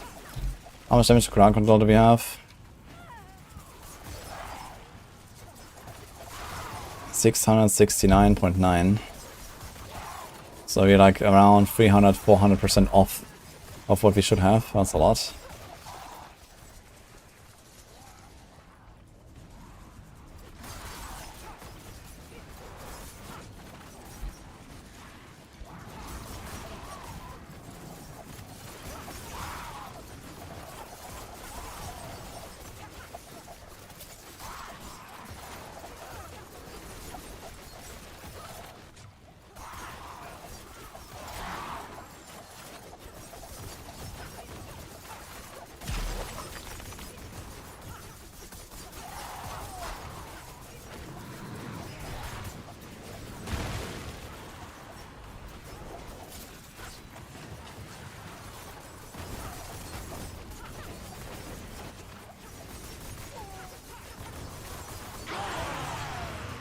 Okay.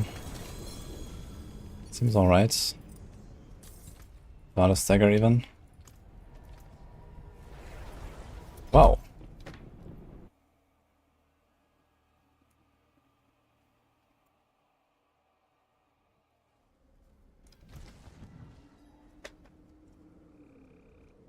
Okay. I guess I got a new chest. That didn't take long.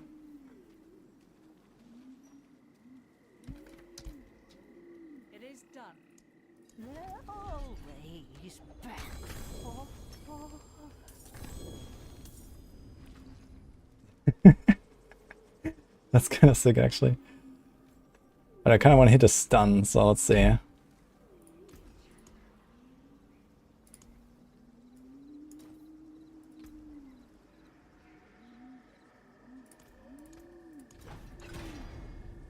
It's an armor.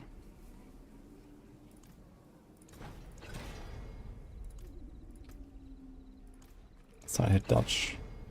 Here's another armor. Okay, so 7 dodge. And we have 3 tempers left. Now how many tempers do we have on the other stuff? Here's 4, this is freeze though. Here's 1, this is also freeze, so I'm not gonna touch the boots. Here's stun, this has 3 left. So we do have a stun on the glove anyway. So worst case, no matter what, it will kind of work. But I don't want to end up with slow at least. And I don't really want to hit the freeze either currently. But I could reroll this.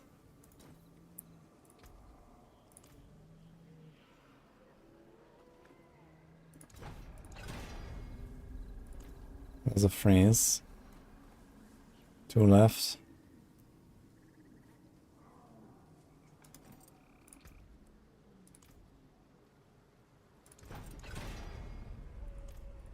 Mobilize. Freeze. Slow. Last shot. Stun. Okay, so we stopped the 2. So we have stun, freeze, freeze. Okay. Nice. Decent roll.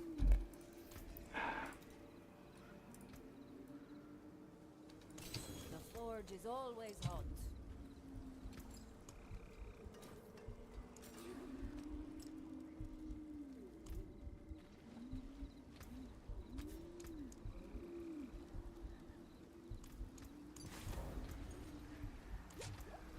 I have a bit more life now.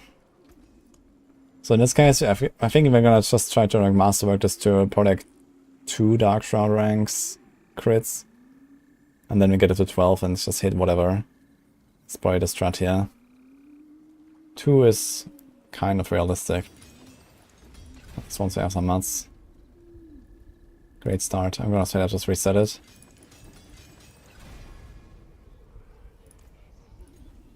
Rare to have something so fine. We don't have any mats, so I'm completely out basically in the safe that. That's a good start to this build. Move speed on 1 malice. I can break that down. Come back if you need. Yeah, we actually have some decent gear. Double greater. Get a greater dodge. But yeah, we still have to improve a bunch of stuff. All the weapons have only 1. Also my crowd control is like just generally kind of low. My amulet needs to be way better. Like I would actually ultimately like to have lucky hit and double passive. Kind of like how I had it on the dead rogue. Like I would probably just use the dead rogue's amulet, but it had vulnerable instead of crowd, so. And this also needs to be a lot more attack speed. But we can get started with this. Yeah, Blood Maiden, guys. What can I say?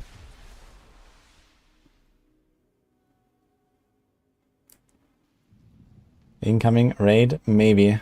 Uh-oh.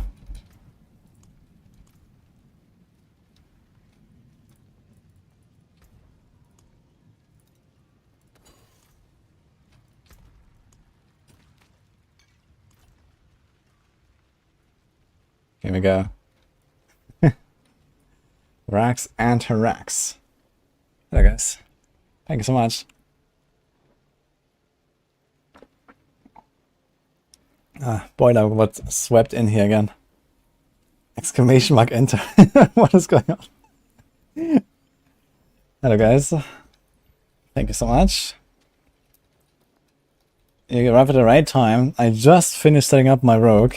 Then I went to kill Blood Maiden and found this chest. So that was kind of cool.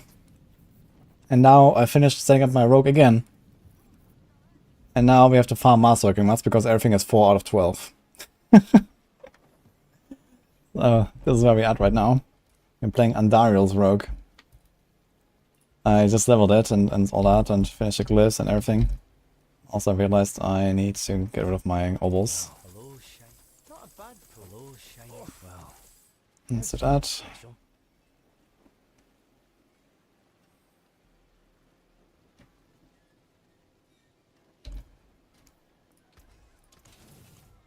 Alright. High play World Tier 4. Okay, I can play World Tier 4 for you. That's fine. Okay, we're gonna start. Let's just start with 61 and see what happens. Should be very chill. So I have not done any pit whatsoever on this character yet.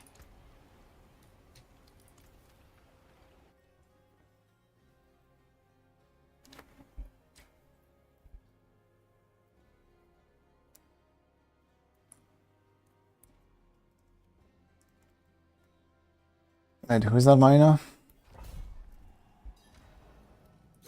In the season, how do you get Millennium Turrets?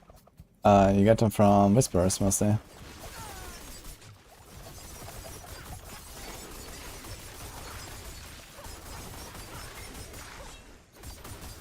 Anyway, what was Rex doing today, guys? So... he's like, is he doing like this 24-hour thing? I heard something about the 24-hour challenge. This sounds kind of funny. Which he'll probably quite easily do, actually. With the buff active at least.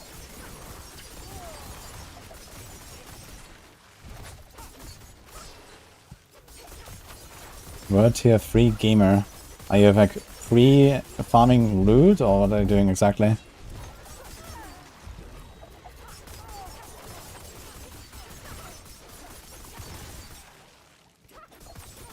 Yeah, 5 classes in 24 hours.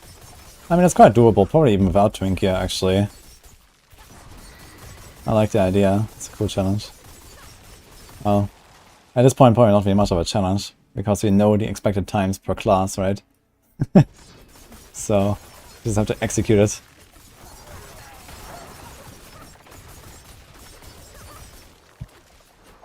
Yeah, so you're like preparing all the gear and stuff, you just pop it on and keep blasting, I guess. So you have like level 35 gear for every class, level 55 gear for every class, level 80 gear for every class.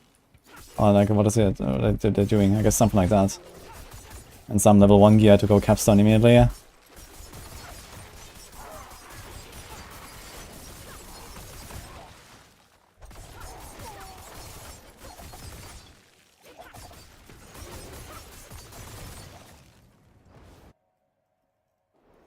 One of the classes has to level the Druid. Yeah, Druid might be the slowest out of these, but it's not gonna be that bad. Especially if it's prepared. Like, even the Druid will be like sub 6 hours, I think. Can see those ticks here. 22, 26, 28, 42, 62. Okay.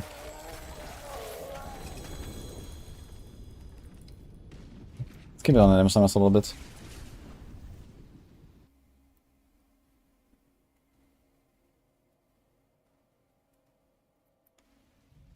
Sorc speedrun should be Blizzards. Probably start Incinerate, go Blizzard. Okay, let's do a 70. So I guess the builds that he's gonna run is like Double Swing, Windshield Pulse, or maybe Lightning Storm. Is Minions the fastest Necro? I guess Blood Surge actually is probably the best, right, for Necro. So probably run Blood Surge. And then Rogue probably Barrage. And Sorc Blizzard, so this should be the builds, I think.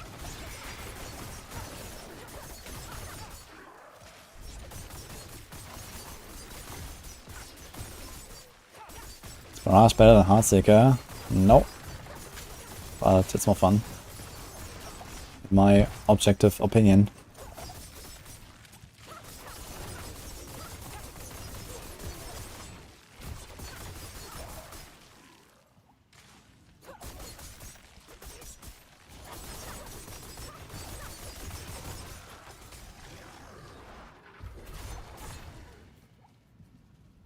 Lightning Storm. Yeah, maybe Lightning Storm is faster than the both wind shear stuff. I guess especially when it's prepared, like Lightning Storm just decimates everything, so I'm pretty sure that Rax is gonna do like a sub 6 hour Druid. And Druid is probably the slowest. So all the classes should be like 5 or less, I think. So the Barb is probably gonna be like more like 4. The Sorc is probably gonna be like more like 4, and I mean it's gonna prepare his gear as well, right? Like it's gonna like half the classes, like sub 4 hours. With prepared gear, man. Like the fucking gear alone only takes like half an hour off the run. Tempering and everything. And just having it ready in your inventory, that's like insane. So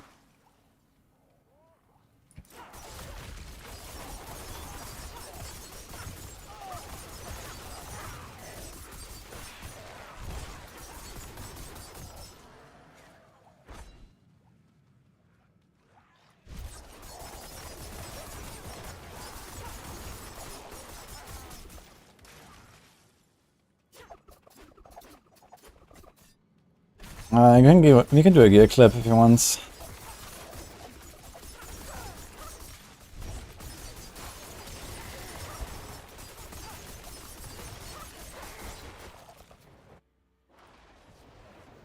$90 is Nightmare or Pit faster? Usually Nightmare Lunge is still faster.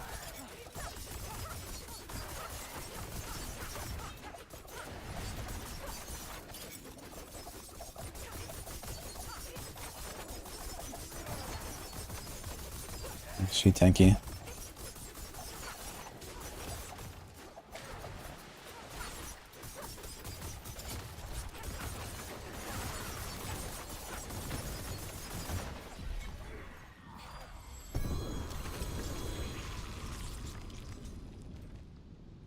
Okay, clip it.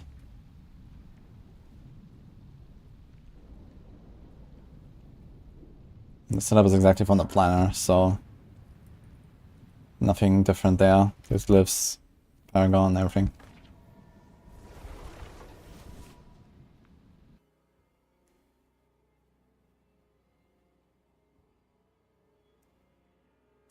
Don't you get carpal tunnel syndrome from left click spam? Well, I can tell you a secret, I'm not spamming left click. I mean, I do it a little bit. But most time is more hold it down. Wait, how the hell am I in Kyoba shot?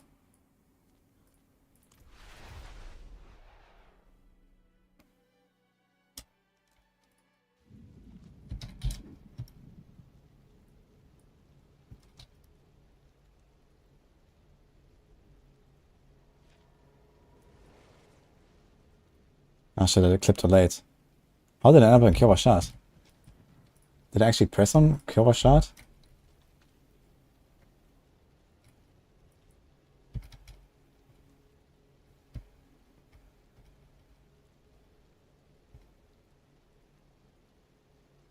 I did.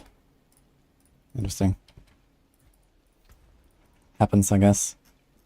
Maybe we should do 70s for now. Just get a bunch of Neve Iron. What's the best Druid build today? Vinci currently. But there might be something on the horizon. He's fried, yes. Am I at attack speed cap? Probably, because I rolled attack speed on my ring. So I might be at least very close. Like, until we get the masterwork on Andariel, I will keep the attack speed on the ring, and that should be fine. We get 45 Flurry, we get 20 Moonrise, so that's 65. 10 from the ring, it's 75. 11 or something from the Andariel, so that's like 86. And 15 a potion, yeah, so we are overcapped slightly. And then you have Rapid as 130. And that is it, I think.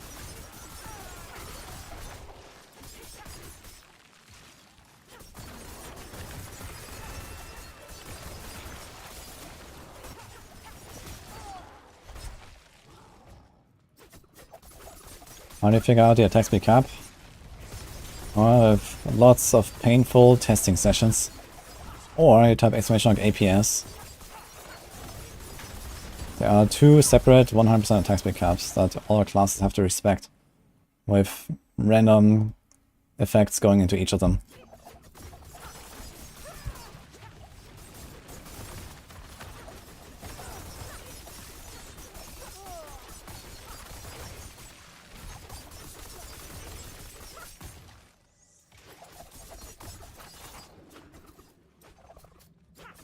Down to level 4 Rogue for this build. Nice. Oh, what can I say, man? Rogue is the most fun class.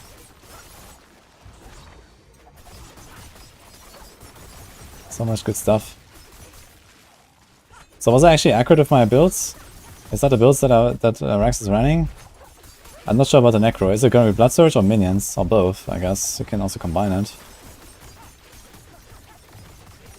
I guess fastest Necro should probably still be Blood Surge.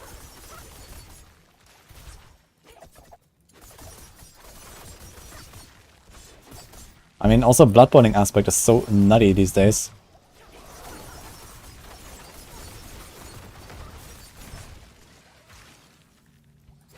And that synergizes so well with Blood Surge. You just get a bunch of attack speed, resource cost, and spam. And maybe like include a golem to bonk the boss or something. Blood are also nuts for the events.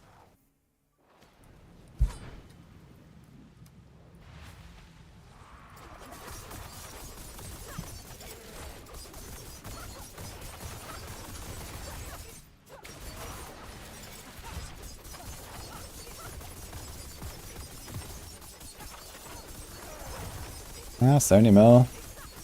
That's actually one stagger kill, nice. Yeah, I should definitely go for the double Caltrops duration. Yeah, I have Caltrop size. I should go straight up go for the double Caltrops duration. There's like not really a point to go for the Caltrop size. I never use it during the run. It's only on a boss. So screw the Caltrop size.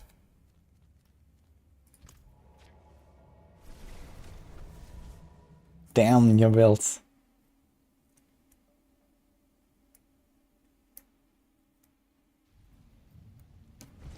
The event is working. Actually, there should have been a hotfix today. I'm not sure if it went live though.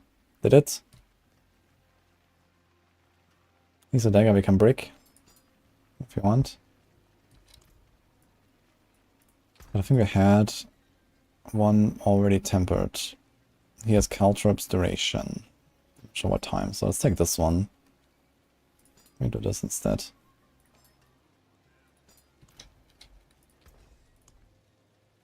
This is okay, damage over time. Solid bits here. Hit the dex, sure. Return soon. Penshot Rouge is not dead. Penshot Rouge is the second best rogue build. Sorry, Rouge build.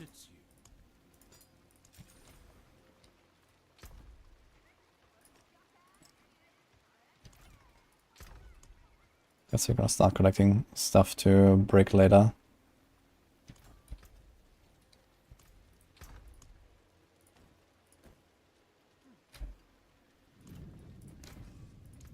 Use it well. So my caltrops now last 14 seconds, which is almost twice as long as the cooldown. Should we try 75?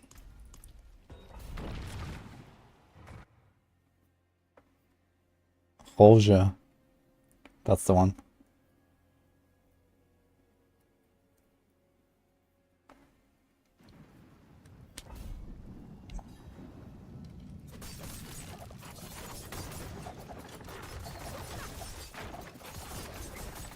Oh, and your pets, you get one shadow after the other and I don't get one. Because when the boss is staggered, shadows cannot spawn. So they also have like different cooldowns and stuff, so depending on which shadows the map rolls. Some of them appear more often than others and stuff like that. And also, if the boss is not low HP, then there's only like one shadow. Like at the start of the fight there's only one, and then if you like take off, let's say, a third or so of the boss life, then the second one comes in. And then if you take off like another like 20% or so at like half HP, then Lilith appears as well. And since I just killed the boss during the stagger, from like 80% to 0, you don't really see many shadows. Because there's only one can appear anyway. And then the boss is staggered and I kill it. Although at 75 maybe I won't do a clean stagger kill every time. But at 14 seconds caltrops is gonna feel pretty good, I think. Lilith is waiting, yes. But this time I'm prepared, so it's fine.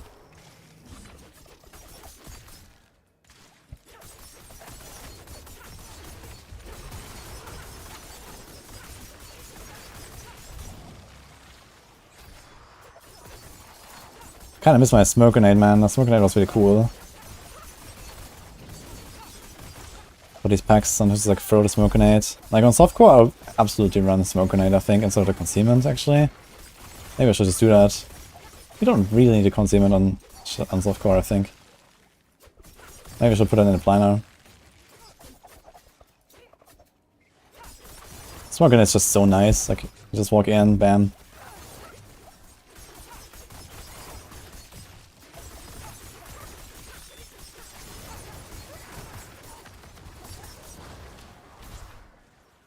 Maybe for the higher tiers I could do it instead of dash. Kinda want to dash, like... You would think that dash is kind of optional because you need a boss damage and stuff, but... Dash is also important to stay alive in the bosses, so... Why is our puppet not viable anymore? Ah, because bash tempers... Incredible gushing wounds multiplier... Minions...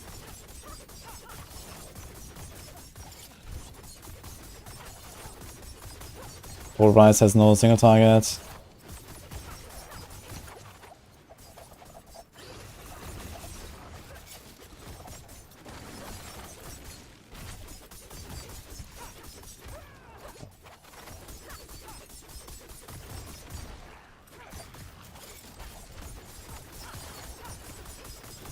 Bloodlands has also no single target.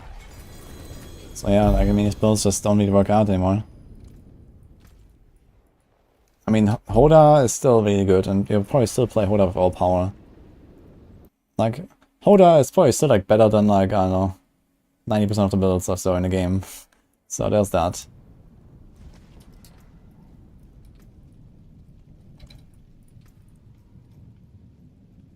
It's a kind of shitty kill, to be honest. Let's try another few 75s and see what happens. Did I actually imprint my weapon? I'm not sure. I might be missing something. Banish Lord sucks. Yeah, Banish Lord was nerfed, so that's another thing. I actually did not imprint my weapon. What am I missing now? Rapid, I think.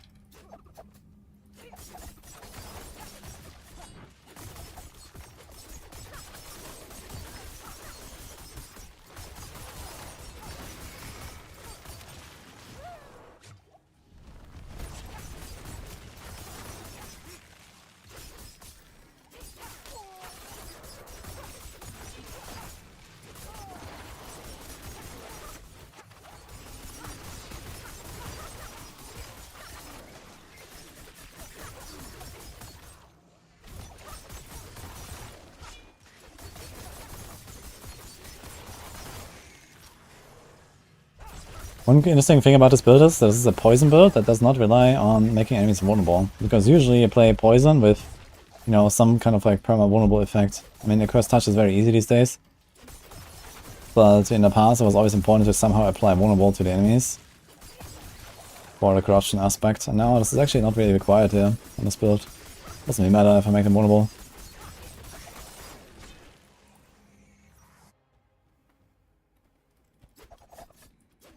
All power builds should want it and most don't. I'm not sure if like all power builds should want Banish Swords per se. Banish Swords is still like a relatively powerful item, and if they ever do some kind of like upgrading of uniques, you know, that gives uniques generally some power. Just, you know, people call for like, you know, tempo uniques and whatever. Like imagine if you could temper uniques, Banish Swords would be a very good item. It's just that uniques are just generally not good enough right now. And it's like one of those cases. But I think it's absolutely still a decent item for overpower builds that also have enough crit. Just that not every overpower build should necessarily go for it, I think. You know? There should be overpower builds and there should be crit overpower builds. And even then there could be a consideration, do you go on Banish Lords or do you not?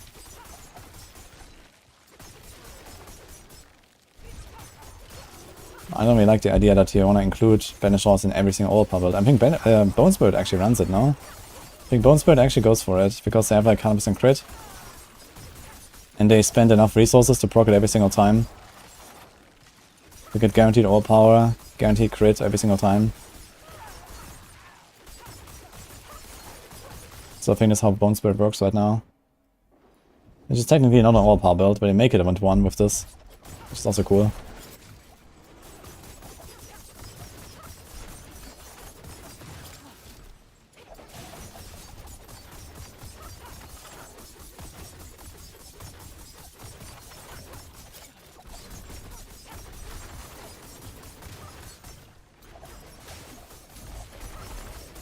It's taking pretty nicely, actually. Stone! Nuts.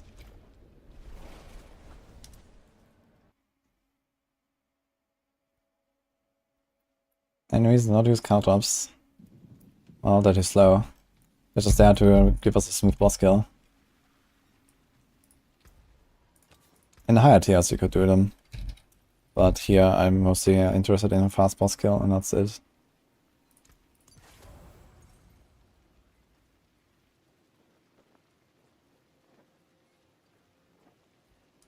Okay.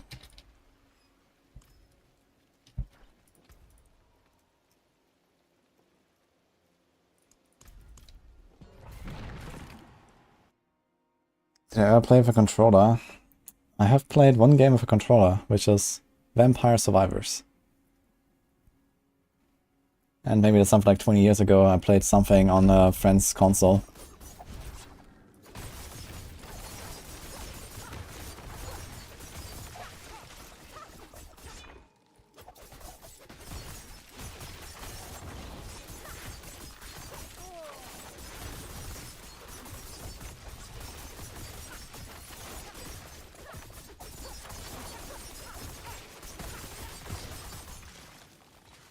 You don't have to be scared to play Diablo 4.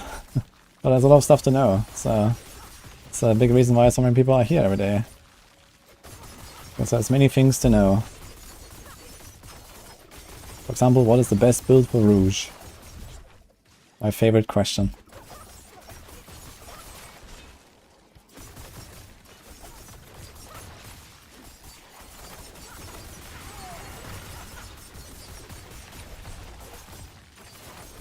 Empire's Rise is a really good game. Yeah, it's a nice game. I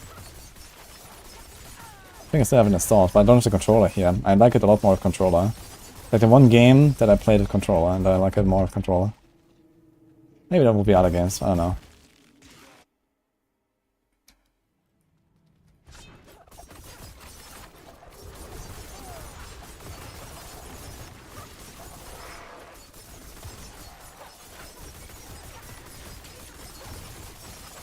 The thing is I don't have my controller here actually, it's in Athens. So right now I can't actually play anything with controller.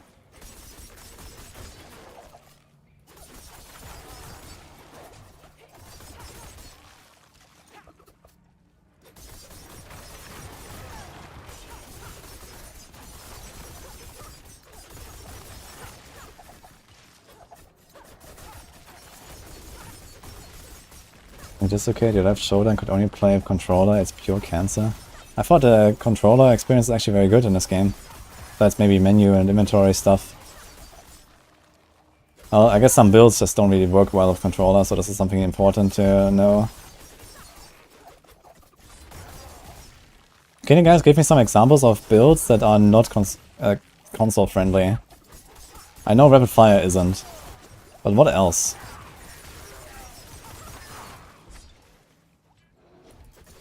And how much does that matter for your build choice? For those that are playing with controller. Whoa! Fucking lightning goats, man. Almost got me actually.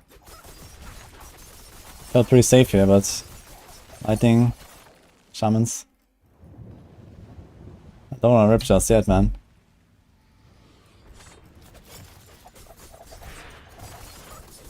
Yo, thanks for the 5 subs. Raid 1 gear. Appreciate that.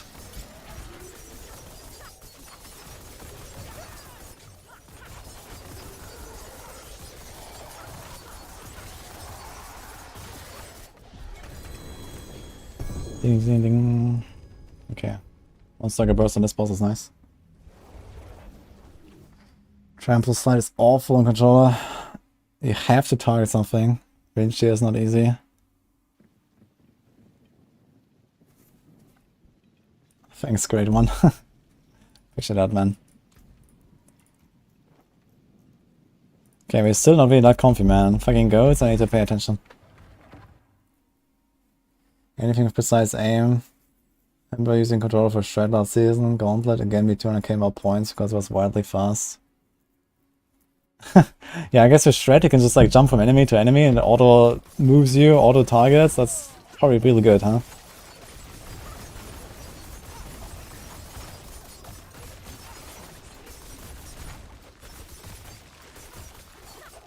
Movement skills like Leap is difficult to predict where I land. Yeah, I mean, it's kind of tough, I guess, to really make this like work well with controller, right? When the RPG genre, you have like, you know, these kind of abilities where, you know, you click and move, teleport, leap, whatever, and so then like aiming. Like it's so important, for example, Vinci, like stack up the enemies and then shoot at the right guy and not just shoot into some random guy who's next to you. You have to like aim in the right direction.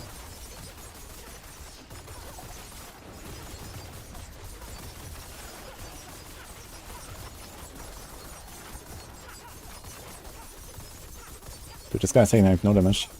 About to freeze, holy.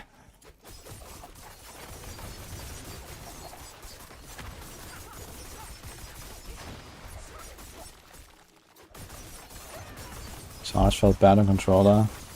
Guess it stopped at the first mob. Wait, what? So you can't actually like stack up enemies with the charge and stuff? Dude, that sounds mega scuffed. Like what do you actually, like, what can you actually play on controller then? But it's like, you know, somewhat close to like PC.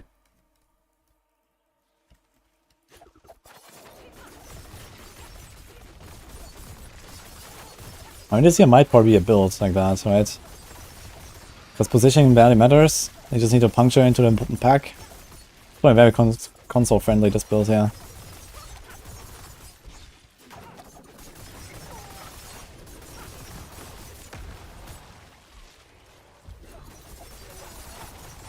Minion Necro. Yeah, Heartseeker probably works pretty well too, I guess.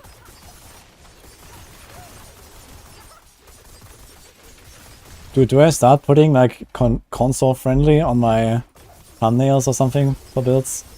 Maybe.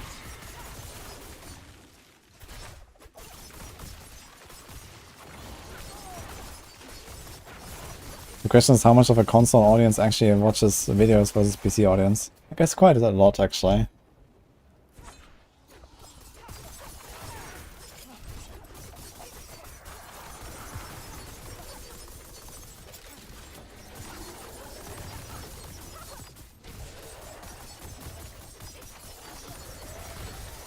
Ah, 95 mil, nice.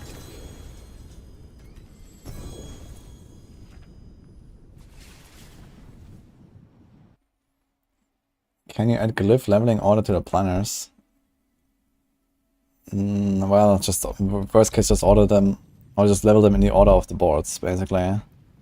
So, I mean, leveling glyphs these days is not a huge concern anymore anyway, I guess. So, like, this character had, like, this is with the XP buff. This character had all the glyphs 21 when I hit 100. I mean, who cares at this point, really?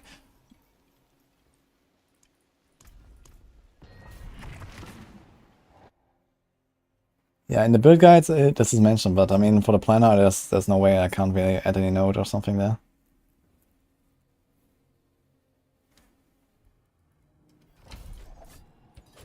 I'm not sure if the event has been fixed. I've not tried it lately. They said this afternoon, Pacific time, which would be, well, it's very late afternoon already there, right? It's already 1 here. I think this is, it's minus 10 hours, right? It's like 3 PM almost in California. So I guess soonish.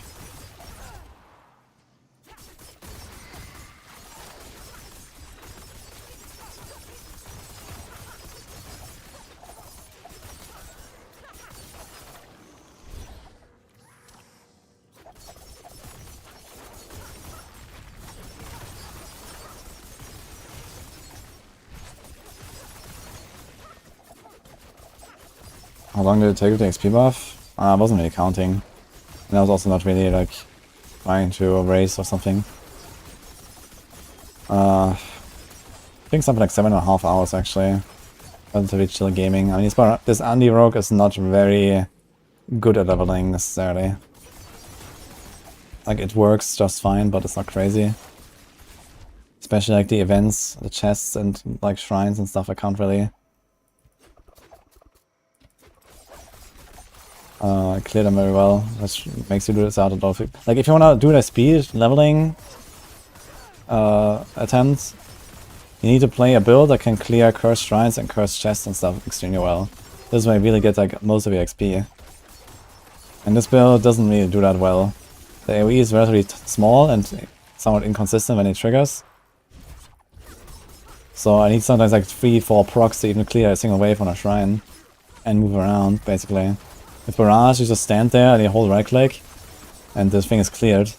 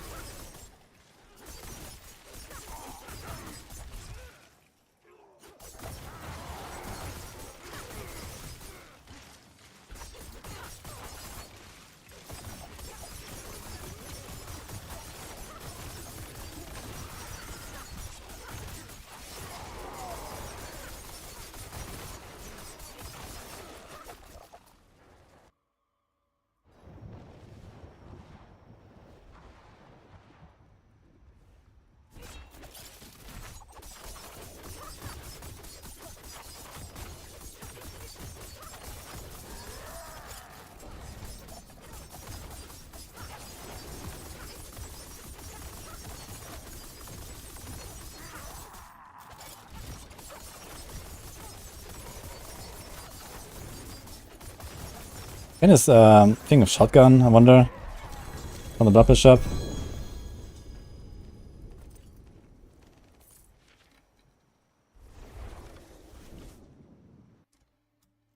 I think I'll speak good for controller for sure, yeah. How am I blocking imbuement? I don't. There's no imbuement in this build.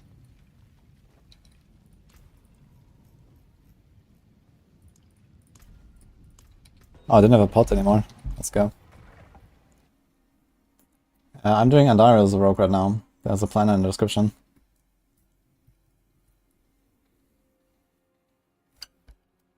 Hello, Detroit. How you doing, man?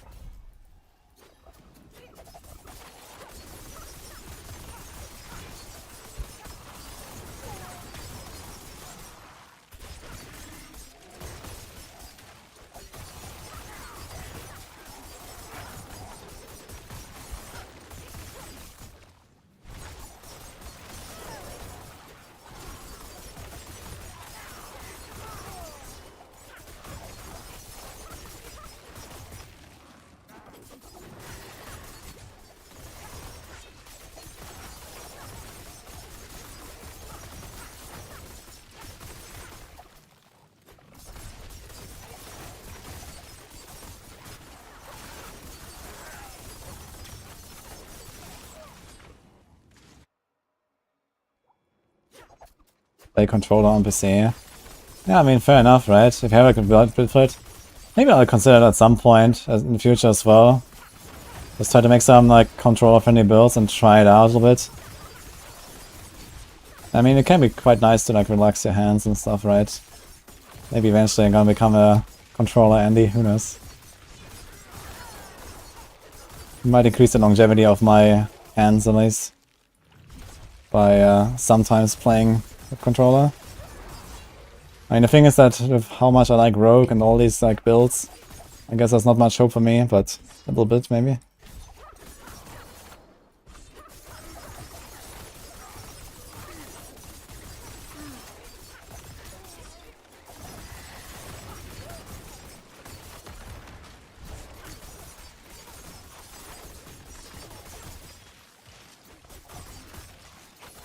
Maybe Uber next to the boss is not over 200. You can, yeah. All the bosses have a small chance to drop Uber next when you kill them. Which is 2% for Andariel and Duriel and 0.5 for the others. Oh, Spirit Caller of Frost, our friend. He runs out.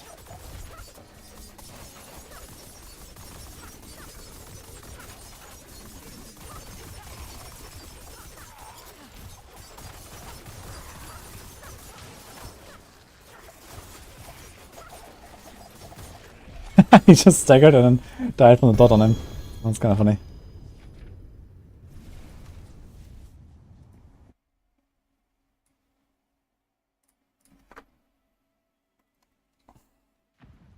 Just get a bionic prosthetic when the time comes. Yeah, we're almost there pretty much, right? I got boots.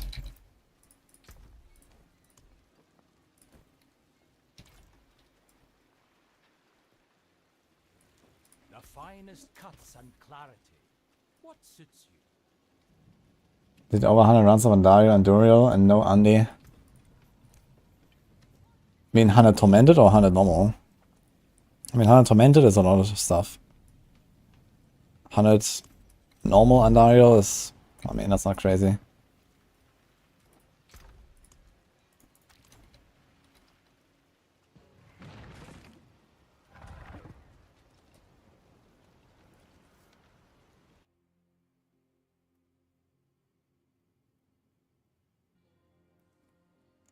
Oof, what is going on this ride?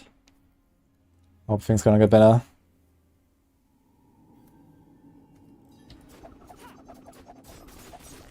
Currently fine, I mean that sounds good at least. Just like keep your head up. Keep going.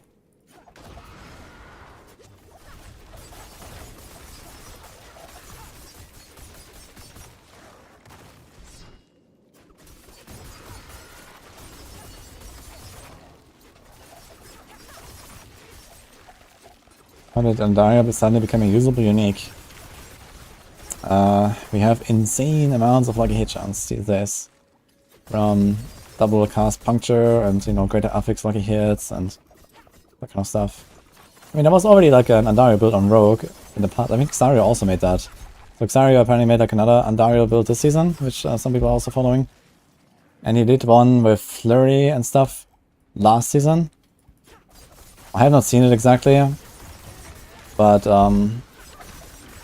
yeah, I mean, it was already kind of usable. And now, I mean, we have like the sort of tools to boost it on Rogue. It turns out it works.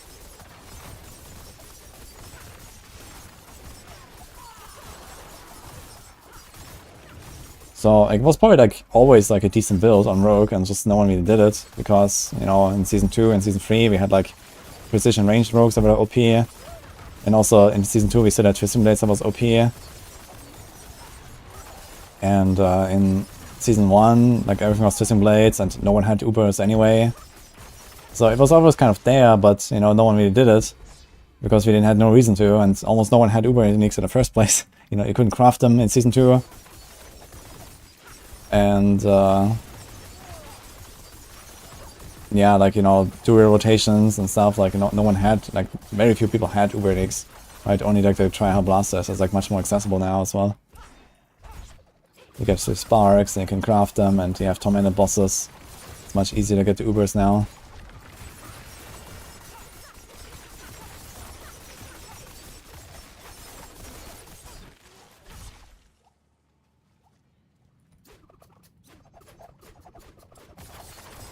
The Heartseeker building damage is really low, what makes it go high numbers. Most importantly, you need to keep your vulnerable up. So you can do it either with a ring with chance to make vulnerable, or with a cursed touch. So you need one of the two, plus maybe the exploit glyph. Get a lot of vulnerable damage from your tempers. Get a lot of lucky hit chance, get attack speed and crit where you can. Exploit ranks are really good, Frigid Finesse ranks are really good on your neck. Get a chance to freeze on your temper, at least one. Also a chance to stun, for example, as well. For retribution aspects. And then Caltrops. I mean, Caltrops is a huge multiplier for that build as well. On Heartseeker.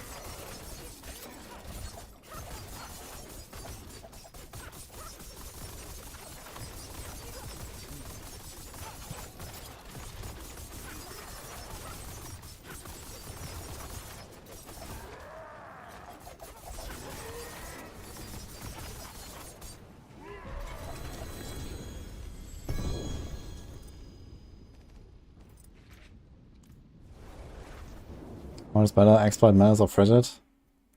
For Heartseeker, it's a tough choice between Exploit and Frigid, but generally Frigid is the best for any rogue build. Because most of the damage on bosses comes from the Stagger, and can kind of just double down on Frigid. And on Trash, definitely Frigid. But yeah, Exploit is also really good, Malice is okay.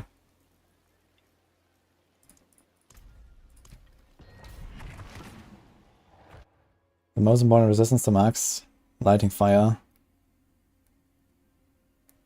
It's basically like in the order they're listed almost. It's like, I think fire, lightning, cold, poison, shadow, yes. So, you can kind of go from top to bottom, to be honest.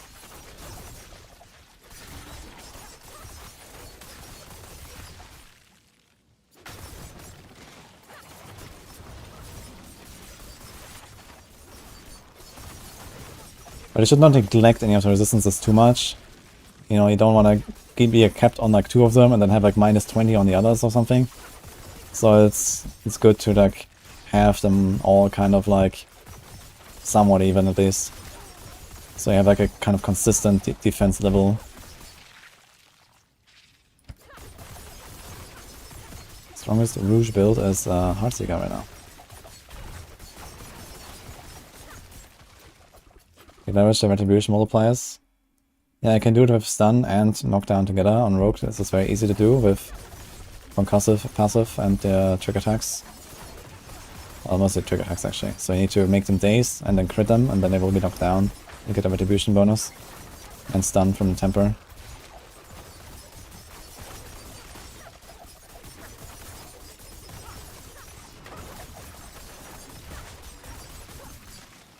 Maybe Barbs could also use that, right? Barbs have easy access to stun. I mean, everyone has easy access to stun. But Barbs can also knock down, I guess, with kick. Which other effects can knock down, guys? What is there? There's like something on Druid, I think. What about Boulder? Can Boulder knock down? Or is it just a stun? Mole can knock down, I know. Any other knockdown effects in the game? Yeah, Mole. But it's like, yeah, then you're mauling, I guess. So, not very great. Trap. Yeah, I'm mostly thinking about other classes besides Rogue. Like, what else has knockdown? Don't think Necro has any knockdown, or Sorc.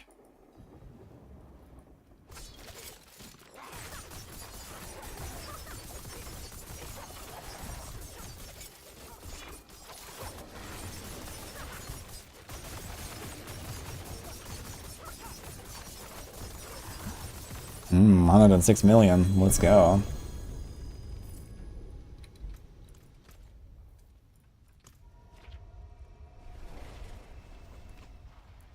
Everybody kind of concussive aspect. No, that's just daze. That's not knockdown.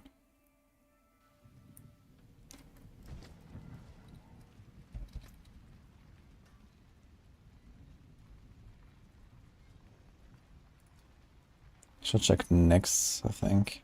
At least.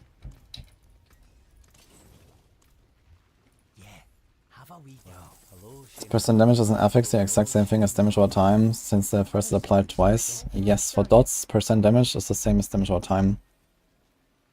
To the precision implement.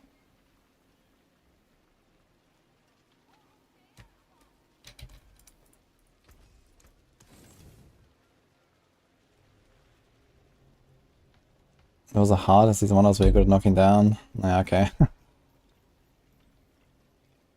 Yeah, I'm just wondering like about the retribution. What else? Rain of Arrows knocks down, Trap, Maul. Is there nothing on Barb? I think Kick can knock down, right? But it's like pretty clunky.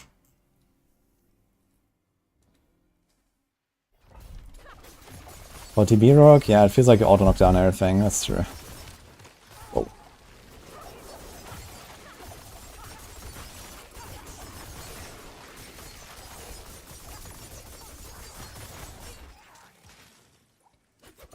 Falls for arrow.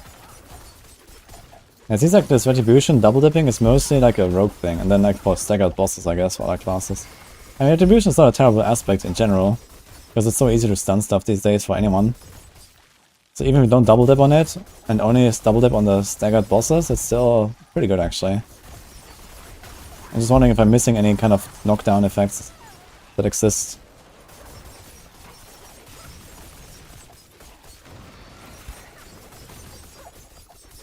I think Trample has no knockdown, right? It's just like a knockback, so that doesn't help us.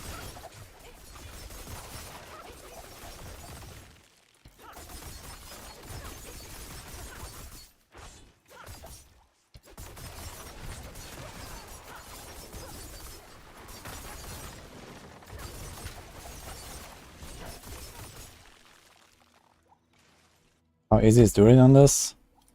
Ah, very easy.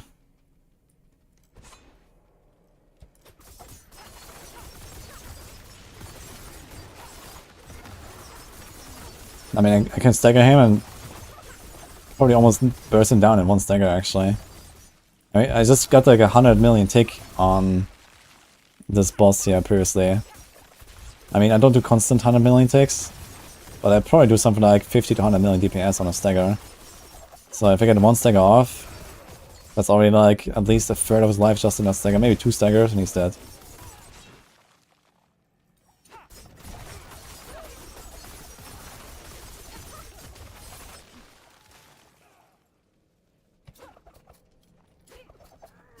Evolution is a bigger multiplier than exploit.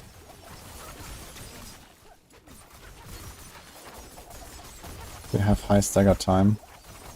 Exploit, you mean exploiter's aspect? Yeah, I don't really run exploiter's aspect, that's not a very good one. It doesn't work on bosses. And I mean, most of the time, if you care about doing damage during the stagger, then you have some other aspect like concussive strikes, for example, to increase your damage during the stagger. And then you don't really do damage outside of stagger, even with exploiters aspect. I don't know if anyone is using exploiters aspect. I guess on builds that don't care about staggering or not, and just have a bunch of crowd controls, you could try something like exploiters aspect.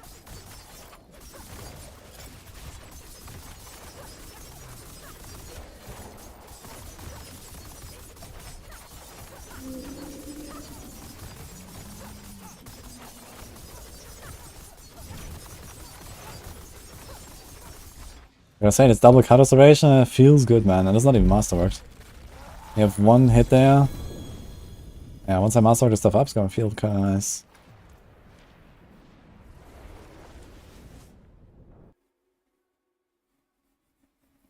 On almost all items you have max life, but I have 15 at 30.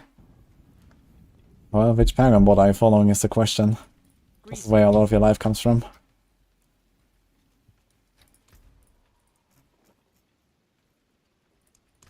$75 is kinda smooth right now. Let's keep going there.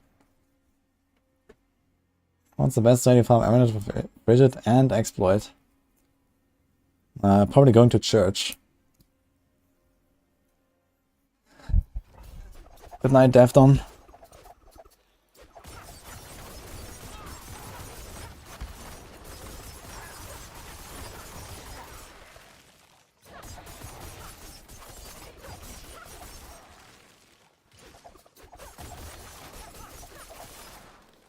What build the status guys? The best. Oh man. It's all builds that we like that I bring. Holy man, fucking goats. It's crazy how much damage they do. They do so much damage. That's insane. Why they're so busted, by the way. It's always the goats. They almost got me twice now. I don't even fear Lilith. Just a fucking goat.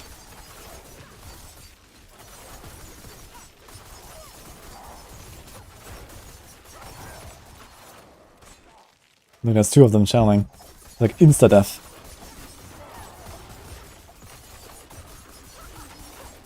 Yeah, he's running to me. Death is approaching.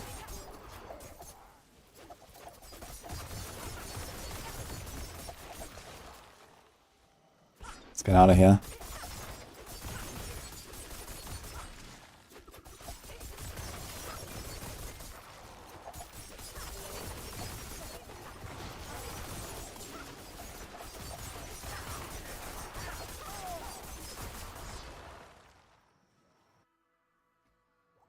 And I really have to change them, man. It's just insane, these fucking girls. I'm gonna keep telling them. And it's almost insta-rip, man. And I cannot make this character any more tanky. Like, I am already Omega tanky by the common standards. I mean, I can get slightly more tanky from masterworking now and stuff, but I have 57k life, by the way. Dark Shroud ranks. Like, it doesn't get much better than this.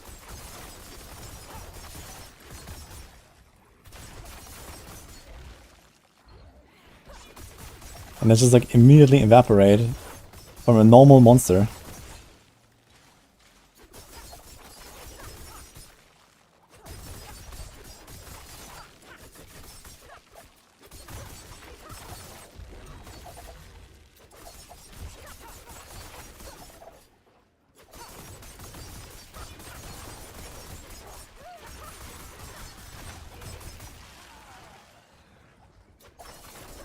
Okay, I kind of have to clean this as much as possible here because else we're probably not gonna run out of monsters. Let's go back there.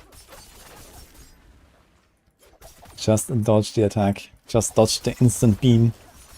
Let's go. I mean, if it was more dodgeable, I wouldn't mind that it hurts a lot. But the thing is, it's like barely dodgeable, you know? All you can do is like try to stay the fuck away from the goats. But it's not really a viable strategy on most builds.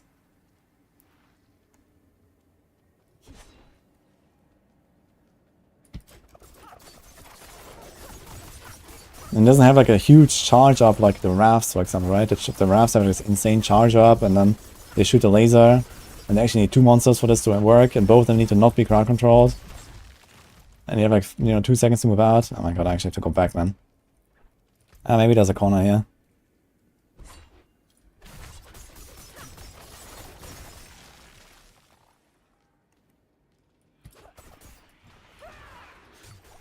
Second flask with extra life. Yeah, I can't just run, you know, second potion all day long. That's not gonna happen. On a 75 farm, you know, routine. I mean, we are in for like, you know, a 20-hour plus masterworking farm session. That's 40 potions.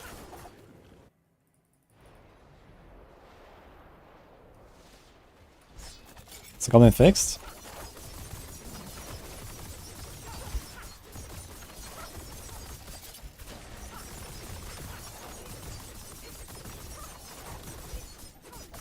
I want to test how much one of these things do to me. I wonder if I can tank all three. I can probably tank all three. I wanted to try with 1 or 2 though.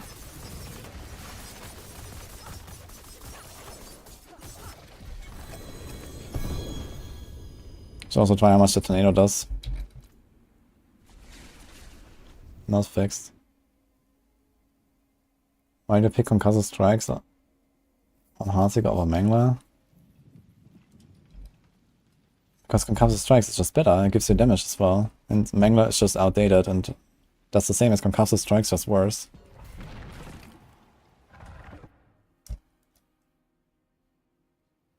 Hello, Risky Jim.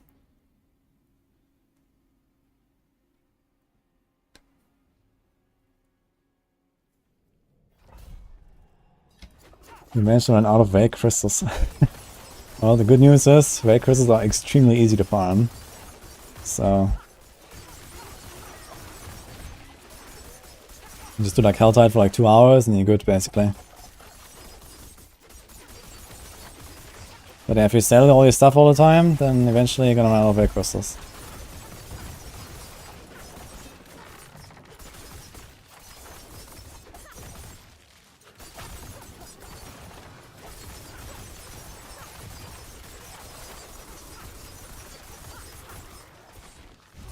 Oh, here's a guy.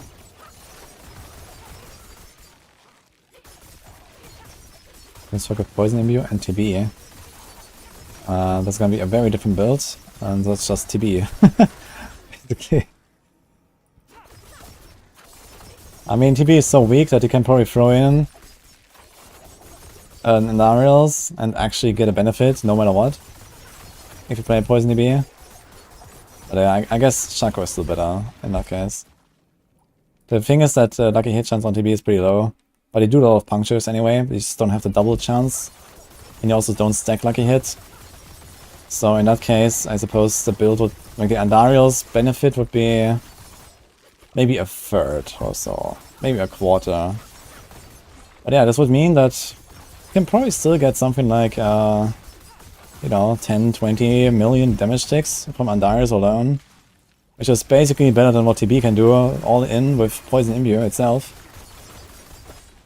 I don't know. Maybe it is better than Shaco. Because TB is so weak. Which is kind of funny.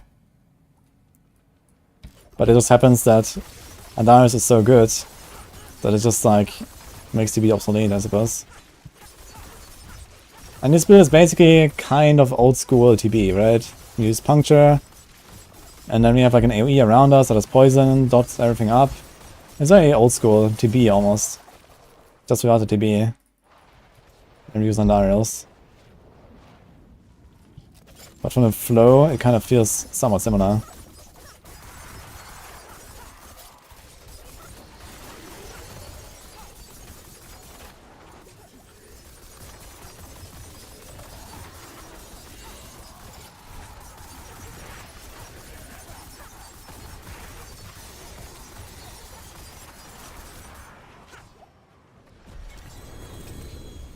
Double unique. Second time already. I had this earlier.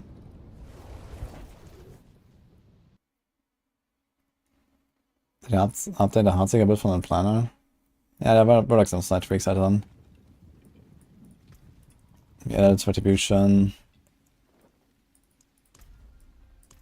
And I guess in the video I was talking about Flurry as well, maybe.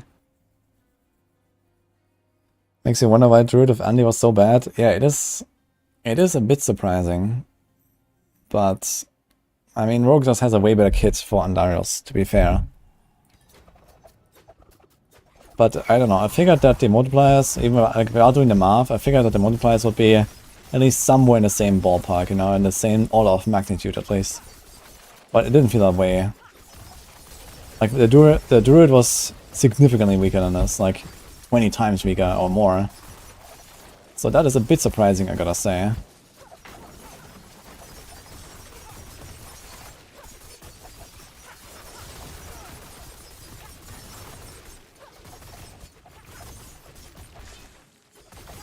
Because especially with the landslide ring, like, you know, getting all these like lucky hits on like all the extra casts and random lightning storms and random tornadoes, while spamming like, you know, 2 landslides per second that hit like 3 times each.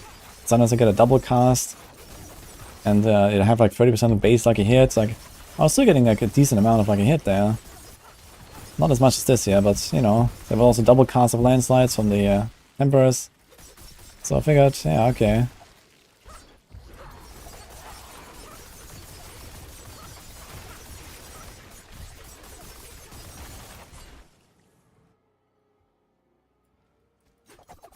The cap for snow the same way as dust devils. Everything is capped to 100% extra size.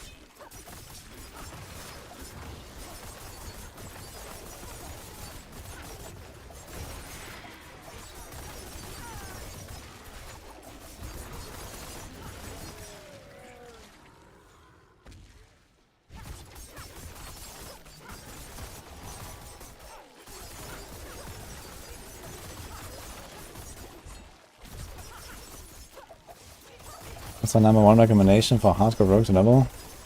Gosh.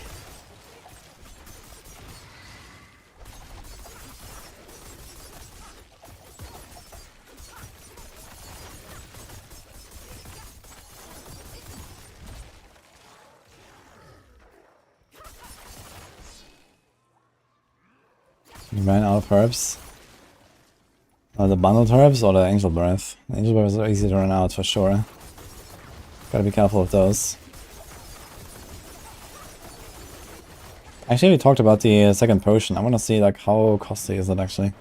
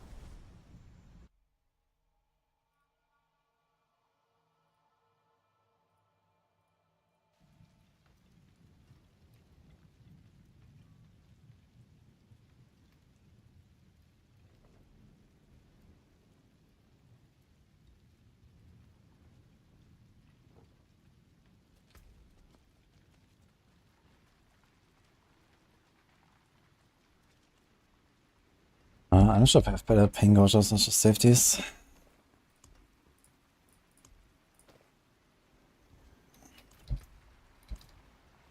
There's power in the stones. Come have a look. Here's the damage over time. Actually, I realized I still need to masterwork this thing with the puncture and stuff. I really have to like go all in on that thing. Although we can also try to, like, for example, temper this to better stuff. Let's see if we hit it.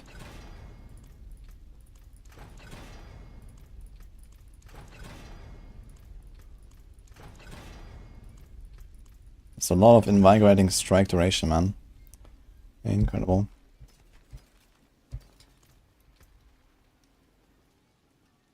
I forge more than horseshoes and Dude, I need some gold actually. I have only 400 million gold. Doesn't really seem too good.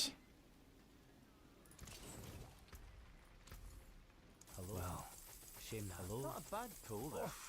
Too bad, friend. Meter precision imbuement. And crit chance. If you ever wanna really crit, you can do that actually.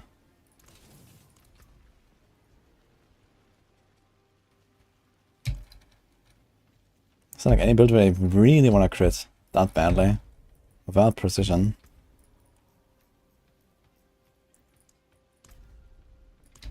Probably not.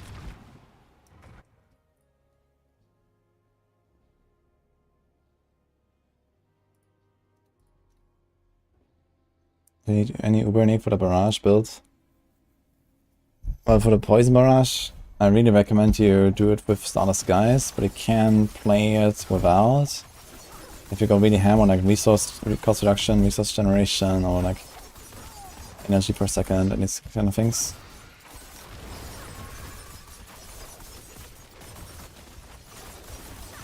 And it might actually be like a pretty realistic way to play it without starters by having 2 rings that have resource cost reduction, or like a weapon with resource cost reduction, or both. And then just having like double energy per second. And you could probably get away without these starters guys. And just play without the whole like death trap shenanigans right from the start.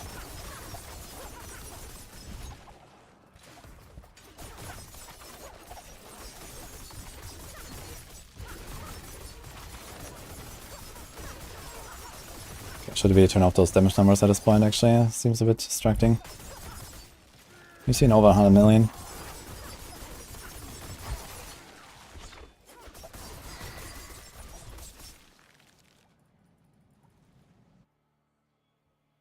Yeah, Barrage is a very nice leveling build for rogues. Very powerful, very smooth. And it also translates pretty well into late game with the pit. It's not the best for the pit, but it's fine. And you can also transition to rapid fire very easily from there. Because it basically needs all the same stuff.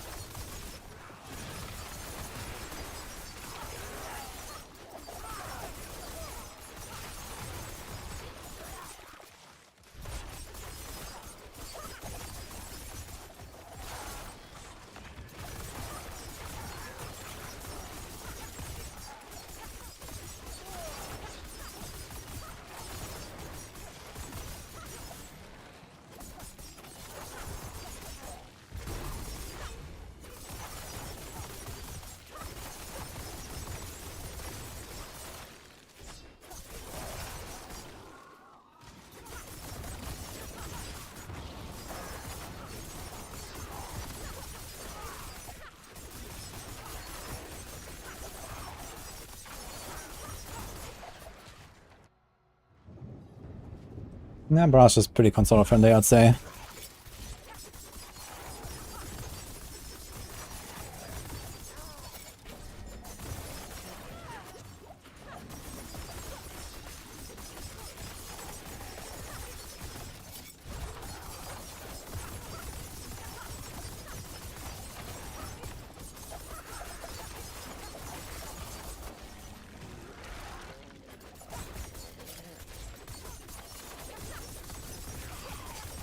I can actually dot out the walls, but they don't die in time from the Doom Lord.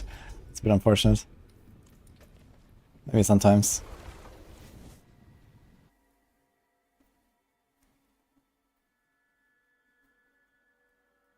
Jagger is so far Artseeker. Doesn't matter too much.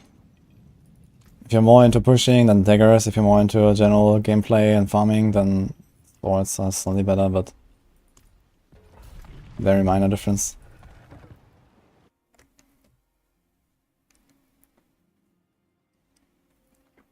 Ah, it's alright to level. I think I did like 7 or 7.5 hours or so. Could have probably been a bit faster if I had tried more. And this was no instance, no double elixir. I forgot actually to check. I wanted to see how much Angel Breath do I have and stuff to do a double elixir.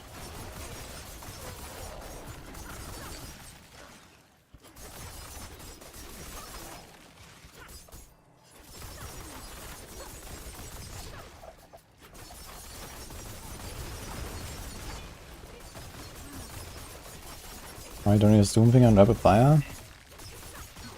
Oh, you can if you want.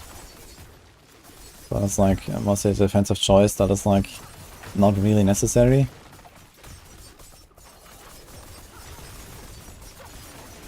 And it also means you have to like give up an offensive aspect and you have to masterwork differently because you need a 100% chance to cast twice on the rapid fire.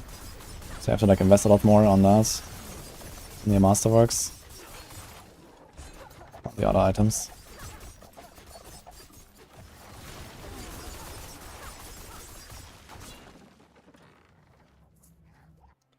I don't think I've done any goblin fix yet, but they said afternoon today, which is, well, now. So.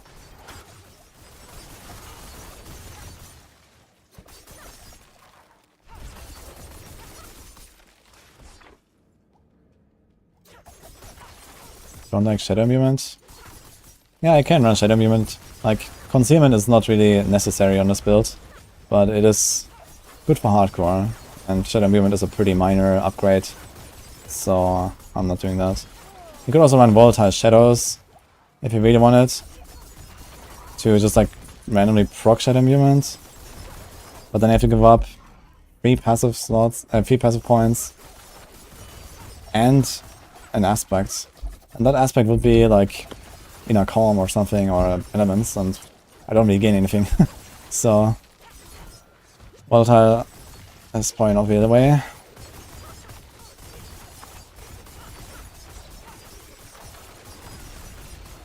Sometimes it does feel a bit scary here, I gotta say.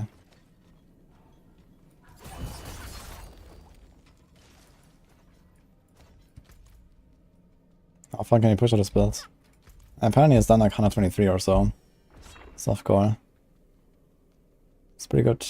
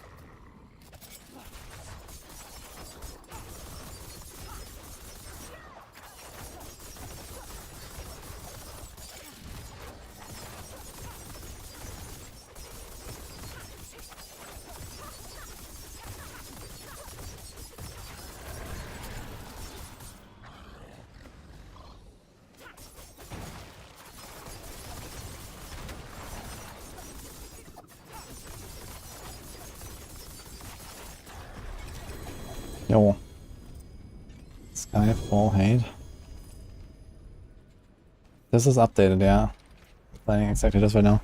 I think for softcore, you can do the Shadow Imbue stuff if you want. I'll probably go for Smoke Grenade though, honestly. I mean, Shadow Imbue is like 12% damage for boss and sometimes on the elites. Smoke Grenade is basically always 25% damage on the elites and disables them. I kind of like that more. Like, I would really like to just like walk in and throw a Smoke Grenade sometimes. On the pack. So I might just put that in a planner, honestly. And the Concealment is just a hardcore choice to have the second Unstoppable. We could also do, instead of Concealment, we could do Ravagers. Just put an extra aspect for the double Shadow Step, which should be kinda cool. Come over very fast then.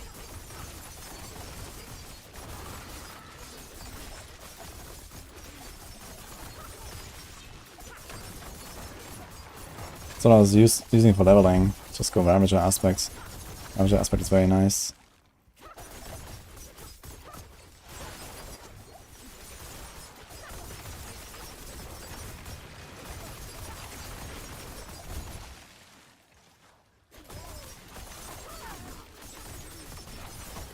But here, for example, you have these stealthed wolves. They can kind of out of stealth and knock you down. If you don't have any Unstoppable, then you're just basically dead on hardcore. So that's exactly what happened actually when I died in one push. On my 119 push on the other rogue. Stealth Wolf came out and knocked me down. That was it.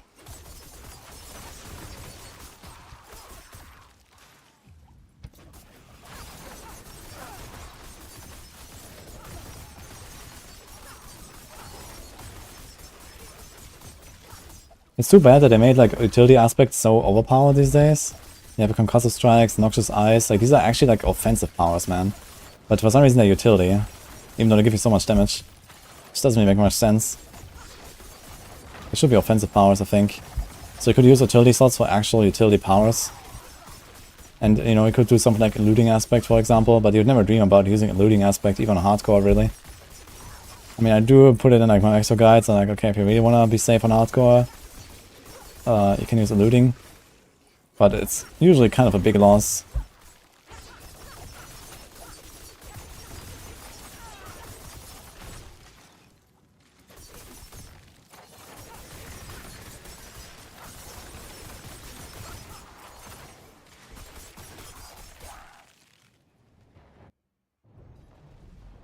Is damage over time better than damage rolls? It's the same.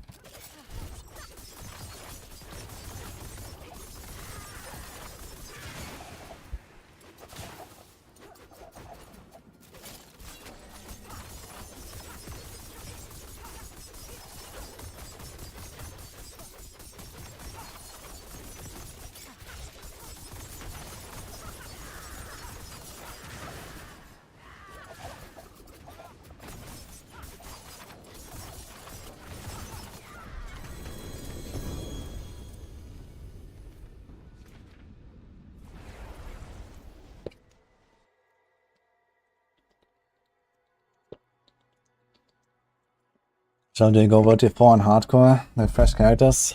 When you have tempers and aspects available, like 40.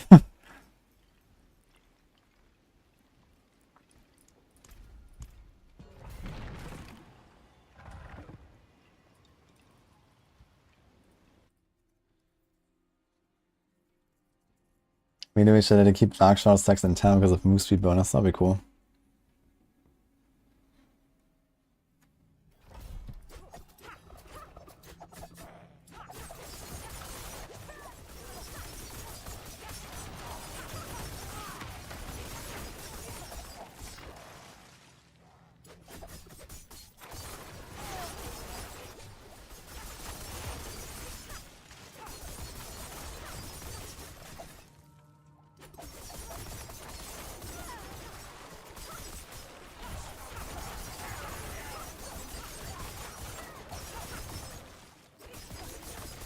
Hello, Raya.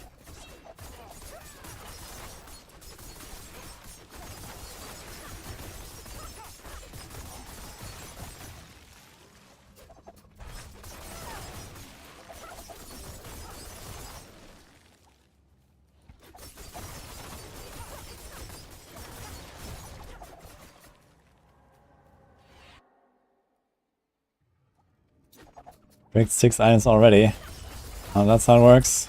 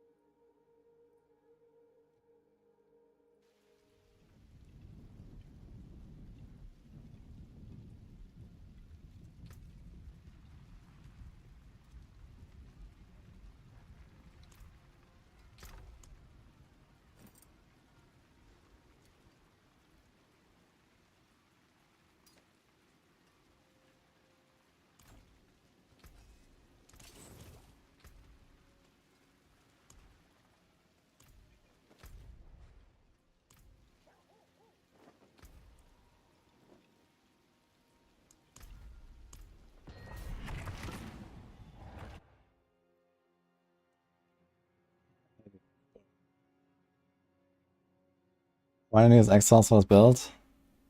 Because I have no source to proc X-Falls. And even if I had, it sucks. Especially on the Rogue. Other classes can use a bit better, I guess, like Necros. Don't even have anything that can proc it right now.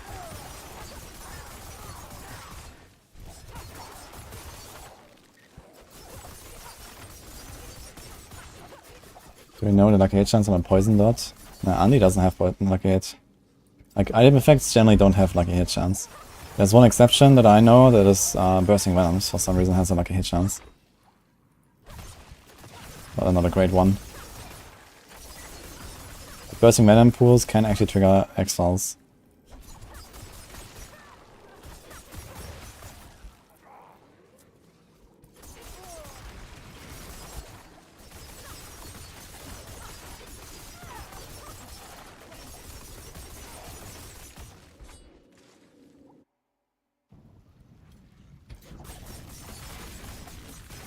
Not too long, Copium. They're gonna update the goblins today, Copium. I'm gonna get so much 925 loot. Copium.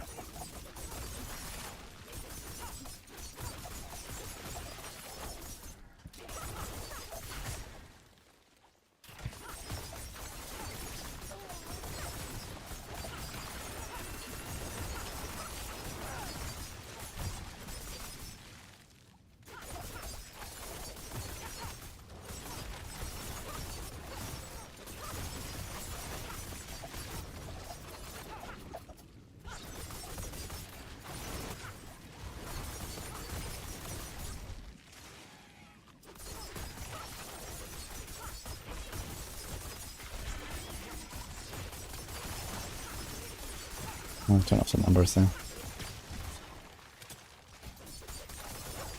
Lightning Storm for Druid in the pit. Actually surprisingly good. I saw like a Grizzly Rage Lightning Storm build. Yeah, it was in the pit letter. Someone did a run of that. It was like 110 or so. Pretty good. Maybe a bit higher.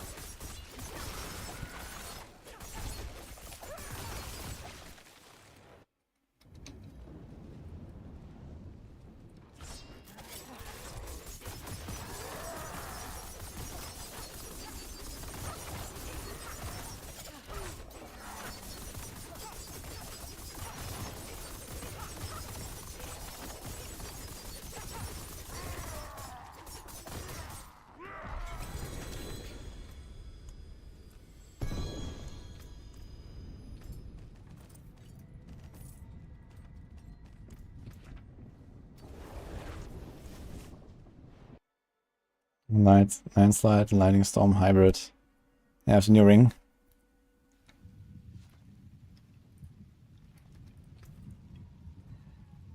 I'm gonna craft Shaco Andariel. And we already recently had like the world first Andariel craft from some YouTube chatter of mine.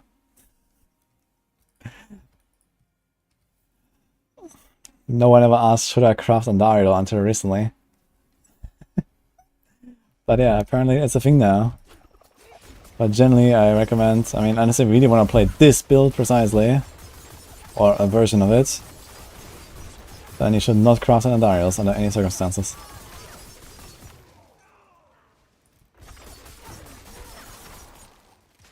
This is Andariel's Rogue I'm playing right now.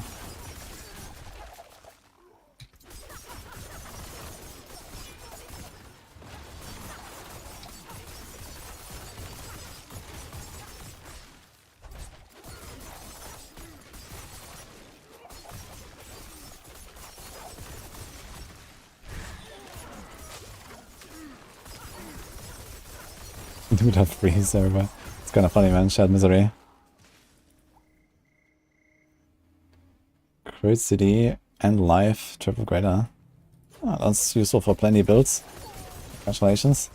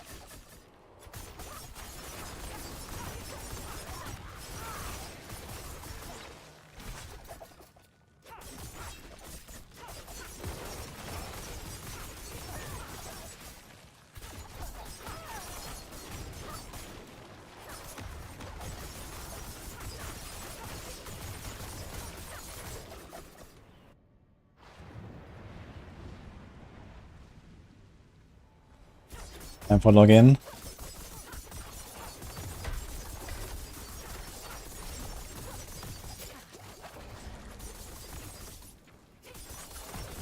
I'll just push the United projectile, I guess.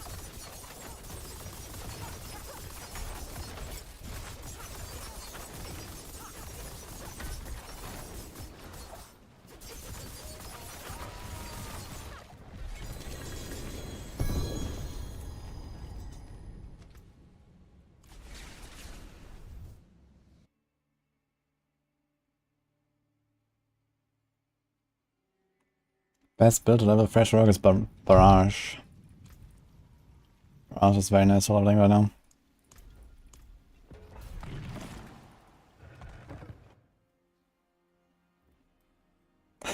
One Druid run. Good luck. Can you play this build without Ubers? No, you cannot. This build is entirely based around Adara's Visage.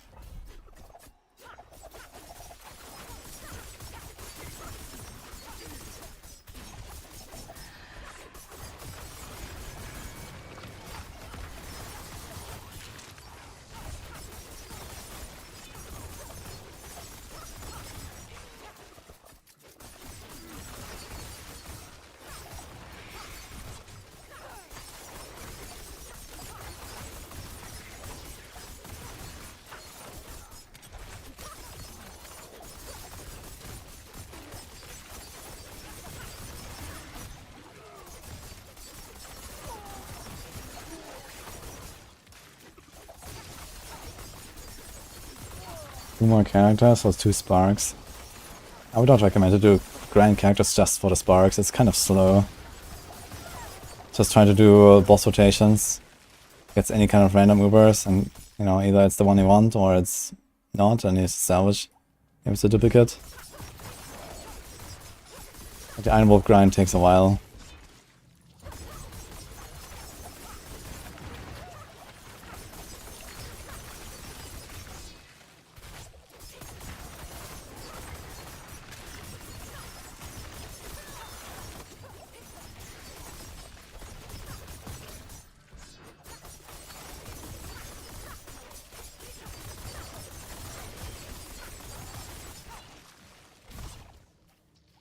I actually need to test if inner calm snapshots on application. Or if it's like, I apply poison first and then I stand still. And then I have like the big takes. Not sure if it's like fully dynamic.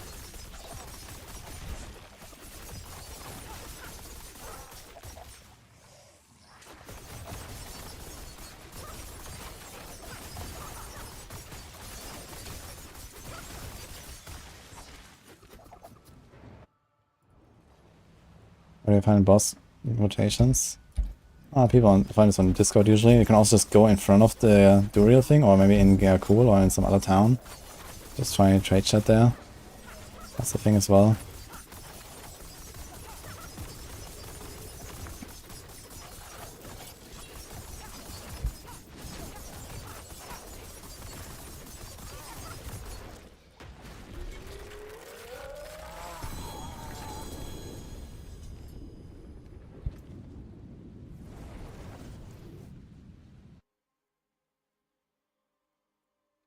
Six hours for guaranteed spark and 7 stations is worth it. Yeah, 6 hours is very fast though. So this is like Altart exploit plus groups maybe, sure. But if you do like solo, a normal character, no exploit, you're looking more at like 12 to 15 hours. And then this is certainly not worth it.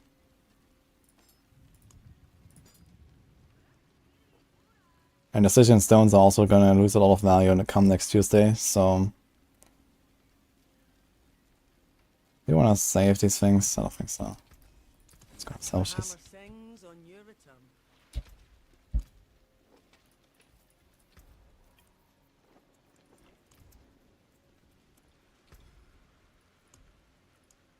I can grab 57 anti-venom. 2000 Angel Breath. But that's 2000 Angel Breath disappear very quickly.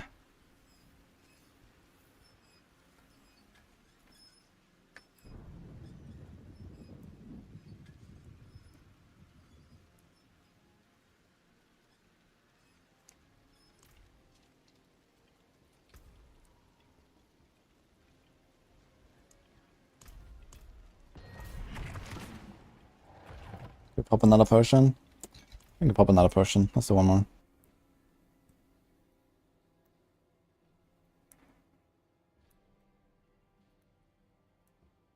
Sorc leveling. I recommend Incinerate or Blizzard.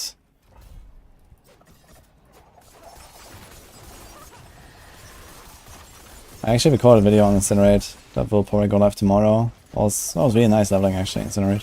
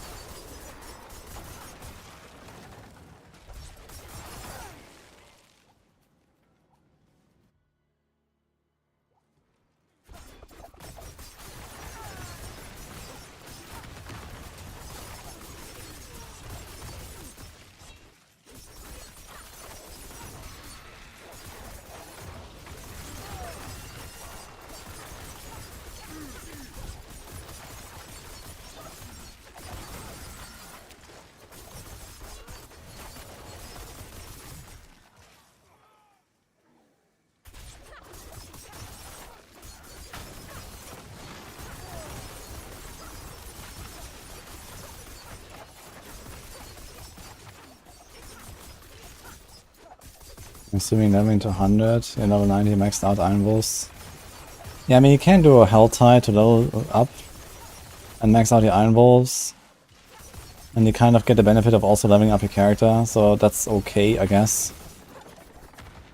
But still, like, you're significantly slower doing that compared to Nightmare Dungeons, for example.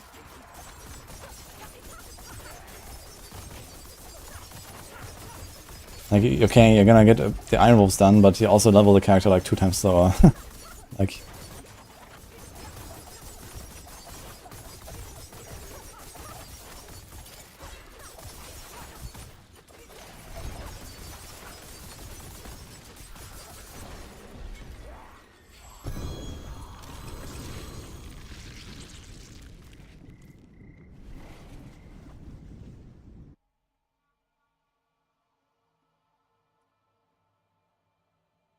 Serious might proc from Mandaril's AoE? No way. It procs on like skill use.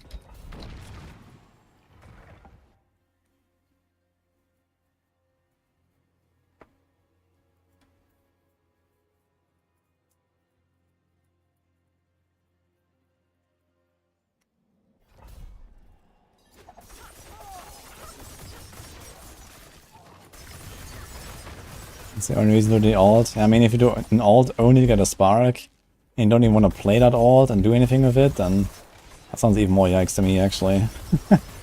Like, at least, you know, okay, you can, like, make an alt, farm Helltide, and you get your spark and your stones, and you're gonna be, like, level 90 after, like, I don't know what, 12, 15 hours. And then you're like, okay, let's just finish it to 100, get the glyphs up, and then you have a build, you know? But if you like stop there and then don't play this character, then it's kinda like, yeah, okay. Seems to be weird as well. I mean, some people like leveling a lot, I suppose.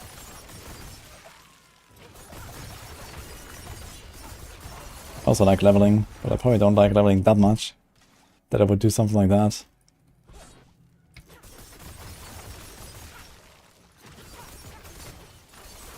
This snake is just like, goodbye. See you later. Dude, and now he teleports again here.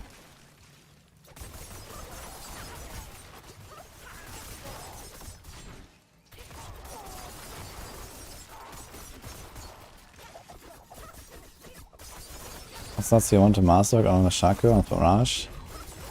Life. I mean, it's basically always life on Shaco. maybe cooldown in some cases.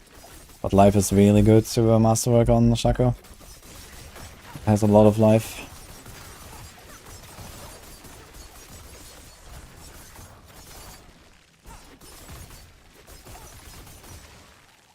Like, Shaco has like, I don't know, double, 2.5 or so of like a normal life roll. Pretty cracked. So the value is pretty crazy in masterworking that up.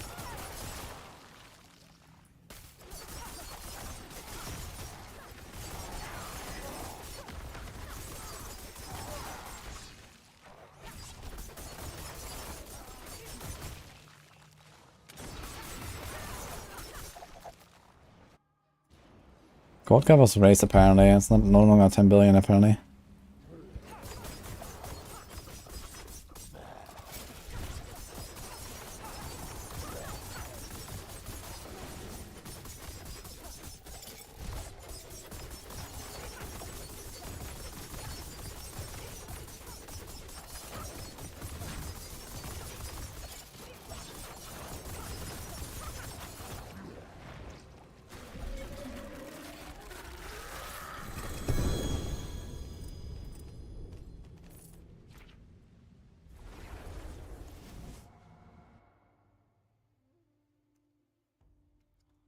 How to increase your mana?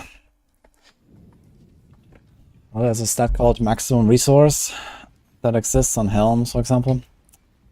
But if you talk about like resource recovery, which is probably more what you're after, you can roll resource per second on helm, chest, and boots.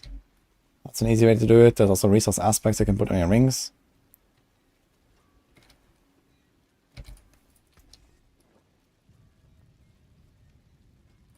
I'll keep my forge hot. Return soon. Hello? Hello. Hello, shining people. Well, there's something special.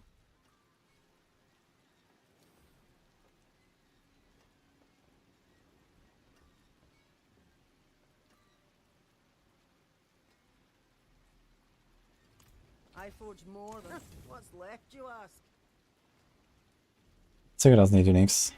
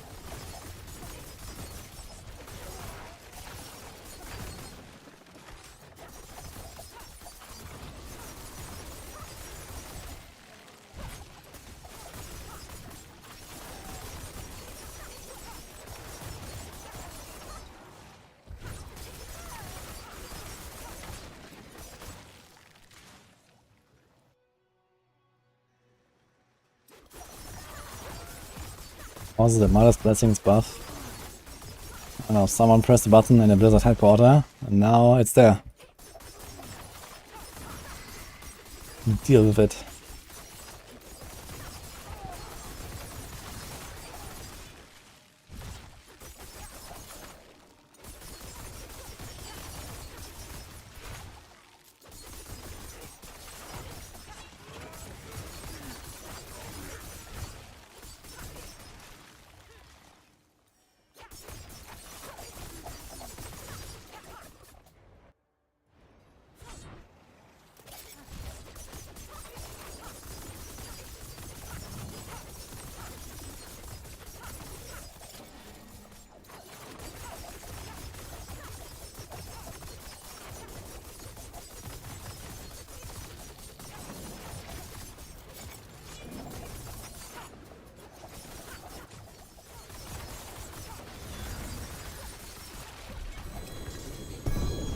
Kind of funny, when you stagger the boss, all these walls from the Tomb Lord are pierced.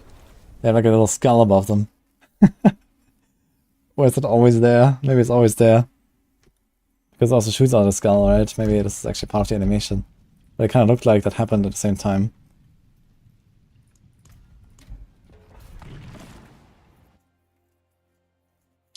Doesn't Exiles benefit from the same multipliers as Andy? Not really. Exiles is a instant damage hit, so it benefits from crit and stuff like that. It doesn't benefit from damage over time. I mean, it kind of does in the sense that you want to have a lot of attack speed and lucky hit chance. And, you know, poison damage, for example, or something. But yeah, like Bane Glyph, Tracker Glyph doesn't work. I mean, in general, like, I don't have any way to trigger it. So, yeah.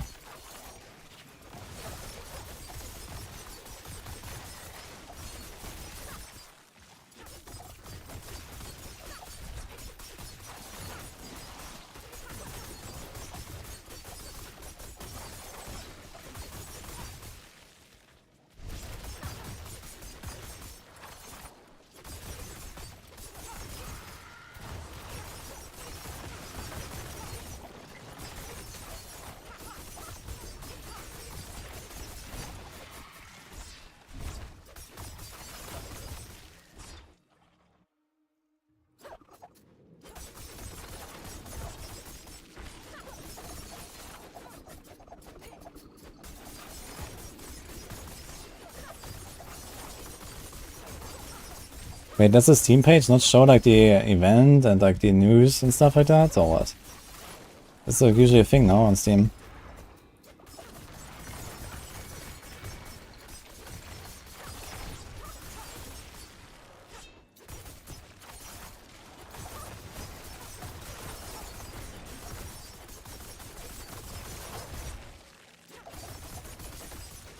I think at some point they have to expand the skill tree. I don't think they have to. And I don't think they will very much. Like, I don't think they're gonna make it more complex, but I could imagine they're gonna add more skills to the classes. Like in the expansion, for example, this would be a good time to, like, you know, add like 2-3 skills to every class, make like a new theme. You know, like I would like to see like a ranged theme for Barbs, a poison theme for Necros, and these kind of things, for example. So you can have like an alt, a core, a mastery skill, etc.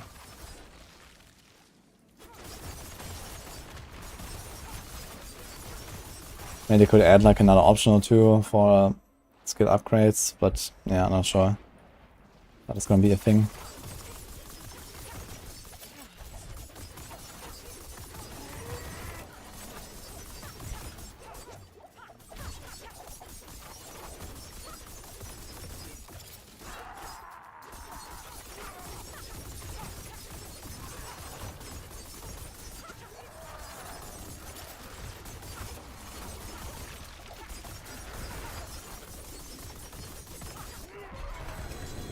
Down.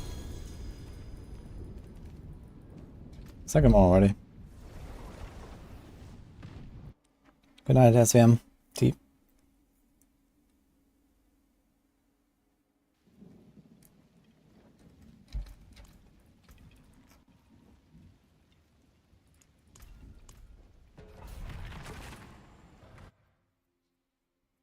Shaco drops from Helltide. JK.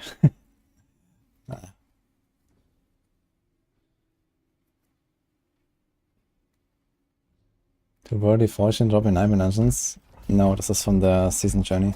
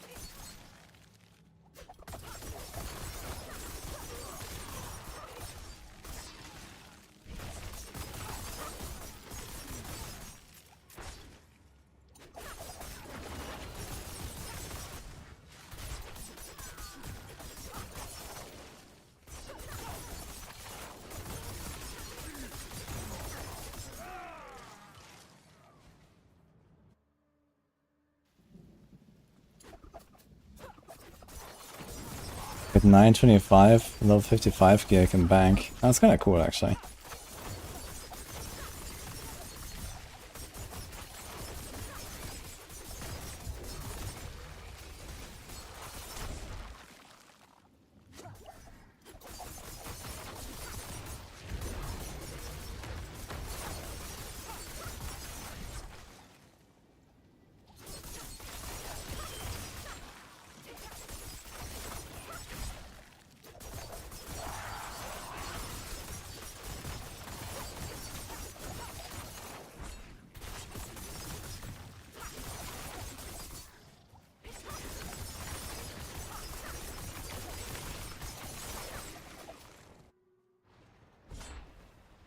Our cap of pits is 199 of the monsters. The tiers go to 200. The monsters stop scaling at tier 100.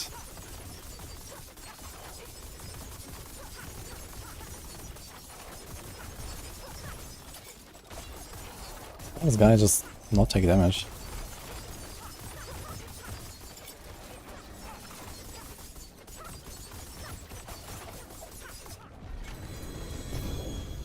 Ambrose just seems to be quite tanky actually. Is that it? Is he just tanky?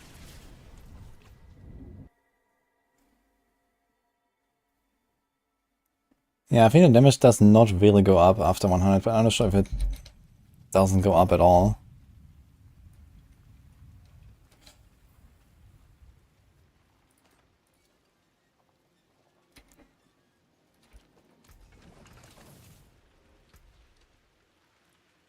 How much environment do we got? Ah, 900. Nice. Actually start masterworking up some stuff. Gute Nacht.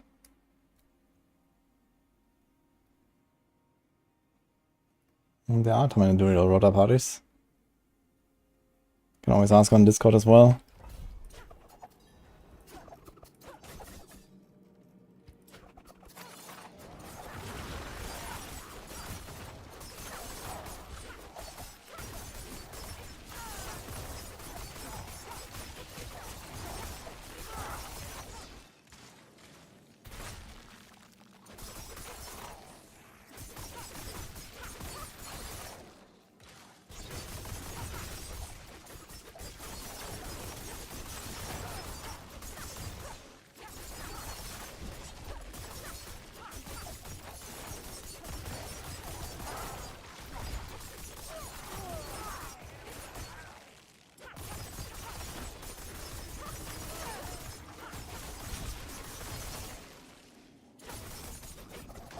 Hope is the tankiest.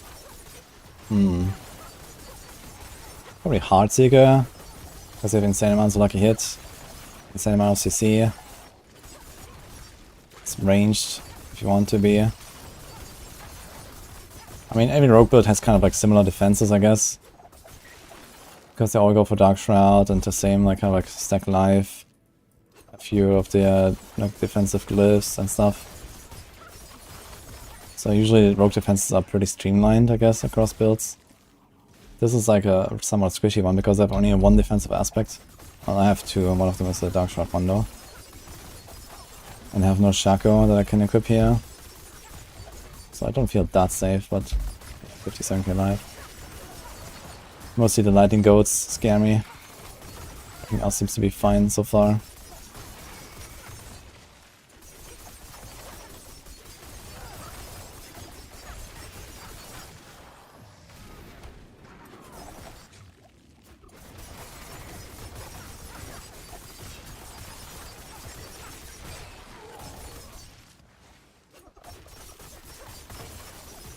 Thank you for the sub, Italian Flame.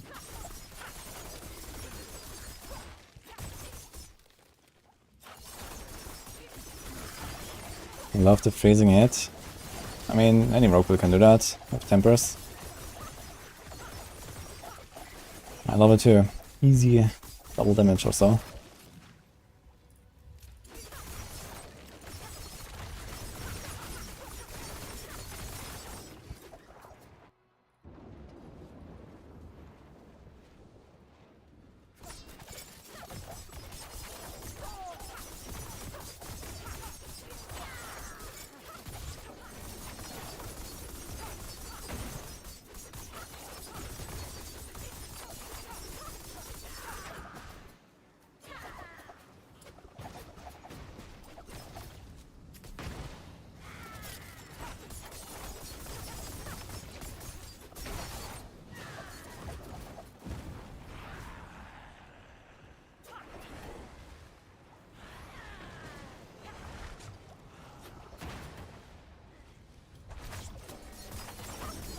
We're so close to getting staggered, man.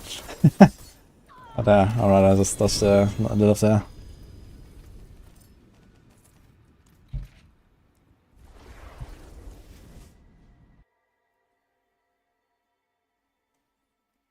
Is it possible in the 4 to create insane speed farm builds like the 3? I can get pretty close to the 3, but only really on a Sorc. And only if you really know what you're doing and you invest a lot.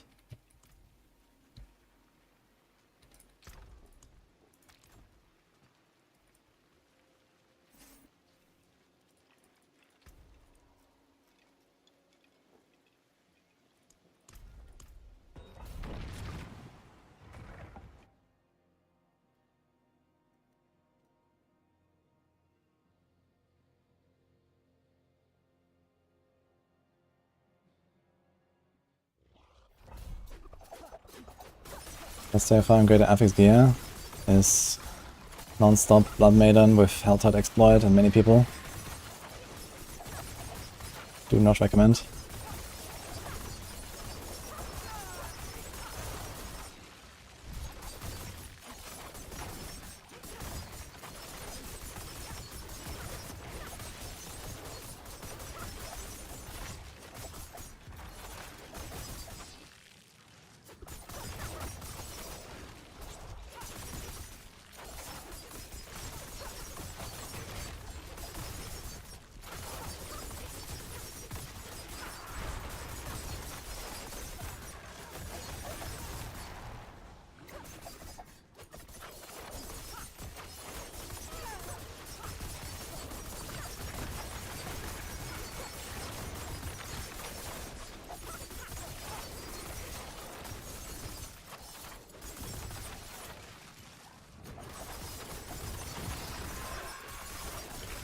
The Pain Gorges with greater affix. 4 greater affix. Well, it massively depends on what role it has on the unique power. So maybe between 0 and a couple billion, I guess.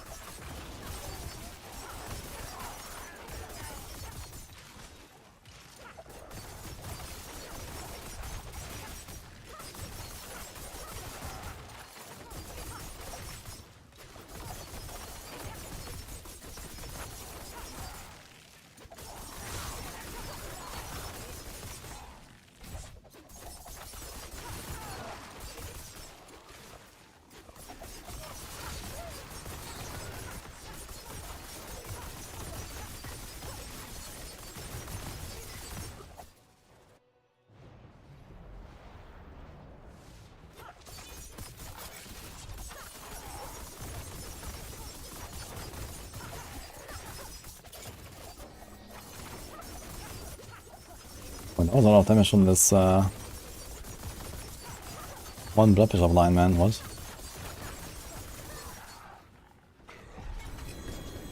Surprisingly high. And I had full Dark Shrouds.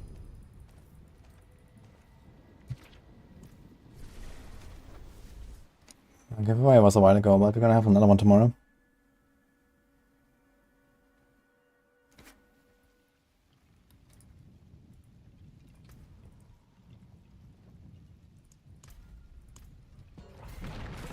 Okay, that's this last run, and we're gonna do a bit of masterworking, guys. Gamba.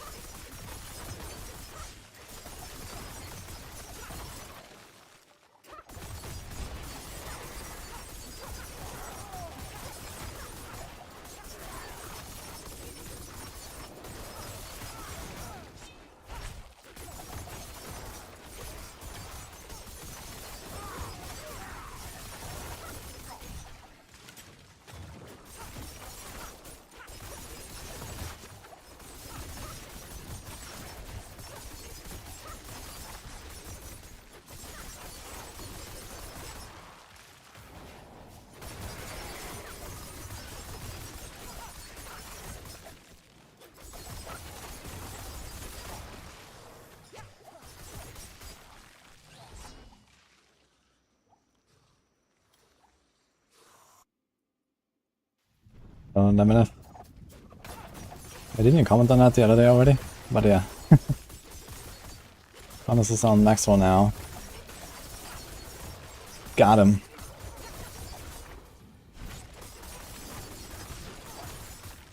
Yoink.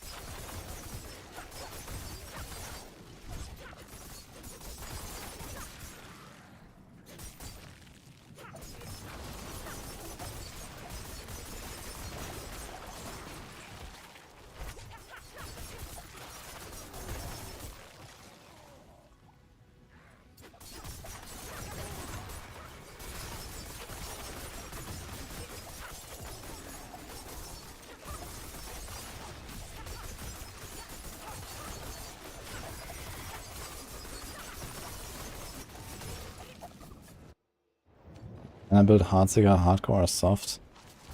It's probably more tailored towards Hardcore, but I mean, it's not a huge difference most of the time anyway.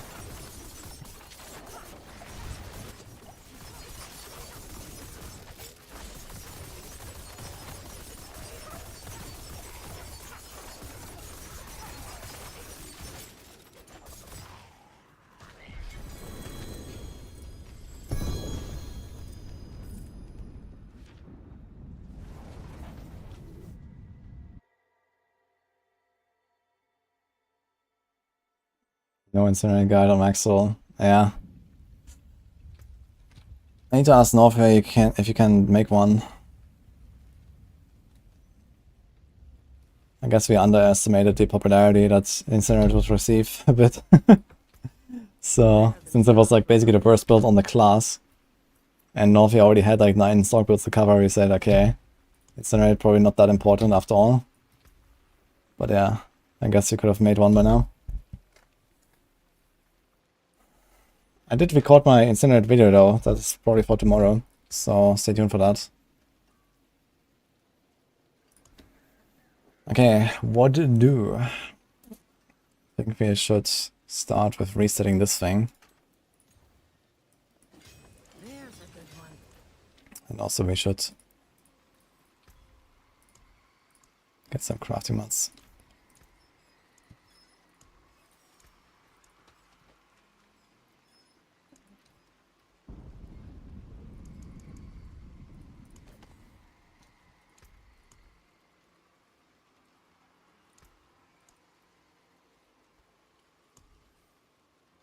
Okay, time to Gamba. I wanna hit the puncture. More fair than I thought.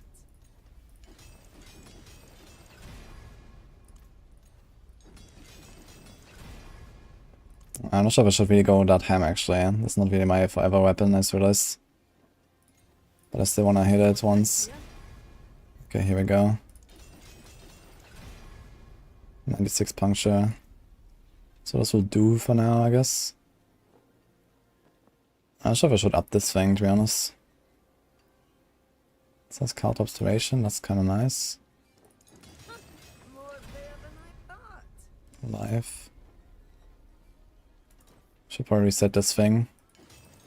This is definitely my forever chest, so we need to hit a Dark Shroud here. Solid bits here. I'm gonna go for double Dark Shroud, I'd say.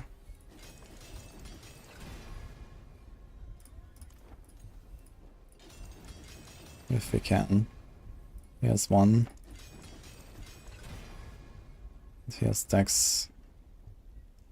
When will this upgrade? At 9, right? That's 25 and 30. So it is at 55, so one more. There's a good one. So we have 5 Dark Shroud for now. We don't actually need to redo the Andaris for now, until I get rid of this attack speed roll. Definitely want to redo this thing though.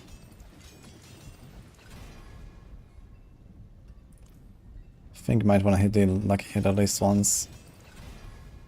Here we go. There's a good one. I'm missing 2 Ingolith.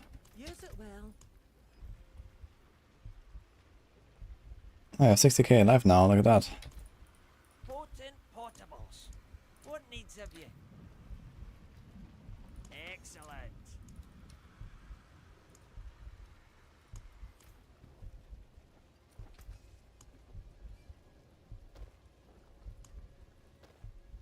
Some solid bits here. Crit. Okay.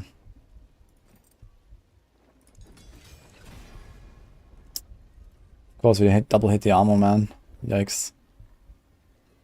I only need 1. So this thing has dodge. I guess we don't really care much what we hit on the boots, to be honest.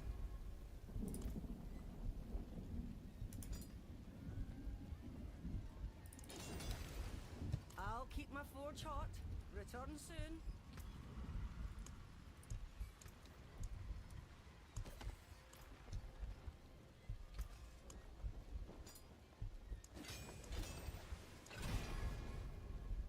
Double dex. Yeah, we need to work on some damage to crowd controlled enemies, man. We have like so little of it. I think it's like dex, life. We already have to grade our affixes for that. Definitely need to get some crowd control damage at some point. Didn't really go up much.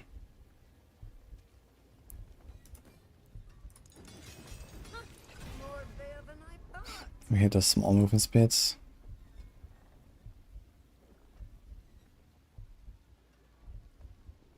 I have 1.7k dex, 61k alive.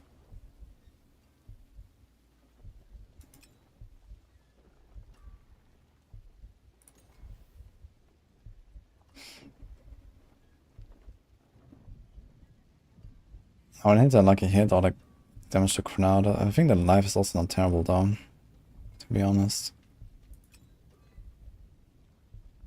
But yeah.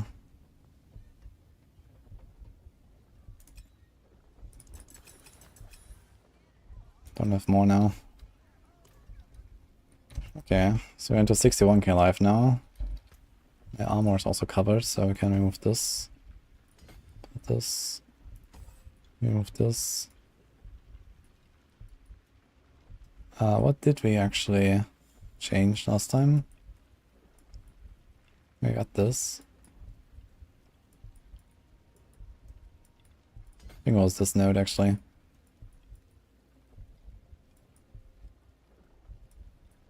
I'm not 100% sure about it.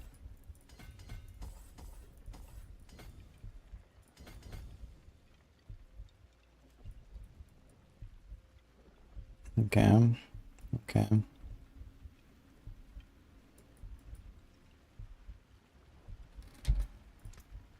Oh.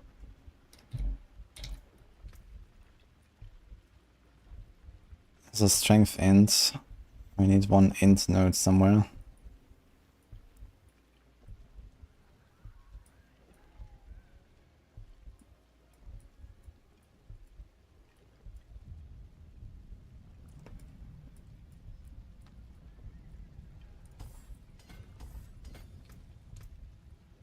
Okay.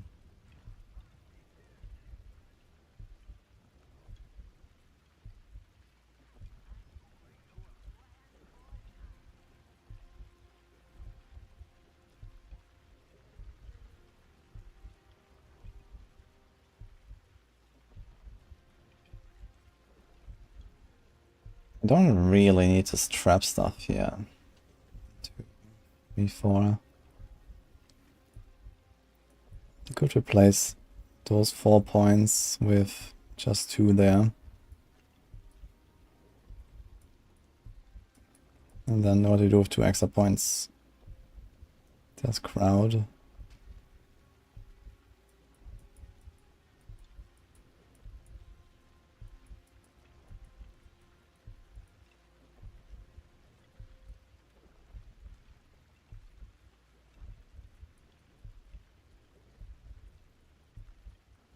I know Not very much to be gained here. Okay. Looking much better now. So we have everything at 8. We have much more puncture chance now, which is good.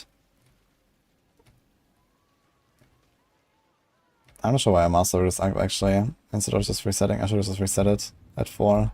Dex hit. We want to hit the Cult of Duration, I guess. Or the crowd control. We have 2 little crowd control damage. So this will be a reset for sure.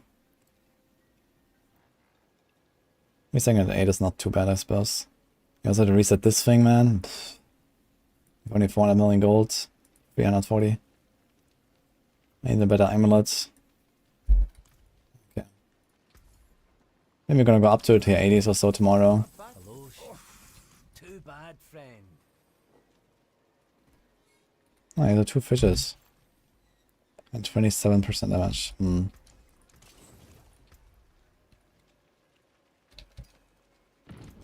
It's not like a chance standing here without elixir.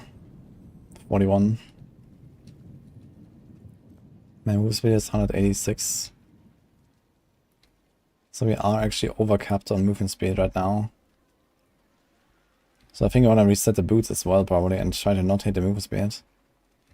Or we're just gonna actually go for a neck that doesn't have movement speed on it. Or not tempered.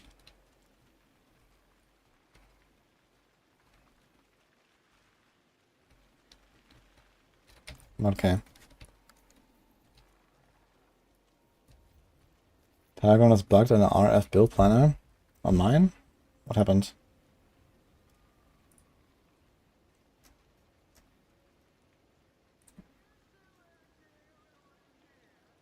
This one?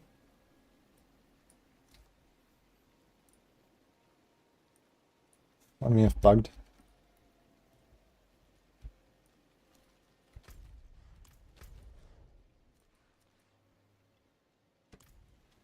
It's time for exit class.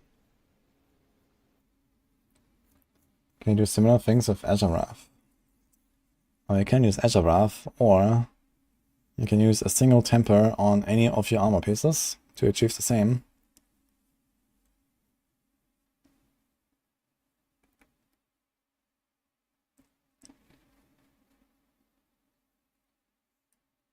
Starting point is not there. What do you mean?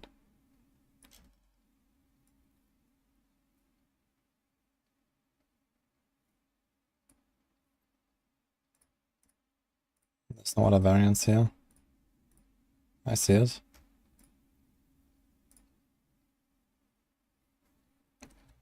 Anyway, guys, hope you enjoyed it. I'm gonna go. It's late. So I appreciate all the support again today. That was nice.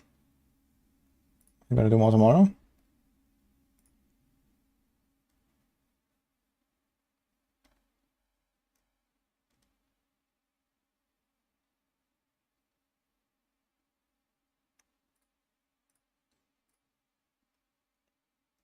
Okay, let's raid Emilsia today. I don't think I've raided her. But I've seen her around on the Diablo partner Discord. I think she's on the Diablo partner Discord. So let's do that. Thanks a lot, guys, and I'll see you tomorrow.